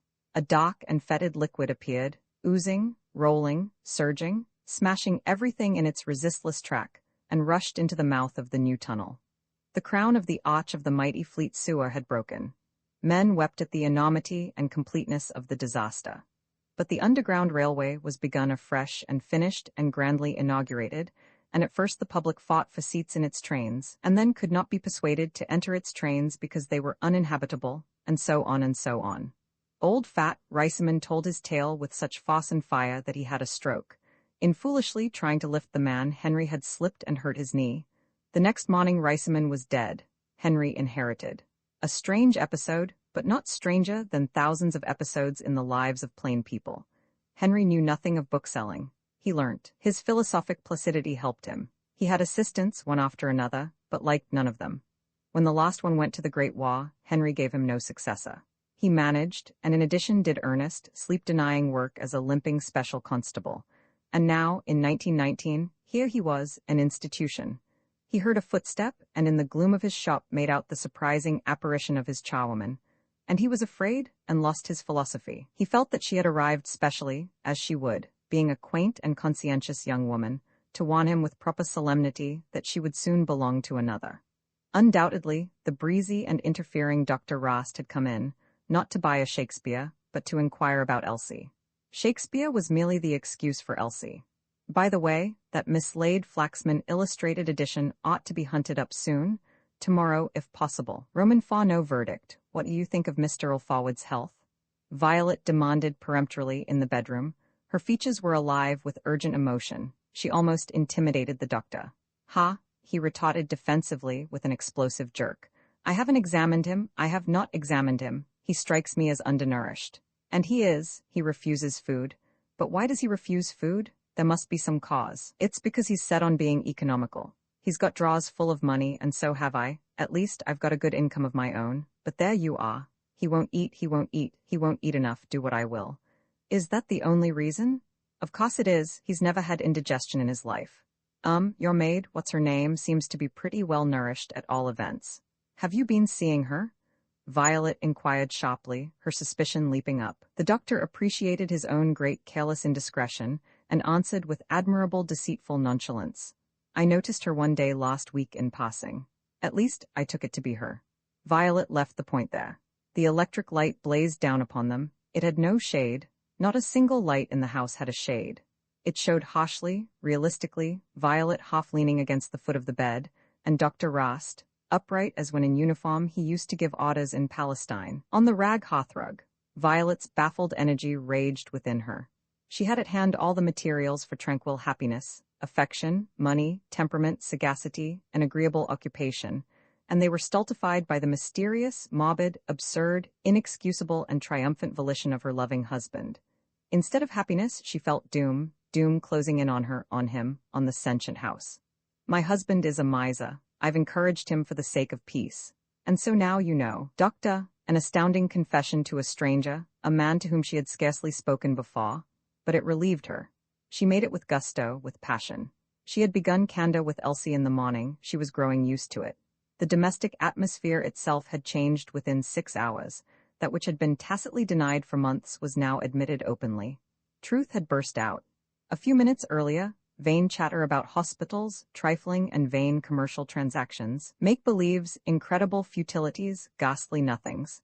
And now, the dreadful reality exposed, and at that very moment Henry in his office, to maintain to himself the frightful pretense, was squandering the remains of his vitality in the intolerably petty details of business. Well, said Dr. Rost primly, the first law of his actions was self-preservation. There isn't a great deal to be done until you can persuade him to have professional advice. And you? What is it with you? You don't look much better than your husband. Oh, doctor, Violet cried, suddenly plaintive. I don't know. You must examine me. Perhaps I ought to have come to you before. At this point the light went out and they were in darkness. Oh dear. A sort of despair in Violet's voice now. I knew that lamp would be going soon. The fact was that the lamps in the house generally had begun to go. All of them had passed their allotted span of 1,000 burning hours. 2 in the shop had failed. Henry possessed no reserve of lamps, and he would not buy, and Violet had not yet wound herself up to the resolve of buying in defiance of him. Once a fuse had melted. For 2 days they had managed mainly with candles. Violet, irritated, went forth secretly to buy fuse wire. She returned, and with a half-playful, half-resentful gesture threw the wire almost in his face. But it had happened that during her absence, he had inserted a new fuse made from a double thickness of soda-water bottle wire which he had picked up from somewhere. His reproaches, though unspoken, were hard for her to bear. The doctor promptly struck a match, and Violet lit the candle on the night table. I'm afraid I can't examine you by that light, said the doctor. Oh dear, she nearly wept, then masterfully took hold of herself. I know. She rushed to the bathroom, stood on the orange box and detached the bathroom lamp, and returned with it to the bedroom. Here, this will do. The doctor climbed onto a chair. As soon as he had fixed the new lamp, Violet economically blew out the candle, And then, quaking, she yielded up her body, in the glacial chill of the room, for the trial and verdict which would reassure or agonize her. However, she was neither reassured or agonized. There was no verdict. When Dr. Rast redescended the dark stairs, the shop lay in darkness, and the bookseller was wheeling in the bookstand. The doctor entered the still-lighted office to get his 2 parcels, which he arranged on his left side exactly as before. "Oh," said Mr. O'Forward, approaching him. It was an interrogation. "I should prefer not to say anything at present," the doctor announced in loud, prim, clearly articulated syllables. "There may be nothing abnormal, nothing at all. At any rate, it is quite impossible to judge under existing conditions. I shall call again in a week or 10 days, perhaps earlier. No immediate cause for anxiety." He had been but little more communicative than this to Violet herself. He was inhuman again, for his patience. Within him, however, glowed the longing to see his child's eyes kindle when he presented her with the Globe Shakespeare for her very own. That night, contrary to custom, Henry went to bed earlier than Violet. He stated that he felt decidedly better, but that he had finished all his bookkeeping and oddments of work, and that it would be a pity to keep the office fire alive for nothing. Violet, in her mantle, had to don a curtain in the front room. When she went into the bedroom and switched on the light, she saw him, with the counterpane well up to his chin, lying flat on his back, eyes shut, but not asleep. He had the pallor of a corpse, and the corpse-like effect was enhanced by the indications of his straight, thin body under the clothes. She stood bent by the side of the bed and looked at him, as it were passionately, but vainly trying by the intensity of her gaze to wrench out and drag up from hidden depths the inaccessible secrets of his mind. Though saying little to her about her trouble, he had behaved to her through the evening with the most considerate kindliness. He had caressed her with his voice, and about her trouble she had not expected him to say much. He had a very inadequate conception of the physical risks which women by nature are condemned to run, and she had never talked much in such directions, for not only was he a strangely modest man, but she deliberately practiced the reserve which he himself practiced. She argued, somewhat vindictively, "He tells me nothing, I will tell him nothing." Moreover, the doctor's calm non-committal attitude had given Henry an exceptional occasion to exercise his great genius for postponement. Never would Henry go halfway to meet an ordeal of any sort. Lastly, his reactions were generally slow. Fear, anxiety seemed to come late to him. He opened his eyes. She gave him one of the long kisses which he loved. Could he guess, she wondered, that her kiss was absent-minded that night, perfunctory, a kiss that emerged inattentive to him from the dark, virginal fastnesses of her being, which neither he nor any other would or could invade. With intention she pressed her lips on his. "Come to bed," he murmured gently, "and get that light out." Half undressed, she looked carefully at herself in the mirror of the perfectly made, solid, everlasting Victorian wardrobe. Yes, her face showed evidence of illness. It frightened her. No, she was merely indisposed. She was frightening herself. She had no pain, or extremely little. She thought, as she regarded herself in the glass, how inscrutable, how enigmatic, how feminine she was, and how impossible it was for him to comprehend her. She felt superior to him as a complex mind to a simple one. She thought that she, far better than he, could appreciate the significance of the terrible day. She was overwhelmed by it. Situations were evolving one out of another. Nothing had happened, and yet all was changed. The night was 20 years away from the morning. "Do you know about that girl?" he asked with soft weariness when she had slipped into bed and the light was out. "No, Elsie, what?" "She's eaten 2/3 of the cheese in the cage, at least 2/3. Must have eaten it before she went out." The cage was the wire-netted larder hung outside the kitchen window. Henry had taken to buying cheese because it was as nourishing as meat and cheaper. He had discovered cheese as a food, especially a food for servants. Violet said no word, but she sighed. She was staggered, deeply discouraged, by this revelation of Elsie's incredible greed and guile. It was a blow that somehow finished her off. "Yes," Henry went on, and his mild voice passed through the darkness into Violet's ear with an uncanny effect. "I happened to go up into the kitchen just before I came to bed." And he had not rushed back to tell her of the calamity. He had characteristically kept it to ripen in his brain, and how characteristic of him to wander ferreting into the kitchen, naught could escape his vigilance. "Did you see her when she came home?" "Yes, she went straight to bed." A silence. "Something will have to be done about that girl," he said at length. "What does he mean?" thought Violet, alarmed anew. "Does he mean we must get rid of her?" No, that would be too much. But she was not afraid of the extra work for herself which getting rid of Elsie would entail. She was afraid of being left to live all alone with Henry. She trembled at such a prospect. Midnight Elsie, straight from the street, sat down on the edge of her creaking bed on the second floor and looked at her best boots, which had lost their polish during the course of the afternoon and were covered with dust. She had paid various brief calls, and in her former home in Riceyman Square, she had taken off her jacket and put on a pinafore apron and vigorously helped with housework in arrear. But most of the time she had spent in walking certain streets, though she ought to have been tired. What with the morning's labor, the calls, the episode in the pinafore, the long walking, she had almost no sensation of bodily fatigue. Her mind, however, was exhausted by the monotony of thinking one importunate thought, which refused to be dismissed, and which indeed she did not sincerely want to dismiss. When, on her way upstairs, she had spoken to Mrs. Earl Forward at the door of the dining room, she had hoped that her employer would say, "There's someone been inquiring for you? Ah, Elsie, that man has come pestering again." But no, nothing but a colorless, preoccupied good night. An absurd hope, naturally. She knew it was an absurd hope, and yet would not let it go. She had had the same silly hope upon entering each of the houses which she had visited. She had had it constantly as she walked the streets, examining every distant male figure. The silence of Dr. Rost had nearly killed it, but it could not be killed. It had more lives than a cat. She had been sitting on the bed for a century when a church clock struck 11, still another hour. Why exactly an hour? Well, midnight was midnight. She must give him till 12. An hour was an enormous period, full of chances. Suddenly she bent to take off her boots. They were not comfortable, never had been, but she took them off for another reason, so that she might move about noiselessly. She extinguished the candle and passed into the empty front room, and after some struggles with the front window, posted herself at the side window. It was unfortunate that the window giving on to Riceyman steps simply would not open on just this night, for if Joe came he would probably come by way of the steps, having first called at the house in the square to get news of her. Nevertheless, he might come along King's Cross Road en route for the square. King's Cross Road was preparing to go to sleep for the night. No lorries. Not a taxi. Even in the daytime taxis were few in King's Cross Road. A tramcar, 2 tramcars crammed with passengers. A few footfarers, mostly couples. The Nell Gwyn Tavern was dark, save for a window in the top story where the barmaids slept. Down to the left a cold, vague glare showed the locality of the loading yard of the big post office. She could not see the pavement beneath the window, thus she might miss him. Cautiously and silently she opened the window wider. The bulb pots were on the sill. Mrs. Earl Forward had forgotten to bring them in. Elsie brought them in. A transient, sympathetic thought for Mrs. Earl Forward in her trouble. She leaned her body out of the window and felt the modest feather of her hat brush against the window frame.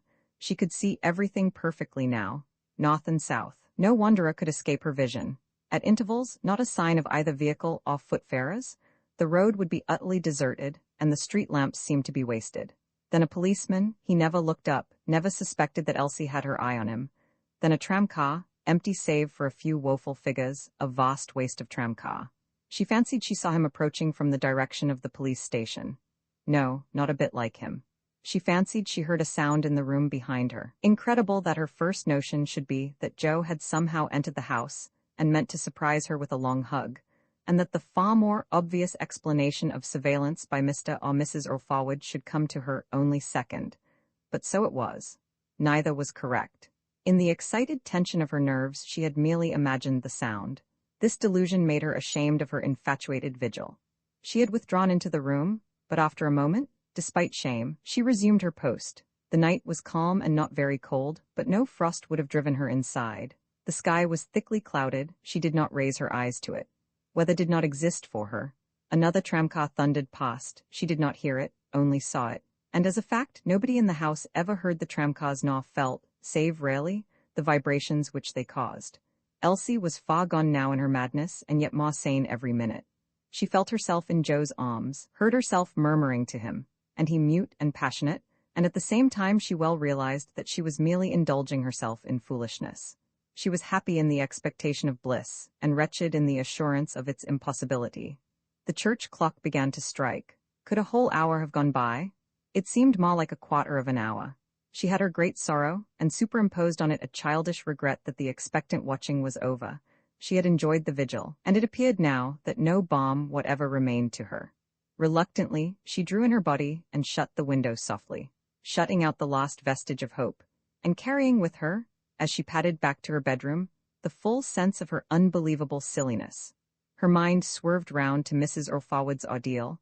Her heart overflowed with benevolence towards Mrs. Orfawod, and with a sublime determination to stand by Mrs. Orfawod in any crisis that might arise. She forgot herself for a space and became tranquil and cheerful and uplifted. Then she felt hungry. Since midday she had eaten little, having refused offers of meals on her visits, and accepted only snacks, lest she might deplete Lada's already very inadequate. She took the candle into the kitchen cautiously, but also with a certain domination, for at nights the entire second floor was her realm. She opened the kitchen window and the cage, and procured for herself more of the diminished cheese and 1 or 2 cold potatoes and a piece of bread crust. Then she arranged the side flap of sacking on the cage to protect it against possible rain. She ate slowly, enjoying with deliberation each morsel.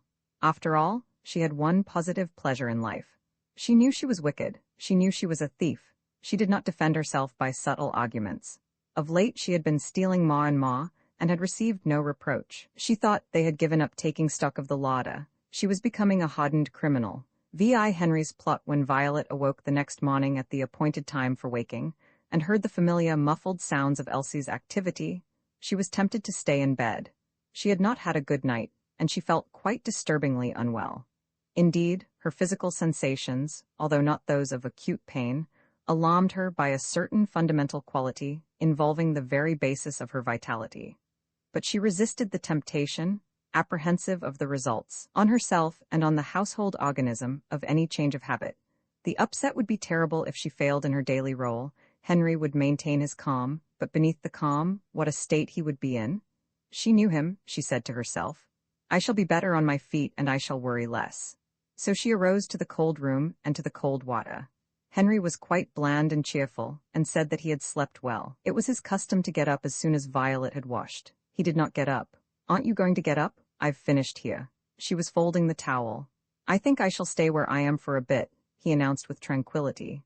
It was just as if he had given her a dizzying blow. This, then, was the beginning of the end. She crossed the room to the bed and gazed at him aghast. Now, Vi, he admonished her, pulling at his short beard. Now, Vi, there was so much affection, so much loving banter in his queer tone, that her glance fell before his, as it had not fallen for months. She covered her exposed throat with her cold, damp hands. I shall send for the doctor at once, she announced with vivacity, all her body tingling in sudden energy. You'll do nothing of the sort, he said. I've told you I'm all right, but I'll promise you one thing. Next time the medicine man comes to see you he shall see me as well, if you like. Now, he changed his tone to the practical, you can attend to everything in the shop. Surely it can manage without me for a day or two.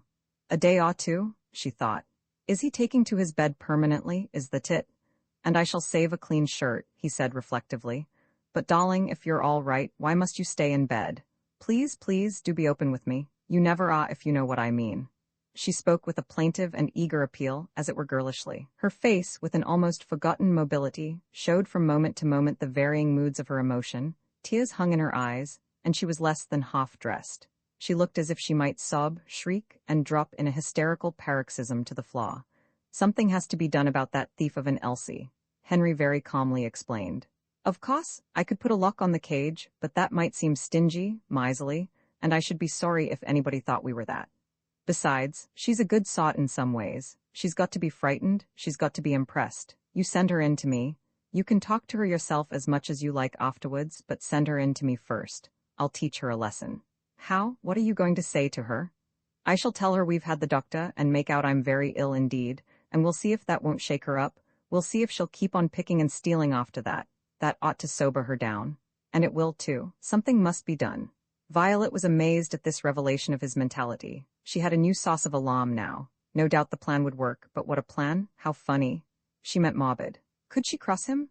Could she deride the plan? She dared not. She dared not trifle with a man in his condition. And the worst was that he might, after all, be only pretending to pretend he was very ill. He might really be very ill. Elsie, she said shortly in the kitchen, go to your master. He wants to speak to you. Is he in the office already, Em? No, he isn't in the office already. He's in bed. Now run along, do.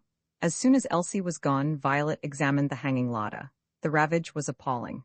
Where in heaven's name did the girl stow the food? Well might the doctor say that she was well nourished. A good thing if she was to be frightened. She deserved it. Ah, Violet did not know which way to turn in the moil of Henry's illness. Henry's morbidity, her own unnamed malady, and Elsie's shocking and incredible vice. Elsie entered the bedroom with extreme apprehension, as for an afflicting solemnity. She thanked God she had had the wit to remove her working apron. Mr. Ulfawad was staring at the ceiling. Nothing of him moved except his eyelids, and he appeared not to notice her presence. She waited, twitching her great, red hands. Violet had seemed like a girl before him. But here was the genuine girl. Elsie's hot experience of life and disaster fell away from her. She was simple and intimidated. Youthfulness was her chief characteristic as she stood humbly waiting. Her candid youthfulness accused the room of age, decay, and distemper. "Elsie, has Mrs. Ulfawad told you anything?" "No, sir." "Listen." He still did not shift his eyes from the ceiling. "We had the doctor in yesterday afternoon." Elsie's heart thumped. Had the doctor betrayed her meddling? "He came to buy a book, and we kept him." Elsie thought the worst was over. "I'm very ill, Elsie, and I shall probably never get up again. Do you think it's right of you to go on stealing food as you do, with a dying man in the house?" He spoke very gently. Elsie gave a sob. She was utterly overwhelmed. "Now you must go. I can't do with any fuss, Elsie." He stopped her at the door. "Do we give you enough to eat? Tell me at once if we don't." "Yes, yes, quite enough," Elsie cried, almost in a shriek, hiding her face in her hands. Her condition was so desperate that she had omitted the ceremonial "sir." The rushing tears ran between her fingers as she escaped. She sat a long time in the kitchen sobbing for guilt and sobbing for sorrow at her master's fate. "Romans 7, the night call here," said Mrs. Ulfawad frigidly to Elsie, handing her 2 coins. "Slip out now and buy half a pound of bacon and the same quantity as before of that cheese. And please hurry back so as you can take your turn in the shop. Not that you're in a state to be in charge of any shop. You're a perfect sight and a fright. However, they do say it's an ill wind that blows nobody any good." Mrs. Ulfawad called Elsie a perfect sight and a fright because of her countenance, swollen and blotched with violent weeping. She had not deigned to share with Elsie her fearful anxieties. Elsie was unworthy to share them. She had indeed said not a single word to Elsie about the condition of the sick man. She rarely confided in a servant. Servants could not appreciate a confidence, could not or would not understand that it amounted to an honor. Do Elsie good to believe for a bit that her master was dying, serve her right, and supposing Henry really was dying. Nevertheless, Mrs. Ulfawad could not be, did not desire to be, too harsh with a girl of Elsie's admirable character. Elsie, even when convicted of theft, inspired respect, willing or unwilling. She had never read the Sermon on the Mount, but without knowing what she was doing she practiced its precepts. No credit to her, of course. She had not reasoned her conduct out. It was instinctive. She had little consciousness of being righteous, and much consciousness of sin, and the notion of behaving in such and such a way in order to get to heaven simply had not occurred to her. It was humiliating for her to go shopping with such a woe-puffed face as she had. But she went, and the mission was part of her penance. The shopkeeping community of the neighborhood, though they held Mr. and Mrs. Ulfawad in scorn, and referred to them with contumely and even detestation, were friendly to Elsie, and privately sympathized with her because she had to do Mr. and Mrs. Ulfawad's dirty little errands. Not that Elsie was ever in the slightest degree disloyal to her master and mistress. On the contrary, her loyalty touched the excessive. "Anything wrong?" the cheesemonger's assistant murmured to her in a compassionate tone as he was cutting the bacon. Elsie did not take the inquiry amiss, but unfortunately in her blushing answer she lapsed from entire honesty. She ought to have said, "I've been crying partly because I'm a thief, and partly because Mr. Ulfawad is very seriously ill." But with shameful suppression of truth she replied in these words, "Master's that ill?" And her tears fell anew. Within an hour the district had heard that the notorious old skinflint Ulfawad of Riceyman Steps was dying at last. Elsie ate no dinner. She tried to eat but could not. Then it was that she devised an expiatory scheme for fasting, until the total amount of her thefts should be covered. She had admitted to Mr. Ulfawad that she got enough to eat. She could not possibly deny that her employers allowed her more food, or at any rate more regular food, than many of her acquaintances managed to exist on from day to day. With an empty stomach and a tight throat, she toiled upon her routine conscientiously, and more than conscientiously, because she felt herself in the presence of final calamity. For her the house and shop had become the pale cot of kingly death, though she was as ignorant of the mighty phrase as of the Sermon on the Mount, and even less capable of understanding it. The bedroom was sealed against her. Mrs. Ulfawad herself went out to purchase special light food. Afterwards, she cooked some of the light food and carried it into the bedroom, and carried it out again untouched. Only towards evening did Mrs. Orfawad leave the mysterious and terrible bedroom with an empty basin. Elsie could not comprehend why the doctor had not come, or why, not having come, he had not been fetched. And she dared not ask. No, and she dared not ask how Mr. Orfawad was going on. And Mrs. Orfawad vouchsafed nothing. This withholding of news was Violet's punishment for Elsie. She wore a mask, which announced to Elsie all the time that Elsie was for the present outside the pale of humanity. Elsie had an intense desire to share fully Violet's ordeal, to suffer openly with her. She admitted that the frustration of this desire was no more than her deserts. At 5 o'clock, in a clean apron, she was put into the shop. The stove was black out. The shop was full of the presence and intimidation of death. Customers seemed to have avoided it that day, as if they had been magically wand to keep away. Business had been negligible. Elsie hoped much that none would come in the last hour. She had lost the habit of serving in the shop, and was uncertain of her capability to handle the humblest customer without making a fool of herself. Then an old gentleman entered and stood silent, critically surveying her and the shop. "Yes, sir? What can I?" The old gentleman saw a fat, fairly sensible face and young, timid, kind eyes, and was rather attracted and mollified by the eyes. But he did not allow Elsie's gaze to soften more than a very little his just resentment at the spectacle of an aproned charwoman, or at best a general servant, in charge of a bookshop. "You can't?" he said sharply, moving his ancient head slowly from side to side in a firm negative. "I see Mr. Orfawad. The master isn't very well, sir." "Oh, then Mrs. Orfawad."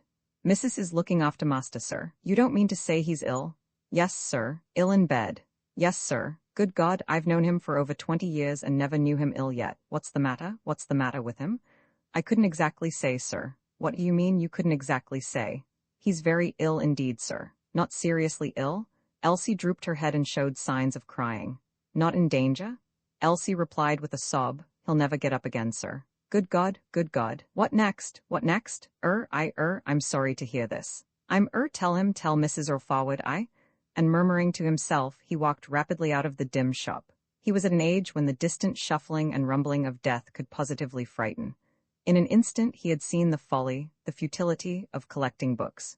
You could not take first editions with you when you went. Death loomed enormous over him, like a whole firmament threatening to fall. Elsie heard a footfall on the stairs, and Mrs. Orfawad came with deliberation down to such light as there was, her fixed eyes glinting and blazing on the sinner submissive in disgrace. Elsie stood tremulous before those formidable eyes. She could scarcely believe that they were the same eyes which had melted in confidences to her on the previous morning, and they were not the same eyes. They were the eyes of an old woman with harsh, implacable features, petrified and incapable of mobility. "What were you saying to that gentleman?" "I was only telling him he couldn't see you or master because master was ill, But didn't I hear you say your master would never get up again?" Elsie quivered and made no response, no defense. "What do you mean by saying such a thing? How do you say such a thing? It isn't true. It isn't true? And even if it was true, do you suppose I want everybody to know about our private affairs? You must have gone out of your mind." She waited for an answer from Elsie. None came. Elsie could not articulate. Then Mrs. Orfawad finished, abrupt and tyrannical. "Shut the shop?" Elsie found speech. "It's only 5:15, There's a quarter of an hour yet," she said weakly, but bravely. "Shut the shop, I tell you?" Elsie went outside and began to wheel in the bookstand. A vision of Joe leaped up in her mind, and she gazed east and west to see if by chance he might be arriving a day late at that moment. The vision of Joe vanished from her mind. She thought, "This will be the last time I shall ever wheel in the bookstand." Then, from habit, she raked down the ashes from the stove. "What's the good of raking the stove when you know it's out?" Mrs. Orfawad exclaimed. "Nothing can burn away if it's out. Where are your brains, wasting time?" Mrs. Orfawad marched across the shop, banged the door to, and fastened it violently, definitely. And Elsie thought, "That door'll never open for master's customers again." "Get upstairs," ordained Mrs. Orfawad. Within 10 seconds the shop and the office were in darkness. That evening Elsie had none but strictly official communication with Mrs. Orfawad, who never once removed her mask, nor by any sign invited Elsie to come back within the warm pale of humanity. The girl did not even know whether she was at liberty to retire to bed, or whether, in the exceptional circumstances, she ought to stay up on the chance of being needed. At last, in the soundless house, her common sense told her to go to her room. If she was required, she could dress in a minute, and it would be just as easy for Mrs. Earl Forward to call her in the bedroom as in the kitchen. She had certainly no clear intention, as she closed the bedroom door, of disturbing the ashes of her passion for Joe, and it was almost mechanically, or subconsciously, that she got his letter from its safety in a drawer. Of late, she had not been reading it so often. The envelope was no longer an envelope, but two separate pieces of paper held together only by the habit of association. The letter itself was very dirty and worn out at all the creases, some of which were no longer creases but rents. As she held it gingerly in her hands, one of the squares into which the creases divided it fell off from the main body and sank with flutters to the floor. For weeks she had feared that this would happen. Necessarily, she took it for an omen. Something had to be done at once if destiny was to be counted. Her thoughts ran down to the office for aid, but the office was 2 floors away, and in the night, off duty, she had no right to leave the top floor. Still less had she the right to leave the top floor in order to commit a theft, and she might be heard by the sharp, exasperated ears of her mistress and caught. But the letter was so pathetic that she could not resist its appeal. She seized the candle, and in stockinged feet, slowly and with every precaution against noise, descended the stairs like the thief she was. On the desk in the office was a small cardboard box in which somebody at some time in history had once received false teeth from a dentist. This box was the receptacle for stamp paper. In the shadowy and reproachful and menacing office, Elsie slid open the box and stole from it quite 6 good inches of stamp paper. Contrition for sin had perished in her. She was the hardened sinner. She could not learn from experience. It seemed to her that she sinned nightly now. Here her master was dying, her mistress ill and in misery, and she was thieving stamp paper. She arrived upstairs again without discovery. Her nerves were as shaken as if she had crossed Niagara on a tightrope. Mr. Earl Forward could do marvels of repair with stamp paper, but Elsie had not his skill. Working on the emptied toilet table, she did little but make the letter adhere to the surface of the table. Then, through a too brusque movement, she seriously tore the letter, and not in the line of a crease either. The paper was worn out by use, and had no virtue left. This was too much for Elsie's self-control. She had stood everything, but she could not stand the trifling accident. She scrunched the pieces of the letter in her powerful hand. Why should she keep the letter? She was a perfect fool to keep the letter, reminding her and reminding her. She held the ball of paper to the candle. It lit slowly, but it lit. The paper spread a little with the heat. She could read. "I know I shall get better." She dropped the burning letter, and it smoked and blackened and writhed on the floor, and nothing survived of it save some charred corners, a lot of smoke, and a strong smell of fire. Elsie now had the sensation of being alone in the world. The reaction was hunger. Hunger swept over her like a visitation. For 24 hours she had not eaten enough to satisfy a cat, to say nothing of a robust and active young woman. Her fancy could taste the lovely taste of bacon. She thought of all other lovely tastes, and there were many. She thought obscurely, perhaps not in actual words. Eating is my only joy now. All else is vain, but eating is real. She thought of the cage and its contents. But Mr. Earl Forward was dying, and Mrs. Earl Forward in misery. And death was waiting to spring out from some dark corner of the house. The house was peopled with the mysterious harbingers of death. Still, the idea of the bacon bewitched her. She raised the candlestick again. She passed out of the bedroom and crept, guilty and afraid, towards the kitchen. She knew the full enormity of her offense, could never, afterwards, offer the excuse that she did not realize it. On the other hand, she was helpless in the grip of the tyrannical appetite which drove her on. At the open door of the narrow kitchen, she listened intently, with a guilty and fearful eye on the shadowy staircase, trying to see what was not there. Not a sound, not a vibration. The lost tramcar and the lost underground train had gone. She entered the kitchen, closed the door softly, and shut herself up with her sin. "I will not do it, I cannot do it," she thought, but she knew that she would do it, and that she was appointed to do it. Her mouth watered, her stomach ravened within her like a tiger. 10 minutes later the door opened suddenly. Mrs. Earl Forward, a mantle over her nightdress, stood in the doorway. In the flickering light of the candle, Mrs. Earl Forward caught the gluttonous, ecstatic expression on Elsie's face, and the curve of her pretty lips before the corners of the lips fell to dismay, and the rapt expression changed to despairing delinquency. Mr. Earl Forward's grand bluff had failed after all. Apparently not the atmosphere of death could cure Elsie of her vice. Mrs. Earl Forward, on the top of her other thrilling woes, was horrified to see Elsie not merely eating bacon, but eating bacon raw. But in this particular, Mrs. Earl Forward was unreasonable. The girl could not cook the bacon. To do so would have caused throughout the house a smell to wake even the dead. She had no alternative but to eat the bacon raw. Moreover, it was very nice raw. Mrs. Orfawwood tried to speak about the bacon, but failed. Elsie, with her mouth full and no chance of emptying it, could not speak either. The tap, dripping much faster now than aforetime, talked alone. At last Mrs. Orfawwood gasped, "You're dressed. Run for the doctor." Roman ate on the landing during the day. Henry had asked several times for bulletins as to Elsie's consumption of food, and he received them with satisfaction, but also with a certain sardonic air new in Violet's experience of him. This demeanor was one of the things that disquieted Violet. Another was that, contrary to his habit of solicitude for her, he made absolutely no inquiry as to her own health, though he surely ought to have been ever so little disturbed about it. And another was that he no longer showed his customary quiet pleasure in being worried over her. After taking some soft food, he demanded a toothpick, and had employed himself with it in the most absurd way for quite an hour. In answer to her questions, he said blandly again and again that he was all right.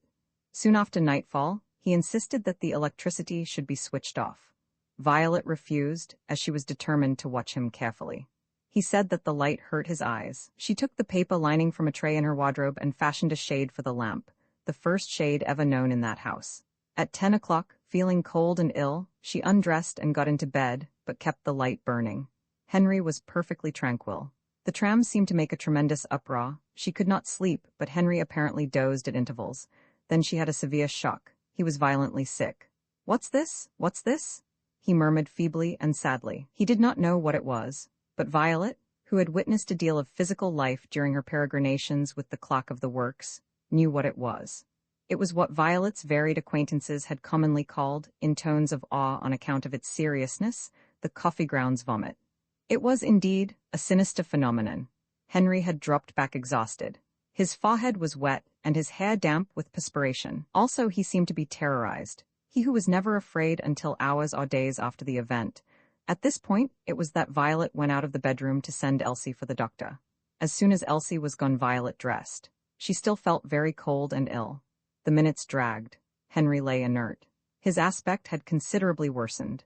The facial emaciation was accentuated, and the pallor of the ears and the lips, and even his beard and hair, were limp as if from their own fatigue. Elsie's greed was now an infinitesimal thing in Violet's mind, and the importance attached to it struck her as wildly absurd. Yet she had a strange, cruel desire, which she repressed, to say to Henry, "Your bluff has failed, your bluff has failed, and look at you." She thought of the approaching Christmas, for which she had secretly been making plans for merriment. She had meant to get Elsie's aid, because she knew that Elsie had in her the instincts of fancy and romance. Pathetic. She thought of her anger at Elsie's indiscretion in telling a customer that the master would never get up again. Ridiculous anger.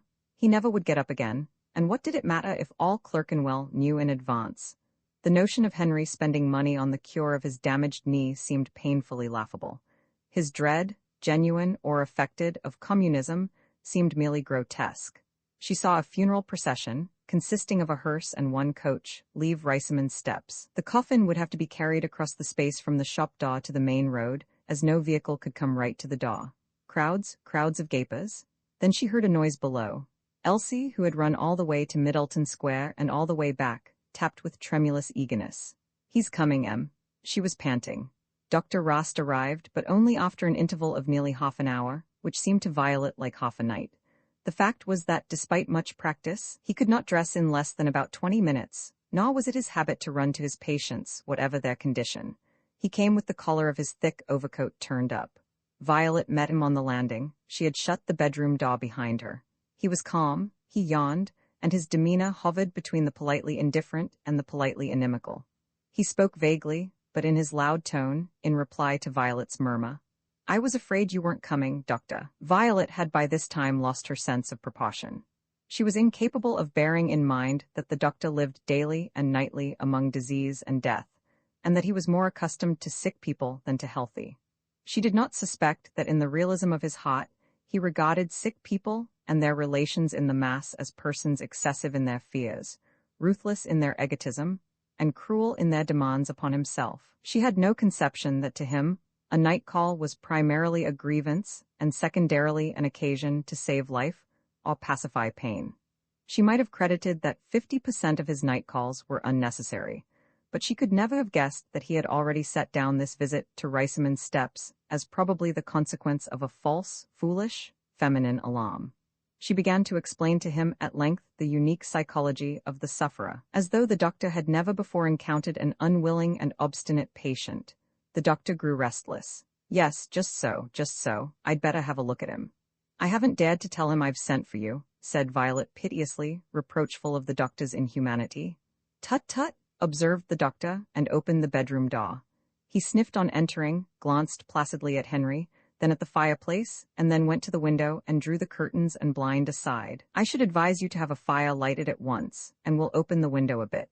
He put his hat carefully on the chest of drawers, but did not even unbutton his overcoat or turn down his collar. Then he removed his gloves and rubbed his hands. At last to Henry. Well, Mr. O'Forward, what's this I hear?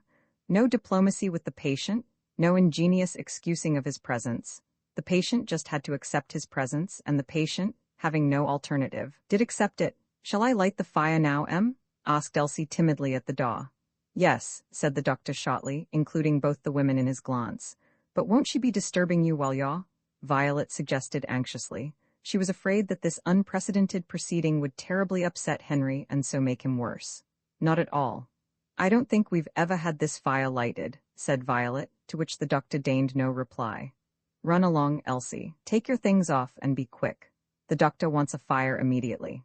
Before the doctor, changed now from an aggrieved human being into a scrupulously conscientious professional advisor, had finished his examination, the room was half full of smoke. Violet could not help looking at Elsie reproachfully as if to say, Really, Elsie, you should be able to control the chimney better than this. And your master so ill?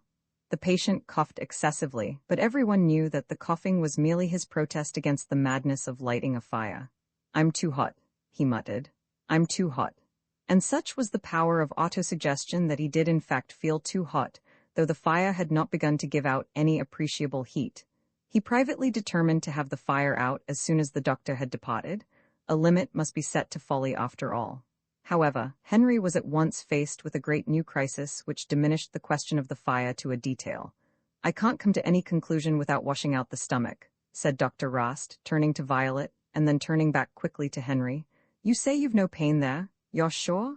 And he touched a particular point on the chest. None, replied Henry. The fellow is lying, thought the doctor.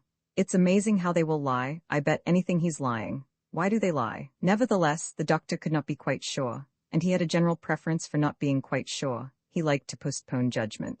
I don't mind having my stomach washed out, Henry murmured blandly. No, of course not. I'll telephone to the hospital early tomorrow, and Mrs. O'Forward will take you round there in a cab. And to Violet, you'll see he's well covered, won't you? I will, Violet weakly agreed, but I don't want to go to any hospital, was Henry's second protest. Why can't you do the business here? Impossible in a house, the doctor announced. You can only do that sort of thing where you've got all the apparatus and conveniences, but I'll make it all smooth for you. Oh no, not to a hospital, the doctor said callously. I doubt whether you realize how ill you are, my friend. I'm not that ill. When should I come out again? The moment you are better? Oh no, no hospital for me. There's 2 of them here to nurse me. Your wife is not in a condition to nurse you. You must remember that, please. Better get him there by 11 o'clock. I shall probably be there first. I'll give you the order to let you in. Henry ceased to cough. He ceased to feel hot. His condition suddenly improved in a marvelous way. He had been ill. He admitted now that he had been chronically ill. He had first begun to feel ill either just before or soon after the eating of the wedding cake on his bridal night. But he was now better, much better. He was aware of a wonderful amelioration, which surprised even himself. At any rate, he would not go into a hospital. The enterprise was too enormous and too perilous. Once in, when would he get out again? And nurses were frightful bullies. He would be helpless in a hospital. And his business, it would fall to ruin. Everything would get askew. And the household? Astounding foolishness would be committed in the house if he lost his grip on it. He could manage his business and he could manage his household, and nobody else could. Besides, there was no sound reason for going into a hospital. As for washing out his stomach, if that was all, give him some mustard and some warm water, and he would undertake to do the trick in 2 minutes. The doctor evidently desired to make something out of nothing. They were all the same, and women were all the same, too. He had imagined that Violet was not like other women. But he had been mistaken? She had lost her head, otherwise she would never have sent for the doctor in the middle of the night. The doctor would undoubtedly charge double for a night visit. And the fire, choking and roasting him? He saw himself in the midst of a vast general lunacy and conspiracy, and he alone maintaining ordinary common sense and honesty. He felt the whole world against him, but he could fight the whole world. He had perfect confidence in the fundamental hard strength of his nature. Then he observed that the other two had left the room, yet he did not remember seeing them go. Elsie came back, her face smudged, to watch the progress of the fire, which was no longer smoking. "Where's your mistress, my girl?" "She's talking to the doctor on the landing, sir. You see," the doctor was saying in a low voice to Violet, "it may be cancer at the cardiac end of the stomach. I don't say it is, but it may be. That would account for the absence of appetite and for other symptoms." In the moonlight he saw Violet wiping her eyes. Come, Mrs. Orforwood, you mustn't give way." "It's not that," Violet spluttered, who was crying at the thought that she had consistently misjudged Henry for many months past. Not from miserliness, but from illness, had he been refusing to eat. He could not eat normally. He was a stricken man, and to herself she had been accusing him of the meanest avarice and the lowest stupidity. She now in a flash acquitted him on every charge, and made him perfect. His astounding secretiveness as to his condition she tried to attribute to a regard for her feelings. "What are we to do? What am I to do?" "Oh," said Dr. Rost, "don't let that worry you. We'll get him away all right tomorrow morning. I'll come myself and fetch him." At the same moment, they both saw the bedroom door open and the lank figure of the patient in his blue-gray nightshirt emerge. The light was behind him and threw his shadow across them.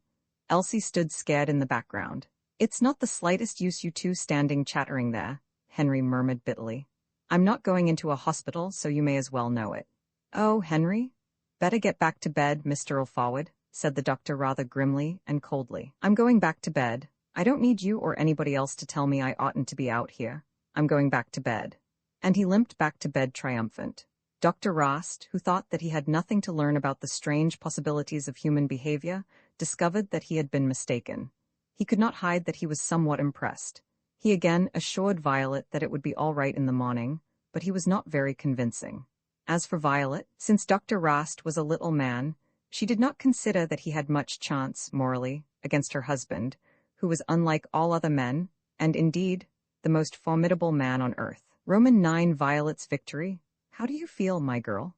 Henry asked. They lay again in bed together. Before leaving, the doctor had given, with casualness, certain instructions, not apparently important, which Violet had carried out, having understood that there was no immediate danger to her husband, and also that there was nothing immediately to be done. Dr. Rost's final remarks as he departed had had a sardonic tone, almost cynical, which had at first abraded Violet's sensitiveness, but later she had said to herself, "After all, with a patient like Henry, what can you expect a doctor to do?" And she had accepted and begun to share the doctor's attitude. A patient might be very seriously ill, he might be dying of cancer, and yet by his callous and stupid obstinacy alienate your sympathies from him. Human sympathies were as precarious as that. She admitted it. A few minutes earlier she had lifted Henry to a pedestal of perfection. Now she dashed him down from it. "I know I oughtn't to feel as I do, but I do feel as I do." And she even confirmed herself in harshness. She had sent Elsie to bed for the few remaining hours of the night. She had undressed once more and got into bed herself. The light of the fire played faintly at intervals on the astonished ceiling, and sometimes shafts of moonlight could be discerned through an aperture in the thick, drawn curtains. Behind the curtains the blind could be heard now, and then answering restlessly to the north breeze. The room was so warm that the necessity to keep the bedclothes over the shoulders and up to the chin had disappeared. Violet had a strange sense of luxury. "And why shouldn't we have a fire every night?" she thought, and added, somewhat afraid of the extravagance of the proposition, "Well, anyhow, some nights, when it's very cold." She gave no reply to Henry's question about her health. Henry felt much better. He had scarcely any pain at the spot which the doctor had indicated. He was as sure as ever that he had done right in refusing to enter a hospital, and as determined as ever that he never would enter a hospital. None the less, he was disturbed. He was a bit frightened of trouble in the bed. He had noted his wife's face before she turned the light out, and seen rare and unmistakable signs in it. His illness was not now the important matter, nor her illness either. The important matter was their sentimental relations. He knew that he had estranged her. Convinced of the justice of his own cause and of the folly of doctors and wives, He was yet apprehensive and had somehow a quite illogical conviction of guilt. Violet had wanted to act against his best interests, and yet he must try to appease her. It was more important to appease her than to get well. Dr. Rost, or anybody else, looking at the couple lying beneath Violet's splendid eiderdown, which still by contrast intensified the dowdiness and shabbiness of the rest of the room, would have seen merely a middle-aged man and a middle-aged woman with haggard faces wan by illness, fatigue, privations, and fear. But Henry did not picture himself and Violet thus, nor Violet herself and Henry. Henry did not feel middle-aged. He did not feel himself to be any particular age. His interest in life and in his own existence had not diminished during the enormous length of time which had elapsed since he first came into Riceyman's steps as a young man. In his heart, he felt no older than on that first night. He did not feel that he now in the least corresponded to his youthful conception of a middle-aged man. He did not feel that he was as old as other men whom he knew to be of about his own age. He thought that he alone had mysteriously remained young among his generation. For him, his gray hairs had no significance, they were an accident. Then, in regard to his notion of Violet, he knew that all women were alike, but with one exception, Violet. Women were women, and Violet was thrice a woman. He was aware of her age arithmetically, for he had seen her birth certificate, but in practice she was a girl. Well, perhaps a little more than a girl, but not much more, and she had for him a romantic quality perceptible in no other woman. He admired certain efficiencies in her, but he could not have said why she was so important to him, nor why he was vaguely afraid of her frown, why it was so urgent for him to stand well with her. He could defeat her in battle. He had more common sense than she had, more authority, a surer grasp of things. He could see farther. He was more straightforward. In fact, a superior being? Further, she had crossed him, sided with the doctor against him, made him resentful. Therefore, if justice reigned, she ought to be placating him. Instead, he was anxious to placate her. And on her part, Violet saw in Henry a man not of any age, simply a man, egotistic, ruthless, childish, naughty, illogical, incalculable, the supreme worry of her life, a destroyer of happiness, a man indefensible for his misdeeds, but very powerful and inexplicably romantic, different from all other men whatsoever. She hated him, her resentment against him was very keen, and yet she wanted to fondle him, physically and spiritually, and this desire maintained itself not without success in opposition to all her grievances, and, compared to it, her sufferings and his had but a minor consequence. "Well, how do you feel?" he repeated. The repetition aroused Violet's courage. She paused before speaking, and in the pause she matured a magnificent, a sublime enterprise of attack. She had a feeling akin to inspiration. She flouted his illness, his tremendous power, her own weakness and pain. She did not care what happened. No risk could check her. "You don't care how I am," she began quietly and bitterly. "Did you show the slightest interest in me all yesterday? Not one bit. You thought only of yourself. You pretended you were ill. Well, if you weren't, why couldn't you think about me? But you were ill. Not that that excuses you. However ill I was, I should be thinking about you all the time. But I say you were ill, and I say it again. You only told me a lot of lies about yourself, one lie after another. Why do you keep yourself to yourself? It's an insult to me, all this hiding, and you know it. I suppose you think I'm not good enough to be told. I can tell you one thing, and I've said it before, and this is the last time I ever shall say it. You've taught me to sew my mouth up, too. That's what you've done with your everlasting secrecy. I always said you're the most selfish and cruel man that ever was. You're ill, and the doctor says you ought to go to a hospital, and you won't. Why? Doesn't everybody go into a hospital sometime or another?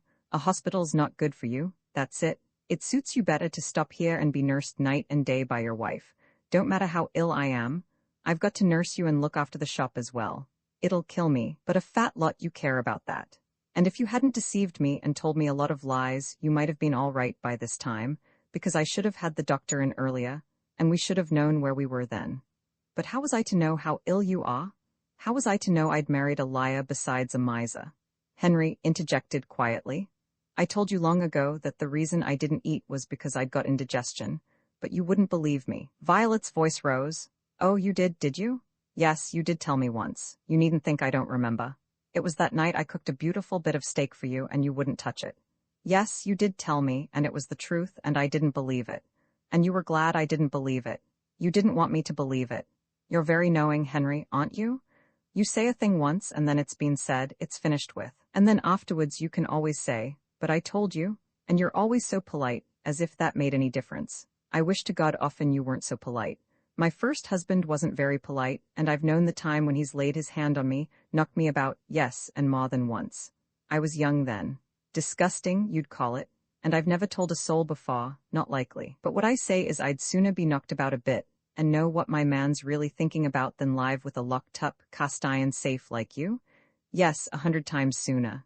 There's worse things than a blow, and every woman knows it. Well, you won't go to the hospital? That's all right, you won't go and you won't go, but I shall go to the hospital. The doctor'll tell me to go, and the words won't be out of his mouth before I shall be gone.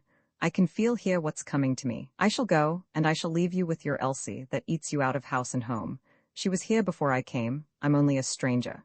You pretend to be very stiff and all that with her, but you and her understand each other, and I'm only a stranger coming between you. Are you asleep? No. Violet rose up and slipped out of bed. Henry heard the sound of her crying. She seemed to rush at the fire. She poked it furiously, not because it needed poking, but because she needed relief. Come back to bed, Vi, said Henry kindly. She dropped the poker with a clatter on the fender, and Henry saw her, a white creature, moving towards him round by his side of the bed. She bent over him.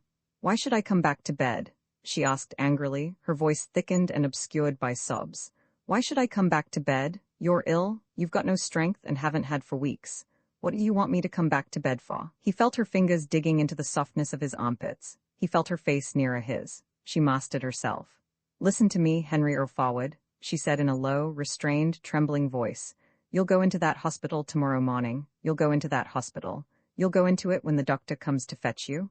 If you don't, I'll. He felt her lips on his in a savage, embittered, and passionate kiss. She was heroical, he a pygmy crushed by her might. He was afraid and enchanted. No, he thought, there never was another like her. Will you?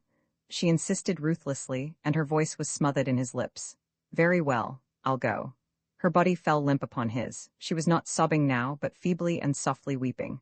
With a sudden movement she stood upright, then ran to the door, just as she was, fumbled for the knob in the darkness, and rushed out of the room, banging the door after her, with a noise that formidably resounded through the whole house. Her victory was more than she could bear. Ex-departure in the morning. Dr. Rost, unusually interested in the psychological aspect of the Earl Forward affair, arrived at about 10 o'clock in a taxicab, prepared and well-braced to make good his word to Violet. He remembered vividly his own rather cocksure phrase, "We'll get him away all right tomorrow." He was tired and overstrung, and therefore inclined to be violent and hasty in endeavor. He had his private apprehensions. He asked the driver to wait, meaning to have Henry captive and downstairs in quite a few minutes. His tactic was to take the patient by storm. He had disorganized his day's work in order to deal with the matter, and for the maintenance of self-respect, he was bound to deal with it effectively. Further, he had arranged by telephone for a bed at the hospital. The front of the shop dashed him. The shop had not been opened. The milk can had not been brought within. There it stood, shockingly out of place at 10 a.m., proof enough that something very strange had happened or was happening at T.T. Riceyman's. He tried to open the door. It was locked. Then he noisily shook the door, and he decided to adopt the more customary course of knocking. He knocked and knocked. Little Mr. Belrose, the proprietor of the confectioner's opposite, emerged to watch the proceedings with interest, and two other people from the houses farther along the steps also observed. Evidently Riceyman's steps was agog for strange and thrilling events. Dr. Rost grew self-conscious under the gaze of Clerkenwell. No view of the interior of the shop could be had through the book-filled windows, and only a narrow slit of a view between the door blind and the frame of the door. Dr. Rost peered through this and swore in a whisper. At length he saw Elsie approaching. "Isn't it about time you took your milk in?" He greeted her calmly, presenting her with the can when she opened the door. Elsie accepted the can in silence. The doctor entered the shop. Elsie shut and bolted the door. The morning's letters lay unheeded on the unswept floor at her feet. The doctor had the sensation of being imprisoned with her in the sombre and chilly shop. A feeling of calamity weighed upon him. The stairs in the thick gloom at the back of the shop seemed to be leading upwards to terrible affairs. He thought of the taximeter ticking away threepences. "Well," he inquired impatiently of the still silent Elsie. "Well, how's he getting on?" Elsie answered, "Missus must have been took bad in the night, sir. When I came down this morning, she was lying on the sofa in the parlor, and I thought she was dead." "Yes, I did, sir. She was that cold you wouldn't believe. Not a stitch on her but her night things. And she was in a state, too?" I hope you got her back to bed at once, said the doctor. I got her up to my bed, sir, and I half carried her. She wouldn't go to their bedroom for fear of frightening master, and him so bad too. Of course, you couldn't send for me because you'd no one to send, had you? The doctor began to move towards the stairs. Oh, I could have sent someone, sir. There's several about here could have gone, but I understood you were coming, and I said to myself half an hour more or less, like, that can't make much difference. And Mrs. didn't want me to send anyone else, either. She didn't want it to get about too much, sir. Not that that would have stopped me, sir. Soon as I see her really ill, I says I'm responsible now. I says, of course under you, sir, and I shouldn't have listened to her. No, sir. The doctor was very considerably impressed and relieved by Elsie's dignity, calm, and power. An impassable common sense had come to life in the sealed house. She was tidy, too, no trace on her of a disturbed night and morning, and she was even wearing a clean apron. No wearisome lamentation about the shop having to be closed. Elsie had instinctively put the shop into its place of complete unimportance. As they passed the shut door of the principal bedroom, the doctor, raising his eyebrows, gave an inquiring jerk.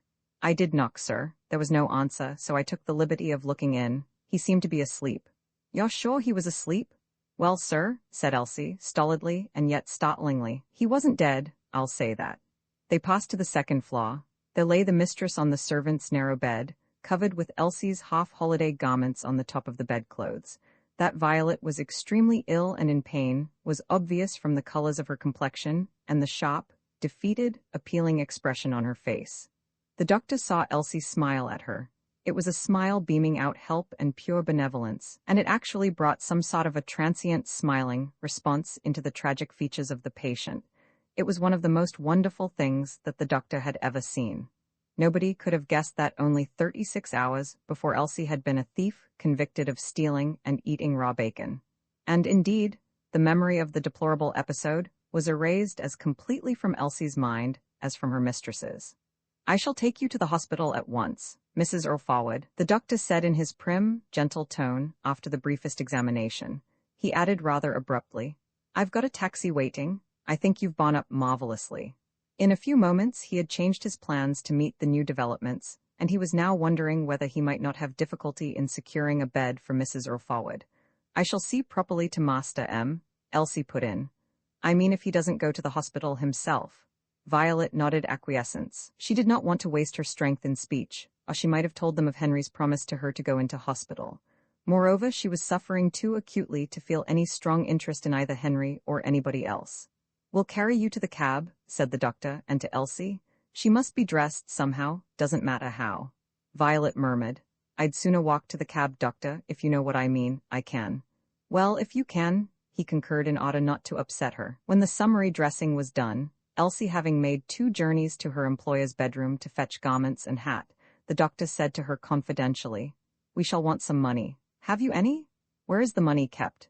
Experience had taught him never to disburse money for patients, and he had a very clear vision of the threepences ticking up outside in King's Cross Road. My purse. On chest of drawers, whispered Violet, who had heard. Elsie made a 3rd journey to the state bedroom. Oblivious of the proprieties, she had not knocked before, and she did not knock now. On the previous occasion, Mr. Earl had merely watched her with apparently dazed, indifferent eyes, but the instant she picked up the purse from the chest of drawers, he exclaimed, Here? Where are you going with that purse? Mrs. sent me for it, Elsie replied. From prudence, she would give him no more news than that of the situation. No knowing what he might attempt to do if he was fully apprised. Violet was carried downstairs and through the shop, and at the shop door she was set on her insecure feet, and Dr. Rast held her while Elsie unbolted. And she managed to walk, under the curious glances of a few assembled quidnuncs, along the steps to the taxi, Dr. Rast on one side of her and Elsie on the other. She had foretold that the moment the doctor ordered her to the hospital, she would go to the hospital. She had foretold true. She was gone. The taxi made a whir and moved. She was gone. I'll call this afternoon, the doctor shouted from the departing vehicle. In the shop again, the encouraging smile with which she had speeded her mistress still not yet expired from her round, fat face, Elsie picked up the milk can. The letters on the floor were disdained. She thought of her presentiment of the previous evening but one. This will be the last time I shall ever wheel in the bookstand. And she had a firm conviction that in that presentiment she had by some magical power seen acutely into the future. The promise Elsie was forgetting to fasten the shop door. With a little start at her own negligence, she secured both the bolt and the lock. She thought suddenly of the days, only a year away, yet far, far off in the deceiving distances of time, when Mr. Earlforward and she had the place to themselves. Mrs. Earlforward had come, and Mrs. Earlforward had gone, and now Elsie had sole charge, had far more responsibility and more power than ever before. The strangeness of quite simple events awed her. Nor did the chill of the thin brass handle of the milk can in her hand protect her against the mysterious spell of the enigma of life. She knew that the shop would never open again as T.T. Riceyman's. She knew that either Mr. or Mrs. Earlforward would die, and perhaps both, and she was very sad because she felt sorry for them, not because she felt sorry for herself. In the days previous to the amazing advent of Mrs. Earlforward, Elsie had had Joe. Joe was definitely vanished from her existence. Nothing else in her own existence greatly mattered to her.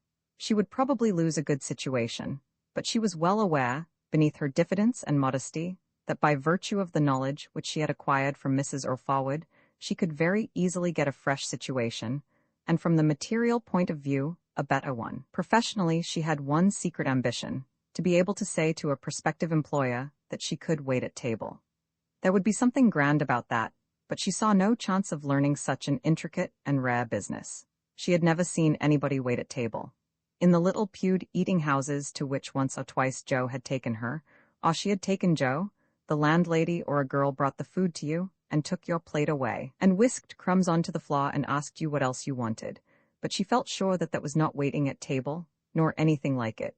So the ideas ran on in her mind, scores of them following one another in the space of a few seconds, until she shut off the stream with a murmured, "I'm a nice one, I am." The solitary demonic figure of Mr. Earlforward, fast in bed, was drawing her upstairs, and the shop was keeping her in the shop, and the plight of Mrs. Earlforward was pulling her away towards St. Bartholomew's Hospital. And there she stood like a regular hard-faced silly, thinking about waiting at table.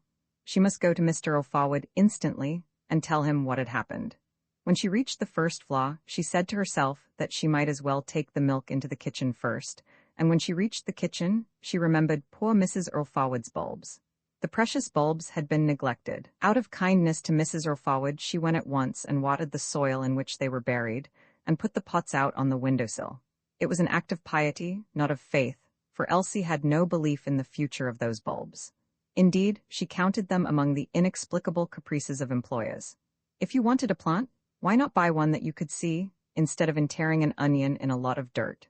Still, for Mrs. Earlforward's sake, she took great pains over the supposed welfare of the bulbs. And yet, it must be admitted, however reluctantly, her motive in so meticulously cherishing the bulbs was by no means pure. She was afraid of the imminent interview with Mr. Earlforward, and was delaying it.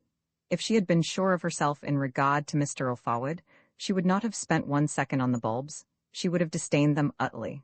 Mr. Earlforward was somewhat animated. "I didn't sleep much the first part of the night," he said, "but I must have had some good sleeps this morning." Elsie thought he was a little better, but he still looked very ill indeed. His pallor was terrible, and his eyes confessed that he knew he was very ill. He was forlorn in the disordered and soiled bed, and the untidy room, with its morsel of dying fire, was forlorn. "Well," said Elsie nervously, in a tone as if she was repeating a fact with which both of them were familiar. "Well, so Mrs. has gone to the hospital?" She had told him. She trembled for his exclamation and his questions. He made no sound, no movement. Elsie felt extremely uncomfortable. She would have preferred any reply to this silence. She was bound to continue. "Yes, Mrs. was that ill that when Doctor came for you he took her off instead. I told her I'd see after you properly till you was fetched too, sir." She gave no further details. "I'm that sorry, sir," she said. Mr. Earlforward maintained his silence. He did not seem to desire any details. He just lay on his back and stared up at the ceiling. The expression on his hollowed face, now the face of a man of 70, drew tears to Elsie's eyes, and she had difficulty in restraining a sob. The aspect of her employer, and of the room, the realization of the emptiness of the rest of the house, the thought of Mrs. Earlforward snatched away into the mysterious and formidable interior of the legendary hospital, were intolerable to Elsie, who horribly surmised that they must be cutting up the unconscious form of her once lively and impulsive mistress. To relieve the tension which was overpowering her, Elsie began to straighten the rumpled eiderdown. "I'll run and make you some of that arrowroot, sir," she said. You must have something, so it's no use you. Mr. Alfawad said nothing, then his head dropped on one side and his eyes met hers. Elsie, he murmured plaintively, you won't desert me? Of course not, sir, but the doctor's coming for you. Never, Mr. Alfawad insisted, ignoring her last sentence. You'll never desert me? Of course not, sir. His weakness gave her strength. In order to continue an activity, she went to mend the fire. Let it out, said Mr. Alfawad. I'm too hot. She desisted, well knowing that he was not too hot, but that he hated to see good coal consumed in a grate where it had never been consumed before. From pity, she must humor him. What did it matter whether the fire was in or out? The doctor would be coming for him very soon. Then a flicker of thought for herself. After the departure of Mr. Alfawad, would she have to stay and mind the place till something else happened, or would she be told to go, and let the place mind itself? Very probably she would be told to stay. She opened the door. Where are you going now? I was just going to make your arrowroot, sir. That was what Mrs. was giving you. At least it looks like arrowroot. Come here, I want to talk to you. Have you opened the shop? No, sir. A long pause. Bring me up the letters and let me have my glasses. He had accepted, in his practical, compromising philosophy, the impressive fact that the shop had not been and would not be opened. Without saying anything, Elsie went downstairs into the shadowy shop. A dozen or so letters lay on the floor. I'll give him 2 or 3 to quiet him, she thought, counting him now as a baby. She picked up 3 envelopes at random. He'd better not have them all, she thought. The others she left lying. She had no concern whatever as to the possible business importance of any of the correspondence. Her sole concern, apart from the sick room, was the condition of the shop. Ought she to clean it, or ought she to let it go? She wanted to clean it because it was obviously fast returning to its original state of filth. On the other hand, while cleaning it, she might be neglecting her master. None but herself had the power to decide which course should be taken. She perceived that she was mistress. Naively she enjoyed the strange sensation of authority, but the responsibility of authority dismayed her. Are these all? Mr. Alfawad asked indifferently, as she put the 3 letters into his limp, shiny hand. Yes, sir, she said without compunction. He allowed the letters to slip out of his hand onto the eiderdown. She was just a little afraid of being alone with him. Roman 2, the refusal in the early dusk of the afternoon, about 4 o'clock, there was a banging on the shop door, and the short bark of a dog, who evidently considered himself entitled to help in whatever affair was afoot. Elsie was upstairs. During the morning, several persons, incapable of understanding that when a shop is shut it is shut, had banged on the door, and at last Elsie, by means of 2 tin tacks, had affixed to the door, without a word to her master, a dirty old card on which she had scrawled in large penciled letters the succinct announcement, closed. This had put an end to banging, but now more banging. The doctor? Elsie exclaimed and ran down. Not the doctor, but a lanky and elegant little girl accompanied by a fox terrier, stood at the door. As soon as the door opened and she saw Elsie, the little girl blushed. The fact was that this was her very first entry into the world of affairs, and she felt both extremely nervous and extremely anxious not to show her nervousness to a servant. The dog, of course, suffered. Be quiet, sir, she said very emphatically to the restless creature, addressing him as a gentleman, and the next minute catching him a clout on his hard head. Papa can't come, and he told me to say. Will you please step inside, Miss Rost? Elsie suggested. Nobody was about, but Elsie, with a servant's imitativeness, had acquired her mistress's passion for keeping private business private. The little girl, reassured by the respectful formality of her reception, stepped inside with some dignity, and the dog, too tardily following, got himself nipped in the closing door and yelped. Serves you right, said Miss Rost, and to apologetic Elsie. Oh, not at all. It's all his own fault. Papa says he's so busy he can't come himself, but you ought to get Mr. Alfawad ready to go to the hospital, and wrap him up well. And while you're doing that, I am to walk towards King's Cross and get a taxi for you. I may have to go all the way to King's Cross, Miss Rost added proudly and eagerly. But it will be all right. I got a taxi for Papa yesterday. It was driving towards our square, but I stopped it and got in, and told the chauffeur to drive me to our house. Not very far, of course. Papa said I should be quite all right, and he's teaching me to be self-reliant and all that. Miss Rost gave a little snigger. Jack, you naughty boy. Jack was examining in detail the correspondence which Elsie had neglected and told lies about. At his mistress's protest, he ran off into the obscure hinterland of the shop to stake out a claim there. And after I've got you the taxi, I am to walk home. Oh, and Papa said I was to say you were to tell Mr. Alfawad that Mrs. Alfawad will have an operation tomorrow morning. Miss Rost was encouraged to be entirely confidential, to withhold nothing even about herself, by the confidence-inspiring and kindly aspect of Elsie's face. She thought almost ecstatically to herself, how nice it would be to have her for a servant. She's heaps nicer than Clara. But she had some doubt about the correctness of Elsie's style in aprons. Oh dear, Elsie murmured. And they'll be expecting Mr. Alfawad at Bots, it's all arranged. Having impinged momentarily upon a drab tragedy of Clerkenwell, and taken a considerable fancy to Elsie, and having imperiously summoned her dog, Miss Rost, who was being educated to leave Clerkenwell one day and disdain it, departed on her mission with a demeanour in which the princess and the filly were mingled. What's the matter? What have you turned the light on for? Mr. Alfawad demanded when Elsie, much agitated, entered the bedroom. What is the matter? Elsie tried to compose her face. How do you feel now, sir? She asked, serpent-like in spite of her simplicity and nervousness. I feel decidedly better. In fact, I was almost thinking of getting up. Oh, that's good, because the doctor's sending a taxi for you and I am to take you to the hospital at once. Here's all your things. She fingered a loaded chair. And while you're putting 'em on, I'll just run upstairs and get my things. Is the doctor here? Henry cautiously inquired. No, sir, he says he's too busy, but he's sent his little girl. Well, I'm not going to the hospital. Why should I go to the hospital? Mr. Alfawad exclaimed with peevish, rather shrill obstinacy. She had known he would refuse to go to the hospital. She was beaten from the start. But you said you would go to the hospital, sir. When did I say I would go to the hospital? You said so to Mrs. Sir. And who told you? Mrs. Sir. Yes, but I didn't know then that your mistress would have to go. The place can't be left without both of us. You aren't expecting I should leave this place in your charge. Besides, I'm not really ill. Hospital? I never heard of such a thing. I should like to know what I've got to be packed off to a hospital. I should feel a perfect fool there. I'm not going. And you can tell everybody I'm not going. He rolled over and hid his face from Elsie, and kept on muttering, feeble fierce. He had no weapon of defense except his irrational obstinacy, but it was sufficient, and he knew it was sufficient, against the entire organized world. If he had had an infectious disease, the authorities would have had the right to carry him off by force, but he had no infectious disease, and therefore was impregnable.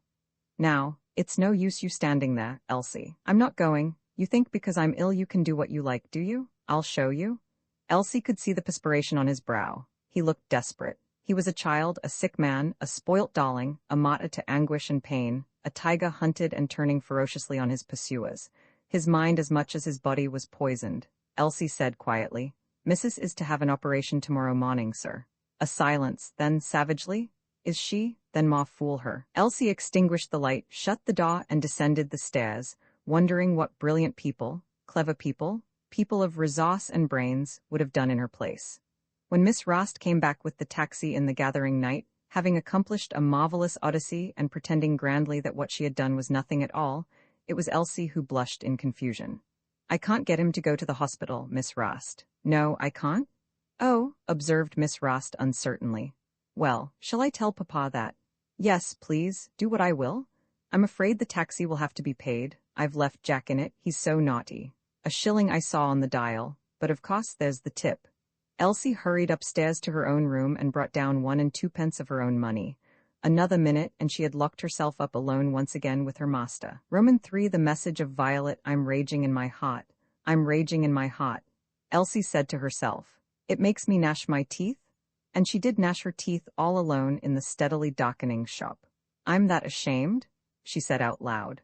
The origin of her expostulation was Mr. Alfawad's obstinacy. She was humiliated on his behalf by his stupidity, and on her own behalf by her failure to get him to the hospital. The incident would certainly become common knowledge, and ignominy would fall upon T.T. Riceyman's. What preoccupied her was less the danger to her employer's health, and perhaps life, than the moral and social aspects of the matter. She would have liked to give her master a good shaking. She was losing her fear of the dread Mr. Alfawad. She was freely criticizing and condemning him, and indeed, was almost ready to execute him, she who, under the continuous suggestion of Mrs. Alfawad, had hitherto fatalistically and uncritically accepted his decrees and decisions as the decrees and decisions of Almighty God. He had argued with her.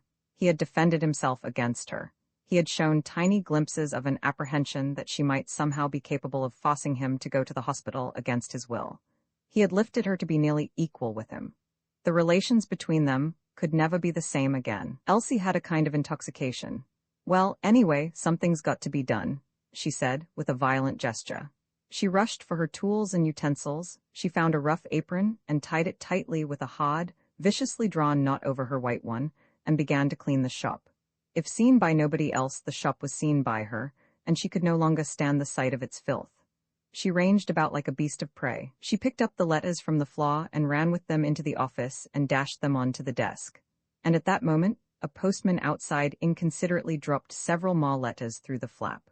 "Of course you would," Elsie angrily protested, and picked them up and ran with them into the office and dashed them onto the desk. "Oh, this is no use," she muttered, after a minute or so of sweeping in the gloom, and she turned on the electric lights. Only 2 sound lamps were now left in the shop, and 1 in the office. She turned them all on, the one in the office from sheer naughtiness. "I'll see about his electric light," she said to herself. "I'll burn his electric light for him, see if I don't." She was punishing him as she cleaned the shop with an energy and a thoroughness unexampled in the annals of chairing. This was the same woman who a short while ago had trembled because she had eaten a bit of raw bacon without authority.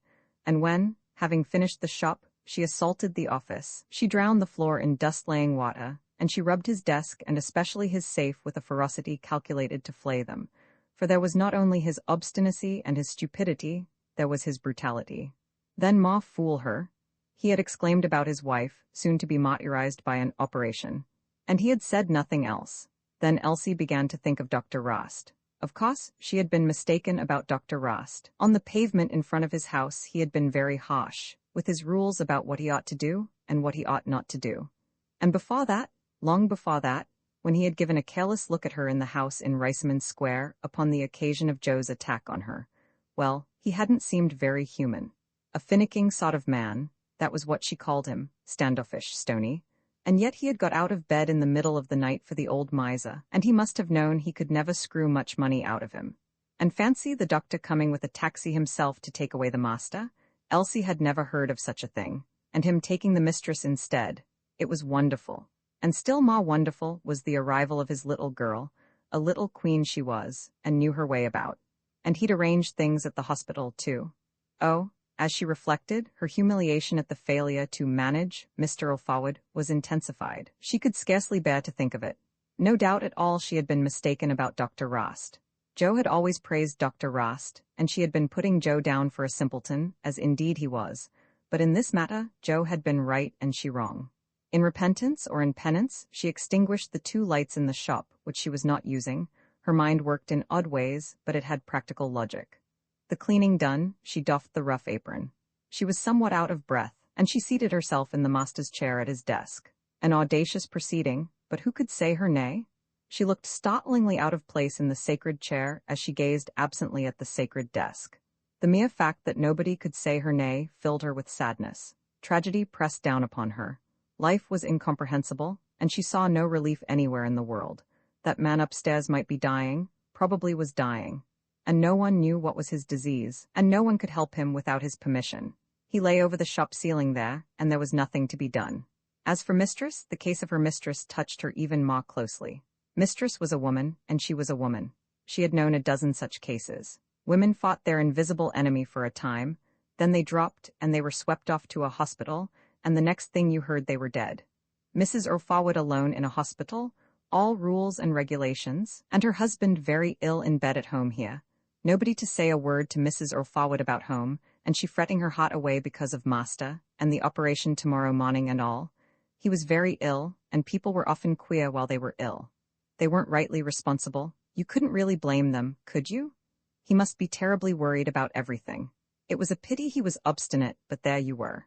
Elsie was overwhelmed with affliction, misery, anguish. Her features were most painfully decomposed under the lamp. But when Mr. O'Forward, answering her tap at the bedroom door, roused himself to make a fresh and more desperate defense against a powerful antagonist who was determined to force him to act contrary to his inclination and his judgment, he saw, as soon as his eyes had recovered from the dazzle of the sudden light, a smiling, kind and acquiescent face. His relief was intense, and it flowered into gratitude. He thought, she promised she would never desert me, and she won't. He was weak from his malady and from lack of nourishment. He was in pain. He had convinced himself that he was better, but he could not deny that he was still very ill, and Elsie was all he had. She could make his existence heaven or hell. He perceived that she meant to make it as nearly heaven as she could. She was not going to bully him. She had no intention of disputing his decision about the hospital business. She had accepted her moral defeat, and accepted it without reserve and without ill will. She was bringing liquid food for him, in an attractive white basin. He had, as usual, little desire for food, but the sight of the basin and the gleaming spoon on the old lacquer tray tempted him, and he reflected that even an abortive attempt at a meal would provide a change in the awful monotony of his day. Moreover, he wanted to oblige her. As, angelically smiling, she walked round the bed to his side and stood close to him, a veil fell from his eyes, and for the first time he saw her, not as a charwoman turned servant, but as a girl charged with energetic life, and her benevolence had rendered her beautiful. He envied her healthy vigor. He relied on it. The moment was delicious in the silent and cursed house. "I'll try," he said pleasantly, raising his body up and gazing at her. "Why," she exclaimed, "if you haven't been making your bed," no disapproval in her voice, no warning as to the evil consequences of this mad escapade of making his bed. "Any more letters?" he inquired after he had swallowed a mouthful. "I believe there was one," she answered vivaciously. "Shall I run and get it for you?" Down she ran and picked up a letter at random off the desk in the office, and she brought back also a sheet of note paper and an envelope, a Milbaud portfolio and a pencil. "What's all that?" he asked mildly, opening the letter. "Well, you want to write to Mrs., don't you?" He murmured as he read the letter, affecting not to have heard her. He was ashamed and self-conscious because he had not himself had the idea of writing to Violet. "You'll be sending a note to Mrs. at the hospital. It'll give her a good lift-up to hear from you." "Yes," he said. "I was going to write.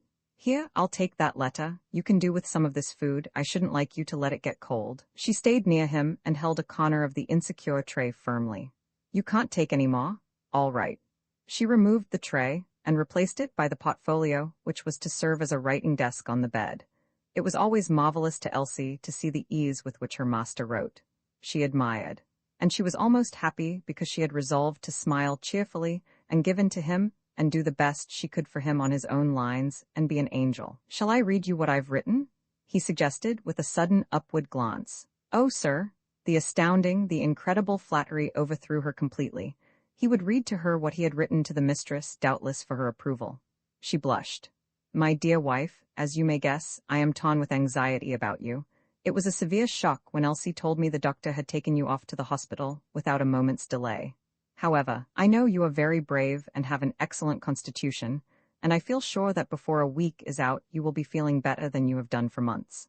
And of course, the hospital is a very good one of the best in London, if not the best. It has been established for nearly 800 years. If it was only to be under the same roof as you I should have come to the hospital myself today, but I feel so much better that really it is not necessary, and I feel sure that if you were here to see me you would agree with me. There is the business to be thought of. I am glad to say that Elsie is looking after me splendidly, but of course, that does not surprise me. Now, my dear Violet, you must get better quickly for my sake as well as your own. Be of good courage and do not worry about me. My little illness is nothing. It is your illness that has made me realize that. Your loving husband, H. Earl Forward." He read the letter in a calm and even but weak voice, addressed the envelope, and then lay back on the pillows. He was now, since he had made the bed, using Violet's pillow as well as his own. He did not finish his food. He left Elsie to fold the letter, stick it in the envelope, and lick and fasten the envelope. She did these things with a sense of the honor bestowed upon her. It was a wonderful letter, and he had written it right off. No hesitation. And it was so nice and thoughtful, and how it explained everything. She had to believe for a moment that her master really was better. The expressions about herself touched her deeply, and yet somehow she would have preferred them not to be there. What touched her most, however, was the mere thought of the fact that once, and not so long ago either, her master had been a solitary single man, never troubling himself about women and no prospect of such. And here he was wrapped up in one, and everything so respectable and nice. But he was very ill. His lips and cheeks were awful. Elsie recalled vividly the full rich red lips he once had. She had moved away from the bed, taking the basin and putting it on the chest of drawers. The contents of her master's pockets were on the chest of drawers, where he laid them every night, in order better to fold his carefully creased clothes. "I do fancy I haven't got any money," she said diffidently, after a little while. "Why, it isn't your wages day. You don't mean? Oh no, sir. She had deposited nearly all her cash in the post office savings bank during her afternoon out, and the bit kept in hand had gone to pay for the unused taxi. Why, Elsie, you must be a rich woman, said Mr. O'Forward. What with your wages and your pension? He spoke without looking at her, in a rather dreamy tone, but certainly interested. Well, sir, Elsie replied, it's like this. I give my pension to my mother. She's a widow, same as me, and she can't fend for herself. All of it, your mother? Yes, sir. How much is your pension? 28 shillings and 11 pence a week, sir. Well, well. Mr. O'Forward said no more. He had often thought about her pension, but never about any possible mother or other relative. He had never heard mention of her mother. He thought how odd it was that for years she had been giving away a whole pension and nobody knew about it in Riceyman steps. Could you let me have 6 pence, sir? Elsie meekly asked, coming to the point of her remark concerning money. 6 pence? What do you want 6 pence for? You surely aren't thinking of buying food tonight. Mr. O'Forward, who had been lying on his right side, turned with a nervous movement onto his back and frowned at Elsie. I wanted it to give to Mrs. Perkins's boy in the square to take your letter down to Mrs. at the hospital. In spite of herself, she felt guilty of a betrayal of Mr. O'Forward's financial interests. What next? He said firmly. You must run down with it yourself. Won't take you long. I shall be all right. I don't like leaving you, sir, that's all. You get off with it at once, my girl. She was reduced to the servant again, she who had just been at the high level of a confidante. The invalid turned again to his right side and pushed his nose into the pillow, shutting his eyes to indicate that he had had enough of words and desired to sleep. His keys were on the chest of drawers and several other things, including 3 toothpicks, but not money. He seldom went to bed with money in his pockets. Elsie, with a swift gesture, silently picked up the bunch of keys and left the room. A criminal, she had no intention of taking the letter to the hospital herself. She went downstairs quite cheerful. She still felt happier because she had been smiling and benevolent and yielding after her mood of revolt, and because the letter to Mrs. O'Forward was her own idea. In the office, she knelt in front of Mr. O'Forward's safe. No fear accompanied the sense of power which she felt. There was nobody to spy upon her, to order her to do one thing, to forbid her to do another. Her omnipotence outside the bedroom could not be disputed. Although she was handling the bunch of keys for the first time, she knew at once which of the keys was the safe key and how to open the safe, from having seen Mr. O'Forward open and close it. He would have been extremely startled to learn the extent of her knowledge, not only about the safe, but about many other private matters in the life of the household. For Elsie, like most servants, was full of secret domestic information, unused, but ready at any time for use. She unlocked the safe and swung open the monumental door of it and pulled out a drawer, and drew back, alarmed, almost blinded. The drawer was full of gold coins, full? Her domestic information had not comprised this dazzling hoard. In all her life, Elsie had scarcely ever seen a sovereign. Years ago, in the early part of the war, she had seen a half-sovereign now and then. She shut the drawer quickly. Then she looked round, scared of possible spies after all. She thought she could hear creepings on the stairs and stirrings in the black corners of the mysterious shop. Not even when caught in the act of eating stolen raw bacon had she had such a terrifying sense of monstrous guilt. Her impulse was to shut the safe, lock it, double lock it, treble lock it, and try to erase the golden vision utterly from her memory. She would not on any account have pulled out another drawer, but lying on the ledge above the nest of drawers, she saw a canvas bag. This bag was familiar to her. It held silver. She loosened its string and drew forth 6pence. Then she rose, tore the wrapper off a circular among the correspondence on the table, wrote on the inside of the wrapper 6D, and put it in the bag. Such was her poor, her one feasible, inadequate precaution against the tremendous wrath to come. She had done a deed unspeakable, and she could perfectly imagine what the consequences of it might be. She was still breathing rapidly when she unlocked the shop door. Rain was falling, rather heavy rain. Securing the door again, she ran upstairs to get her umbrella, which lay under her bed wrapped in newspaper. She had to grope for it in the dark. Roughly, she tore off the newspaper. Downstairs again, she could not immediately find the door key and decided to risk leaving the door unlocked. She would be back from the square in a minute, and nobody would dream of breaking in. She ran off and up the steps towards the square. Roman 4 Elsie. Now, Elsie, my girl. What's this? What is it? Mr. O'Forward spoke benevolently, but for him, rather quickly and abruptly. And Elsie was intimidated. She worked for Mr. Alfawad only in the mornings, and to be in the shop in the darkening afternoon made her feel quite queer and apologetic. It was almost as if she had never been in the shop before, and had no right there. As the two approached each other, the habitual heavenly kindness in the girl's gaze seemed to tranquilize Mr. Alfawad, who knew intimately her expression and her disposition. And though he was still disturbed by apprehension, he found, as usual, a mysterious comfort in her presence. And this influence of hers exercised itself even upon his fear of losing her forever. A strange, exciting emotional equilibrium became established in the twilight of the shop. Elsie was a strongly built wench, plump, fairly tall, with the striking, free, powerful carriage of one bred to various and hard manual labor. Her arms and bust were superb. She had blue-black hair and dark blue eyes, and a pretty curve of the lips. The face was square but soft. From the constant drawing together of the eyebrows into a pucker of the forehead, and the dropping of the corners of the large mouth, it could be deduced that she was, if anything, overconscientious, with a tendency to worry about the right performance of her duty, but this warping of her features was too slight to be unpleasant. It was, indeed, a reassurance. She was 23 years of age. Solitude, adversity, and deprivation made her look older. For 4 years she had been a widow, childless, after 2 nights of marriage and romance with a youth who went to the East in 1915 to die of dysentery. Her clothes were cheap, dirty, slatternly, and dilapidated. Over a soiled white apron, she wore a terribly coarse apron of sacking. This apron was an offense, it was an outrage. But not to her. She regarded it as part of a uniform, and such an apron was, in fact, part of the regular uniform of thousands of women in Clerkenwell. If Elsie was slatternly, dirty, and without any grace of adornment, the reason was that she had absolutely no inducement or example to be otherwise. It was her natural, respectable state to be so. "It's for Mrs. Obb, sir," Elsie began. "Mrs. Obb?" questioned Mr. Alfawad, puzzled for an instant by the unfamiliar name. Yes, I know. Well, what have you got to do with Mrs. Obb?" "I work for her in my afternoons, sir." "But I never knew this?" "I only began today, sir. She sent me across, seeing as I'm engaged here, to see if you'd got a good, cheap, second-hand cookery book." Mr. Alfawad's demeanor reflected no change in his mood, but Elsie had raised him into heaven. It was not to give him notice that she had come. She would stay with him. She would stay forever, or until he had no need of her. And she would make a link with Mrs. Obb, the new proprietress of the confectioner's shop across the way. Of course the name of the new proprietress was Obb. He had not thought of her name. He had thought only of herself. Even now he had no notion of her Christian name. "Oh, so she wants a cookery book, does she? What sort of a cookery book?" "She said she's thinking of going in for sandwiches, sir, and things," she said, and having a sign put up for it.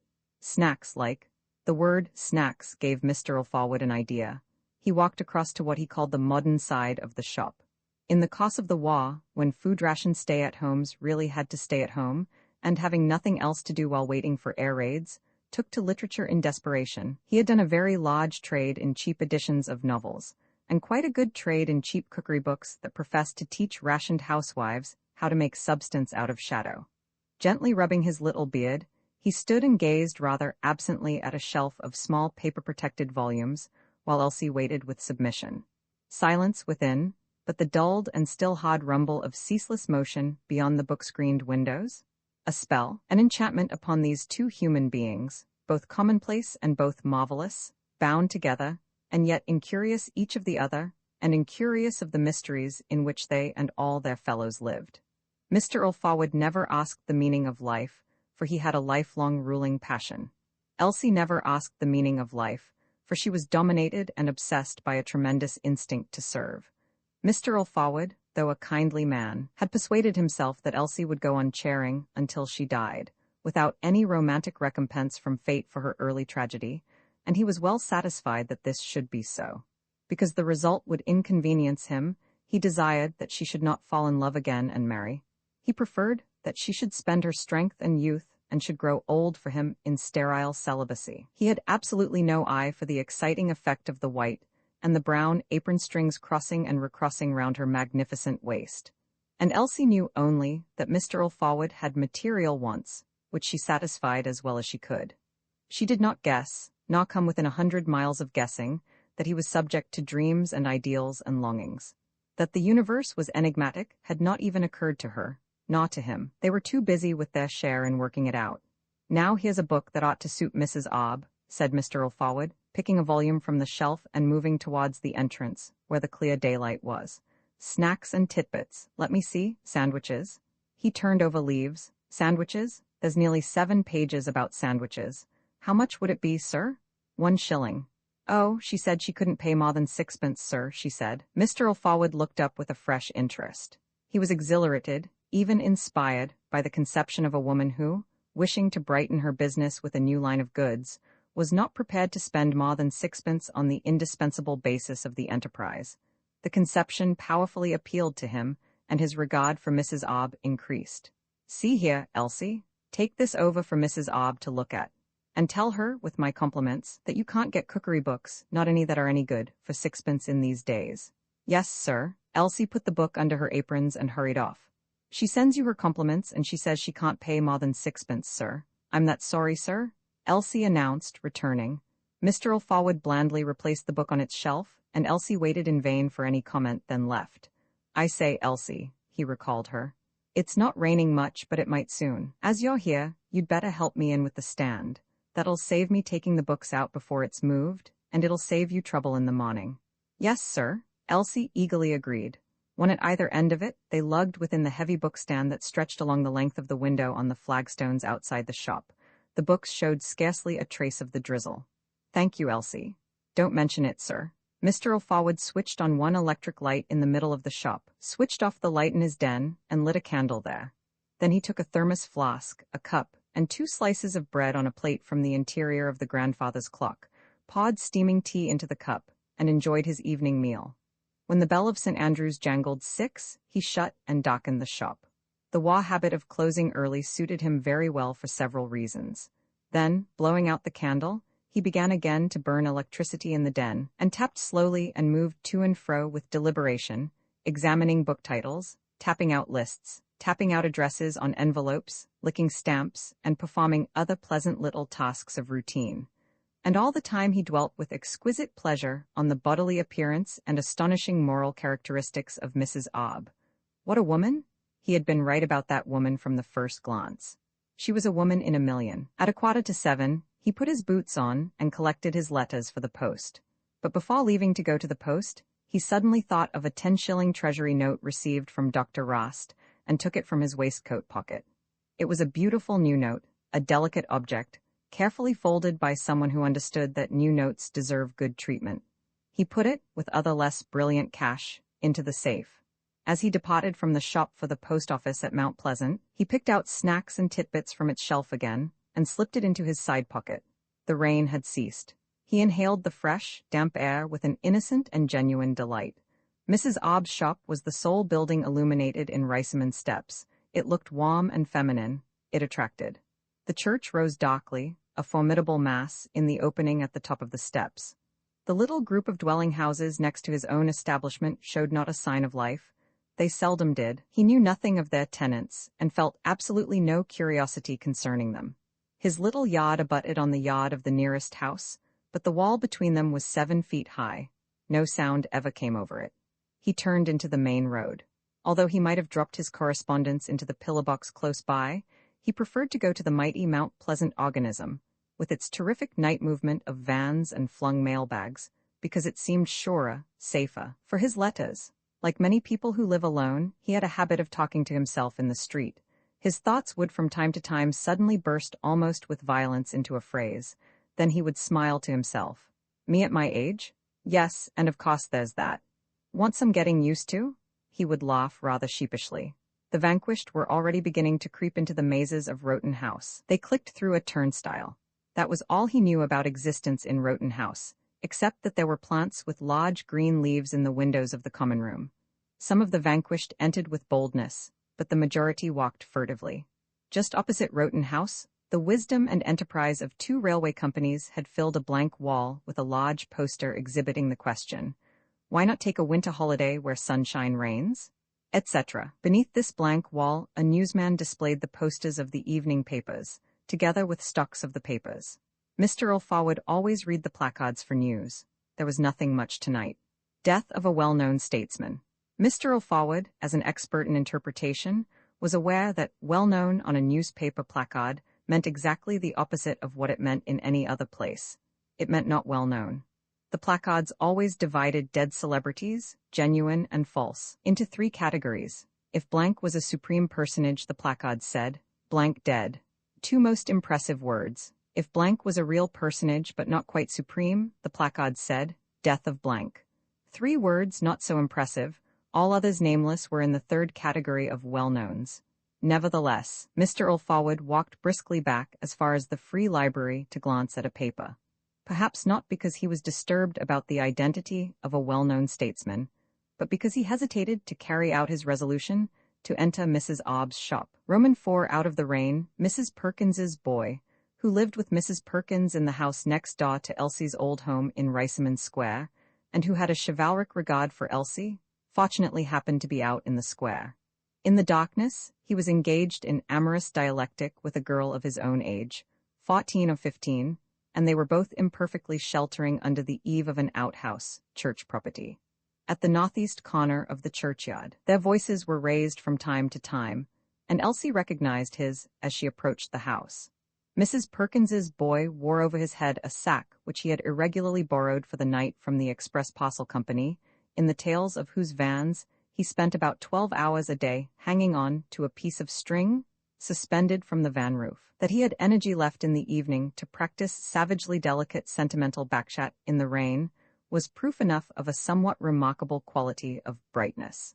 Elsie had chosen him for her mission because he was hardened to the world and thoroughly accustomed to the enterprise of affronting entrance halls and claiming the attention of the guardians thereof. She now called to him across the roadway in an assured, commanding tone, which indicated that she knew him to be her slave, and that, in spite of her advanced years, she could more than hold her own with him against any chit in the square. There was an aspect of Elsie's individuality which no living person knew except Mrs. Perkins's boy. He went hurrying to her. "I want you to run down to the hospital with this letter, and be sure to tell the porter it is to be given to Mrs. Ulfaward tonight. She's in there. And here's 6pence for you, and I'll lend you my umbrella, and I'll get it again from your mammy tomorrow morning. But you must just walk to the steps with me first because I don't want to get wet." "Righto, Elsie," he agreed in his rough, breaking voice and louder. "So long, Nell. Put it in your pocket now," Elsie said, handing him the letter. "No, don't take the keys." She was still carrying Mr. Ulfaward's bunch of keys. The boy insisted on taking the umbrella, which gave him almost as much happiness as the 6pence. Never before had he had the opportunity to show off with an umbrella. He wished that he could get rid of the sack, which did not at all match the umbrella's glory. "Here, hold on." He stopped her and threw the sack over the railings into his mother's area. They walked together towards the steps. "Your Joe's been asking for you tonight," he said suddenly. "My Joe?" She stood still, then leaned against the railings. "Here, come on," he adjured her, nervously sniggering in a cheeky way to hide the emotion in him caused by hers. Elsie obeyed. "How do you know?" "Nell just told me it's all about." "Where'd he call?" "Hawkins's." "What they tell him?" "Told him where you was living, I suppose." "Do you know when he was inquiring?" "Oh, sometime tonight, I suppose." "Now you hurry with that letter, Jerry," she said at the shop door. Mrs. Perkins's boy sailed round the corner into King's Cross Road with the umbrella on high. Elsie had the feeling that she had not herself spoken to Jerry at all, but that she had heard someone else speaking to him with her voice. And she was quite giddy between the influences of fear and of happiness. Her hands and feet were very cold. All kinds of memories and hopes which she had murdered in cold blood and buried deep came rushing and thronging out of their graves, intensely alive, and overwhelmed her mind. The anarchy within her was such that she had to think painfully before she could even command her fingers to open the shop door. Entering from the street, you had to cross the full length of the shop to the wall between it and the office in order to turn on the electric light. As Elsie passed gropingly between the bays of shelves, she thought that she heard a sound of movement, and then the question struck and shook her. Was the door latched or unlatched when I opened it? She could not be sure, so uncertain and clumsy had been her hands. She dared not, for a moment, light the shop lest she should see something sinister or something that she wanted too much to see. Turning the switch at last, she looked and explored with apprehensive eyes all of the shop that could be seen from the office doorway. Nothing, but the recesses of the bays nearest the front of the shop were hidden from her. She listened. Not a sound within the shop, and outside only the customary sounds which she never noticed unless attentively listening. She would go upstairs. She would extinguish the light and go upstairs. No, she could not anyhow leave the shop. She must wait. She must open the door and look forth at short intervals to see if Joe was coming. She must even leave the door ajar for him. He was bound to come sooner or later. He knew where she was, and it was impossible that he should not come. She heard a very faint noise, which sounded through the shop and in her ears like the discharge of a gun or the herald of an earthquake. Then a silence equally terrifying. The faint noise appeared to come from the bay at the end of which was the window giving on King's Cross Road. She could see about half, perhaps more, of this bay, but not all. She must go and look. Her skin crept and tingled. The shop was now for her peopled with invisible menaces. Mr. Ulfaward was so forgotten that he might have been dead 100 years. She must go and look. She did go and look. Her heart faltered horribly. There was indeed a heap of something lying under the side window. "Joe?" she cried, but in a whisper, lest by some infernal magic Mr. Ulfaward up in his bedroom should overhear. Joe was a lump of feeble life enveloped in loose, wet garments. His hat had fallen on the floor and was wetting it. He had grown a thin beard. Elsie knelt down by him and took his head in her arms and kissed his pale face. Her rich lips found his dry and shriveled up. He recognized her without apparently looking at her. She knew this by the responsiveness of his lips. "I'm very thirsty," he murmured in his deep voice, which to hear again thrilled her. Strange that, wet to the skin, he should be thirsty? Though she knew that he was ill, and perhaps very ill, she felt happier in that moment than she had ever felt. Happiness, exultant and ecstatic, rushed over her, into her, permeating and surrounding her. She cared for nothing save that she had him. She had no curiosity as to what he had been doing, what sufferings he had experienced, how his illness had come about, what his illness was. She lived exclusively in the moment. She did not even trouble about his thirst. Then gradually a poignant yet sweet remorse grew in her because, a year ago, before his vanishing, she had treated him harshly. She had acted for the best in the interests of his welfare. But was it right to be implacable, as she had been implacable, towards a victim such as he unquestionably was? Would it not have been better to ruin and kill him with kindness and surrender? For Elsie, kindness had a quality which justified it for its own sake, whatever the consequences of it might be. And then she began to regret keenly that she had destroyed his letter. She would have liked to be able to show it to him to prove her constancy. Supposing he were to ask her if she had received it, what she had done with it. Could she endure the shame of answering, "I burnt it?" "I'm so thirsty," he repeated. He was a man of one idea. "Stay there," she whispered softly, squeezing him and damping her dress and cheeks before loosing him. She ran noiselessly upstairs and came back with a small jug of cold water from the kitchen. As seemingly he could not clasp the handle, she held the jug to his lips. He swallowed the water in large, eager gulps. "Wait a bit now," she said when he had drunk half of it and pulled the jug away from him. After 20 or 30 seconds he drank the rest and sighed. "Can you walk, Joe? Can you stand?" He shook his head slowly. "I dropped down giddy. Door was unlatched. I came in out of the rain and dropped down giddy." She ran upstairs again, lit her candle, and set it on the floor by her bedroom door. When she had descended once more, she saw that the candle threw a very faint light all the way down the 2 flights of stairs to the back of the shop. She seized Joe in her arms. She was very strong from continual hard manual labor, and he was very thin, and carried him up to her room, and, because he was wet, put him on the floor there. Breathless for a minute, she brought in the candle and closed and locked the door. She locked it against nobody, but she locked it. She was nurse now, and he her patient. She began to undress him, and then stopped and hurried down to the bathroom, where Mr. Ulfaward's weekly clean gray flannel shirt lay newly ironed. She stole the shirt. Then, having secured her door again, she finished undressing the patient, taking every stitch off him, and rubbing him dry with her towel, and rubbed the ends of his hair nearly dry, and got the shirt over his shoulders, and turned down the bed, and lifted him into her bed, and covered him up, and threw on the bedclothes the very garments which in the early morning she had used for Mrs. Ulfaward's comforting.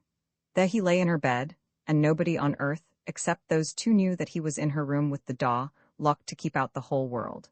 It was a wondrous, palpitating secret, the most wonderful secret that any woman had ever enjoyed in the history of love. She knelt by the bed and kissed him again and again. He smiled, then a spasm of pain passed over his face. "What's the matter with you, Joe, darling? What is it you've got?" she asked gently, made blissful by his smile and alarmed by his evident discomfort. "I ache all over me, I'm cold." His voice was extremely weak. She ran over various diseases in her mind and thought of rheumatic fever. She had not the least idea what rheumatic fever was, but she had always understood that it was exceedingly serious. "I shall light a fire," she said, announcing this terrific decision as though it was quite an everyday matter for a servant, having put a follower in her own room, to light a fire for him and burn up her employer's precious coal. On the way downstairs to steal a bucket of coal, she thought, "I'd better just make sure of the old gentleman," and went into the principal bedroom and turned on the light. Mr. Alfawad seemed to be neither worse nor better. She was reassured as to him. He looked at her intently, but could not see through her body the glowing secret in her heart. "You all right, sir?" she asked. He nodded. "Going to bed?" "Oh no, not yet," she smiled easily. "Not for a long time." "What's all that wet on your apron, Elsie?" She was not a bit disconcerted. "Oh, that's nothing, sir," she said, and turned out the light before departing. "Here, I say, Elsie, can't stop now, sir, I'm that busy with things." She spoke to him negligently, as a stronger power to a weaker. It was very queer. And went out and shut the door with a smart click. The grate and flue in her room were utterly unaccustomed to fires. It is conceivable that they had never before felt a fire. But they performed their functions with the ardor of neophytes, and very soon Mr. Alfawad's coal was blazing furiously in the hearth and the room stiflingly, exquisitely hot, while Mr. Alfawad, all unconscious of the infamy above, kept himself warm by bedclothes and the pride of economy alone. And a little later, Elsie was administering to Joe her master's invalid food. The tale of her thefts was lengthening hour by hour. The 2 patients towards 4 o'clock in the morning. Joe woke up from a short sleep and suddenly put questions to Elsie about his safety in that strange house. And also, he inquired whose bed he was in. "You're in my bed, Joe," she answered, kneeling again by the bedside, so as to have her face close to his, and to whisper more intimately. And she told him the situation of the household, and how her mistress had been carried to the hospital for an operation, and how her master was laid up with an unascertained disease, and how she alone had effective power in the house. Then Joe began excitedly to talk of his adventures in the past 12 months, and she perceived that a change for the worse had come over him, and that he was very ill. Both his voice and his glance indicated some development of the malady. "Don't tell me now, Joe dear," she stopped him. "I want to hear it all, but you must rest now. Tomorrow, after you've had another good sleep. I must just go and look at Mr. Alfawad for a minute." She offered him a drink of water and left him, less to look at Mr. Alfawad than in order to give him an opportunity to calm himself, if that was possible. She knew that in certain moods solitude was best for him, ill or well, and she went down the dark stairs to the other bedroom, which was nearly as cold as the ice-cold stairs.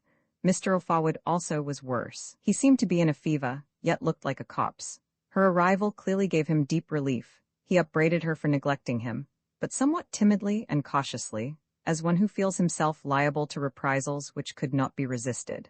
Elsie stayed with him and tended him for a quarter of an hour, and then went to the kitchen, which the extravagant gas ring was gently keeping warm, while it warmed water and tried to dry Joe's miserable clothes. Elsie had to think. Both men under her charge were seriously ill, and she knew not what was the matter with either of them. Supposing that one of them died on her hands before the morning, or that both of them died. All her bliss at the reappearance of Joe had vanished. She had horrible thoughts of which she was ashamed but which she could not dismiss. If anyone was to die, she wanted it to be Mr. Alfawad. She could not help wishing that Mr. Alfawad would in any case die. She had solemnly promised Mr. Alfawad never to desert him, and a promise was a promise. If he lived, and anything happened to Mrs. Alfawad, she was a prisoner for life. And if Joe lived, Mr. Alfawad would never agree to her marrying him and having him in the house with her, as would assuredly be necessary, having regard to Joe's health. Whereas with Mr. Alfawad out of the way, she would be her own mistress, and could easily assume full charge of Joe. Strange that so angelically kind and unselfish a creature could think so murderously, but think thus she did. Further, the double responsibility which impulsively she had assumed weighed upon her with a crushing weight. Never had that always anxious brow been so puckered up with anxiety and hesitancy as now. Ought the doctor to be instantly summoned, but she could not fetch him herself. She dared not even leave her patients long enough to let her run over to the square and rouse one of her friends there. And moreover, she had a curious compunction about disturbing the doctor 2 nights in succession, and this compunction somehow counted in the balance against even men's lives. She simply did not know what to do. She desperately needed counsel, and could not get it. On the whole, she considered that the doctor should be sent for. Many scores, perhaps hundreds, of people were sleeping within 100 yards of her. Was there not one among them to whom she could appeal? She returned to Joe. He was talking in his sleep. She went to the window, opened it, and gazed out. A lengthy perspective of the backyards of the houses in King's Cross Road stretched out before her, a pattern of dark walls, wall, yard, yard, and the joint masonries of every pair of dwellings jutting out at regular intervals in back rooms additional to the oblongs of the houses.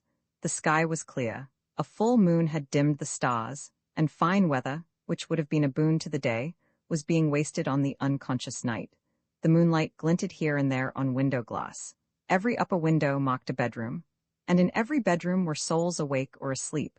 Not a window lit, except one at the end of the vista. Perhaps behind that window somebody was suffering and somebody watching. Or it might be only that somebody was rising to an interminable, laborious day. The heavy night of the town oppressed Elsie dreadfully. She had noticed that a little dog kennelled in the yard of the very next house to T.T. Riceyman's was fitfully moaning and yapping. Then a light flickered into a steady gleam behind a window of this same house, less than a dozen feet away, with an uncanny effect upon Elsie. The light waned to nothing, and shortly afterwards the back door opened, and the figure of a young woman in a loose gown, with unbound hair, was silhouetted against the radiance of a candle within the house. Across the tiny backyard of T.T.'s Elsie could plainly see the woman, whose appearance was totally unfamiliar to her. A soul living close to her perhaps for months and years, and she did not know her from Eve. Elsie wanted to call out to her, but dared not. A pretty face the woman had, only it was hard, exasperated, angry. The woman advanced menacingly upon the young, chained dog, and the next moment there was one sharp yell, followed by a diminuendo succession of yells. "That'll learn you to keep people awake all night," Elsie heard a thin, inimical voice say. The woman returned to the house. The dog began again to yap and moan. The woman ran out in a fury, picked up the animal, and flung it savagely into the kennel. Elsie could hear the thud of its soft body against the wood. She shrank back, feeling sick. The woman retired from her victory. The door was locked. The light showed once more at the bedroom window, and went out. The infant dog, as cold and solitary as ever, and not in the least comprehending the intention of the treatment which it had received, issued from the kennel and resumed its yapping and moaning. "Poor little thing," murmured the ingenuous Elsie, and shut the window. No, she could not send anybody at all for the doctor. Common sense came to her aid. She must wait till morning. A few hours, and it would be full day. And the risk of a disaster in those few hours was exceedingly small. She must not be a silly, frightened little fool. Joe was still talking in his restless sleep. She quickly made up the fire, and then revisited Mr. O'Forward, who also was asleep and talking. After a moment she fetched a comb and went to the kitchen, washed her face and hands in warm water, took down her blue-black hair, combed it and did it up. And she put on a clean apron. She had to look nice and fresh for her patients when the next day should start. For her night and day were now the same. Her existence had become continuous. No break in consciousness. It ran on and on and on. She did not feel tired. On the contrary, she felt intensely alive and energetic and observant, and had no desire for sleep. And her greed seemed to have left her. The second refusal she was running up the steps, not as early as she hoped, owing to a quick succession of requisitions from her two patients at the last moment, to find a messenger in the square to dispatch for the doctor, when a sharp, "Hi, hi," from behind caused her to turn. The summons came from Dr. Rast, who had appeared round the corner from King's Cross Road. Elsie ran back and unlocked the shop door. The ink of her scrawled notice of closure to the public had been weeping freely in the weather of the last 24 hours. "You were leaving your patient, Elsie," said the doctor, in a prim, impartial voice, expressing neither disapproval nor approval nor anything, but just holding up the mere fact for her consideration. She explained. "He's worse, of course," the doctor remarked, his tone not asking for confirmation, almost forbidding it. He was impenetrable. As Elsie thought, you couldn't make anything out of him. He might be tired, he might not be tired. He might have been roused from his bed at 2 a.m. He might have slept excellently in perfect tranquility. You didn't know, you never would know. The secrets of the night were locked up in that trimly dressed bosom. He was the doctor, exclusively, but one thing showed him human. He had once again disturbed the sequence of his daily program in order to visit T.T. Riceyman's. They passed through the shop, on whose floor more letters were lying. At the door of Mr. O'Forward's bedroom, the doctor paused and murmured, "I'd better hear what you've got to say before I go in." She took him to the dining room, where he sat down on a dusty chair. To Elsie's mind, the dining room was in a disgraceful state, and indeed, though the shop and office had not yet seriously deteriorated from last night's terrific cleansing, the only presentable rooms in the house were the 2 bedrooms. All the rest was as neglected and forlorn as a pet animal forgotten in the stress of a great and prolonged crisis. Elsie, standing, gave her report, which the doctor received like a magistrate. She wanted to ask about Mrs. Orfawad, but it was not proper for her to ask questions. Nor could she frame any formula of words in which to broach to the steely little doctor the immense fact of Joe's presence in the building. "Been to bed?" he inquired coldly. "Oh no, sir." "Had any sleep?" "Oh no, sir." "Not for 2 nights, eh?" "No, sir." "Well, nothing to mention." When at length they passed into the bedroom, Elsie was shocked at the condition of the sick. She had left it unimpeachably smooth, tidy, and rectangular. It was now tossed and deranged into a horrible confusion, as though it had not been made for days. As though for days the patient had been carrying on in it a continuous battle with some powerful enemy. And in the midst of it lay Mr. Orfawad, whom also she had just put to rights, and who after her tending had somehow not seemed to be very ill, unkempt, hot, wild-eyed, parchment-skinned, emaciated, desiccated, creased, anxious, at bay, nearly desperate, mumbling to himself. Yet the moment he caught sight of the doctor he altered his demeanor, becoming calm, still, and even a little sprightly. The change was pathetic in its failure to deceive, and it was also heroic. "Well, my friend," the doctor greeted him staccato, with his characteristic faint, nervous snigger at the end of a phrase. "You're here very early, doctor," said Mr. Orfawad composedly. "At least it seems to me early." He did not know the time, nor Elsie either. Not a timepiece in the house was going, and the church clock bell was too familiar to be noticed unless listened for. "Thought you might like to know something about your wife," said Dr. Rast, raising his voice. He made no reference at all to Henry's exasperating refusal to go to the hospital on the previous day. "They tell me at the hospital that a fibroid growth is her trouble. I suspected it." "Where?" "Matrix." The doctor glanced at Elsie as if to say, "You don't know what that word means." She didn't, but she divined well enough Mrs. Orfawad's trouble. "Change of life. No children?" The doctor went on tersely and nodded several times. Mr. Orfawad merely gazed at him with his little burning eyes.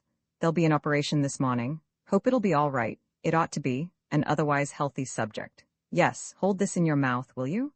He inserted a clinical thermometer between Mr. Orfawad's white, crinkled lips, took hold of the patient's wrist and pulled out his watch. "Appears you can't retain your food," he said, after he had put the watch back. "Comes up exactly as it goes down, mechanical. You're very strong." He withdrew the thermometer, held it up to the light, washed it, restored it to its case. "Well, we know what's the matter with your wife, but I shouldn't like to say what's the matter with you. Yet, I'm not a specialist."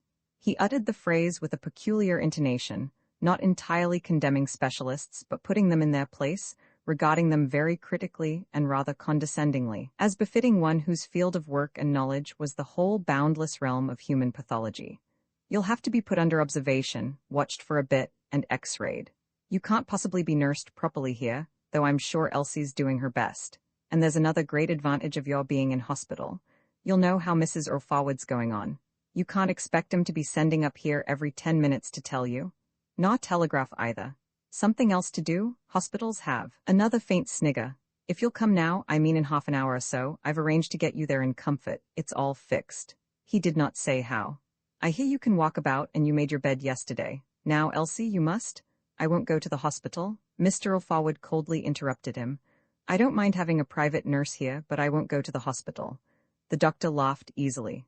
"Oh, but you must, and one nurse wouldn't be enough. You'll need two, and even then it would be absolutely no good. You can't be x-rayed here, for instance. It's no use me telling you how ill you are, because you know as well as I do how ill you are." The battle was joined.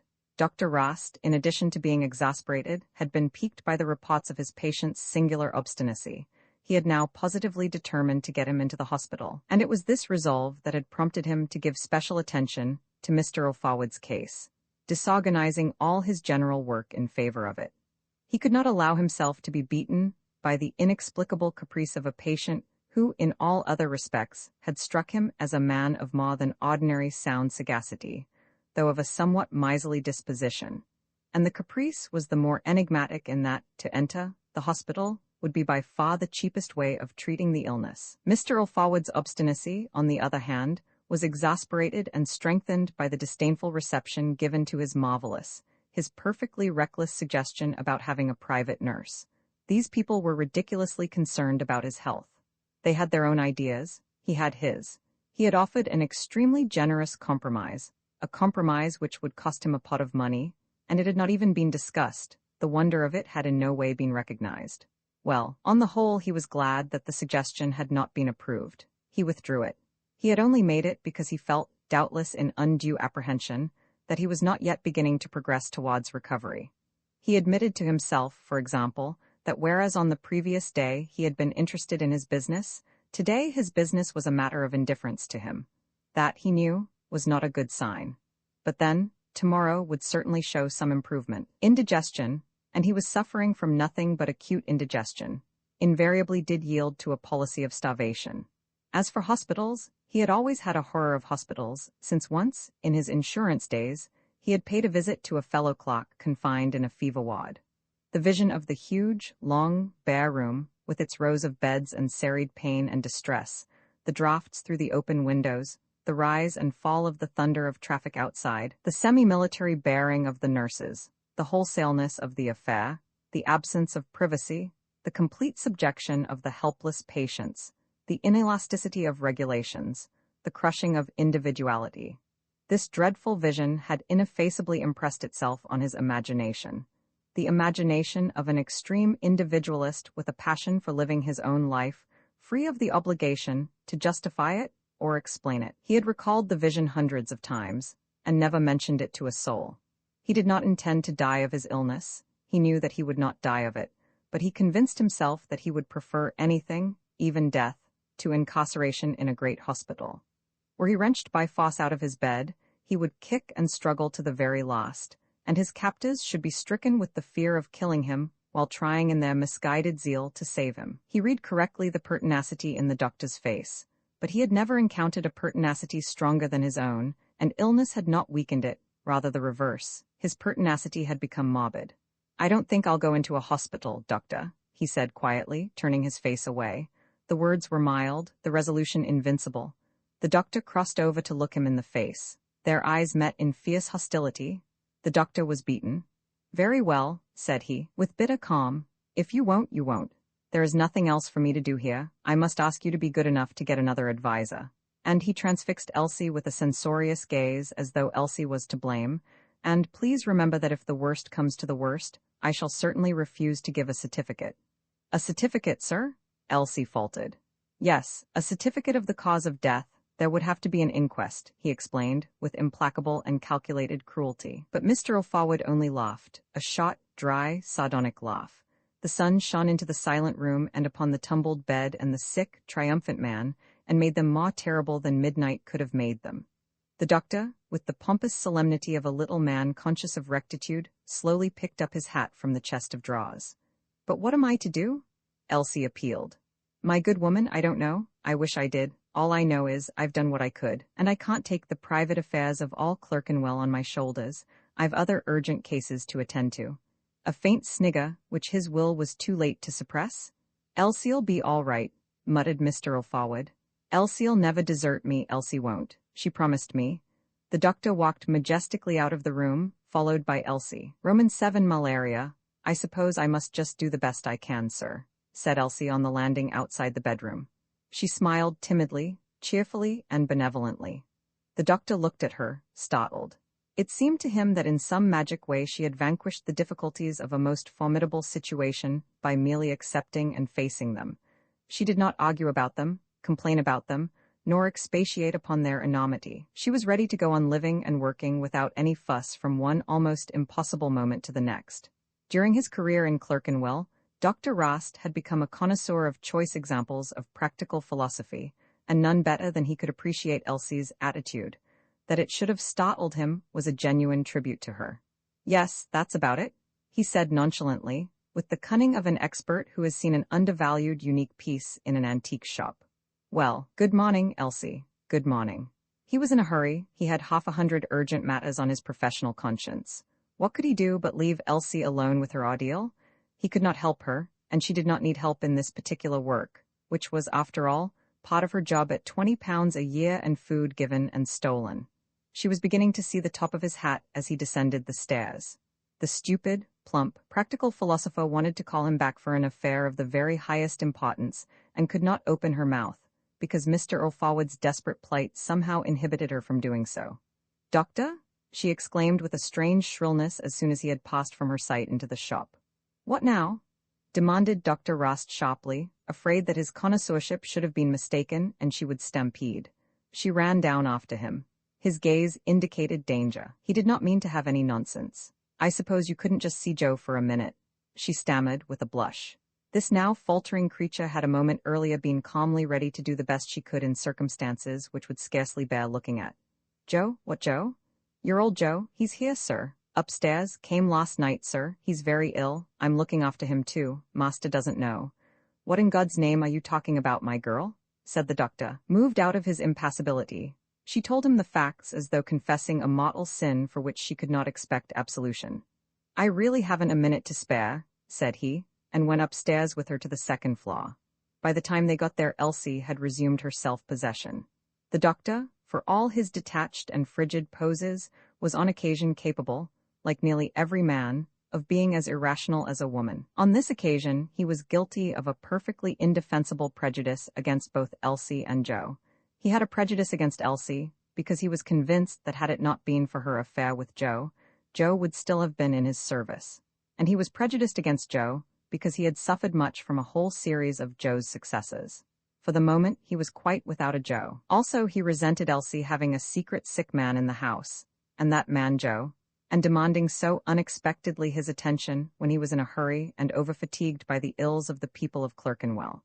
He would have justly contemned such prejudices in another, and especially in, for example, his wife, and it must be admitted he was not the godlike little being he thought he was. Fortunately, Joe was in a state which made all equal before him.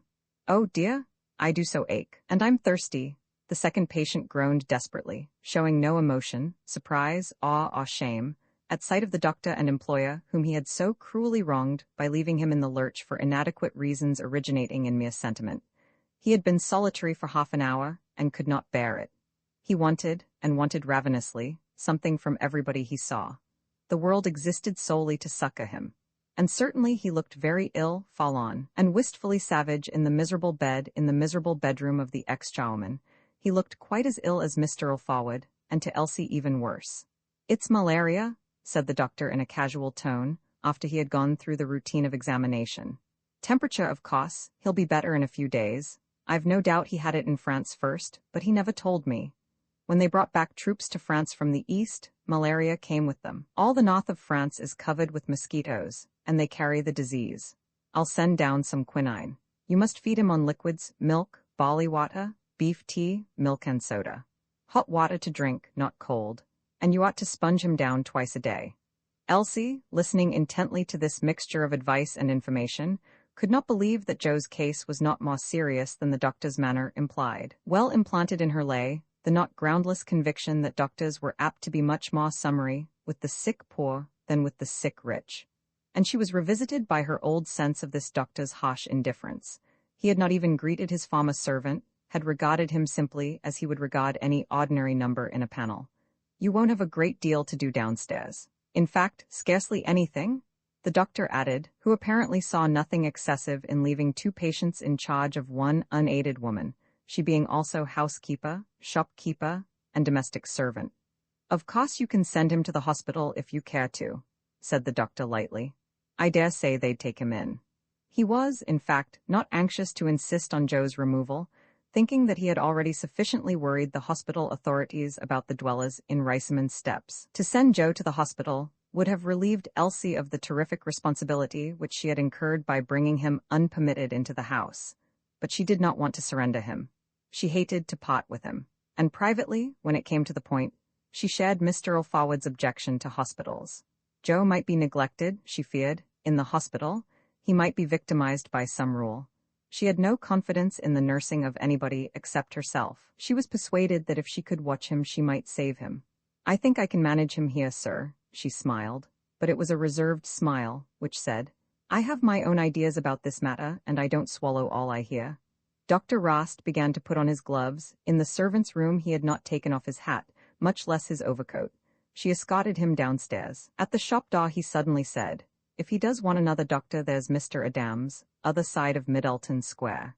His features relaxed. This remark was his repentance to Elsie, induced in him by her cheerful and unshrinking attitude towards destiny. You mean for master, sir? Yes, he may be able to do something with him, you never know. I'm sure I'm very much obliged, sir, said Elsie eagerly, her kindliness springing up afresh and rushing out to meet the doctor's spark of feeling. He nodded. He had not said whether or not he would call again to see Joe, and she had not dared to suggest it. She shut the door and locked herself in the house with the two men. Roman 8, a climax. Mr. Alfawad woke up after what seemed to him a very long sleep, feeling appreciably better. He had less pain. At moments he had no pain. And his mind, he thought, was surprisingly clear and vigorous. He had ideas on all sorts of things. Most invalids got their perspective awry. He knew that, but his own perspective had remained absolutely true. Rising out of bed for a moment, he found that he could stand without difficulty, which was yet another proof of his theory that people ate a vast deal too much. The doctor had been utterly wrong about him. The doctor had made a mystery about ordinary chronic indigestion. The present attack was passing, as the sufferer had always been convinced it would. A nice old mess of a complication they would have made of it at the hospital, or more probably he would have been bundled out of the place with contumely as a malingering fraud. He straightened the bed a little, and then, slipping back into it with a certain eagerness, he began to concert plans to reorganize and resume his existence. The day was darkening. 4 o'clock, perhaps. Elsie, where was that girl? She ought to be coming. Had she got a bit above herself? Thought she was the boss of the whole place, no doubt, and could do as she chose. An excellent creature, trustworthy, devoted. And yet, in some things they were all alike. Give them an inch and they'd take an ell. He must be off to her. Now what was it he had noticed, or thought he had noticed, when he was last awake? Oh yes, that was it. His keys. He had missed them from the top of the chest of drawers. He peered in the gloom. They were there right enough. Perhaps hidden before by something else. The room had been tidied, dusted, while he slept. He didn't quite care for that, but he supposed it couldn't be helped. Anyhow, it showed that she was not being utterly idle. Of course the girl was not going to bed properly, but she had ample opportunity to sleep. With the shop closed, she had practically nothing to do. Fibroid growth. Fibroid, like fiber, of course. He scarcely understood how a growth could be like fiber, but it was a name, a definition, and therefore reassuring. Much better than cancerous, at the worst, an entirely different thing from cancer, but he was dreadfully concerned, frightened for Violet, if she died, not that it was conceivable, but if she died, what a blank, sickening? No, he could not contemplate it. Yet simultaneously in his mind was a little elusive thought. As a widower, freed from the necessity of adapting himself to another, and of revealing to another to some extent his ideas, intentions, schemes. What freedom? The old freedom? And he would plunge into it as into an exquisite, warm bath, voluptuously. He would be more secretive, more self-centered, more prudent, more fixed in habit than ever. A great practical philosopher, yes. In no matter what event he would discover compensations. And there were still deeper depths in the fathomless pit of his busy mind, depths into which he himself would do no more than glance, rather scared. Elsie came in and saw a sinister sick man, pale as the dying, shrunk by starvation, with glittering, suspicious little eyes. "Oh, so you've come, miss." He wished that he had not said miss. It was a tiny pleasantry of reproof, but too familiar. Another inch, another ell. "Why, you've been making your bed again," she exclaimed. But she exclaimed so nicely, so benevolently, that he could not take offense. And yet, might she not be condescending to him? Withal, he enjoyed her presence in the bedroom. Her youth, her reliability, her prettiness, he thought she was growing prettier and prettier every day. Such dark eyes, such dark hair, such a curve of the lips, and her physical power and health. Her mere health seemed miraculous to him. Oh, she was a godsend. She had said nothing about Violet. Well, if she had had news she would have told him. He hesitated to mention Violet. He could wait till she began. "I'll run and make you some food," she said. "Here, not so fast, not so fast." He stopped her. He was about to give an order when, for the second time, he noticed that her apron was wet in several places. "Why is your apron all wet?" he demanded sharply. "Is it?" she faltered, looking down at it. "So it is. I've been doing things." She appeared to have dropped the "sir" completely. The fact was that she had been sponging Joe. Mr. Alfawad became suspicious. He suspected that she was wasting warm water. "Why are you always running upstairs?" he asked in a curious tone. "Running upstairs, sir? Huh, sir?" He was recovering his grip on her. She blushed red. She had something to hide. Hordes of suspicions thronged through his mind. Well, sir, I have to go to the kitchen. I don't hear you so often in the kitchen, said he dryly. It was true, and all footsteps in the kitchen could be heard overhead in the bedroom. He suspected that she was carrying on conversations from her own bedroom window with new-made friends in the yard of the next house, or the next house but one, and giving away the secrets of the house. But he did not utter the suspicion. He kept it to himself for the present. Yes, they were all alike. You haven't inquired, Elsie, but I'm much better, he said. Oh, I can see you are, sir, she responded brightly. But whether she really thought so, or whether she was just humoring him, he could not tell. Yes, and I'm going to get up. Not today, you aren't, sir, she burst out, he said placidly. No, tomorrow morning, and I think I shall put on one of my new suits and a new shirt. I think it's about time. I don't want to get shabby, just show them to me. Elsie was evidently amazed at the suggestion, and he himself did not know why he had made it. But at any rate, it was not a bad idea. He fancied that he might feel better in a brand new suit. He indicated the right drawers to her, and one by one she had to display on the bed the carefully preserved garments which he had bought for a song years ago and never persuaded himself into the extravagance of wearing. The bed was covered with new merchandise. He thought that he would have to wear the clothes sometime, and might as well begin at once. It would be uneconomic to waste them, and worn or unworn they would go for far less than a song after his death. He must be sensible. He must keep his perspective in order. He regarded this decision to have out a new suit as a truly great feat of considered sagacity on the part of a sick man. Elsie with extreme care restored all the virgin clothes to their drawers, except one suit and one shirt, which for convenience she put separately into Mrs. Earl Forward's wardrobe. As all the suits were the same and all the shirts were the same, it did not matter which suit and which shirt were selected. But this did not prevent him from choosing and hesitating in his choice. Elsie seemed to be alarmed by the scene. He could not understand why. Of course, he said, being new they'll hang a bit looser on me than my old suit, that's all wrinkled up. I'm not quite so stout as I was, am I? Elsie turned round to him from the wardrobe with a nervous movement, and then quickly back again. The fading light glinted for a second on a teardrop that ran down her cheek. This teardrop annoyed Mr. Earl Forward. He resented it, and was not in the least touched by it.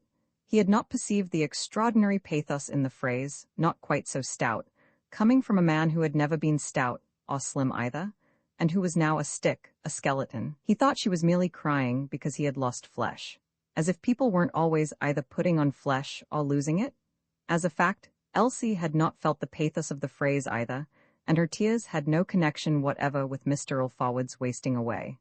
Nor had they sprung from the still more tragic pathos of his caprice about a new suit. In depositing the chosen suit in Mrs. Earl Forward's wardrobe, Elsie had caught sight of the satin shoe, which on the bridal night she had tied to the very bedstead whereon the husband was now lying alone.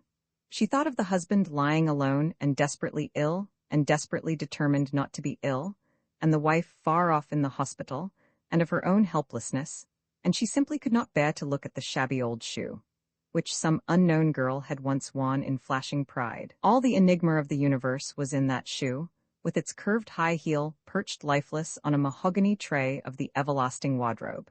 Elsie had never heard of the enigma of the universe, but it was present with her in many hours of her existence. Mr. Earl Forward said suddenly, "Was the operation going to be done this morning or this afternoon?" He knew that the operation had been fixed for the morning, but he had to account to Elsie for his apparent lack of curiosity. "This morning, sir, we ought to be getting some news soon then." "Well, sir, that's just what I was wondering. I don't hardly think as they'll send up, not unless it was urgent, so I suppose it's gone off all right." A pause. "But we ought to know for certain, sir. I was thinking I could run out and get someone to go down and find out. I mean someone who would find out and tell us all about it, not a child. I dare say a shilling or two." With her experience, Elsie ought not to have mentioned money, but she was rather distraught. The patient reacted instantly. It was evident to him that Elsie had old friends in the square, or nearby, upon whom she wanted to confer benefits through the medium of her employer's misfortunes. They were always bent on lining their pockets, those people were. He was not going to let them pick up shillings and florins as easily as all that. His shop was perforce closed, his business was decaying, his customers would transfer their custom to other shops. Not a penny was coming in. Communism was rife. The political and trade outlook was menacing in the extreme. There was no clear hope anywhere. He saw himself as an old man begging his bread. And the girl proposed gaily to scatter shillings over Riceyman Square for a perfectly unnecessary object. She had not reflected at all. They never did. They were always eager to spend other people's money. Not their own. Oh, no. He alone had kept a true perspective, and he would act according to his true perspective. He was as anxious as anybody for news of the result of the operation and Violet's condition, but he did not see the need to engage an army of special messengers for the collecting of news. An hour sooner or an hour later. What difference could it make? He would know soon enough, too soon if it was to be bad news, and if it was to be good news, a little delay would only increase joy. And moreover, you would have thought that even the poorest and most rapacious persons would not expect money for services rendered in a great crisis to the sick and the bedridden. I see no reason for doing that, he said placidly and firmly. Let me think now. Shall I run down there myself? It won't take me long. She was ready in the emergency, and in deference to his astounding whims, to take the fearful risks of leaving the two men alone together in the house. Suppose Joe should rise up violent? Suppose Mr. O'Forward should begin in his weakness to explore the house? He was already suspecting something, and she knew him for the most inquisitive being ever born. She trembled. Still, she was ready to go, and to run all the way there and all the way back. Oh, no, he forbade positively. That won't do at all. He was afraid to lose her. So seriously ill, he was now seriously ill again. To be left by himself in the house, it was unthinkable. Look here, step across to Belrose's, Belrose, the man who had purchased Violet's confectionery business. I hear he's got the telephone now. Ask him to telephone for us to the hospital. Then we shall know at once. We don't do much with them, Elsie objected, diffident. The truth was that the O'Forward household bought practically nothing at Belrose's, Belrose's not being quite Violet's sort of shop under its new ownership. Mr. O'Forward almost sat up in his protest against the horrible suggestion contained in Elsie's remark. What would Belrose say? No, you don't deal with me, and therefore I won't oblige you by telephoning to the hospital to find out whether Mrs. O'Forward is alive or dead. A monstrous notion? Don't be silly, he chiddered gravely. Do as I tell you and run down at once. And would you like me to ask them to telephone for another doctor for you while I'm about it? There's Dr. Adams, he's in Middleton Square too. They do say he's very good. When I want another doctor, I'll let you know, Elsie, said Mr. O'Forward with frigid calm. There's a great deal too many doctors. What has Ross done for me, I should like to know? You wouldn't let him do anything, said Elsie sharply. He had never heard her speak with less benevolence. Of course he was entitled to give her a good dressing down, and it might even be his duty to do so. But he lacked confidence in himself. Strange, but he was now in the last resort afraid of Elsie? She was like an amiable and tractable animal which astonishingly shows its teeth and growls. Leave the door open, he muttered. As Elsie descended to the shop, there was a peremptory and loud rat-tat, and then a tattoo on the glass of the shop door. It frightened her. She thought naturally of the possibility of bad news by special messenger or telegraph from the hospital. But Mrs. Perkins's boy Jerry was at the door. He wore his uniform, of which the distinguishing characteristics were a cap with brass letters on the peak and a leathern apron initialed in black. In King's Cross Road, an enormous motor lorry throbbed impatiently in attendance upon the gnome. Here's your umbrella, Elsie, said Jerry proudly. I thought you might be wanting of it. He made no inquiry as to sick persons. He was only interested in the romantic fact that he had used the vast resources of his company to restore the umbrella to his queen, carrying it all day through all manner of streets in his long round, and finally persuading that important personage, the motor driver, to stop at Riceyman steps on no business of the company's. Elsie took the umbrella from his dirty little hands, which were, however, no dirtier than his grinning face, and he ran off almost before she could thank him. Jerry, she summoned him back, and he came, risking the wrath of the driver. Come along tonight, will ya, after ye have done? Rap quiet on the door, I might want ya. Righto, Elsie? He was gone, the lorry was gone. Elsie went upstairs again with the umbrella, not because the umbrella would not have been safe in the shop, but because she felt that she must give another glance at Joe before she left the premises. It was an unconsidered movement. She had forgotten that Mr. O'Forward's bedroom door was open. Elsie, he called out as she passed on the landing. Who was that?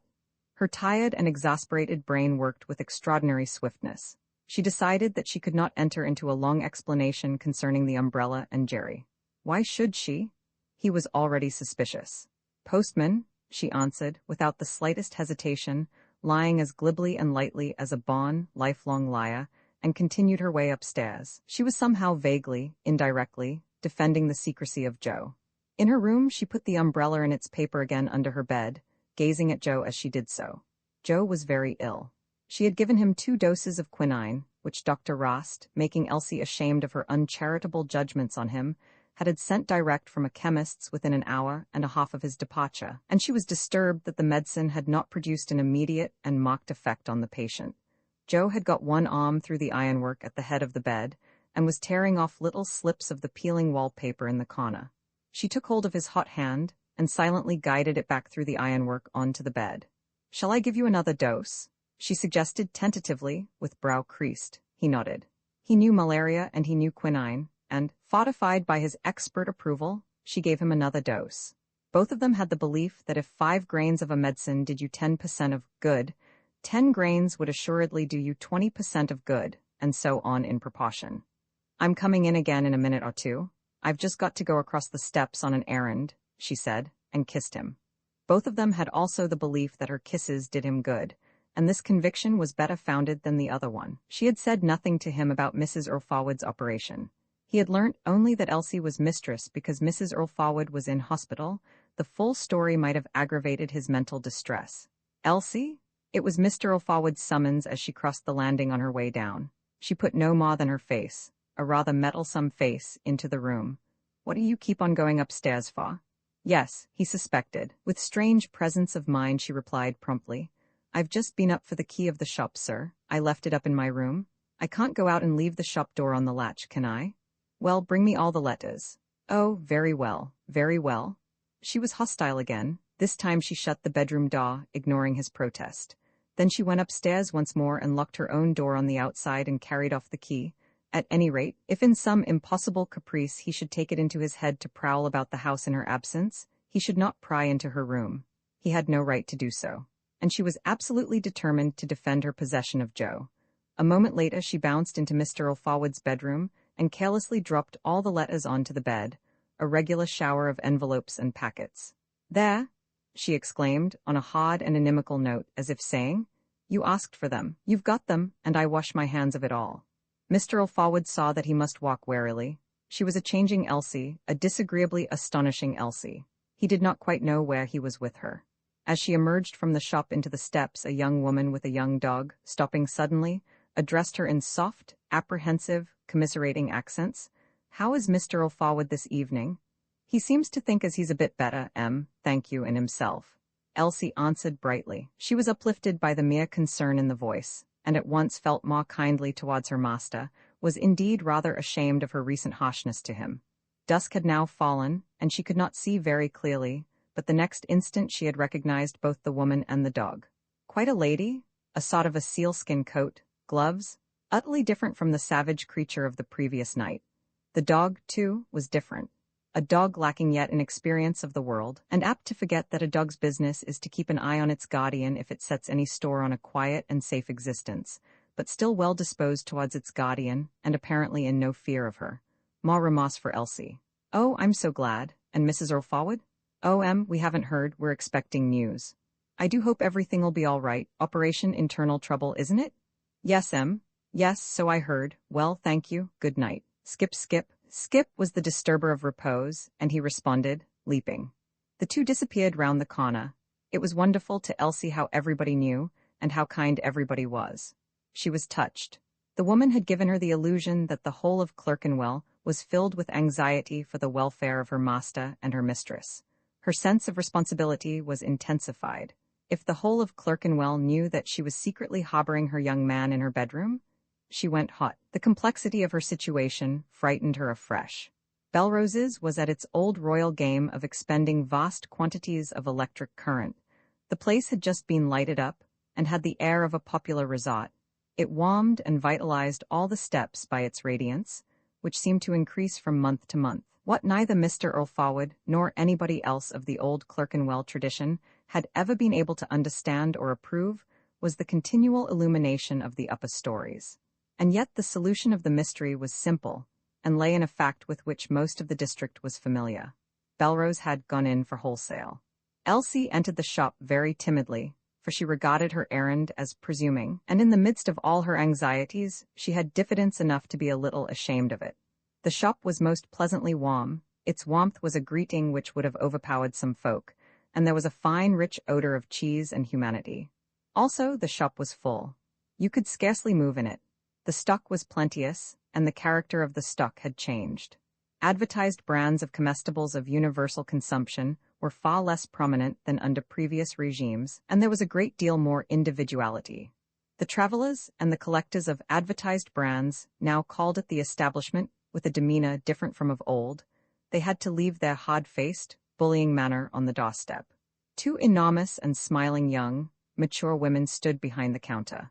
Their magnificently rounded facades were covered with something that was only white on Saturdays and Wednesdays, and certainly was not white tonight. Like the shop itself, the servers were neither tidy nor clean, but they were haughty, gay, and active, and they had authority, for one of them was Mr. Belrose's sister, and the other Mrs. Belrose's sister.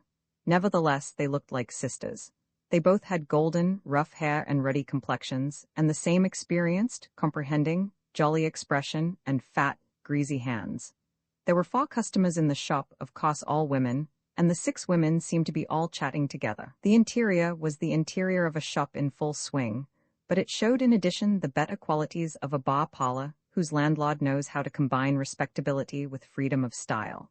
Miss Belrose, who was nearest the door, smiled benignantly at Elsie on her entrance, as if saying, "You are one of us, and we are yours." When 2 outgoing customers squeezed themselves between Elsie and a pile of cheeses, and her turn came to be served, Elsie suddenly discovered that she could not straightaway execute Mr. Earlforward's command. She had a feeling that shops did not exist in order to supply telephone accommodation gratis to non-customers, and she was simply unable to articulate the request. Nor did the extreme seriousness of the case inspire her to boldness. She asked for a quarter of a pound of cheese, and was immediately requested to name any cheese that she might fancy, the implication being that no matter what her fancy it could, and would be satisfied on the most advantageous terms. Now Elsie did not want any cheese. She wanted nothing at all. Mrs. Earlforward, before vanishing into the hospital, had bought for the master a generous supply of invalid foods, which, for the most part refused by the obstinate master, would suffice Joe for several days, and of all such eatables as Belrose's sold Elsie had in hand enough also for several days. She said "Chetta," reacting quite mechanically to the question put, and then she was confronted with another problem. She had no money, not a penny. It would be necessary for her to say, "I must run back for some money," and having said that, to return and somehow maneuver Mr. Earlforward's keys off the chest of drawers and rifle the safe once more. And already he was suspicious? How could she do it? She could not do it, but she must do it. She saw the cheese weighed and slipped into a piece of paper. The moment of trial was upon her. Then the back door of the shop opened. She recognized the old, peculiar, familiar sound of the latch, and a third enormous, white-clad, golden-haired, jolly, youngish woman appeared in the doorway. This was Mrs. Belrose herself, and you at once saw, and even felt, that her authority exceeded the authority of her sister and her sister-in-law. Mrs. Belrose was a ruler. As soon as she saw Elsie, her gigantic face softened into a very gentle smile of compassion, a smile that conveyed nothing but compassion, excluding all jollity. She raised a stout finger and without a word beckoned Elsie into the back room and shut the door. The ancient kitchen parlor was greatly changed. It was less clean than Elsie had left it, but it glittered with light. More cheeses, and in the corner by the mantelpiece was the telephone. And through the window Elsie saw an oldish, thin little man moving about in the yard with a lantern against a newly erected shed. Still more cheeses, seemingly as many cheeses as Mr. Earlforward possessed books. The oldish man was Mr. Belrose, guardian and overlord of the 3 women, and original instigator of this singular wholesale trade in cheeses which he had caused to prosper, despite the perfect unsuitability of his premises and other difficulties. Individuality and initiative had triumphed. People asked one another how the Belroses had contrived to build up such a strange success, but they had only to look at the mien and gestures of the Belroses to find the answer to the question. "How are you getting on, my dear?" demanded Mrs. Belrose, who had scarcely spoken to Elsie in her life before. "Master wished me to ask you if you'd mind telephoning to the hospital, said Elsie, after she had given some details. "Of course I will. With the greatest pleasure." Mrs. Belrose grabbed at the tattered telephone book, and wetting her greasy thumb whipped over the pages rapidly. "Where's them Saints now? Oh, Saintsbury's, St. Bartholomew's football and cricket ground. I expect that's for the doctors and students, St. Bartholomew's Hospital. This is it? Here we are, City 510. Oh dear, no telephone information given respecting patients. Oh dear, oh dear. She looked at Elsie. Never mind, she went on brightly. We can get over that, I should think. She obtained the number and got into communication with the reception office of the hospital. I want you to be kind enough to give a message to Mrs. Violet Earl-Forward from her husband. She's in your hospital for an operation. Oh, but you must, please. He's very ill, but he's a bit better, and it will do Mrs. Earl-Forward ever so much good to know. Oh, please? Yes, I know, but they can't send anyone down. Oh, you don't count rules when it's urgent. It might be life and death.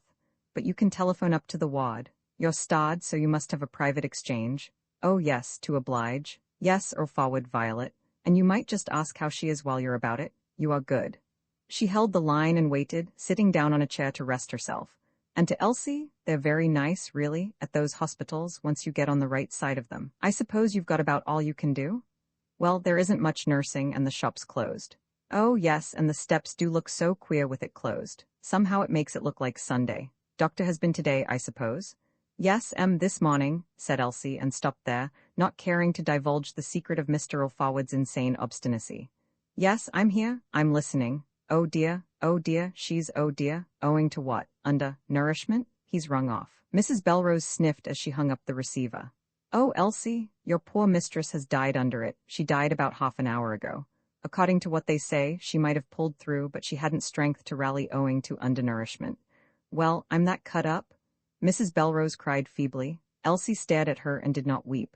Ought I to tell him, Em?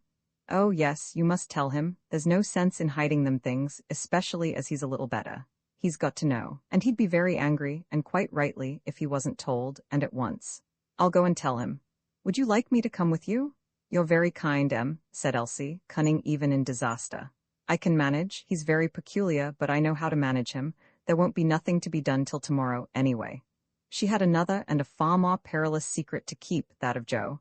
Therefore she dared not admit a stranger to the house. Of course, soon she would have to admit strangers. But not tonight, not tonight. She must postpone evil.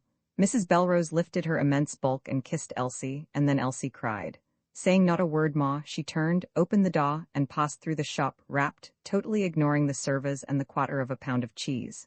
Tomorrow, she said to herself, I shall tell her, Mrs. Belrose, all about Joe. She'll understand. The mere thought of Mrs. Belrose was a refuge for her. But Mrs. can't be dead. It was only yesterday morning. Leave me alone. Leave me? Breathed Henry Earl-Forward in a dismaying murmur when she gave him the news. She obeyed. Roman IX the kiss that night Elsie sat in the parlor, as she still to herself called the dining room, by the gas fire which she had lighted on her own responsibility. An act and a situation which a few days earlier, 2 days earlier, would have been inconceivable to her. But Joe's clothes had refused to dry in the kitchen. The gas ring there was incapable of drawing the water out of them in the damp weather. Now they were dry. Some of them were folded on a chair. Upon these were laid the braces which she had given to him on his birthday, and which evidently he had worn ever since.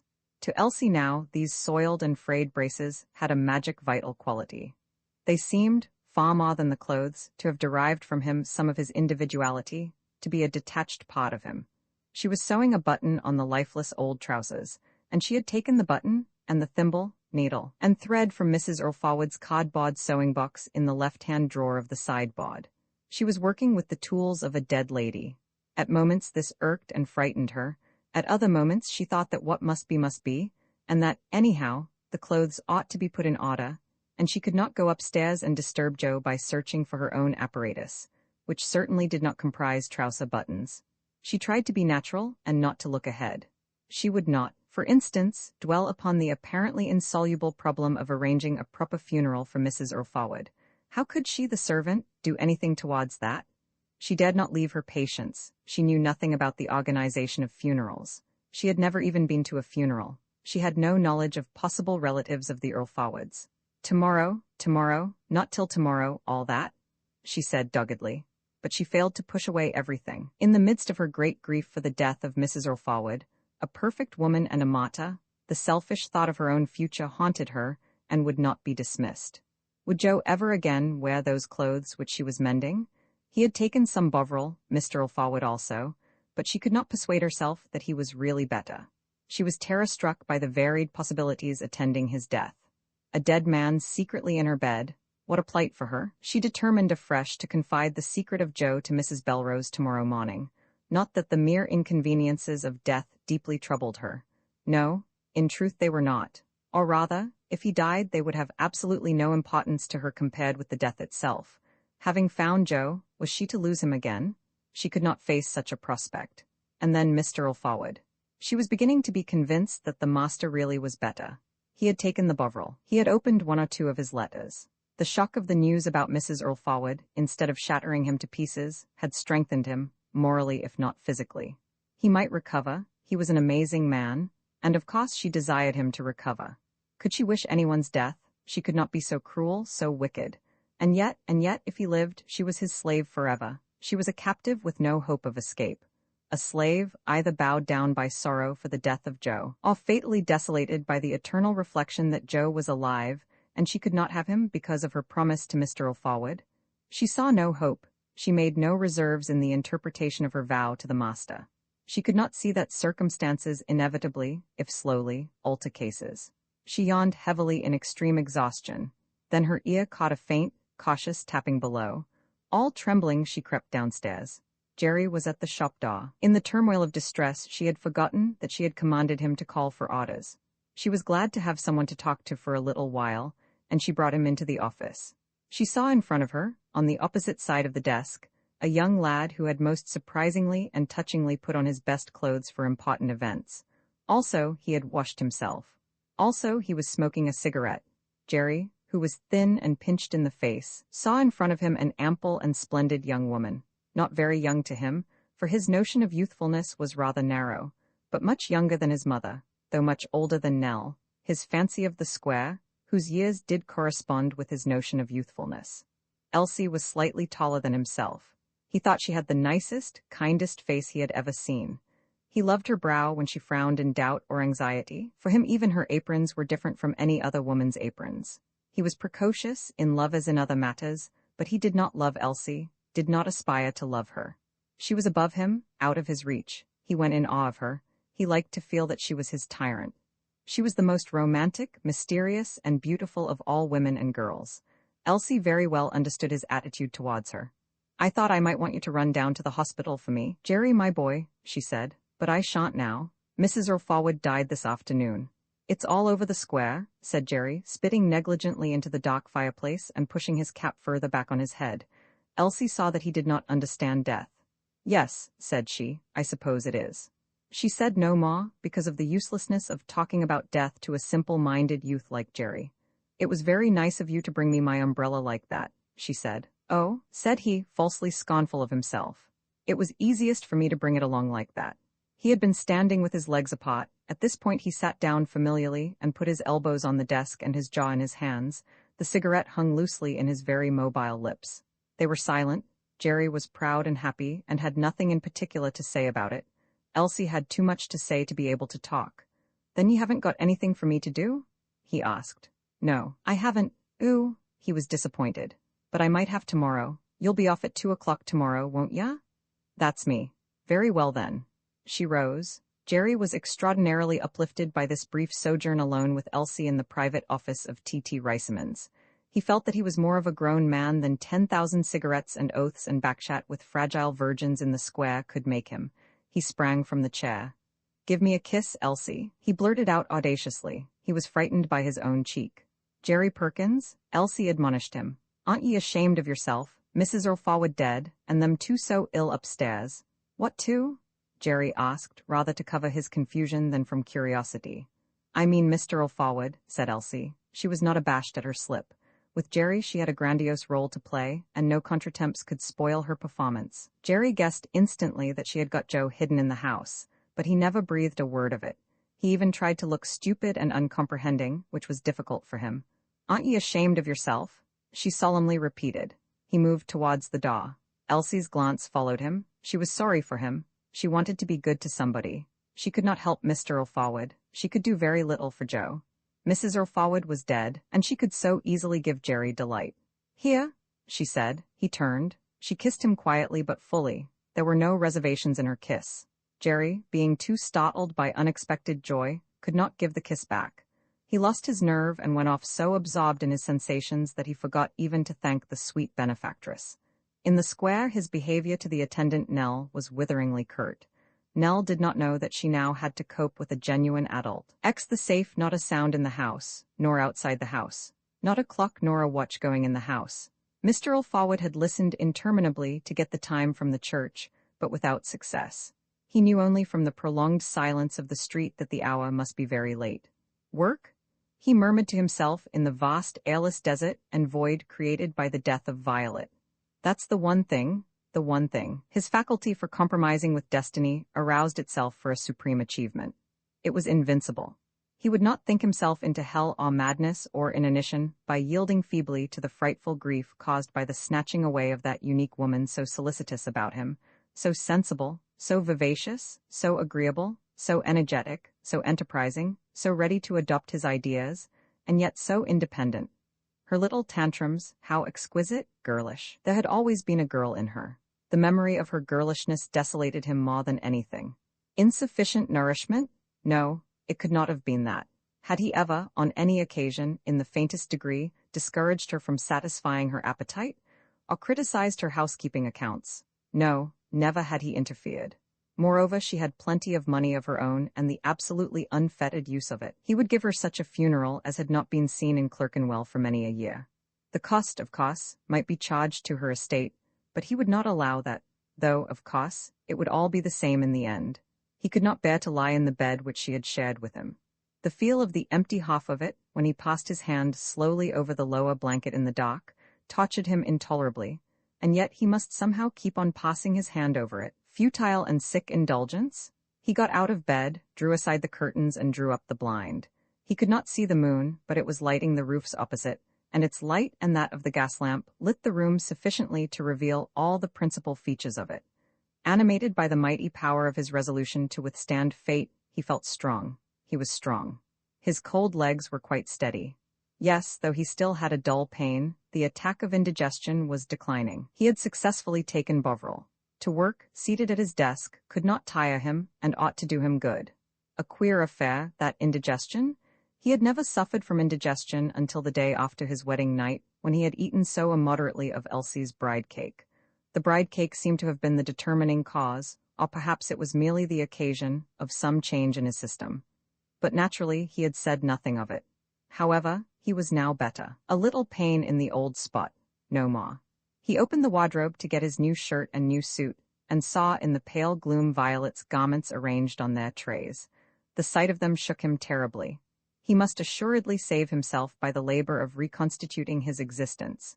It was impossible for him to remain in the bedroom.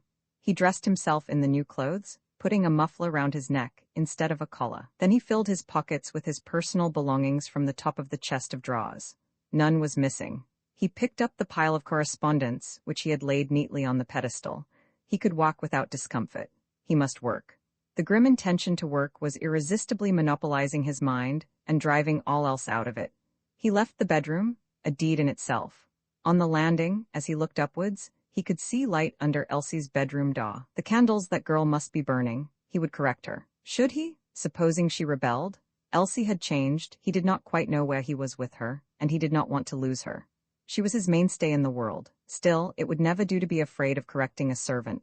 He would correct her, he would knock at her door and tell her, not for the first time. He mounted 2 steps, but his legs nearly failed him. He could walk downstairs, but not up. Besides, if she knew that he was out of bed, there might be trouble, and he wished to avoid trouble. Therefore, he turned and limped downstairs into the shop and lit it. To see the shop was like revisiting after an immense period the land of his youth. He recognized one by one the landmarks. Here was the loaded bookstand with its pair of casters, which she had devised. The shop was like a mausoleum of trade. His trade had ceased. It had to be brought back to life, galvanized into activity. Could he do it? He must, and he would do it. He was capable of the intensest effort. His very sorrow was inspiring him. On the floor at the entrance lay some neglected correspondence which bore footmarks. Servants were astounding. Elsie had been too negligent even to pick the letters up. She probably never would have picked them up.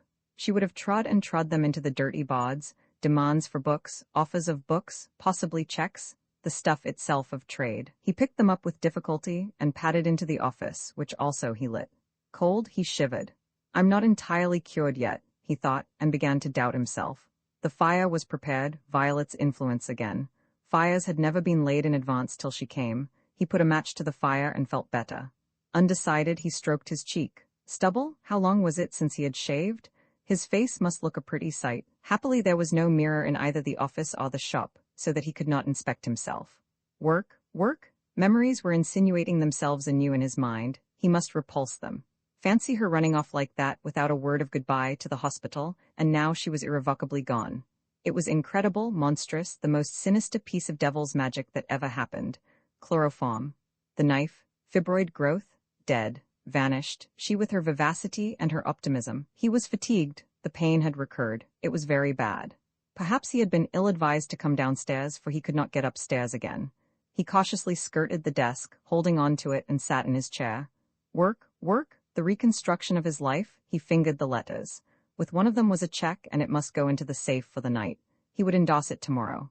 Never endoss a check till you paid it into the bank, for an endossed check might be the prey of thieves. He bent down sideways to his safe with a certain pleasure. Her safe was upstairs in the bathroom. He would have to obtain her keys and open it and examine its contents. He took his own keys from his pocket, and not very easily, unlocked his safe, and swung forward its door. The familiar act soothed him. The sublime spectacle of the safe, sole symbol of security in a world of perils, enheartened him. After all, then he noticed that the silver bag was not precisely in its customary spot on the ledge over the nest of drawers. He started in alarm and clutched at the bag. It was not tied with his knot. He unloosed it and felt crumpled paper within it. 6D? Elsie's clumsy handwriting, which he knew so well from having seen it now and then on little lists of sales on the backs of envelopes. No, it was not the loss of sixpence that affected him. He could have borne that. What so profoundly, so formidably, shocked him was the fact that Elsie had surreptitiously taken his keys, rifled the safe, and returned the keys, and smiled on him and nursed him. There was no security at all in the world of perils. The foundations of faith had been destroyed. Elsie? But in the agony of the crisis, he did not forget his wife. He moaned aloud. What would Violet have thought? What would my poor Violet have thought of this? His splendid fortitude, his superhuman courage to recreate his existence over the ruins of it, and to defy fate, were broken down. Life was bigger, more cruel, more awful than he had imagined. Roman 11 prison, Joe, inquired Elsie. Where's your papers? She had brought his clothes, dry, folded, and possibly wearable, back into her bedroom. She had found nothing in the pockets of the suit except some cigarette card portraits of famous footballers, a charred pipe, 3 French sous, and a broken jackknife. These articles, the raiment, and a pair of battered shoes which she had pushed under the bed and forgotten, seemed to be all that Joe had to show for more than 20 years of strenuous and dangerous life on earth. Much less even than Elsie could show. The paucity of his possessions did not trouble her, and scarcely surprised her, for she knew that very many unmarried men, with no incentive to accumulate what they could immediately squander in personal use, had no more reserves than Joe, but the absence of the sacred papers disturbed her. Every man in her world could, when it came to the point, produce papers of some sort from somewhere, army discharge, pension documents, testimonials, birth certificate, etc., etc. Even the tramps who flitted in and out of Roten House had their papers to which they rightly attached the greatest importance. No man in Elsie's world could get far along without papers, unless specially protected by heaven, and sooner or later, generally sooner than later, heaven grew tired of protecting. All day Elsie had been awaiting an opportunity to speak to Joe about his papers. The opportunity had now come. Mr. Forward could be left for an hour or so. Joe was apparently in less pain. The 2 bedrooms were tidied up. Both men had been fed. Joe had had more quinine. She could not sponge him again till the morrow. She herself had drunk 2 cups of tea and eaten the last contents of the larder. She had lighted a new candle, the last candle, in the candlestick. She had brought coal and mended the fire. The next morning she would have a great deal to do and to arrange, getting money, marketing, seeing the doctor and Mrs. Belrose, discussing the funeral with Mr. Forward, terrible anxieties, but for the present she was free. Joe made no answer. He seemed to be trying to frame sentences. She encouraged him with a repetition. Was your papers? I can't find 'em nowhere. You haven't lost them, have ye? Her brow contracted in apprehension. I sold 'em, said Joe, in his deep, vibrating and yet feeble voice. He looked away. Sold 'em, Joe, ye never sold 'em. Yes, I have, I tell ye, I sold 'em yesterday morning. But Joey? I sold 'em yesterday morning to a man as came to meet a man as came out of Pentonville same time as me. Pentonville? Joe, do you mean you've been to prison? He nodded. What a shame, she exclaimed in protest, not at his having done anything wicked enough to send him to prison, but at the police having been wicked enough to send him to prison. She assumed instinctively and positively that he was an innocent victim of the ruthless blue men, whom some people know only as pilots of perambulators across busy streets. There was no option, you know, so I had 14 days. She dropped on her knees at the bedside, and put her left arm under his neck and threw her right arm over his waist, and with it felt again the familiar shape of his waist through the bedclothes, and gazed into his homely, ugly face upon which soft, dark hair, a beard on the chin, was sprouting. This faith and tenderness made Joe cry. Tell me, she murmured, scarcely hoping that he would succeed in any narrative. Oh, it's nothin', Joe replied gloomily. Armistice Day, you know, I had my afternoon and I went out. Were ye in a place, Joe? I had a part-time place in Oxford Street, carrying coal upstairs and cleaning brasses and sweeping and errands, and a bed, yes, in the basement, sort of a watchman. Doctor he give me a testimonial. Least he sent it me when I wrote and asked him. No doubt whatever that she had been unjust to that doctor. I went down to Piccadilly to see the sights, and when it was about dark, I see our old divisional general in a damn big car with 2 young ladies. There was a block, ye see, in Piccadilly Circus, and he was stopped by the curb where them flower girls are, you know, by the fountain, and I was standing there as close as I am to you, Elsie. We used to call him the slaughterer.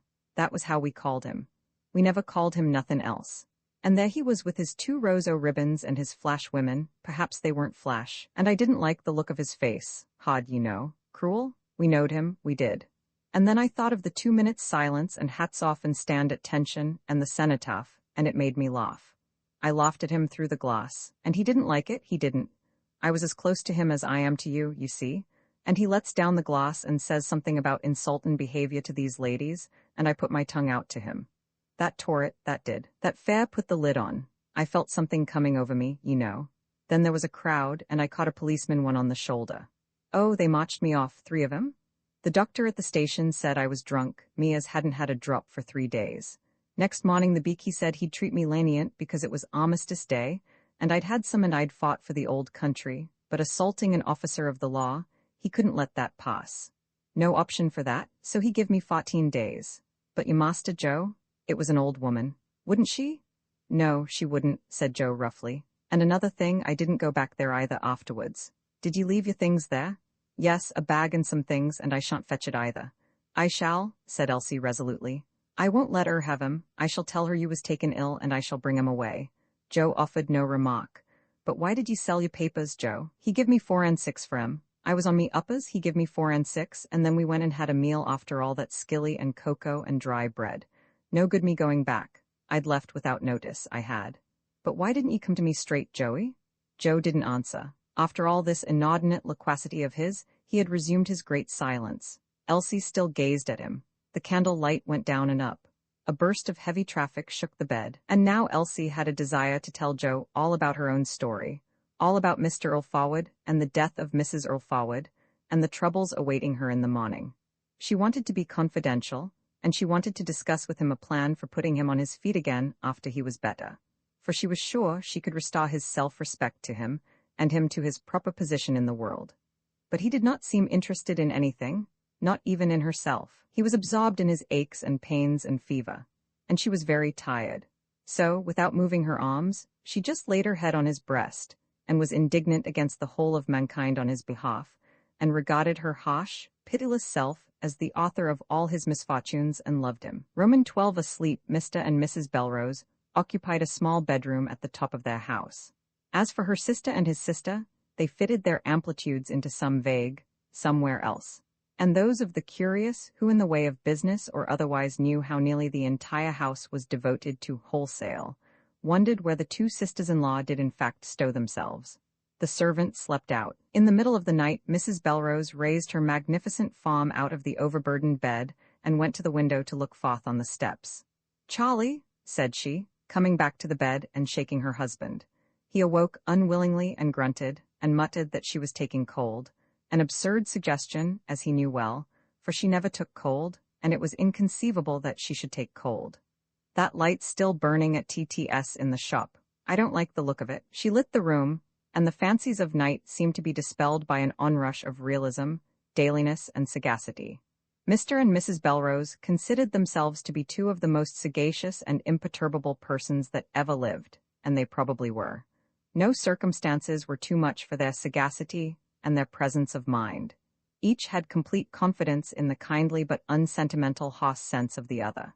Mrs. Belrose, despite her youngishness, was the more impressive. She it was who usually said the final word in shaping a policy. Yet in her utterances, there was an implication that Charles had a super-wisdom which she alone could inspire, and also that he, being a man, could do certain things that she, being a woman, was ever so slightly incapable of. "I don't like the look of it at all," she said. "Well, I don't see we can do anything till morning," said Charles. Not that he was allowing his judgment to be warped by the desire to sleep. No, he was being quite impartial. That girl's got too much on her hands, looking after that funny old man all by herself, day and night. She isn't a fool, far from it, but it's too much for one girl. You'd better go over, perhaps, and have a look at things. I was thinking you'd go, Charlie, but I can't do anything if I do go. I can't help the girl. "I'm afraid," said the authoritative and sagacious wife simply. "What of?" asked the wizened slip of a husband. "Well, I don't know, but I am. It'll be better for you to go anyway first. I could come afterwards. We can't leave the girl in the lurch." Nevertheless, Mrs. Belrose did know what she was afraid of, and so did Mr. Belrose. She helped him to put on some clothes. It was a gesture of sympathy rather than of aid. And she exhorted him not to waken those girls, meaning her sister and his. He went out, shivering. A fine night with a harsh wind moving dust from one part of the steps to another. Nobody about. The church clock struck 3. Mr. Belrose peered through the slit between the edge of the door blind and the door frame, but could see nothing except that a light was burning somewhere in the background.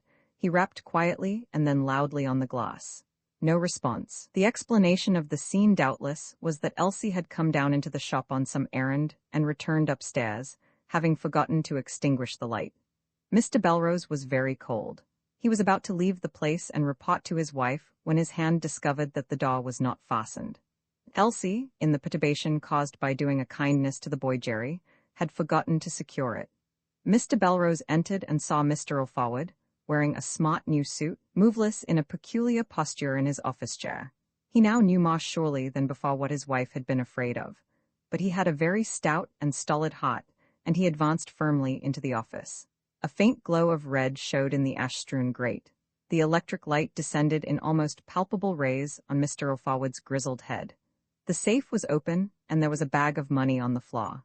Mr. O'Forward's chair was tilted and had only been saved from toppling over, with Mr. O'Forward in it by the fact that its left arm had caught under the ledge of the desk. The electric light was patient, so was Mr. O'Forward. He was leaning over the right arm of the chair, his body at half a right angle to the perpendicular, and his face towards the floor. "I've never seen anything like this before," thought Mr. Belrose. "This will upset the steps, this will." He was afraid. He had what he would have called the creeps. Gingerly, he touched Mr. O'Forward's left hand, which lay on the desk. It was cold and rather stiff. He bent down in order to look into Mr. O'Forward's averted face. What a dreadful face! White, blotched, hairy skin drawn tightly over bones and muscles, very tightly. An expression of torment in the tiny, unseeing eyes. None of the proverbial repose of death in that face. Mustn't touch it, mustn't disturb anything, thought Mr. Belrose, straightening his knees. He left the office and peered up the dark stairs. No light, no sound. He felt for his matches, but he had come away without them, and he suspected that he was not sufficiently master of himself to look effectively for matches. Still, the house must be searched. Although much averse from returning into the office, he did return, on the chance of finding a box of matches, and the first thing he saw was a box on the mantelpiece. Striking matches, he stumbled up the stairs and came first to the bathroom. Empty. Nothing unusual therein except thick strings stretched across it and an orange box in the bath. A bedroom, well furnished, the bed unmade, a cup and saucer on the night table, one door of the wardrobe ajar. Everything still, expectant. Then he found the living room similarly still and expectant. He went back to the landing. No sound. The second flight of stairs dreadfully invited him to ascend. As he reached and pushed against the door at the head of those stairs, another of his matches died.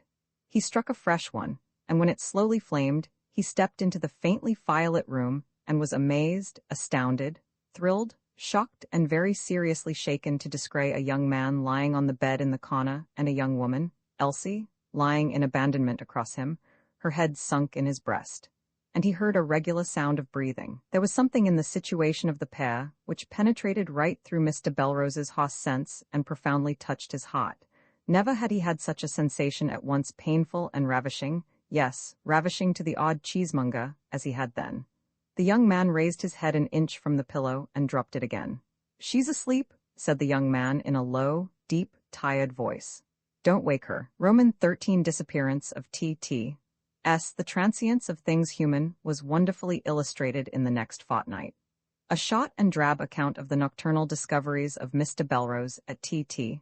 S. appeared in one morning paper, and within 6 hours the evening papers, with their sure instinct for the important, had lifted Riceyman's steps to a height far above prize-fighting, national economics, and the embroiled ruin of Europe. Such trivialities vanished from the contents bills, which displayed nothing but mysterious death of a miser in Clerkenwell, the home of Bolshevism, astounding story of love and death, midnight tragedy in King's Cross Road, and similar titles, legends, and captions.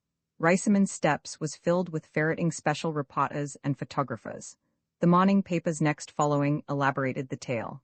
The Steps became the cynosure of all England and the subject of cables to America, South Africa, and the Antipodes. The Steps rose dizzily to unique fame. The coroner's inquest on the body of Henry Earl Forward was packed like a divorce caught on an illustrious day and stenographed verbatim. Jurymen who were summoned to it esteemed themselves fortunate. The Reverend Augustus Earl Forward, a Wesleyan Methodist missionary, home for a holiday from his labors in the West Indies, and brother of the deceased, found himself in a moment extremely famous. He had nearly missed the boat at Kingston, Jamaica, and he saw the hand of Providence in the fact that he had not missed it. He had not met his younger brother for over 30 years, nor heard from him, did not even know his address, had scarcely thought of trying to hunt him up. And then at tea in the Thackeray Hotel, Bloomsbury, his stern eyes had seen the name of Earl Forward written large in a newspaper. The affair was the most marvelous event, the most marvelous coincidence of his long and honorable career. Wisely he flew to a solicitor. He caused himself to be represented at the inquest. He had reached England in a critical mood, for, like many colonials, he suspected that all was not well with the blundering and decadent old country. And the revelations of life in Clerkenwell richly confirmed his suspicions, which did not surprise him, because much commerce with Negroes had firmly established in his mind the conviction that he could never be wrong. From the start he had his ideas about Elsie, the servant girl asleep with a young man in her bedroom. They were not nice ideas, but it is to be remembered that he was taking a holiday from the preaching and practice of Christian charity. His legal representative put strange questions to Elsie at the inquest, during which it was testified, after post-mortem, that Henry had died of a cancer at the junction of the gullet and the cardiac end of the stomach, and these questions were reinforced by the natural cynicism and incredulity of the coroner. Elsie was saved from opprobrium by Dr. Rost's statement that she had called him in to the young man. Elsie, indeed, was cheered by her inflamed friends as she left the cot.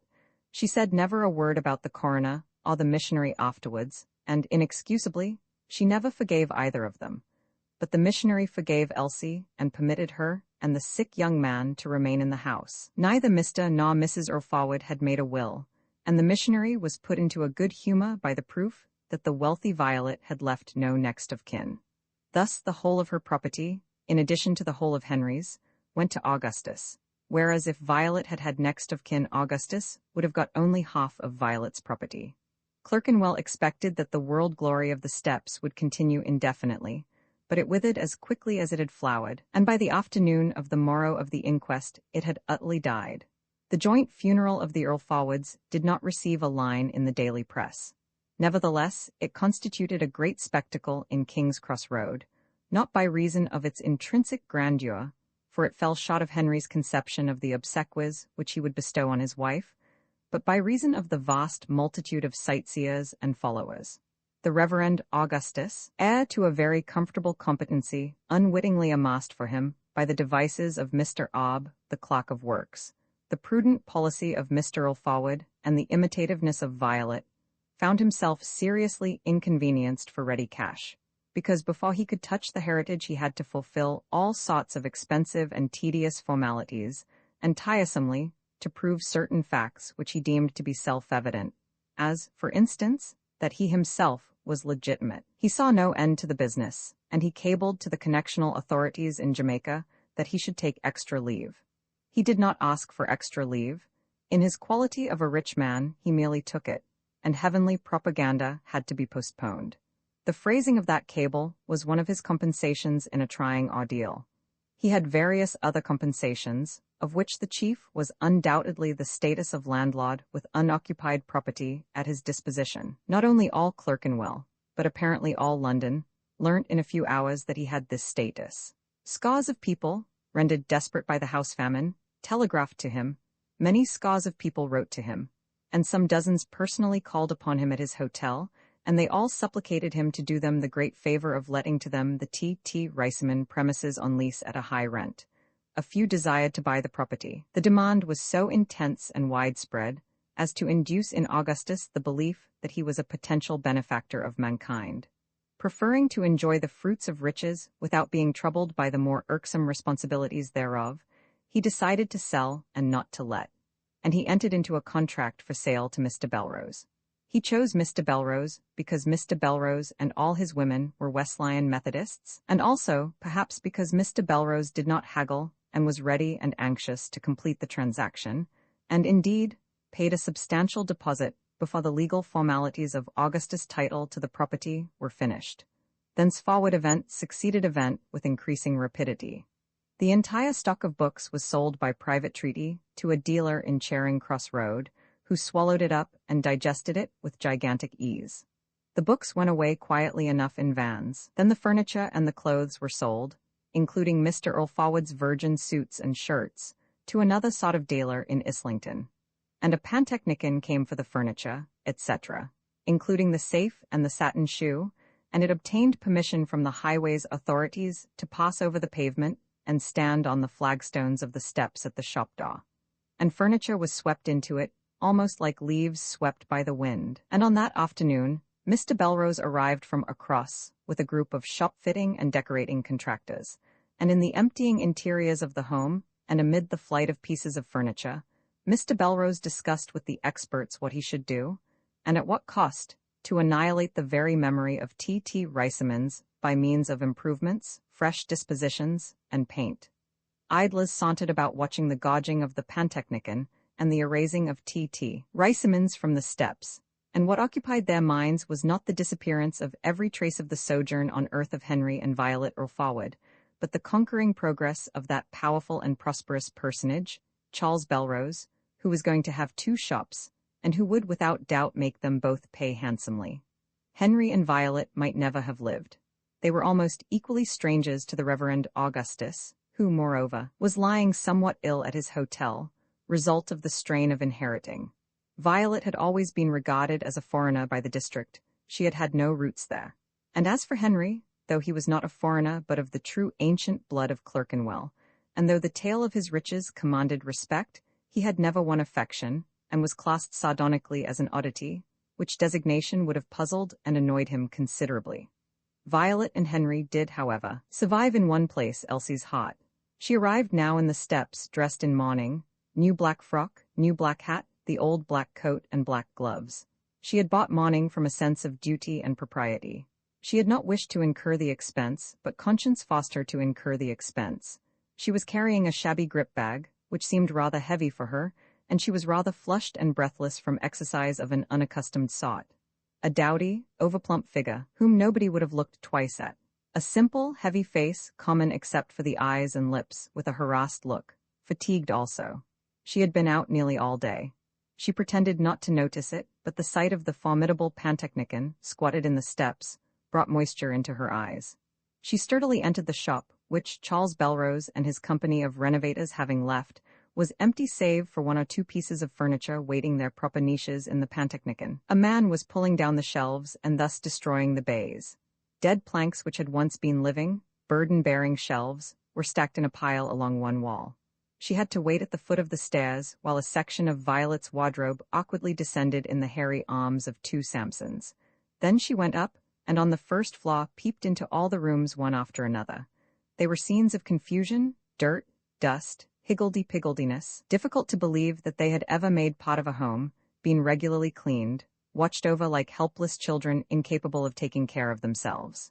She lugged the grip bag up the second flight and went into the spare room, which was quite empty, stripped to the soiled and damaged walls. Even the plant pots were gone from the windowsills, and she went into the kitchen, where the tap kept guard with its eternal drip-drip over perfect desolation. At last, she went into her bedroom, which by a magic ukase from on high in the Thackeray Hotel had been preserved from the sack. A fire was cheerfully burning. All was as usual to the casual glance, but the shut drawers were empty, and Elsie's box and umbrella had gone back to Riceyman Square, where she had been sleeping since the funeral. Joe was sufficiently recovered to sleep alone in the house, and had had no objection to doing so. Joe, fully dressed for the grand exodus, sat waiting on the sole chair. He smiled. Dropping the bag, she smiled. They kissed. With his limited but imaginative intelligence, Joe did not see that Elsie was merely Elsie. He saw within the ill-fitting mourning a savior, a powerful protectress, a bright angel, a being different from, and superior to, any other being.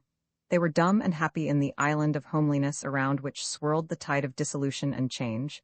Elsie picked up a piece of bread and butter from a plate and began to eat it. "Didn't you get any dinner?" Joe asked anxiously. She nodded, and the nod was a lie. "I got your bag and all your things in it," she said. "There's a clean collar, you'd better put it on." Munching, she unfastened the bag. "And I've got the license from the registry office," she said. He scrutinized the license, which by its complexity and incomprehensibility intimidated him. He was much relieved and very grateful that he had not had to go forth and get the license himself. The clean collar, which Elsie affixed, made a wonderful improvement in Joe's frayed and dilapidated appearance. "Has the doctor been to look at ye?"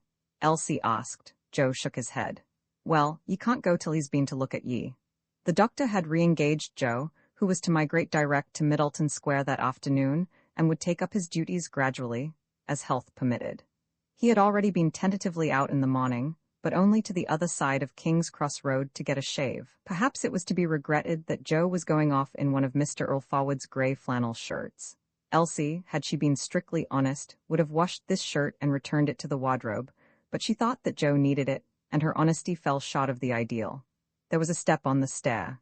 The doctor came into the island, and he himself was an island, detached, self-contained, impregnable as ever. He entered the room as though it was a room and not the emptying theater of heroic and unforgettable drama, and as though nothing worth mentioning had happened of late in Riceyman's steps. "Has my daughter called here for me?" he asked abruptly, deposing his prim hat on the little yellow chest of drawers. "No, sir." "Ah, she was to meet me here," he said in a casual, even tone, and yet there was something in his voice plainly indicating to the observant that deep down in his recondite mind burned a passionate pride in his daughter. "I think you'll do, Joe," he decided, after some examination of the malaria patient. "I see you've had a shave." "Elsie said I'd better, sir." "Yes, makes you feel brighter, doesn't it? Well, you can be getting along. By the way, Elsie," he coughed, "we've been wondering at home whether you'd care to go and have a chat with Mrs. Rost." "Yes, sir, but what about, sir, Joe?" "Well, the fact is, we thought perhaps you'd like." He gave a short, nervous laugh to join the staff. "I don't know what they call it. Cook general? No, not quite that, because there'd be Joe. There'd be you and Joe, you see." Elsie drew back, alarmed, so alarmed that she did not even say, "Thank you." "Oh, I couldn't do that, sir. I couldn't cook for you, sir. I couldn't undertake it, sir. I'm really only a charwoman, sir. I couldn't face it, sir." "But I thought you'd been learning some cookery from, Mrs. Earl Forward?" "Oh, no, sir. Not as you might say. Only gas rings, sir." This was the once ambitious girl who had dreamed of acquiring the skill to wait at table in just such a grand house as the doctor's. Extreme diffidence was not the only factor in her decision, which she made instantly and positively as a strong-minded, sensible, masterful woman without any reference to the views of her protected, fragile idol, Joe, for a quality of independence, hardness, had begun to appear in Elsie Sprickett. The fact was that she wanted a separate home as a refuge for Joe, in case of need, and she was arranging to rent a room in the basement of her old abode in Riceyman Square. Out of the measureless fortune of £32, which she had accumulated in the post office savings bank, she intended to furnish her home. It had been agreed with the doctor that after the marriage, Joe should have one whole night off per week. She would resume chairing, which was laborious but more free than a regular situation. If Joe should have a fit of violence, it could spend itself on her in the home. She even desired to suffer at his hands as a penance for the harshness of her earlier treatment of him, of her well-meant banishing of the innocent victim deranged by his experiences in the war. With her earnings and his, they would have an ample income. The fine, sagacious scheme was complete in her brain, and the doctor's suggestion attacked it in its fundamentals. At Middleton Square, worried by unaccustomed duties and the presence of others, she might have scenes with Joe and be unable to manage him. No, she must be independent, she must have liberty of action, and this could not be if she was a servant in a grand house. "Oh, very well, said the doctor, frigid as usual, but not offended. Joe said no word, knowing that he must not meddle in such high matters of policy. Scatterings, expostulations, reproofs on the stairs. Miss Rost entered with the excited dog Jack. Her father had told her that if she saw no one familiar below, she must mount 2 flights of stairs and knock at the door facing her at the top, but in her eagerness, she had forgotten to knock. Miss Rost was growing in stature daily. Her legs were fabulously long, and it was said of her at home that in time she would be in a position to stoop and kiss the crown of her father's head. To everyone's surprise, she impulsively rushed at Elsie with thin arms outstretched and kissed her. Elsie blushed, as well she might. Miss Rost had spoken to Elsie only once before, but out of the memory of Elsie's face and that brief meeting she had constructed a lovely fairy tale, and a chance word of her mother's had set her turning it into reality. She had dreamed of having the adorable, fat, comfortable, kind Elsie for a servant in the house, and her parents were going to arrange the matter. For 24 hours she had been in a fever about it. "Is she coming, Papa?" the child demanded urgently. "No, she can't. She says she can't cook, and so she won't come." Miss Rost burst into tears. Her lank body shook with sobs. Everybody was grievously constrained. Nobody knew what to do, least of all the doctor. Jack stood still in front of the fire. "Mummy would have taught you to cook," Miss Rost spluttered, almost inarticulately. "Mummy's awfully nice." Elsie's sagacious scheme for her married life was dissipated in a moment. The scheme became absurd, impossible, inconceivable. Elsie was utterly defeated by the child's affection, ardor, and sorrow. She felt nearly the same responsibility towards the child as towards Joe. She was the child's forever. And she had kissed the child. Having kissed the child, could she be a Judas? "Oh, then I'll go and see Mrs. Rost," said Elsie, half smiling and half crying. This was indeed a very strange episode, upsetting as it did all optimistic theories about the reasonableness of human nature and the influence of logic over the springs of conduct. No one quite knew where he was. Dr. Rost was intensely delighted and proud, and yet felt that he ought to have a grievance. Joe was delighted, but egotistically. Elsie was both happy and sad, but rather more happy than sad. Miss Rost laughed with glee, while the tears still ran down her delicate cheeks. Jack balked once. Not that Jack had that very mysterious intuitive comprehension of the moods of others which in the popular mind is usually attributed to dogs, children, and women. No, Jack had heard footsteps on the stairs. A tousled, white-sleeved man in a green apron entered. "We're ready for here now, miss," he announced to Elsie, and without waiting for permission, he began rapidly to roll up the bedclothes in one vast bundle. Next he collected the crockery. The bedroom had ceased to be immune from the general sack. "They didn't have a lot of luck," said Mr. Belrose to Elsie and Joe that night in the steps at the locked door of TTS. It was the decent, wizened little old fellow's epitaph on Henry Earl Forward and Violet. It was his apology for dropping the keys of TTS into his pocket, and for the blaze of electricity from his old shop, and for the fall-on darkness of TTS, and for the fact that he was prospering while others were dead.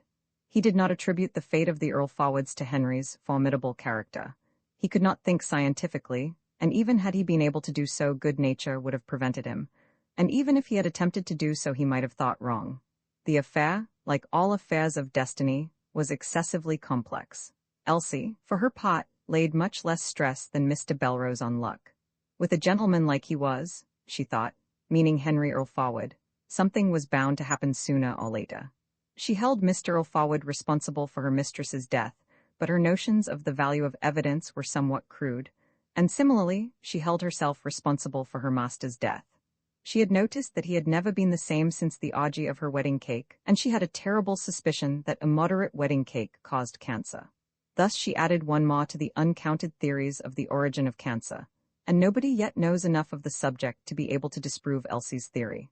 However, that night Elsie, with the sensations of a homicide, the ruin of a home and family behind her, a jailbird on her left arm and his heavy grip bag on her right, could still be happy as she went up the steps into Riceyman Square and called at her old home to make certain dispositions, and passed on in the chill darkness to Middleton Square.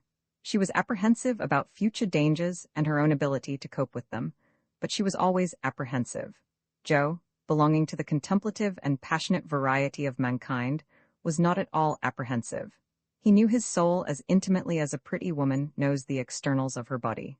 He was conscious of joy in retreading with Elsie the old familiar streets. He had a perfect, worshipping faith in Elsie's affection and in her powers. His one affliction was to see Elsie lugging the heavy grip bag, but even this was absurd, for he had not yet the strength to carry it, and he well knew that she would never have permitted him to try. People saw a young, humble, mutually absorbed couple strolling along and looking at one another. More correctly, people did not see a humble couple, any more than people at a court ball see a fashionably dressed and self-sure couple. Elsie and Joe were characteristic of the district. They would have had to look much worse than they did in order to be classed as humble in Clerkenwell. Nor were people shocked at the spectacle of the woman lugging a heavy grip bag, while the man carried naught.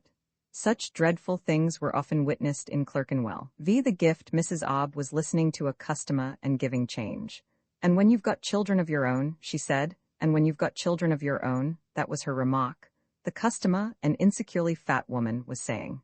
"Just so," Mrs. Obb agreed, handing the change and pushing a little parcel across the counter. She ignored Mr. O'Forward completely. He stood near the door, while the fat customer repeated once more what some third person had remarked upon a certain occasion. The customer's accent was noticeably vulgar in contrast with Mrs. Obb's. Mrs. Obb was indeed very well spoken, and she contrasted not merely with the customer but with the shop. There were dozens of such little shops in and near King's Cross Road. The stock, and also the ornamentation, of the shop came chiefly from the wholesalers of advertised goods made up into universally recognizable packets, several kinds of tea in large quantities, and picturesque, bright tea signs all around the shop, several kinds of chocolate, in several kinds of fancy, polished wood glazed stands, but the chocolate of one maker was in the stand of another. All manner of patent foods, liquid and solid, each guaranteed to give strength. 2 competitors in margarine, scores of paper bags of flour, some loaves, 2 hams cut into, a milk churn in the middle of the shop, tinned fruits, tinned fish, tinned meats, and in the linoleum-lined window the cakes and bonbons which entitled the shop to style itself confectioners. Dirty ceiling, uneven dark wood floor, frowsy, mysterious corners, a shabby counter covered with linoleum in black and white check, like the bottom of the window.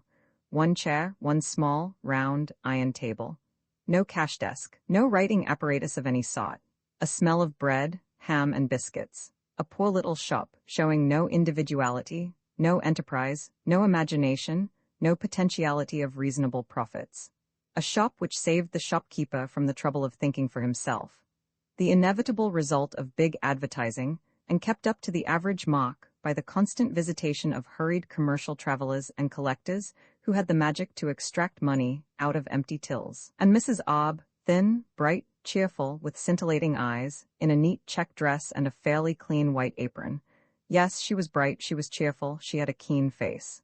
Perhaps that was what had attracted Mr. O'Forward, who was used to neither cheerfulness nor brightness. Yet he thought, it would have been just about the same if she'd been a gloomy woman. Perhaps he had been attracted because she had life, energy, downrightness, masterfulness. "Good evening, Mr. O'Forward, and what can I do for you?" She greeted him suddenly, vivaciously, as the fat customer departed. She knew him then. She knew his real name. She knew that his name did not accord with the sign over his shop. Her welcoming smile inspired him, as alcohol would have inspired him had he ever tasted it. He was uplifted to a higher plane of existence. And also, secretly, he was a little bit flurried, but his demeanor did not betray this. A clock struck rapidly in some room behind the shop, and at the sound, Mrs. Obb sprang from behind the counter, shut and locked the shop door, and drew down its blind for a sign to the world that business was over for the day. She had a fine movement with her. In getting out of her way, Mr. O'Forward strove to conceal his limp as much as possible. "I thought I'd just look in about that cookery book you wanted," said he. "It's very kind of you, I'm sure," said she, "but I really don't think I shall need it." "Oh, no, I think I shall get rid of this business. There's no doing anything with it." "I'm sorry to hear that," said Mr. O'Forward, and he was. It isn't as if I didn't enjoy it at first. Quite a pleasant change for me to take something in hand.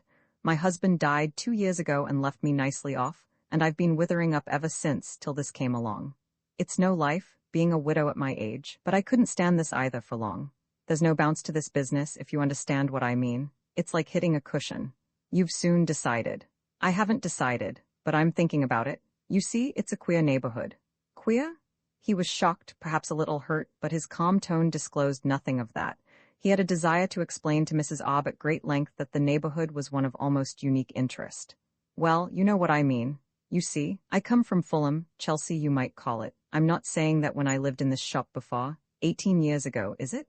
I'm not saying I thought it was a queer neighborhood then. I didn't, and I was here for over a year too, but I do now. I must confess it hasn't struck me as queer. You know this King's Cross Road? Mrs. Obb proceeded with increased ardor. You know it? You've walked all along it? Yes, so have I. Oh, I've looked about me. Is there a single theater in it? Is there one music hall? Is there one dance hall? Is there one picture theater? Is there one nice little restaurant? Or a tea shop where a nice person could go if she'd a mind? And yet it's a very important street. It's full of people all day. And you can walk for miles round here and see nothing. And the dirt and untidiness? Well, I thought Fulham was dirty. Now look at this Riceyman Square place up behind those funny steps. I walked through there, and I lay there isn't one house in it, not one, without a broken window. The fact is, the people about here don't want things nice and kept. I'm not meaning you, certainly not, but people in general. And they don't want anything fresh, either. They only want all the nasty old things they've always had, same as pigs. And yet I must say I admire pigs in a way. Oh dear? She laughed, as if at herself, a tinkling laugh, and looked down, with her steady, agreeable hand still on the door. Twice before she had looked down. It was more than coyness, better than coyness, more genuinely exciting. When she laughed, her face crinkled up very pleasantly. She had energy. All the time her body made little movements. Her glance varied, scintillating, darkling. Her tones ceaselessly varied, and she had authority. She was a masterful woman, but masterful in a broad-minded, genial manner. She was experienced, and had learnt from experience. She must be over 40. And still, somehow girlish. Best of all, she was original. She had a point of view. She could see. Mr. Alfawad hated Clerkenwell to be damned. Yet he liked her to damn it. And how natural she was, dignified, but not ceremonious, willing to be friends at once. He repeated to himself that from the first sight of her he had known her to be a highly remarkable creature. I brought the book along, he said, prudently avoiding argument. She took it amiably from him, and out of politeness inspected it again. You shall have it for 9p, and you might be needing it after all, you know. With her face still bent towards snacks and titbits, she raised her eyes to his eyes. It seemed roguishly. I might. She shut the book with a smart snap. But I won't go beyond 6p, thank you all the same. And not as I don't think it's very kind of you to bring it over. What a woman, what a woman. She was rapidly becoming the most brilliant, attractive, competent, and comfortable woman on earth. And Mr. Alfawad was rapidly becoming a hero, a knight, a madman capable of sublime deeds. He felt an heroical impulse such as he had never felt. He fought it and was beaten. See here, he said quietly and with unconscious grandeur. We're neighbors, I'll make you a present of the book. Did she say, as a silly little creature would have said, oh, no, I couldn't possibly, I really couldn't? Not a bit, she said simply. It's most kind of you, Mr. Alfawad, it really is. Of course I accept it with pleasure, thank you. And she looked down like a girl who has received a necklace and clasped it on her neck. Yes, she looked down. The moment was marvelous to Mr. Alfawad. But I do think you're a little hard on Riceyman Square, he said, as she unlocked the door for his departure. She replied gaily and firmly. Not one house without a broken pane? She insisted and held out her hand. Well, we must see one day, said he. She nodded. And if there is, she said, I shall pay you a shilling for the book. That's fair. She shook hands. Mr. Alfawad crossed the space between her shop and his with perfect calmness, and as he approached his door he took from his pocket with the mechanical movement of regular habit a shining key. V.I. Mrs. Obb's case you would have thought, while Mrs. Obb was talking to Mr. Alfawad, that the enigma of the universe could not exist in her presence. Yet as soon as she was alone it was there, pervading the closed little shop. By letting Mr. Alfawad out, she had let the enigma in. She had relocked the door too late. She stood forlorn, apprehensive, and pathetically undecided in the middle of the shop, and gazed round at the miserable contents of the shop with a dismayed disillusion. Brightness had fallen from her.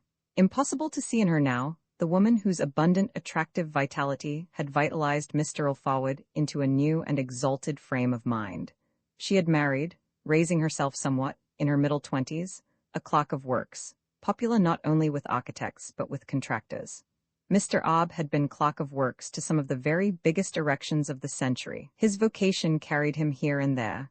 Wherever a large building was being put up, it might be a provincial town hall, or a block of offices in London, or a huge hydro on some rural countryside, or an explosives factory in the middle of pasture land. And Mr. Ob's jobs might last any length of time, from 6 months to 3 or 4 years. Consequently, he had had no fixed residence. As there were no children, his wife would always go about with him, and they would live in furnished rooms. This arrangement was cheaper than keeping a permanent home in London, and much more cheerful and stimulating. For Mr. Ob, it had the advantages, with the disadvantages, of living with a wife whose sole genuine interest, hobby, and solicitude was her husband. All Mrs. Ob's other social relations were bound to be transitory and lukewarm. When Mr. Ob died, he left a sum of money surprisingly large in view of the fact that clocks of works do not receive high salaries. Architects, hearing of the nice, comfortable fortune, were more surprised than contractors. A clock of works has great power. A clock of works may be human. Mrs. Ob found herself with an income but no home, no habit of home life, and no masculine guidance or protection. She was heart-stricken, and, what was worse, she was thoroughly disorganized. Her immense vitality had no outlet. Time helped her, but she lived in suspense, undecided what to do and not quite confident in her own unaided wisdom.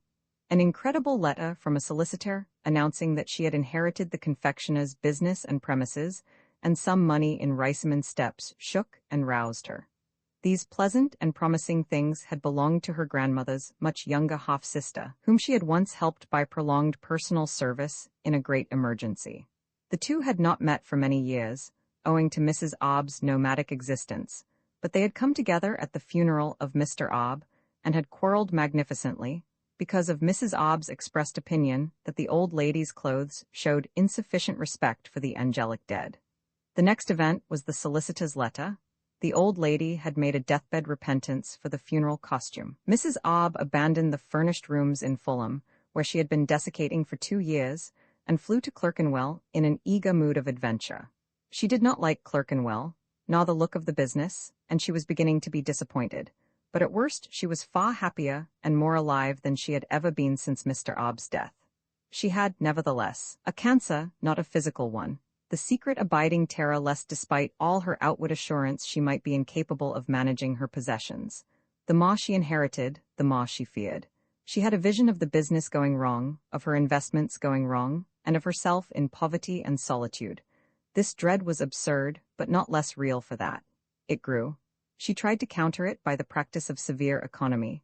The demeanor of Mr. Alfawad and his gift had suddenly lightened her horizon. But the moment he departed, she began saying to herself that she was utterly silly to indulge in such thoughts as she had been thinking, that men were not like that men knew what they were about and what they wanted. And she looked gloomily in the fancy mirror provided by a firm of cocoa manufacturers, and adorned with their name at the top and their address at the bottom. She put pieces of gauze over the confectionery in the window, and over the 2 bony remnants of ham, placed the chair seat downwards on the counter, and tilted the little table against the counter, then extinguished the oil lamp, which alone lit the shop, and went into the back room, lighted by another similar oil lamp. In this room, which was a parlor kitchen, and whose principal table had just been scrubbed, Elsie, a helot withdrawn from the world and dedicated to secret toil, was untying her sack apron preparatory to the great freedom of the night. "Oh, Elsie, you did say your name was Elsie, didn't you?" "Yes'm. I should take it very kindly if you could stay a bit longer this evening." Elsie was dashed. She paused on the knot of the apron string. "It's a quarter of an hour past my time now, Em," she said apologetically and humbly. "It is, so it is. Well, not quite. I had an engagement, Em. Couldn't you put it off for this once, you see? I'm very anxious to get straight after all this mess I've been in. I'm one that can't stand a mess. I'll give you your supper. I'll give you a slice of ham, and 6 pence extra." "I'm sure it's very kind of you, Em, but—" Mrs. Ob coaxed, and she could coax very effectively. "Well, Em, I always like to oblige." Elsie yielded, not grudgingly nor with the air of conferring a favor, but rather with a mild and pure kindliness. She added, coaxing in her turn, but I must just run out half a minute if you'll let me. Oh, of course, but don't be long, will you? Look, here's your half day and the extra sixpence, take it now. And while you're out, I'll be cutting the ham for you. It's a pity I've turned out the shop lamp, but I dare say I can see if I leave this door open. She gave the girl some silver. I'm sure it's very kind of you, Em. Mrs. Obb cut an exceedingly thin slice of ham quite happily. She had two reasons for keeping Elsie. She wanted to talk to somebody, and she felt that, whether she talked or not, she could not bear to be alone in the place till bedtime. Her good spirits returned. Roman 7 under an umbrella, the entrance gates to the yard of Daffut. The builder and stonemason, which lay between Mrs. Obb's shop and the steps proper, were set back a little from the general frontage of the north side of Riceyman steps, so that there was a corner at that point sheltered from east and northeast winds. In this corner stood a young man under an old umbrella. His clothes were such as would have entitled him to the newspaper reporter's description, respectably dressed, no better. His back was against the blind wall of Mrs. Obb's. It was raining again, with a squally wind, but the wind being in the northeast, the young man was only getting spotted with rain. A young woman ran out of Mrs. Obb's and joined him. She placed herself close to him, touching him, breast to breast. It was the natural and rational thing to do, and also she had to receive as much protection as possible from the umbrella. The girl was wearing all Elsie's clothes. Elsie's sack apron covered her head and shoulders like a bridal veil, but she was not Mrs. Obb's Elsie nor Mr. Earl Forward's. She was not the drudge. She had suddenly become a celestial visitant. The attributes of such an unearthly being were in her shining face and in the solace of her little bodily movements, and her extraordinary mean and ugly apparel could not impair them in the least. The man, slowly, hesitatingly, put one arm round her waist, the other was occupied with the umbrella.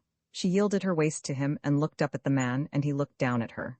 Not a word. Then he said in a deep voice, "Was your hat and things?" He said this as one who apprehended calamity. "I haven't finished yet," she answered gently. "I'm that sorry. How long shall you be?" "I don't know, Joe. She's all by herself, and she begged and prayed me to stop on and help her. She's all by herself, and strange to it, and I couldn't find it in my heart to refuse. You have to do what's right, haven't you?" The man's chin fell in a sort of sulky and despairing gloom, but he said nothing. He was not a facile talker, even on his best days. She took the umbrella from him without altering its position. "Put both arms round me and hold me tight," she murmured. He obeyed, reluctantly, tardily, but in the end fiercely. After a long pause he said, "And my birthday and all." I know," she cried. "Oh, Joe, it can't be helped." He had many arguments and good ones against her decision, but he could not utter them. He never could argue. She just gazed up at him softly. Tears began to run down his cheeks. Now, she soothed him. With her free hand she worked up the tail of her apron between them, and while still fast in his clutch, wiped his eyes delicately.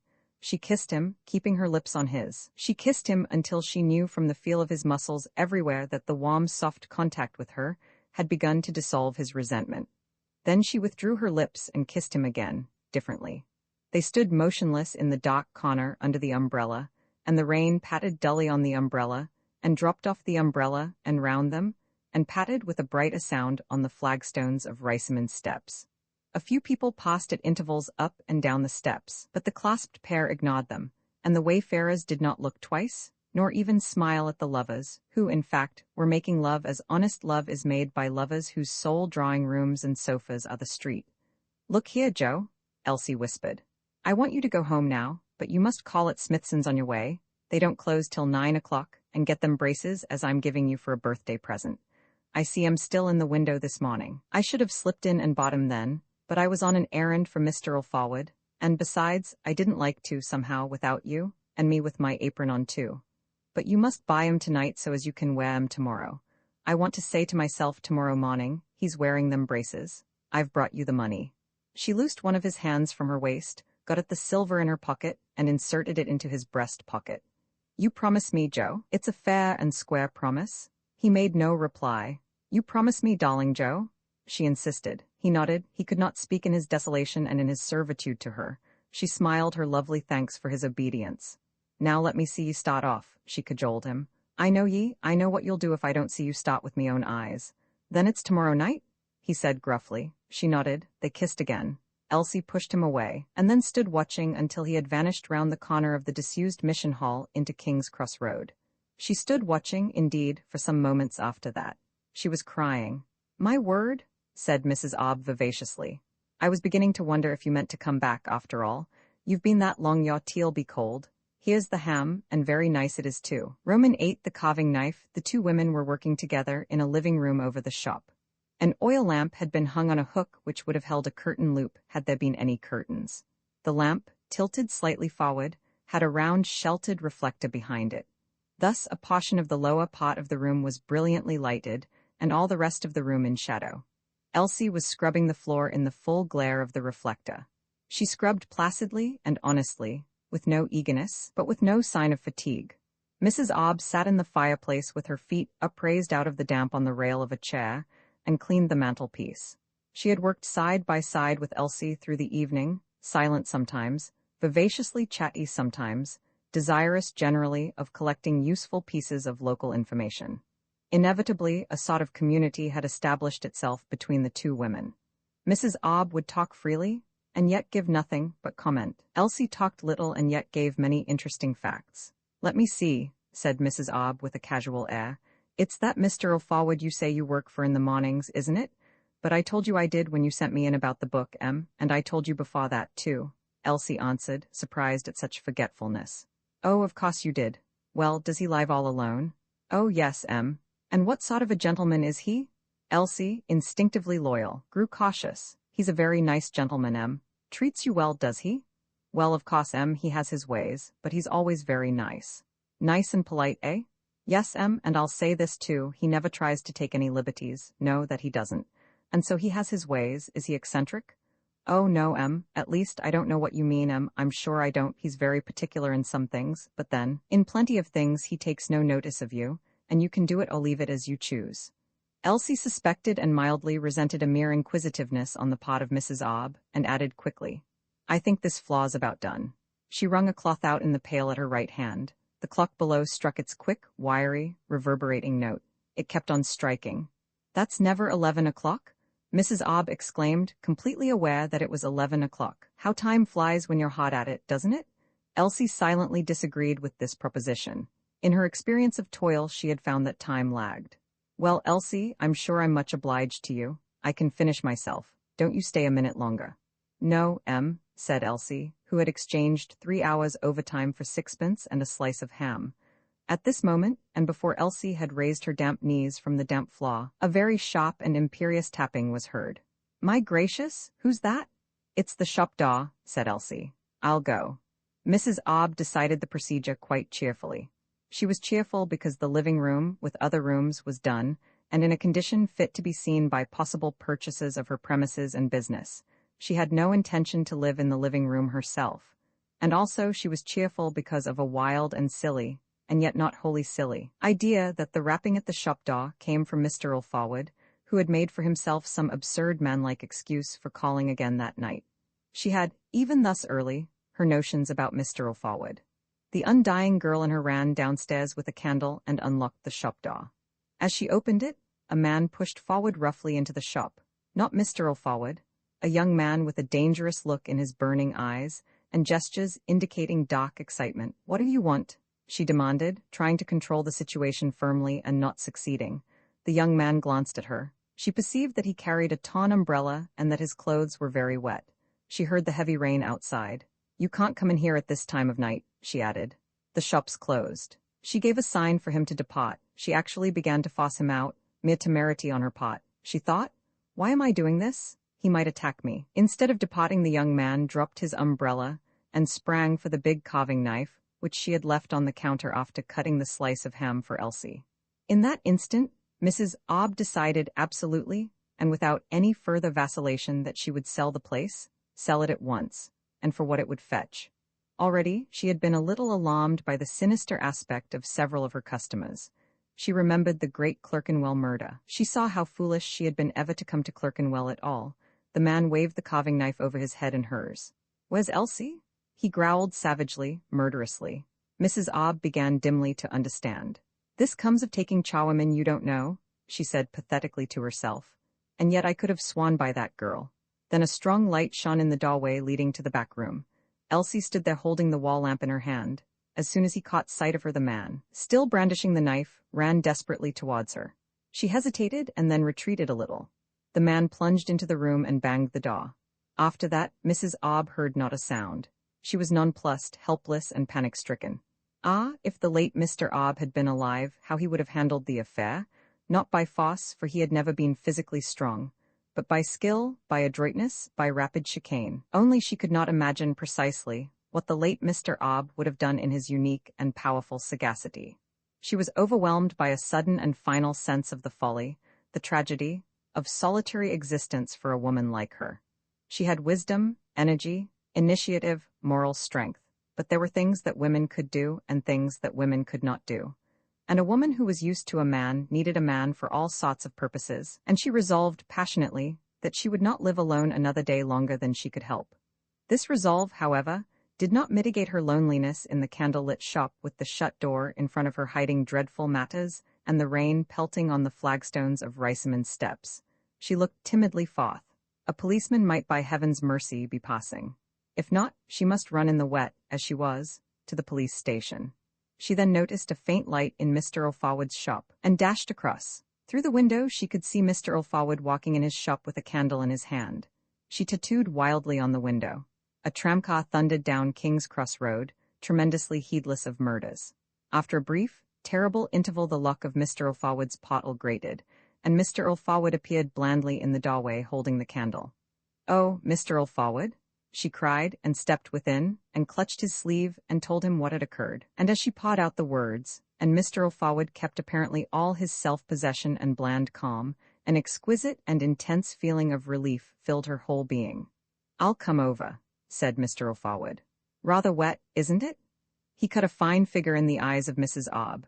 He owed his prestige at that moment, however, not to any real ability to decide immediately and courageously upon the right, effective course to follow, but to the simple fact that his reactions were very slow. Mr. O'Forwood was always afraid after the event. He limped vigorously into the dangers of Mrs. Obb's dwelling with his placidity undisturbed by the realization of those dangers, and he had no conception of what he should do. Mrs. Obb followed timorously. The door into Mrs. Obb's back room was now wide open. The lamp near the carving knife burnt on the white table there. Also, the candle was still burning in the shop, but the umbrella had vanished from the shop floor. The back room was empty. No symptom of murder, nor even of a struggle. Only the brief, faint rumble of an underground train could be heard and felt in the silence. Perhaps he's chased her upstairs. I'll go and see. Anyhow, he's left the knife behind him.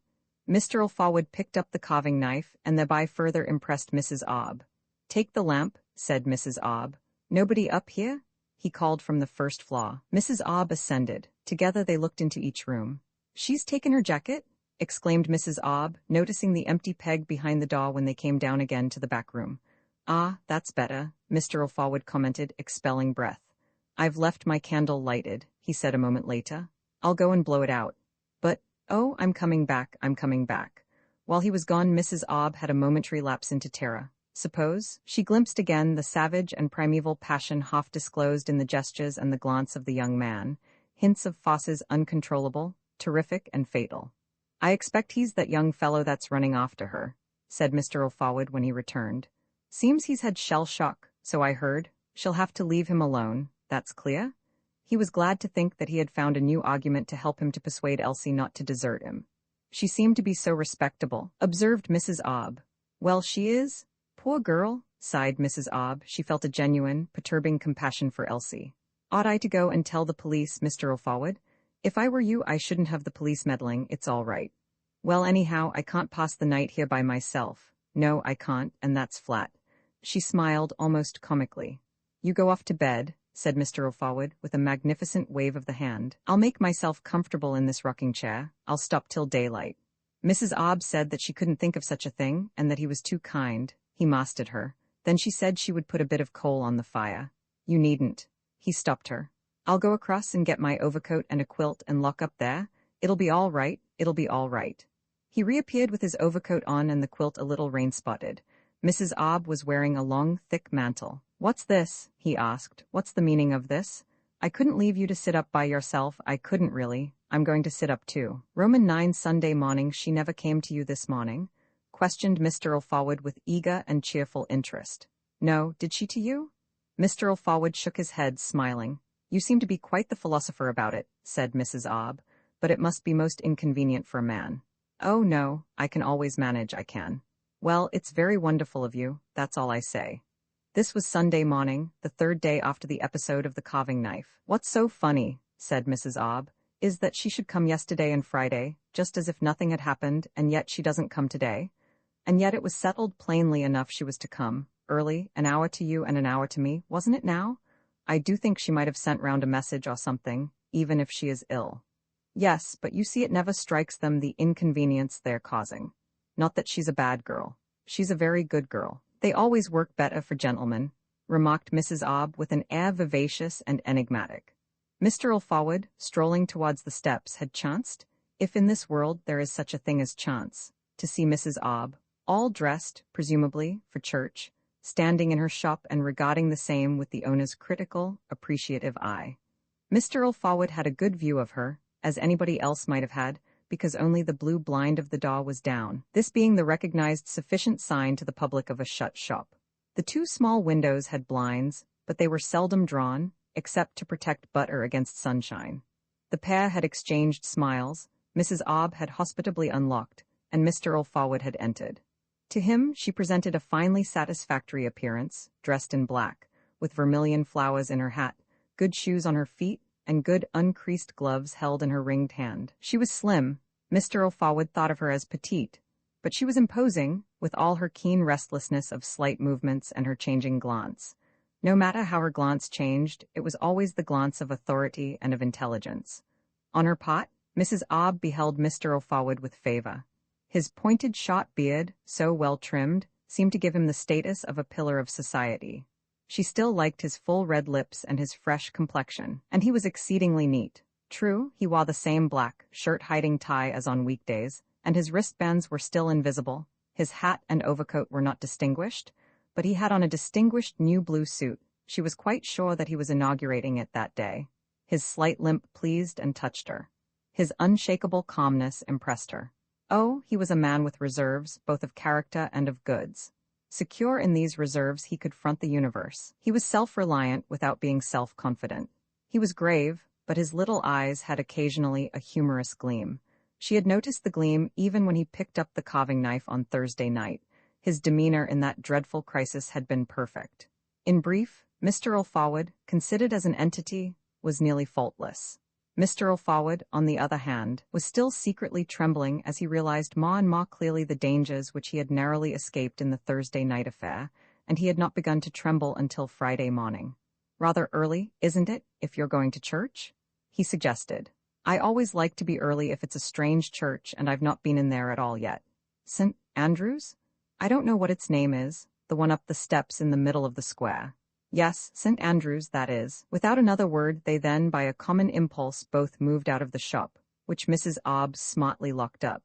In spite of the upset caused by Elsie's defection, and the prospect of future trouble and annoyance in this connection, they were very happy, and they had quite overlooked the fact that their combined years amounted to 90, or thereabouts. The sun was feebly shining on the Sabbath scene. The bells of St. Andrew's were jangling. I see you have some plant pots on your top windowsill, observed Mrs. Obb. Do you ever water them? An implied criticism. Mr. Alfawad enjoyed it, for it proved that they were getting intimate, as indeed became two people who had slept, well, opposite one another in two chairs through the better part of a coldish night. I do not, said Mr. Alfawad, waggishly, stoutly. The truth was that for years he had seen the plant pots without noticing them. They were never moved, never touched. The unconquerable force of nature was illustrated in the simple fact that one or two of the plants still sturdily lived, displaying a grimy green. I love plants, said Mrs. Obb. They passed up the steps, Mr. Alfawad a foot or so behind his heroine. Now what I don't understand, said she, turning upon him and stopping, is why the square should be so much higher than the road. It means that all the carts and things, even the milk carts, have to go all the way round by Gilbert Street to get into the square from the side. Why couldn't they have had it all on the same level? Exquisitely feminine, he thought. Why couldn't they have had it all on the same level? Absurd, delicious? He adored the delicious, girlish absurdity. Well, he said, it's like this, you see, in the old days they used to make tiles in Clerkenwell, and they scooped out the clay for the tiles in large quantities. And this is the result. With a certain eagerness he amplified the explanation. I should never have thought of that, said Mrs. Obb ingenuously but archly. What sort of church is St. Andrew's? Oh, it was built in the 30s and cost £4,541. Cheap? I doubt if you'd build it today for 20,000. Supposed to hold 1,100 people. Really? But I mean, is it high or low, or broad? I haven't the least idea, answered Mr. O'Forward. I did go in one day to look at the reredos to oblige a customer, but I've never been to a service. He spoke jauntily. Do you know why I go to church when I do go? Said she. Because it makes me feel nice. It's a great comfort, especially when it's a foggy day and you can't see very well, and there's not too many people. I don't mean I like sermons. No, but what I say is, if you enjoy part of the service, the least you can do is to stay it out. Don't you agree? She looked up at him, as it were appealing for approval. Wonderful moments for Mr. O'Forward, and for Mrs. Obb too? He thought to himself. She has a vigorous mind. Not one woman in 100 would have said that. And so petite and smart too. It doesn't really matter about her being only a confectioner.